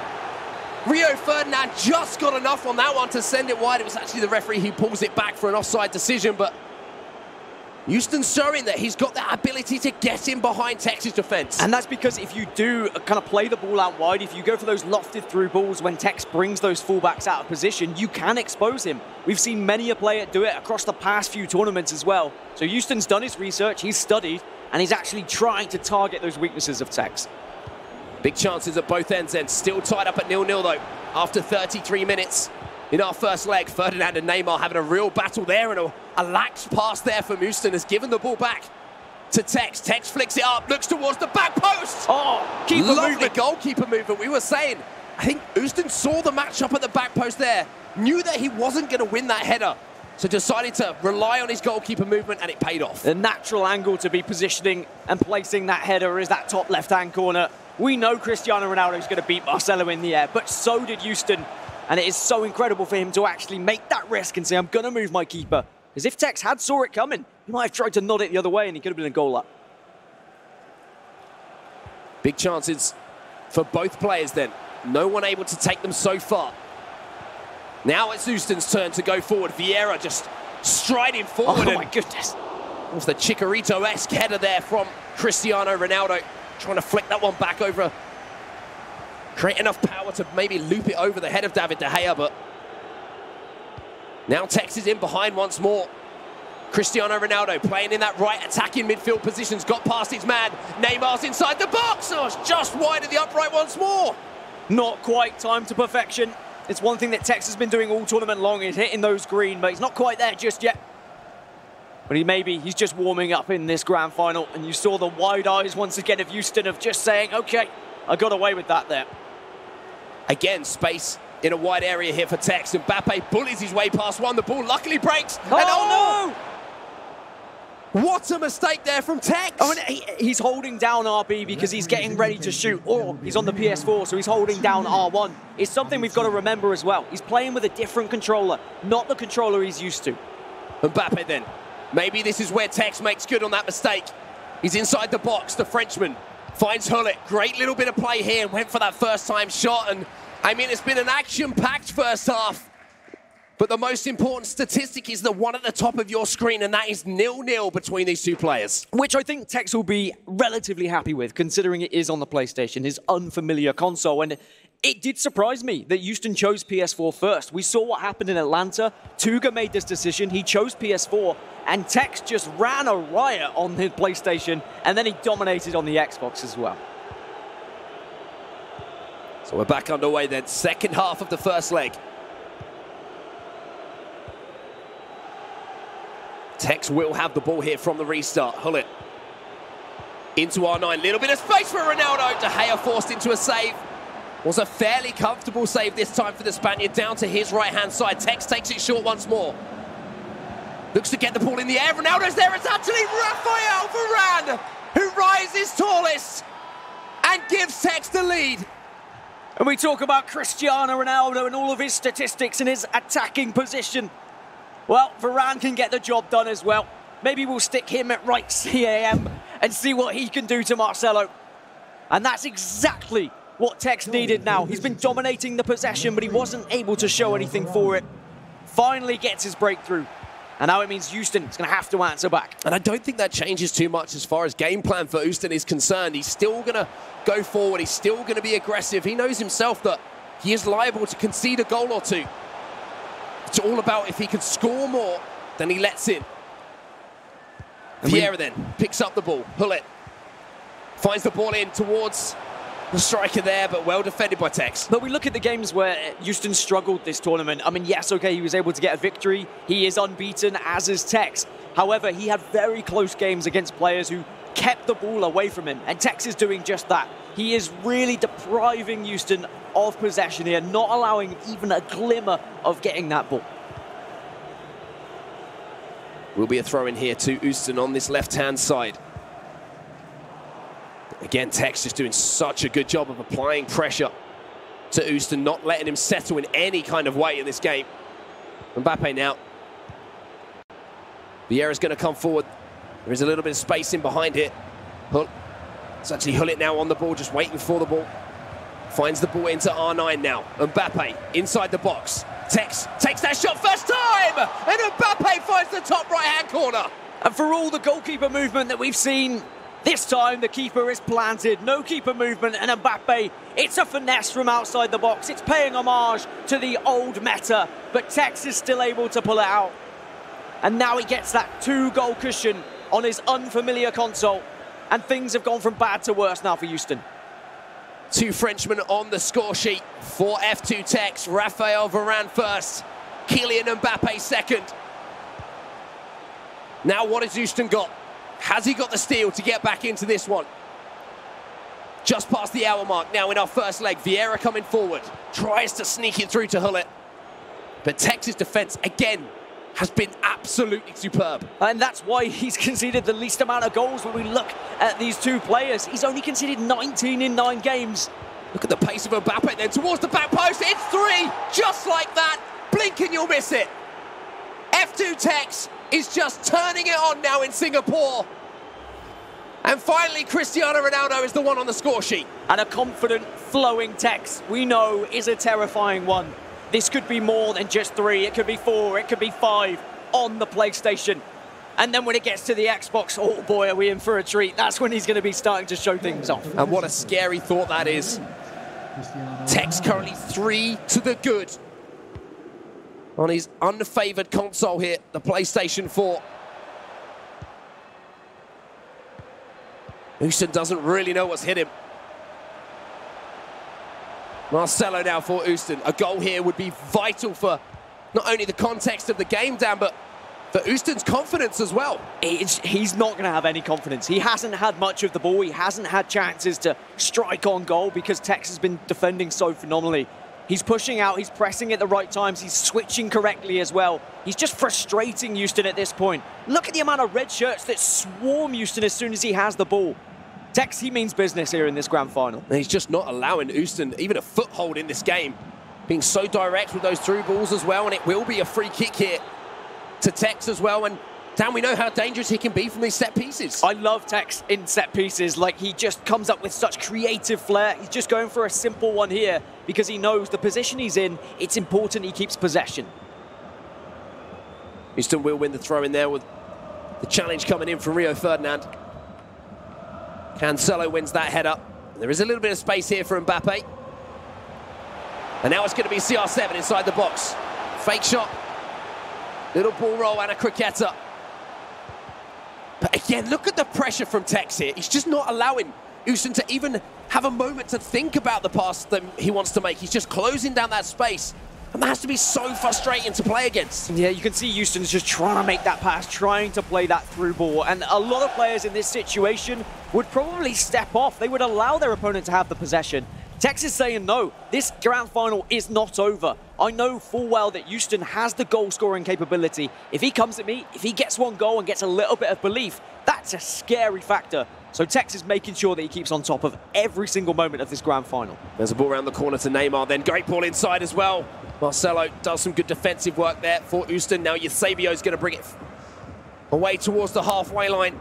And this hasn't been the script that Houston would have wanted to have written after this first leg. He's got it all to do now.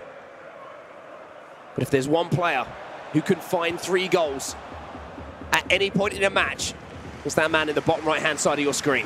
I mean, the fact that he scored 57 goals this tournament in the 9 games that he's played is incredible, but he's not been going up against Tex. Here's Neymar inside the box, couple of crickettas, but the finish just not good enough there from Houston. Didn't hit that green timing. And that might have been the difference between this game being 3-0 and 3-1. Header then towards the back post, there is a goal! Houston has a foothold. And it's Cristiano Ronaldo with the header. And it's not often I say this, Mark, but I think that might be a little bit of a mistake from Tex. Bringing David De Gea just a little bit too far off his line, expecting the ball to be pumped front post. But instead it's slightly further outside. And Cristiano Ronaldo, I mean, we've seen it all tournament long. Once he rises above everyone else, it's going into the back of that net. Belief then reinstated here for Houston. 2 goals the difference between the 2 players now. If he can steal another one just before we start our second leg as well, boy, are we in for a second leg. It's whether he's going to get a chance, though. Knowing Tex, he's going to keep this ball. He'll make sure the last attack of the game goes to him. Just recycle. If he sees a perfect opportunity, he will take it. However, if nothing jumps and springs in front of him, he'll be more than happy just to keep it here and play it patiently. Just a couple of minutes of regulation time then left at the end of our first leg. Tex just toying with Houston here. Vieira spreads it out wide here to Marcelo. A little bit of room in the middle for Hullet. This is so smart from Tex. So smart, so important to keep the ball. He doesn't even need the last attack in theory. He just needs to make sure he finishes this game with a 2-goal advantage. And look at that ball over the top, though. Cristiano Ronaldo is going to take it down beautifully. He tries to get round the edge of Marcelo. Houston with the chance here to get another goal back, and he does so! Houston is back into this one. 2 goals back-to-back at the end of this first leg. He's back in this one. And for all the credit I was giving Tex for keeping the ball, but he just slipped up at the last moment. Just giving it away and just giving Houston a ticket right back into this grand final. There is the final whistle then. And what a difference 10 minutes can make in game. You can see Tex, he knows it's mistakes on his part. He just won. He just won the first leg, and yet look, he's still upset about it because he knows a 1-goal advantage is not as good as a 2-goal advantage. Yes, okay, he's going onto the Xbox. That is his preferred console. That is his home, his territory. But he's just gifted now Houston a chance back. But all credit to Houston for taking that opportunity. Great advanced fake shots to beat the man with Cristiano Ronaldo. We've got a blooming good grand final here. We do indeed, and the second leg is set up absolutely beautifully between these 2 players. And I talked about one thing that Houston has been missing a little bit in previous tournaments, that steal, that sort of ability to grind out a result, that resolve as a player. And all of a sudden, here in Singapore, for whatever reason, he seems to have found it. And that's a perfect example of it there. 3-0 down, most players would be like, oh, this is done. You know, I'm not looking forward to the second leg. I'm just going to get a battering. 2 goals in quick succession. He's back in this. I think a Houston of old and a Houston we saw at previous tournaments, he may have crumbled, to be honest. But, I mean, as we'll see from the highlights, he actually bounced back. He didn't just allow Tex to keep pushing him. He kept the pressure up. He did apply the right pressure in the right situations. He didn't just sit back and allow Tex to just run the show. Because when Tex does run the show, we know what happens. We know it can be 4. We know it can be 5. But Houston does pose a threat. And yes, okay, he's not playing his natural game of FIFA. He's having to hit the counterattacks, but he's clinical in front of goal, and that's what's important. He has taken his chances well, and you can see chances at the start of this game. The game really did start at 100 miles an hour. It was end-to-end stuff. There were chances for both players. De Gea came up with big saves for both Tex and Houston, and you can see here from some of the replays that was an uncharacteristic mistake there from Tex. So he's trying to just probably finesse the shot by holding R1 and then shooting, but sometimes if you press R1 too early, you are just going to dummy that ball. And Tex will be thinking about those kind of situations and those chances during the break here. You can see that was the goal that broke the deadlock there from Rafael Varane. A little chip into the box. Houston knows it wasn't too much he could do about that once Marcelo was up against Rafael Varane. But Tex kind of grew into the game from here, and it sort of felt like he was kind of just waiting for that perfect moment to strike. And this strike from Kylian Mbappe, I mean, it was absolutely superb. It really was, Mark. And Tex looked like this was when he was going to go on and he was just going to absolutely smash this grand final. And I was slightly concerned for Houston, especially after this third goal. But the resilience that Houston showed to get back into it, yes, okay, it probably came at the expense of Tex making mistakes. And I think that's why he looked so frustrated after the end of that first leg. He moved his goalkeeper with De Gea for Houston's first goal. As we can see here, he's just a little bit too far out of his goal, and Houston took full advantage of that. And you saw after that third goal, the reaction of Houston. He was kind of like shaking his head and he looked a little bit down in the dumps, and why wouldn't you? 3-0 down in the grand final, but his resilience to come back, and look at this from Ronaldo, just bursting past Marcelo. But the composure here, Dan, to find the extra pass and to find the finish, because we've seen it against Tex already. Even if you're one-on-one, 6 yards out from goal, that is not guaranteed with his goalkeeping movement. I think you hit the nail on the head there with the word composure. The fact that he's done that against Tex in a grand final, he didn't panic, he didn't just shoot at first sight. Also, when he got that ball back, when Tex gave it away in the 92nd minute, he didn't just try and go for a short pass. He went for the Hail Mary. He went over top, he was rewarded for it, and now he's got a good chance going into the Xbox side of things here. And the fascinating thing for me is we saw a reaction from Tex there that we're not used to seeing. He won the first game, like you were saying. He just won 3-2 the first leg on his away console, but he looked really frustrated with himself towards the end of that game, and when it finished. Do you think that's going to affect him now moving into this second leg? For a mere mortal, it probably would affect them. But for Tex, I mean, even at 17 years old, his mentality is phenomenal. He's taken a break. He's going to come back, and he will be full of fire, I'm sure. The confidence will be flowing through him. We'll see more of the same. He's just going to be a little bit frustrated because it was 2 mistakes. I think he'll know that. Everyone else watching probably knows that. But you've got to give credit for Houston because he took advantage of those mistakes. And now, you know what? I don't know how to call this grand final, because if Houston's been playing on the Xbox, if he's comfortable with that controller, he really does have a chance here. It really is true. And let's talk about the mentality of the man who's sat opposite F2 Tex and Houston. I mean, he's going to be just full of belief right now. He probably thought that game was over, but now he has something to hold on to. Now he has a way back into this cross-console final. How important, like, it's obvious how important the goals were. But for a player like Houston, who sometimes has lacked a little bit of belief in the later stages of tournaments, that's even bigger for him. And I think it's because of the situation and the stage that he's on right now. This is the grand final. He's already achieved the Global Series ranking points. He doesn't have anything to lose here. Whereas when I was speaking to Tex earlier, me saying, well, I don't want to lose a grand final. I want another trophy. I want a third undefeated tournament. Whereas Houston's not going to be thinking about numbers, about undefeated tournaments. He's just going to be about thinking, I want to take advantage of this opportunity. I want to achieve my dream of getting my name on that trophy, to be the 5th name on the FUT Champions Cup trophy. And he does have that opportunity here. We're about to get into our second leg of our cross-console final, obviously moving over to the Xbox console now.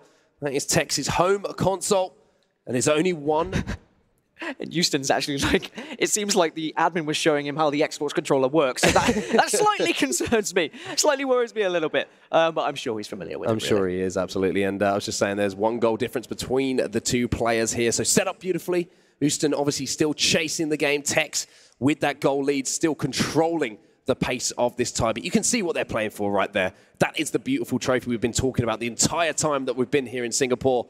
And now it's just 90 in-game minutes away for one of these players to finally get their hands on it. And you might be watching at home and you're probably saying, well, what's really the difference in switching consoles? I mean, surely people are going to be used to playing on a PS4 controller or an Xbox controller. But, I mean, it's just little minute things that can make or break a final for you, especially when you're going up against some of the best FIFA players in the world. You want any advantage that's possible, and whether that just be just positioning of your fingers or comfortable style of play, you've got to be careful here, and you've got to just be aware of the differences, and that's why I was surprised that Houston chose PS4 first, but who knows, maybe it'll pay off here. Now let's talk about how these 2 players are going to start this game off. Do you think that Houston's going to stick with a 4-4-2 and continue exactly the same way? Obviously, we expect Tex with that lead to go in with a 4-2-3-1 with the 2 wide cams, but you would expect them to start the same with just like 1 goal difference, right? I would think so. However, Houston might look at the possession in that game and might say, maybe the 4-4-2 isn't the right approach, or he might just be focusing on his style rather than formation. He'll stick with the 4-4-2, but he might try and slow things down a little bit, not go for that instant attack that we're used to seeing him, just maybe try and frustrate Tex, do exactly what Tex is doing to him. However, I must give a little bit of credit to Tex because he is playing this grand final better than he played the console final. He's playing his own game. He is just going forward, he's doing his skill moves, and he's getting the job done. 2 simple mistakes that he can forget about. He still has a lead going into this Xbox side of things, and I think he will still be relatively confident. Now let's think about what happens now in this next game, because if Houston comes out of the traps hot here, and he ties up this game early on, I really do feel like Tex is going to start thinking back to that last game. He's going to start thinking, why did I throw those 2 goals away? And that can really play on your mind, and that momentary lapse in concentration. We talked about how it can cause mistakes. I really do feel like that could be a real deciding factor potentially in this final. Yeah, I feel like Tex has been behind so much in not only this tournament, but previous tournaments as well. It just doesn't seem to affect him. He's one of the very few players in the FIFA community that can come back no matter the deficit. I've seen it be 3 goals, 4 goals, 5 goals. He still comes back into things. And now he has a lead. If he can build on that, he should be fine. It's going to be Houston's mentality that really we should be focusing on, how he's going to approach this. Is he going to attack Tex, or is he just going to sit back and hope for another mistake? Well, let's find out. Time for our second leg of the cross-console final now. F2 Tex goes in with a 1 goal advantage after a 3-2 win. In the first leg, 2 late goals though from M10's Houston. I've very much given him a way back into this. Tex will have kickoff here at the start of this second leg. Ronaldo now on the ball. You can see Neymar just hovering outside of the 18-yard box. Mbappe turning now, and this would be a great start for Tex, just to get the confidence back. And the ball is actually going to be out of play here. We are going to have a pause momentarily again. You can see here, Dan, Houston again going with a 4-4-2. And one thing that I can promise you in after this final is we are going to make history. Either we're going to be adding a new name to that FUT Champions Cup trophy if Tex loses this and Houston wins, or we're going to see the first player with their name 3 times on that trophy, and also a 3rd undefeated tournament as well for Tex. And really, if you think about the logistics of that, I mean, I was just about to say, it's unreal. I was just about to say, undefeated in 1 tournament is something that any player can be proud of and can, you know, put down as a notable achievement in their career. To do it twice is phenomenal. To do it 3 times is unheard of. Just takes the mick a little bit, doesn't it? It just kind of rubs it in the face of everyone else if he's able to do it that consistently. And I think consistency is the word for Tex. It's what he's proved, the fact he reached 9 semi-finals in a row. Now he has a chance at, another trophy, his 4th trophy of the season, 5th trophy of all time. He is one of the greats, but he needs to stay focused. Here we go. Action back underway then. Slight pause in proceedings there. Just gave us a little bit of time to reset, take everything in. Ronaldo now on this right-hand side for Tex, in that familiar home Liverpool strip of the team that he loves so much. And there is going to be some space out wide here for Marcelo. Mbappe now turns back onto that right foot. We've seen him hit him from distance from there, and it's going to be R9. It is going to fall to Mbappe now. R9 makes the run, and the timing of the shot not perfect. But there were bodies in the way there for Houston, who immediately sends it long upfield. And sometimes it's little things like that that can happen from changes from controller to controller. Even though Xbox is Tex's familiar console, he might have been getting used to the PS4 controller in that game, and the power difference and the button difference can be apparent. He didn't quite time it green. Here's Houston there with Mbappe. Whips the ball into the box. There is a man at the back post. Strong physical challenge there from Sergio Ramos. Unfortunately for Houston, the man arriving was not Cristiano Ronaldo, because you fully expect him to be winning those headers. But well defended there by Tex. I don't know if you've noticed, Tex really does focus on the left-hand side of play. He loves using Mbappe out on the wing, but he also introduces Marcelo so often. I have often questioned people using Marcelo because of his vulnerabilities at the back. But when Tex uses him like this going forward, I can see why people haven't. Here's CR7 then, and Marcelo will make that tackle. Neymar comes back and does some defensive work here for Tex. Ramos now moving forward, one of the more defensive-minded fullbacks here for Tex. Here's space for Neymar. Will he strike it? Yes, he will, but he doesn't get the timing right. And that means that that ball will just sail past the upright. But we are carrying on from where we left off, Mark. It is Tex who's creating those chances. It's Tex that's going forward. It's Houston who's having to counter-attack. And that's not what Houston's comfortable with. But he's not taking those chances, Dan. And we saw it a little bit earlier today in a few games with Tex when he was getting frustrated and he wasn't taking those chances. And it almost cost him a couple of games. So you're going to have to keep an eye on that, see if he can be the clinical Tex that we talk about so much. But there's a couple of really lax passes coming in from Houston, having got possession back, and that's pretty uncharacteristic of him.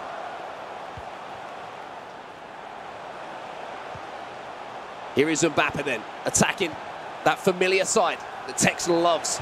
Flicked up by Marcelo, looking for that back post cross once more. And notice how Tex isn't using an El Tornado again though, Dan, another sloppy pass here. Neymar inside the box, and this is just Houston putting pressure on himself.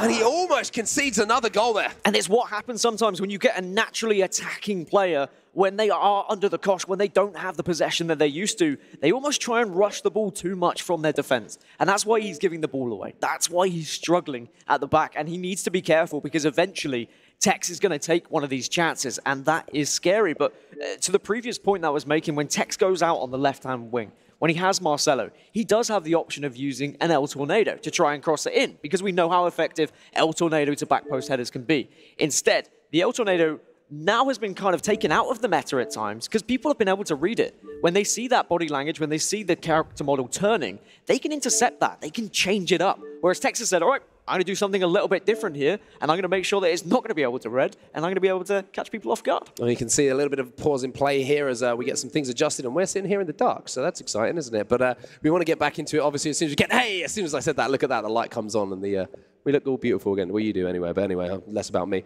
What are your thoughts, though, on how Tex is approaching this second half? Because he's come back and he looks a little bit more focused. Doesn't look quite as frustrated as he did, but maybe these little stoppages here, a few technical things, they can start to get on your mind a little bit. They are always going to be the most difficult parts of finals, when you do have a stoppage, when you have time to think with yourself, because sometimes your biggest enemy is your own brain. When you start to think, oh, I wish I hadn't conceded that second goal. I wish I hadn't conceded either of those goals in the first leg. So Tex just needs to stay focused. I think he's approached this second leg incredibly well. Like Nightwatch said before the game started, Tex needs to just play his own game, and he has done so in the second leg. It's not like he's been playing just slow possession, build football and waiting and waiting. No, he's just been going at Houston saying, I want that fourth goal. I want to assert my dominance, because if he can assert his dominance, if he can get that 2-goal cushion once again, then maybe he can start to play the more free-flowing football that we see and what we love from Tex. And it's one thing that we did see earlier, when he does get those couple of goals in front, he does love entertaining the crowd here. He does love entertaining the people at home. We've seen a lot of Elasticos already today, and I'm sure we'll see some more before this game is done. Obviously, there's a little technical pause here, ladies and gentlemen, which is why I'm not showing you the gameplay right now. We'll get straight back into it as soon as we possibly can. But for Houston, I mean, how big of a win would this be? We saw his reaction after the PS4 final, and how he reacted, and how there was just that look of sort of relief, because he'd finally realised what he has been dreaming of doing for so long, and that is, you know, winning the PS4 side of things and finally calling himself a champion. Do you think that kind of might have affected his mentality going into this cross-console final, in the way that it's kind of he might have thought he's already achieved what he wanted to achieve, and kind of the cross-console final would just be a little bonus on top of that. I know what you're saying. Some players are like that. They get to that point where they've achieved what they expected or what they had hoped, and then they never get that one step further. I don't think that's the case, though, for Houston. I mean, he has some fantastic achievements across his history of playing several FIFA titles, but I think the grand scheme of things, knowing that he can make history and be the 5th name on that FUT Champions Cup trophy, that's going to be something that's definitely on his mind. Like, we will be talking about him for FIFAs to come if he is able to put his name on that trophy, because who knows? Maybe no one will ever get a chance to do so ever again. Maybe it's constantly going to be Tex or Dasari who are going to keep coming back. So if you get an opportunity, you take it, just like Dull and Mike did in Bucharest those months ago. It's very true, and I'm sure there's a lot of people at home who love F2 Tex and love all of these wins and, you know, his consistency and the records that he's breaking.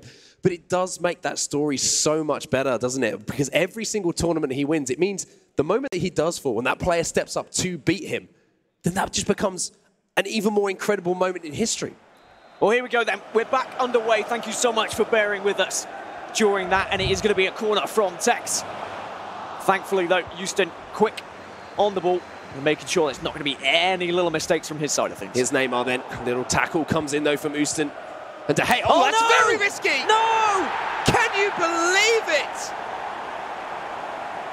The author of his own downfall here, Houston, has just gifted a goal to Tex.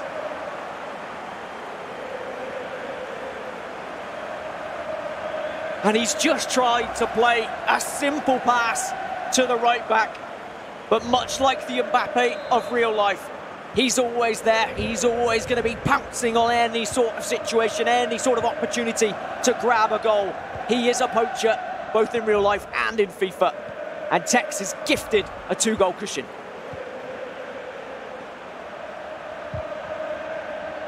I almost feel for Houston. What a mistake that is. And what a moment to do it as well. 2 goals now, the difference between the two players. Houston, though, is going to get that interception. He needs to find some rhythm here, Houston. And Vieira is going to disrupt that rhythm. Marcelo wins it back, though. Vieira into Mbappe. Here's Hullet. CR7 with the drag back. Little scoop turn. Tries to get the ball up in the air. Hullet almost squeezed it through to CR7. He's found the ball back. Look at this defensive wall of Tex, though. Houston trying so hard to break it down, but he just can't get through. But look how quickly, as a pro player, you have to react to the situation. Several times, Houston had the ball taken away from him, but it bounced straight back. And you have to be so quick to react. Here's R9, and he's reacting quickest to the through ball. But the finish is pretty poor by Texas standards, just drags it wide. Now we are going to see a pause coming in. And you can see, I feel like there is just a sense of being uncomfortable here. Camera changes. That is just Houston saying, I'm not sure that I'm ready for this, in my opinion. If you're changing settings left, right, and center, to me, that's showing you weren't set up. You weren't ready for the occasion. And he's just not comfortable. And I'm not surprised. I wouldn't be comfortable if I played on my opposition console either. Houston has to find some sort of rhythm here. Maybe this ball down the line to Mbappe will help that. Mbappe versus Marcelo. He pops it into the box. Varane, though, beats Neymar to the ball. And for someone like Houston to be whipping some crosses in after 40 minutes of this second leg, signs of desperation maybe creeping in. Yeah, sometimes you resort to what some people would say the cheap goals of trying to hit that ball back post. Here's Tex. And there's Cristiano Ronaldo. De Gea makes the save. Marcelo bring it away then for Houston. Half-time just around the corner here. Goal at this point for Houston or Tex. So vital in this situation. Hullet coming forward now. Look at the run from Neymar. It's actually going to fall to Mbappe. Cristiano Ronaldo now. Tex is trying to find an opportunity, and there might be one here for Houston on the counter-attack. Yeah, there's been some sloppy passes, I've got to say, from Houston, and you can see by his body language, he keeps shaking his head as well, but he just needs that one bit of hope. Goes slightly backwards. I think it might have even been an offside, and that is going to be absolute heaven for Tex now, as he can just keep the ball and get to half-time with this 2-goal lead. And you just have to think about how that 2-goal lead has come about. A huge mistake from Houston. And Tex took full advantage of it. Mbappe now flicks the ball up, looks towards the back post to find Ronaldo once more. And he finds Ronaldo once more. Stoppage time at the end of the first half. And deja vu strikes as Ronaldo once again climbs highest. And I can't count it on my fingers. I don't even think I can count it on my toes. How many times we've seen Cristiano Ronaldo rising above Marcelo, and Tex is taking full advantage of that. All Houston can do is put his head in his hands at this point as the final whistle will, the halftime whistle will blow. And he hasn't even had a shot on the Xbox. Tex now with a 3-goal advantage. And he is so close to tasting victory, so close to his 3rd FUT Champions Cup, his 3rd undefeated tournament in the season. See the changes coming in here for Houston as well. He's realised it's time to go. Nothing to lose in this situation for him. Needs to get these goals, needs to get them back quick. He's down by 3 at this stage in the game, and with just 45 in-game minutes. And the way that Tex has been controlling the possession, Houston knows it's now or never. And he has to really throw everything forward here, which is going to leave him vulnerable at the back, and Tex may be able to take advantage of that. Houston has to play perfect FIFA from this point onward. That's not perfect FIFA. Another sloppy pass, and it really has been almost an uncharacteristic performance so far from Houston. And Tex has had his life made pretty easy in that first half, to be honest with you. Neymar now down the left-hand side for Tex. Here's Hullet. Hullet might just get the ball back here. He slides in, but Vieira's going to come away with the ball now. 2 men up top here for Houston now, and he tries to find Neymar. Neymar in a foot race against Ferdinand. An old trusty Rio Ferdinand in that centre-back position for Tex will once again clean up the mess. But we did see in the first leg how quickly a 3-goal lead can be just closed down by an opponent. All it takes is maybe a mistake or a moment of absolute incredible ability from Houston. He still does have time here. He knows that that clock is ticking down. He knows that he just needs one chance here to give him just a glimmer of hope. But it's whether Tex is even going to allow that chance. He's going to keep starving Houston of possession here. Strong tackle there by Hullet, and that's a beautiful little lofted pass over the midfield into Neymar. Tex just attacking that space, gets the ball back inside to R9 now. Hullet under pressure from Mbappe, and Houston will get the ball back, and look at the players now streaming forward for him. Has to make these opportunities count as we hit the hour mark here in this game. Mbappe gets past one. Space here for Eusebio, ball almost drops there. And those kind of shots aren't the shots that we were seeing from Houston earlier in the tournament. They're desperate attempts. They're kind of almost just hopes towards FIFA of, please let this deflect and go out for a corner or go into the back of the net. Give me something in this grand final. As another pause is queued up from Houston, as more changes have to come, he knows. Ronaldo gets around the outside. Oh, and he's just bursting through everyone. R9 across to Neymar, drag back. Oh, Ruud Hullet comes in to spoil the party for Houston. Neymar now gets dispossessed by Ruud Hullet. R9. Hullet, ball it back. There's a big chance here, and oh, De Gea makes the save. He makes a double save. And it was almost like he had too much time with Cristiano Ronaldo there. He just tried to pass it in the back of the net because he saw the goalkeeper had drifted wide. But then De Gea quickly getting back to his lines, and that was really a chance to wrap this up if it wasn't already wrapped up for Tex. Houston here is just trying to apply pressure, but Tex, he said it himself once, pressure makes diamonds. And he is not feeling the pressure in this situation whatsoever. He just keeps coming forward. 20 minutes left for Tex to collect yet another trophy in what has been an incredible year. Vieira into Ronaldo. Look at the space here for Hullet. Look at the space in behind for Neymar. 5-star weak foot, tries to drill it across goal. Houston just hanging on. You can see a little shake of the head. I think he knows, with the time just ticking down here, that this one might have just slipped through his fingers. 18 minutes to get 3 goals, and that's just to take it to extra time as well. And you can see now that formation is about as attacking as you can get. I'm sure if he could have a 1-1-9, that would probably be the formation they put on the board. Constant pressure now, as he knows he has to just get something here.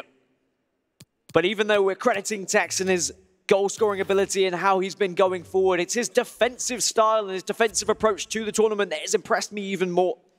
Including this grand final, he's only conceded 21 goals in, 10 matches? Phenomenal.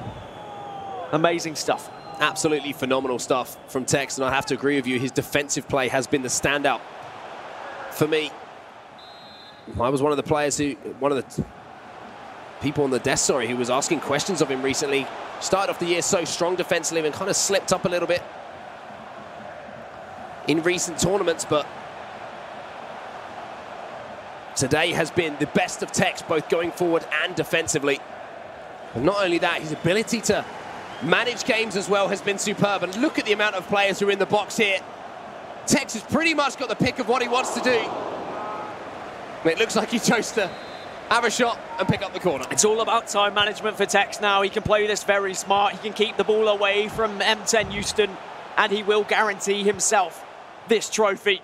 And you can see the frustration for Houston as the ball goes all the way back to the keeper. He knows this is done. But as soon as Tex feels like the job is done, when he knows there's no time left for Houston, that's when he switches on the flare. That's when we start to see a little bit of showmanship from him. And he will try and entertain us, I promise you that. Here's Marcelo then. You can see Houston's doing everything he can. He's trying to push the offside trap. He's trying to get up the pitch. Neymar, though, is just trying to extend this lead here for Tex. Houston now coming forward. Is there a moment of celebration for him left in this cross-console final? At the big dance. Ronaldo wins the header, though, for Tex. Here's Marcelo. And we say 3 is the magic number, but for Tex it seems to be 4. It doesn't matter if it's 4 elasticos, 4 advanced fake shots. It's always 4 of something. Here's Mbappe. Takes the ball towards that corner, just eating seconds off the clock here, F2 Tex. Experience on his side. He's been here before. And he's probably thinking about the end of that first leg as well, how he made those mistakes. Doesn't want to be repeating that. It's probably time where we really should give credit to Houston for what an amazing tournament he's had. From 21st in the Global Series rankings on PS4, all the way up to 5th with the 1,500 points he's secured. But unfortunately, like so many before him, he has fallen against the great that is F2 Tex. Here's Ronaldo then, heel to heel, and there's just another one for Tex. 3-0 in this game, 6-2 on aggregate. He's on his way to another trophy. And not only is he going to get his 3rd trophy, not only is he going to be unbeaten for 3 tournaments, but he's just taken the record of most goals in the tournament away from Houston as well, just to rub salt in the wounds. And you can hear him roaring at the moment. He knows how close he is. Just a few moments away now from being able to finally get his hands on that trophy. Heel to heel to get away from the defender. Perfect low-driven shot across goal. Nothing De Gea could do about it there. And this has been F2 Tex once again asserting his dominance over the competitive FIFA scene. 60 goals he's scored this tournament in 10 matches. The most he's done all season long. And for everyone, and even for Houston, you just watch and learn. Even Steven Gerrard is on the pitch, and F2 Tex has done it again. History keeps repeating itself at the moment. That man on your stage right now is your FUT Champions Cup champion. I'm rolling out to do it big, live a life. They wish they did. Gotta go for yours, no hesitations. Make the haters say congratulations, congratulations.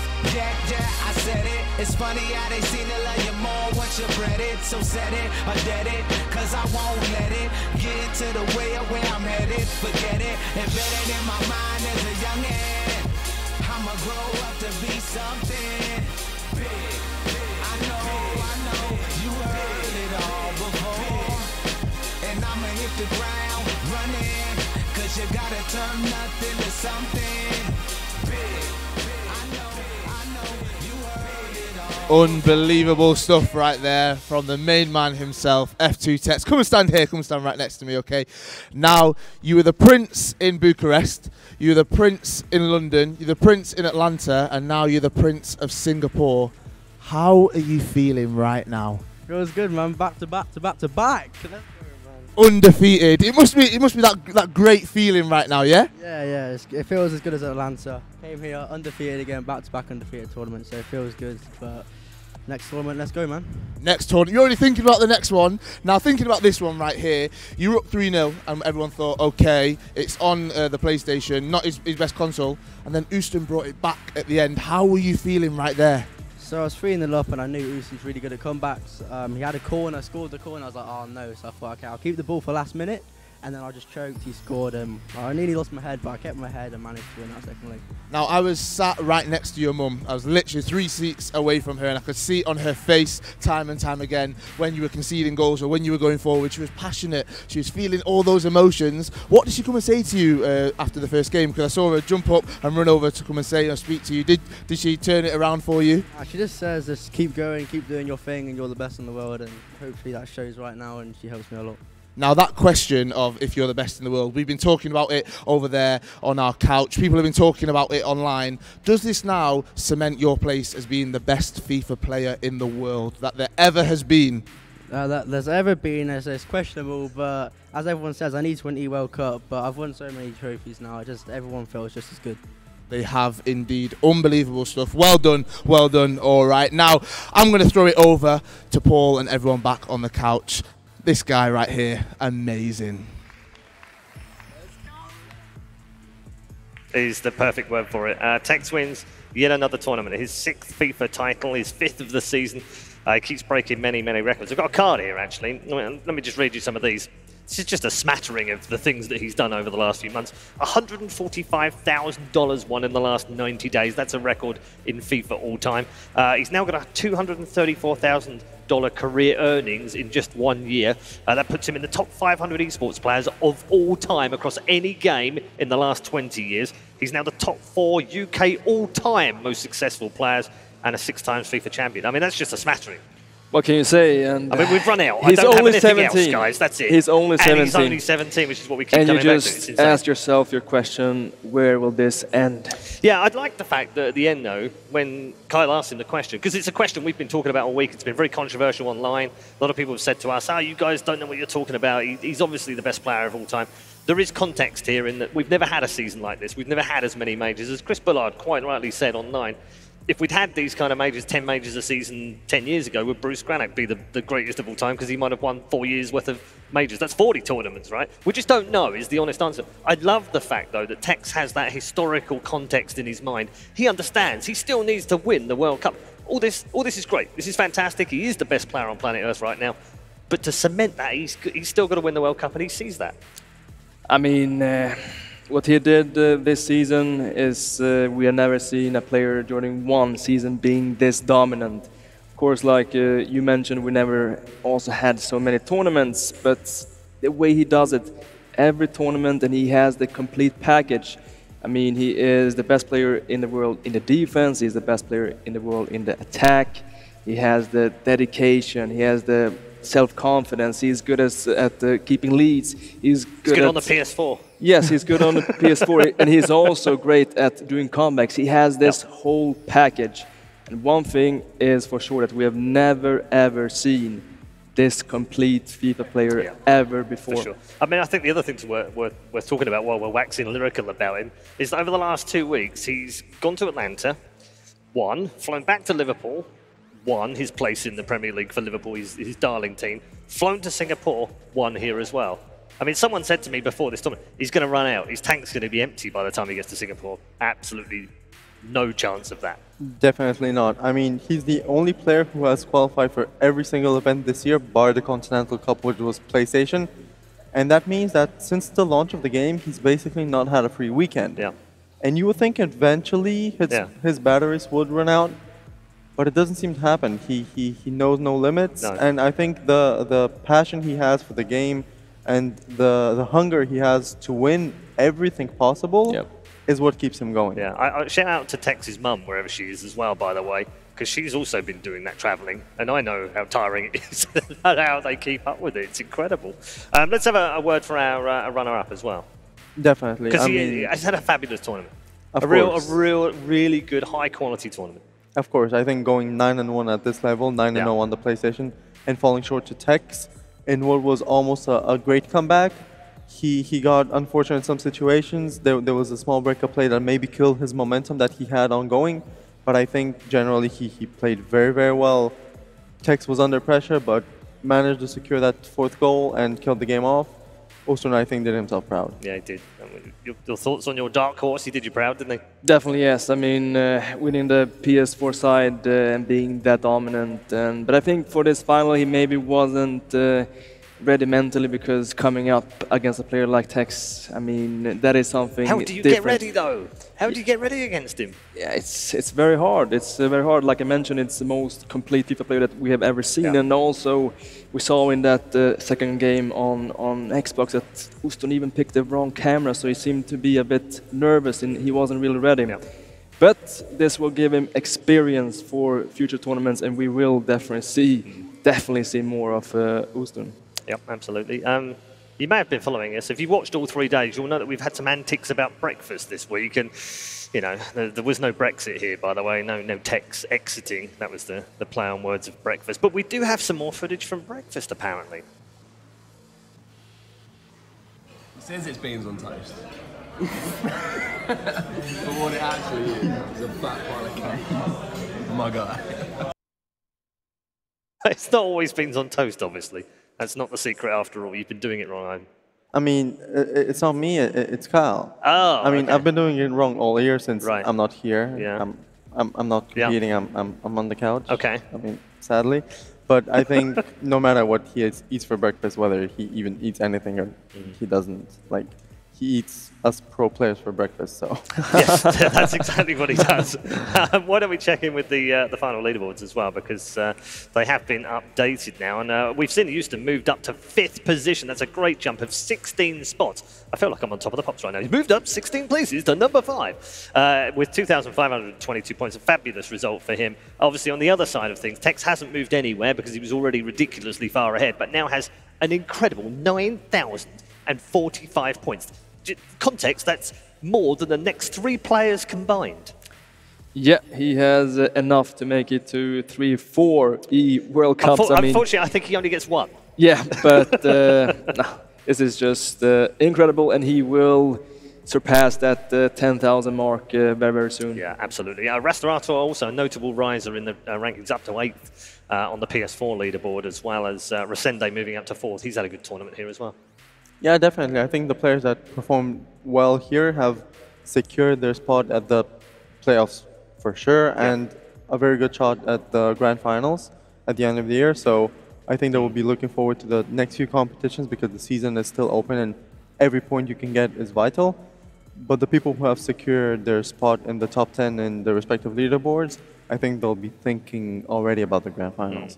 Meta-wise, I think what we've seen more of anything else in this tournament is those headed goals, not more so than we saw in the grand final from CR7 again. We've got a compilation of some of these goals as well, which we're just going to show you and we're going to talk about. That there have been an awful lot of these all the way through the tournament. I think, Ivan, you're going to try and count how many we've had, but... I'm going to try and count how many have been against Team of the Year Marcelo. Yes, and because we have been talking with is it Ivan, I think matchup? the most problematic spot in the teams at this competition has been the left back, where people tend to use Team of the Year Marcelo. Here again, you can see it, and he just never, ever wins the header against Team of the Year Ronaldo. Right. So and does it mean that players are now going to have to start cycling him out? We saw Sergio Ramos, for instance, used a at little right bit. back. At right back, and then we saw Hullet used exactly, as well. So exactly, for that exact same reason. But for some reason, people tend to still stick with Marcelo, and what Ivan said, if you don't attack with your left backs, you do not need Marcelo. Right. And people still tend to use them and concede goal after goal with headers. Yeah, there's been quite a substantial amount of goals in here, isn't there, Boris? Yeah, and there is one man here who does it, and that is Team of the Year Cristiano, and Tex did it a lot of times. And also here, just using the weak link in Oostun's defense, which was Marcelo, and that's something also that Nightwatch mentioned, that it doesn't really make sense to use Marcelo if you use your wingbacks on stay back. Then you just want someone tall who's going to match Cristiano in the air, and that is maybe something that Houston will try to look at for the next tournament, because this is definitely the new meta. Yep. We see this so many times and in so many decisive moments. It is a simple goals, just the R3 flick up, far post, cross, and Cristiano, bum. Yep. That's it. We've heard it from the best. It's time to look at your right backs and your left backs, ladies and gents, if you're worried about conceding headed goals from CR7. We've also seen some fabulous goals over the tournament, so why don't we take a look at the top 5.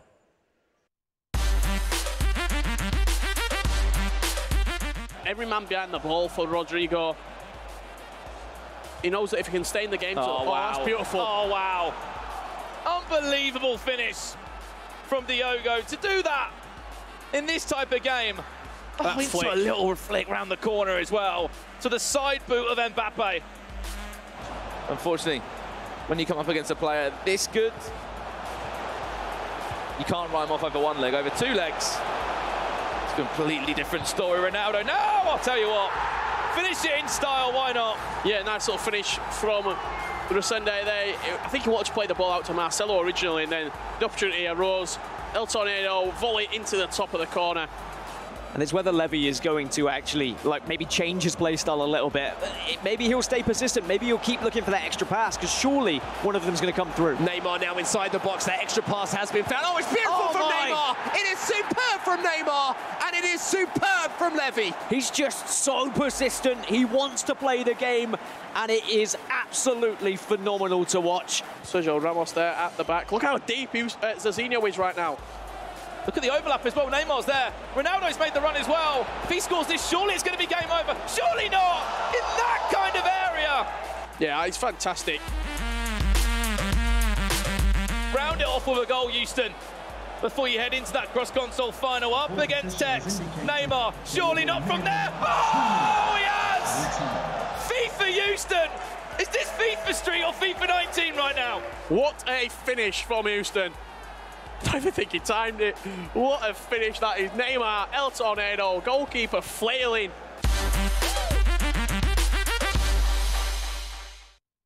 Absolutely beautiful. Some fantastic goals in there. I'm not surprised to see a couple from Houston in there as well. You could have picked 3 of his PS4 final out because they were absolutely worldies. Yeah, definitely some goals you would not see every day in real life on a real football pitch. But it's possible in FIFA. In FIFA 19, you see these types of goals, and you can see Ostun, he has mastered those very well, the volleys after the Bolasi or the Tornado flick. Yeah. And they're practically undefendable if you don't expect them. Yeah, there were some really good goals there. Spectacular looking ones, but also some very technically gifted skill shots in there as well. Some really well executed goals. Yeah, and I particularly like these goals from Levy with having a lot of passing combos and then just using the dragbacks. He's just really working his way to the goal, and also that goal showed that also finishing that with a green time shot. And Levy was really a player this weekend who scored, let's say, different kind of goals for Ultimate Team, more that brought us back to the days of head-to-head, and really a player that I'd love to watch this weekend. Okay, let's get some final thoughts from both of you as we close up the show here in Singapore. What have you enjoyed? I mean, I've enjoyed the whole competition. The fact that there were some upsets, which is very good to see, in a way that you can see that everyone has a chance to compete and to compete at the highest level. We've seen some favorites go through, get to the finals. We've seen Ivan's dark horse, Ostun, get to the final and eventually the cross-console final. And again, deja vu. We've seen Tex win it all. Indeed. Every tournament, yes, and yeah, I mean, after Tex, just cementing his place as the world's best player. And we could argue if he's the best ever, and I'm just saying that if he's not, he's on a very good way. And like also Nightwatch mentioned, seeing all of these new players popping up, or maybe not new, but for some of us, like lower seeds, we have Zazinho, we have Levy, Abaza. This was definitely the tournament of the surprises, but then in the end there is always one man lifting the trophy, and that is FUT Tex, and just amazing work. Okay, thank you very much to both of you. We've come to the end of our broadcast here in Singapore. Thanks once again to the Singaporeans. They've been absolutely fantastic. I love this country. It's a real joy to come back here every single time. Also, thanks to PGR, of course, EA, and our friends at Egg, and everyone that turned up down here and cheered on the players. And also to all of you that tuned in. I know the time zones were difficult for some of you to follow all of the action over the last 3 days. So thank you for tuning in, and we'll leave you with the best highlights of the Singapore Champions Cup in March.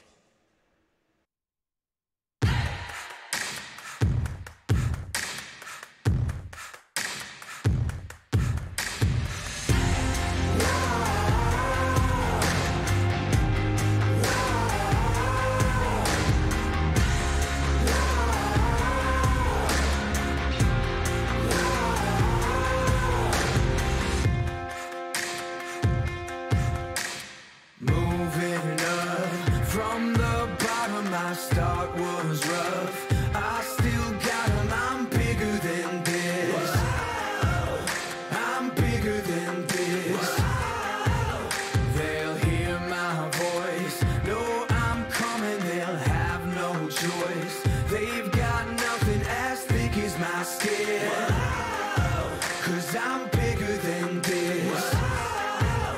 When I have a dream, I think of it late at night. A distant memory, a flicker in your eye. It finally came for me, I felt electrified. We can live the dream, we can be big, we gotta fly. We gotta live like giants. We can never stop, we gotta stand up. We can't be silent, stand up. We live like giants. We gotta keep on climbing. We'll make it to the top. We gotta stand up. We can't be silent. Stand up. We live like giants. Stand my ground. Hold back nothing. They flex their power. We come running. We're bigger than them. We're bigger than them. We will win. Use our power to draw them in. Looking down 'cause we're bigger than them. We're bigger than them. We gotta live like giants. We can never stop. We gotta stand up. We can't be silent. Stand up. We live like giants. We gotta keep on climbing. We'll make it to the top. We gotta stand up. We can't be silent. Stand up. We live like giants. Like giants. Like giants. Like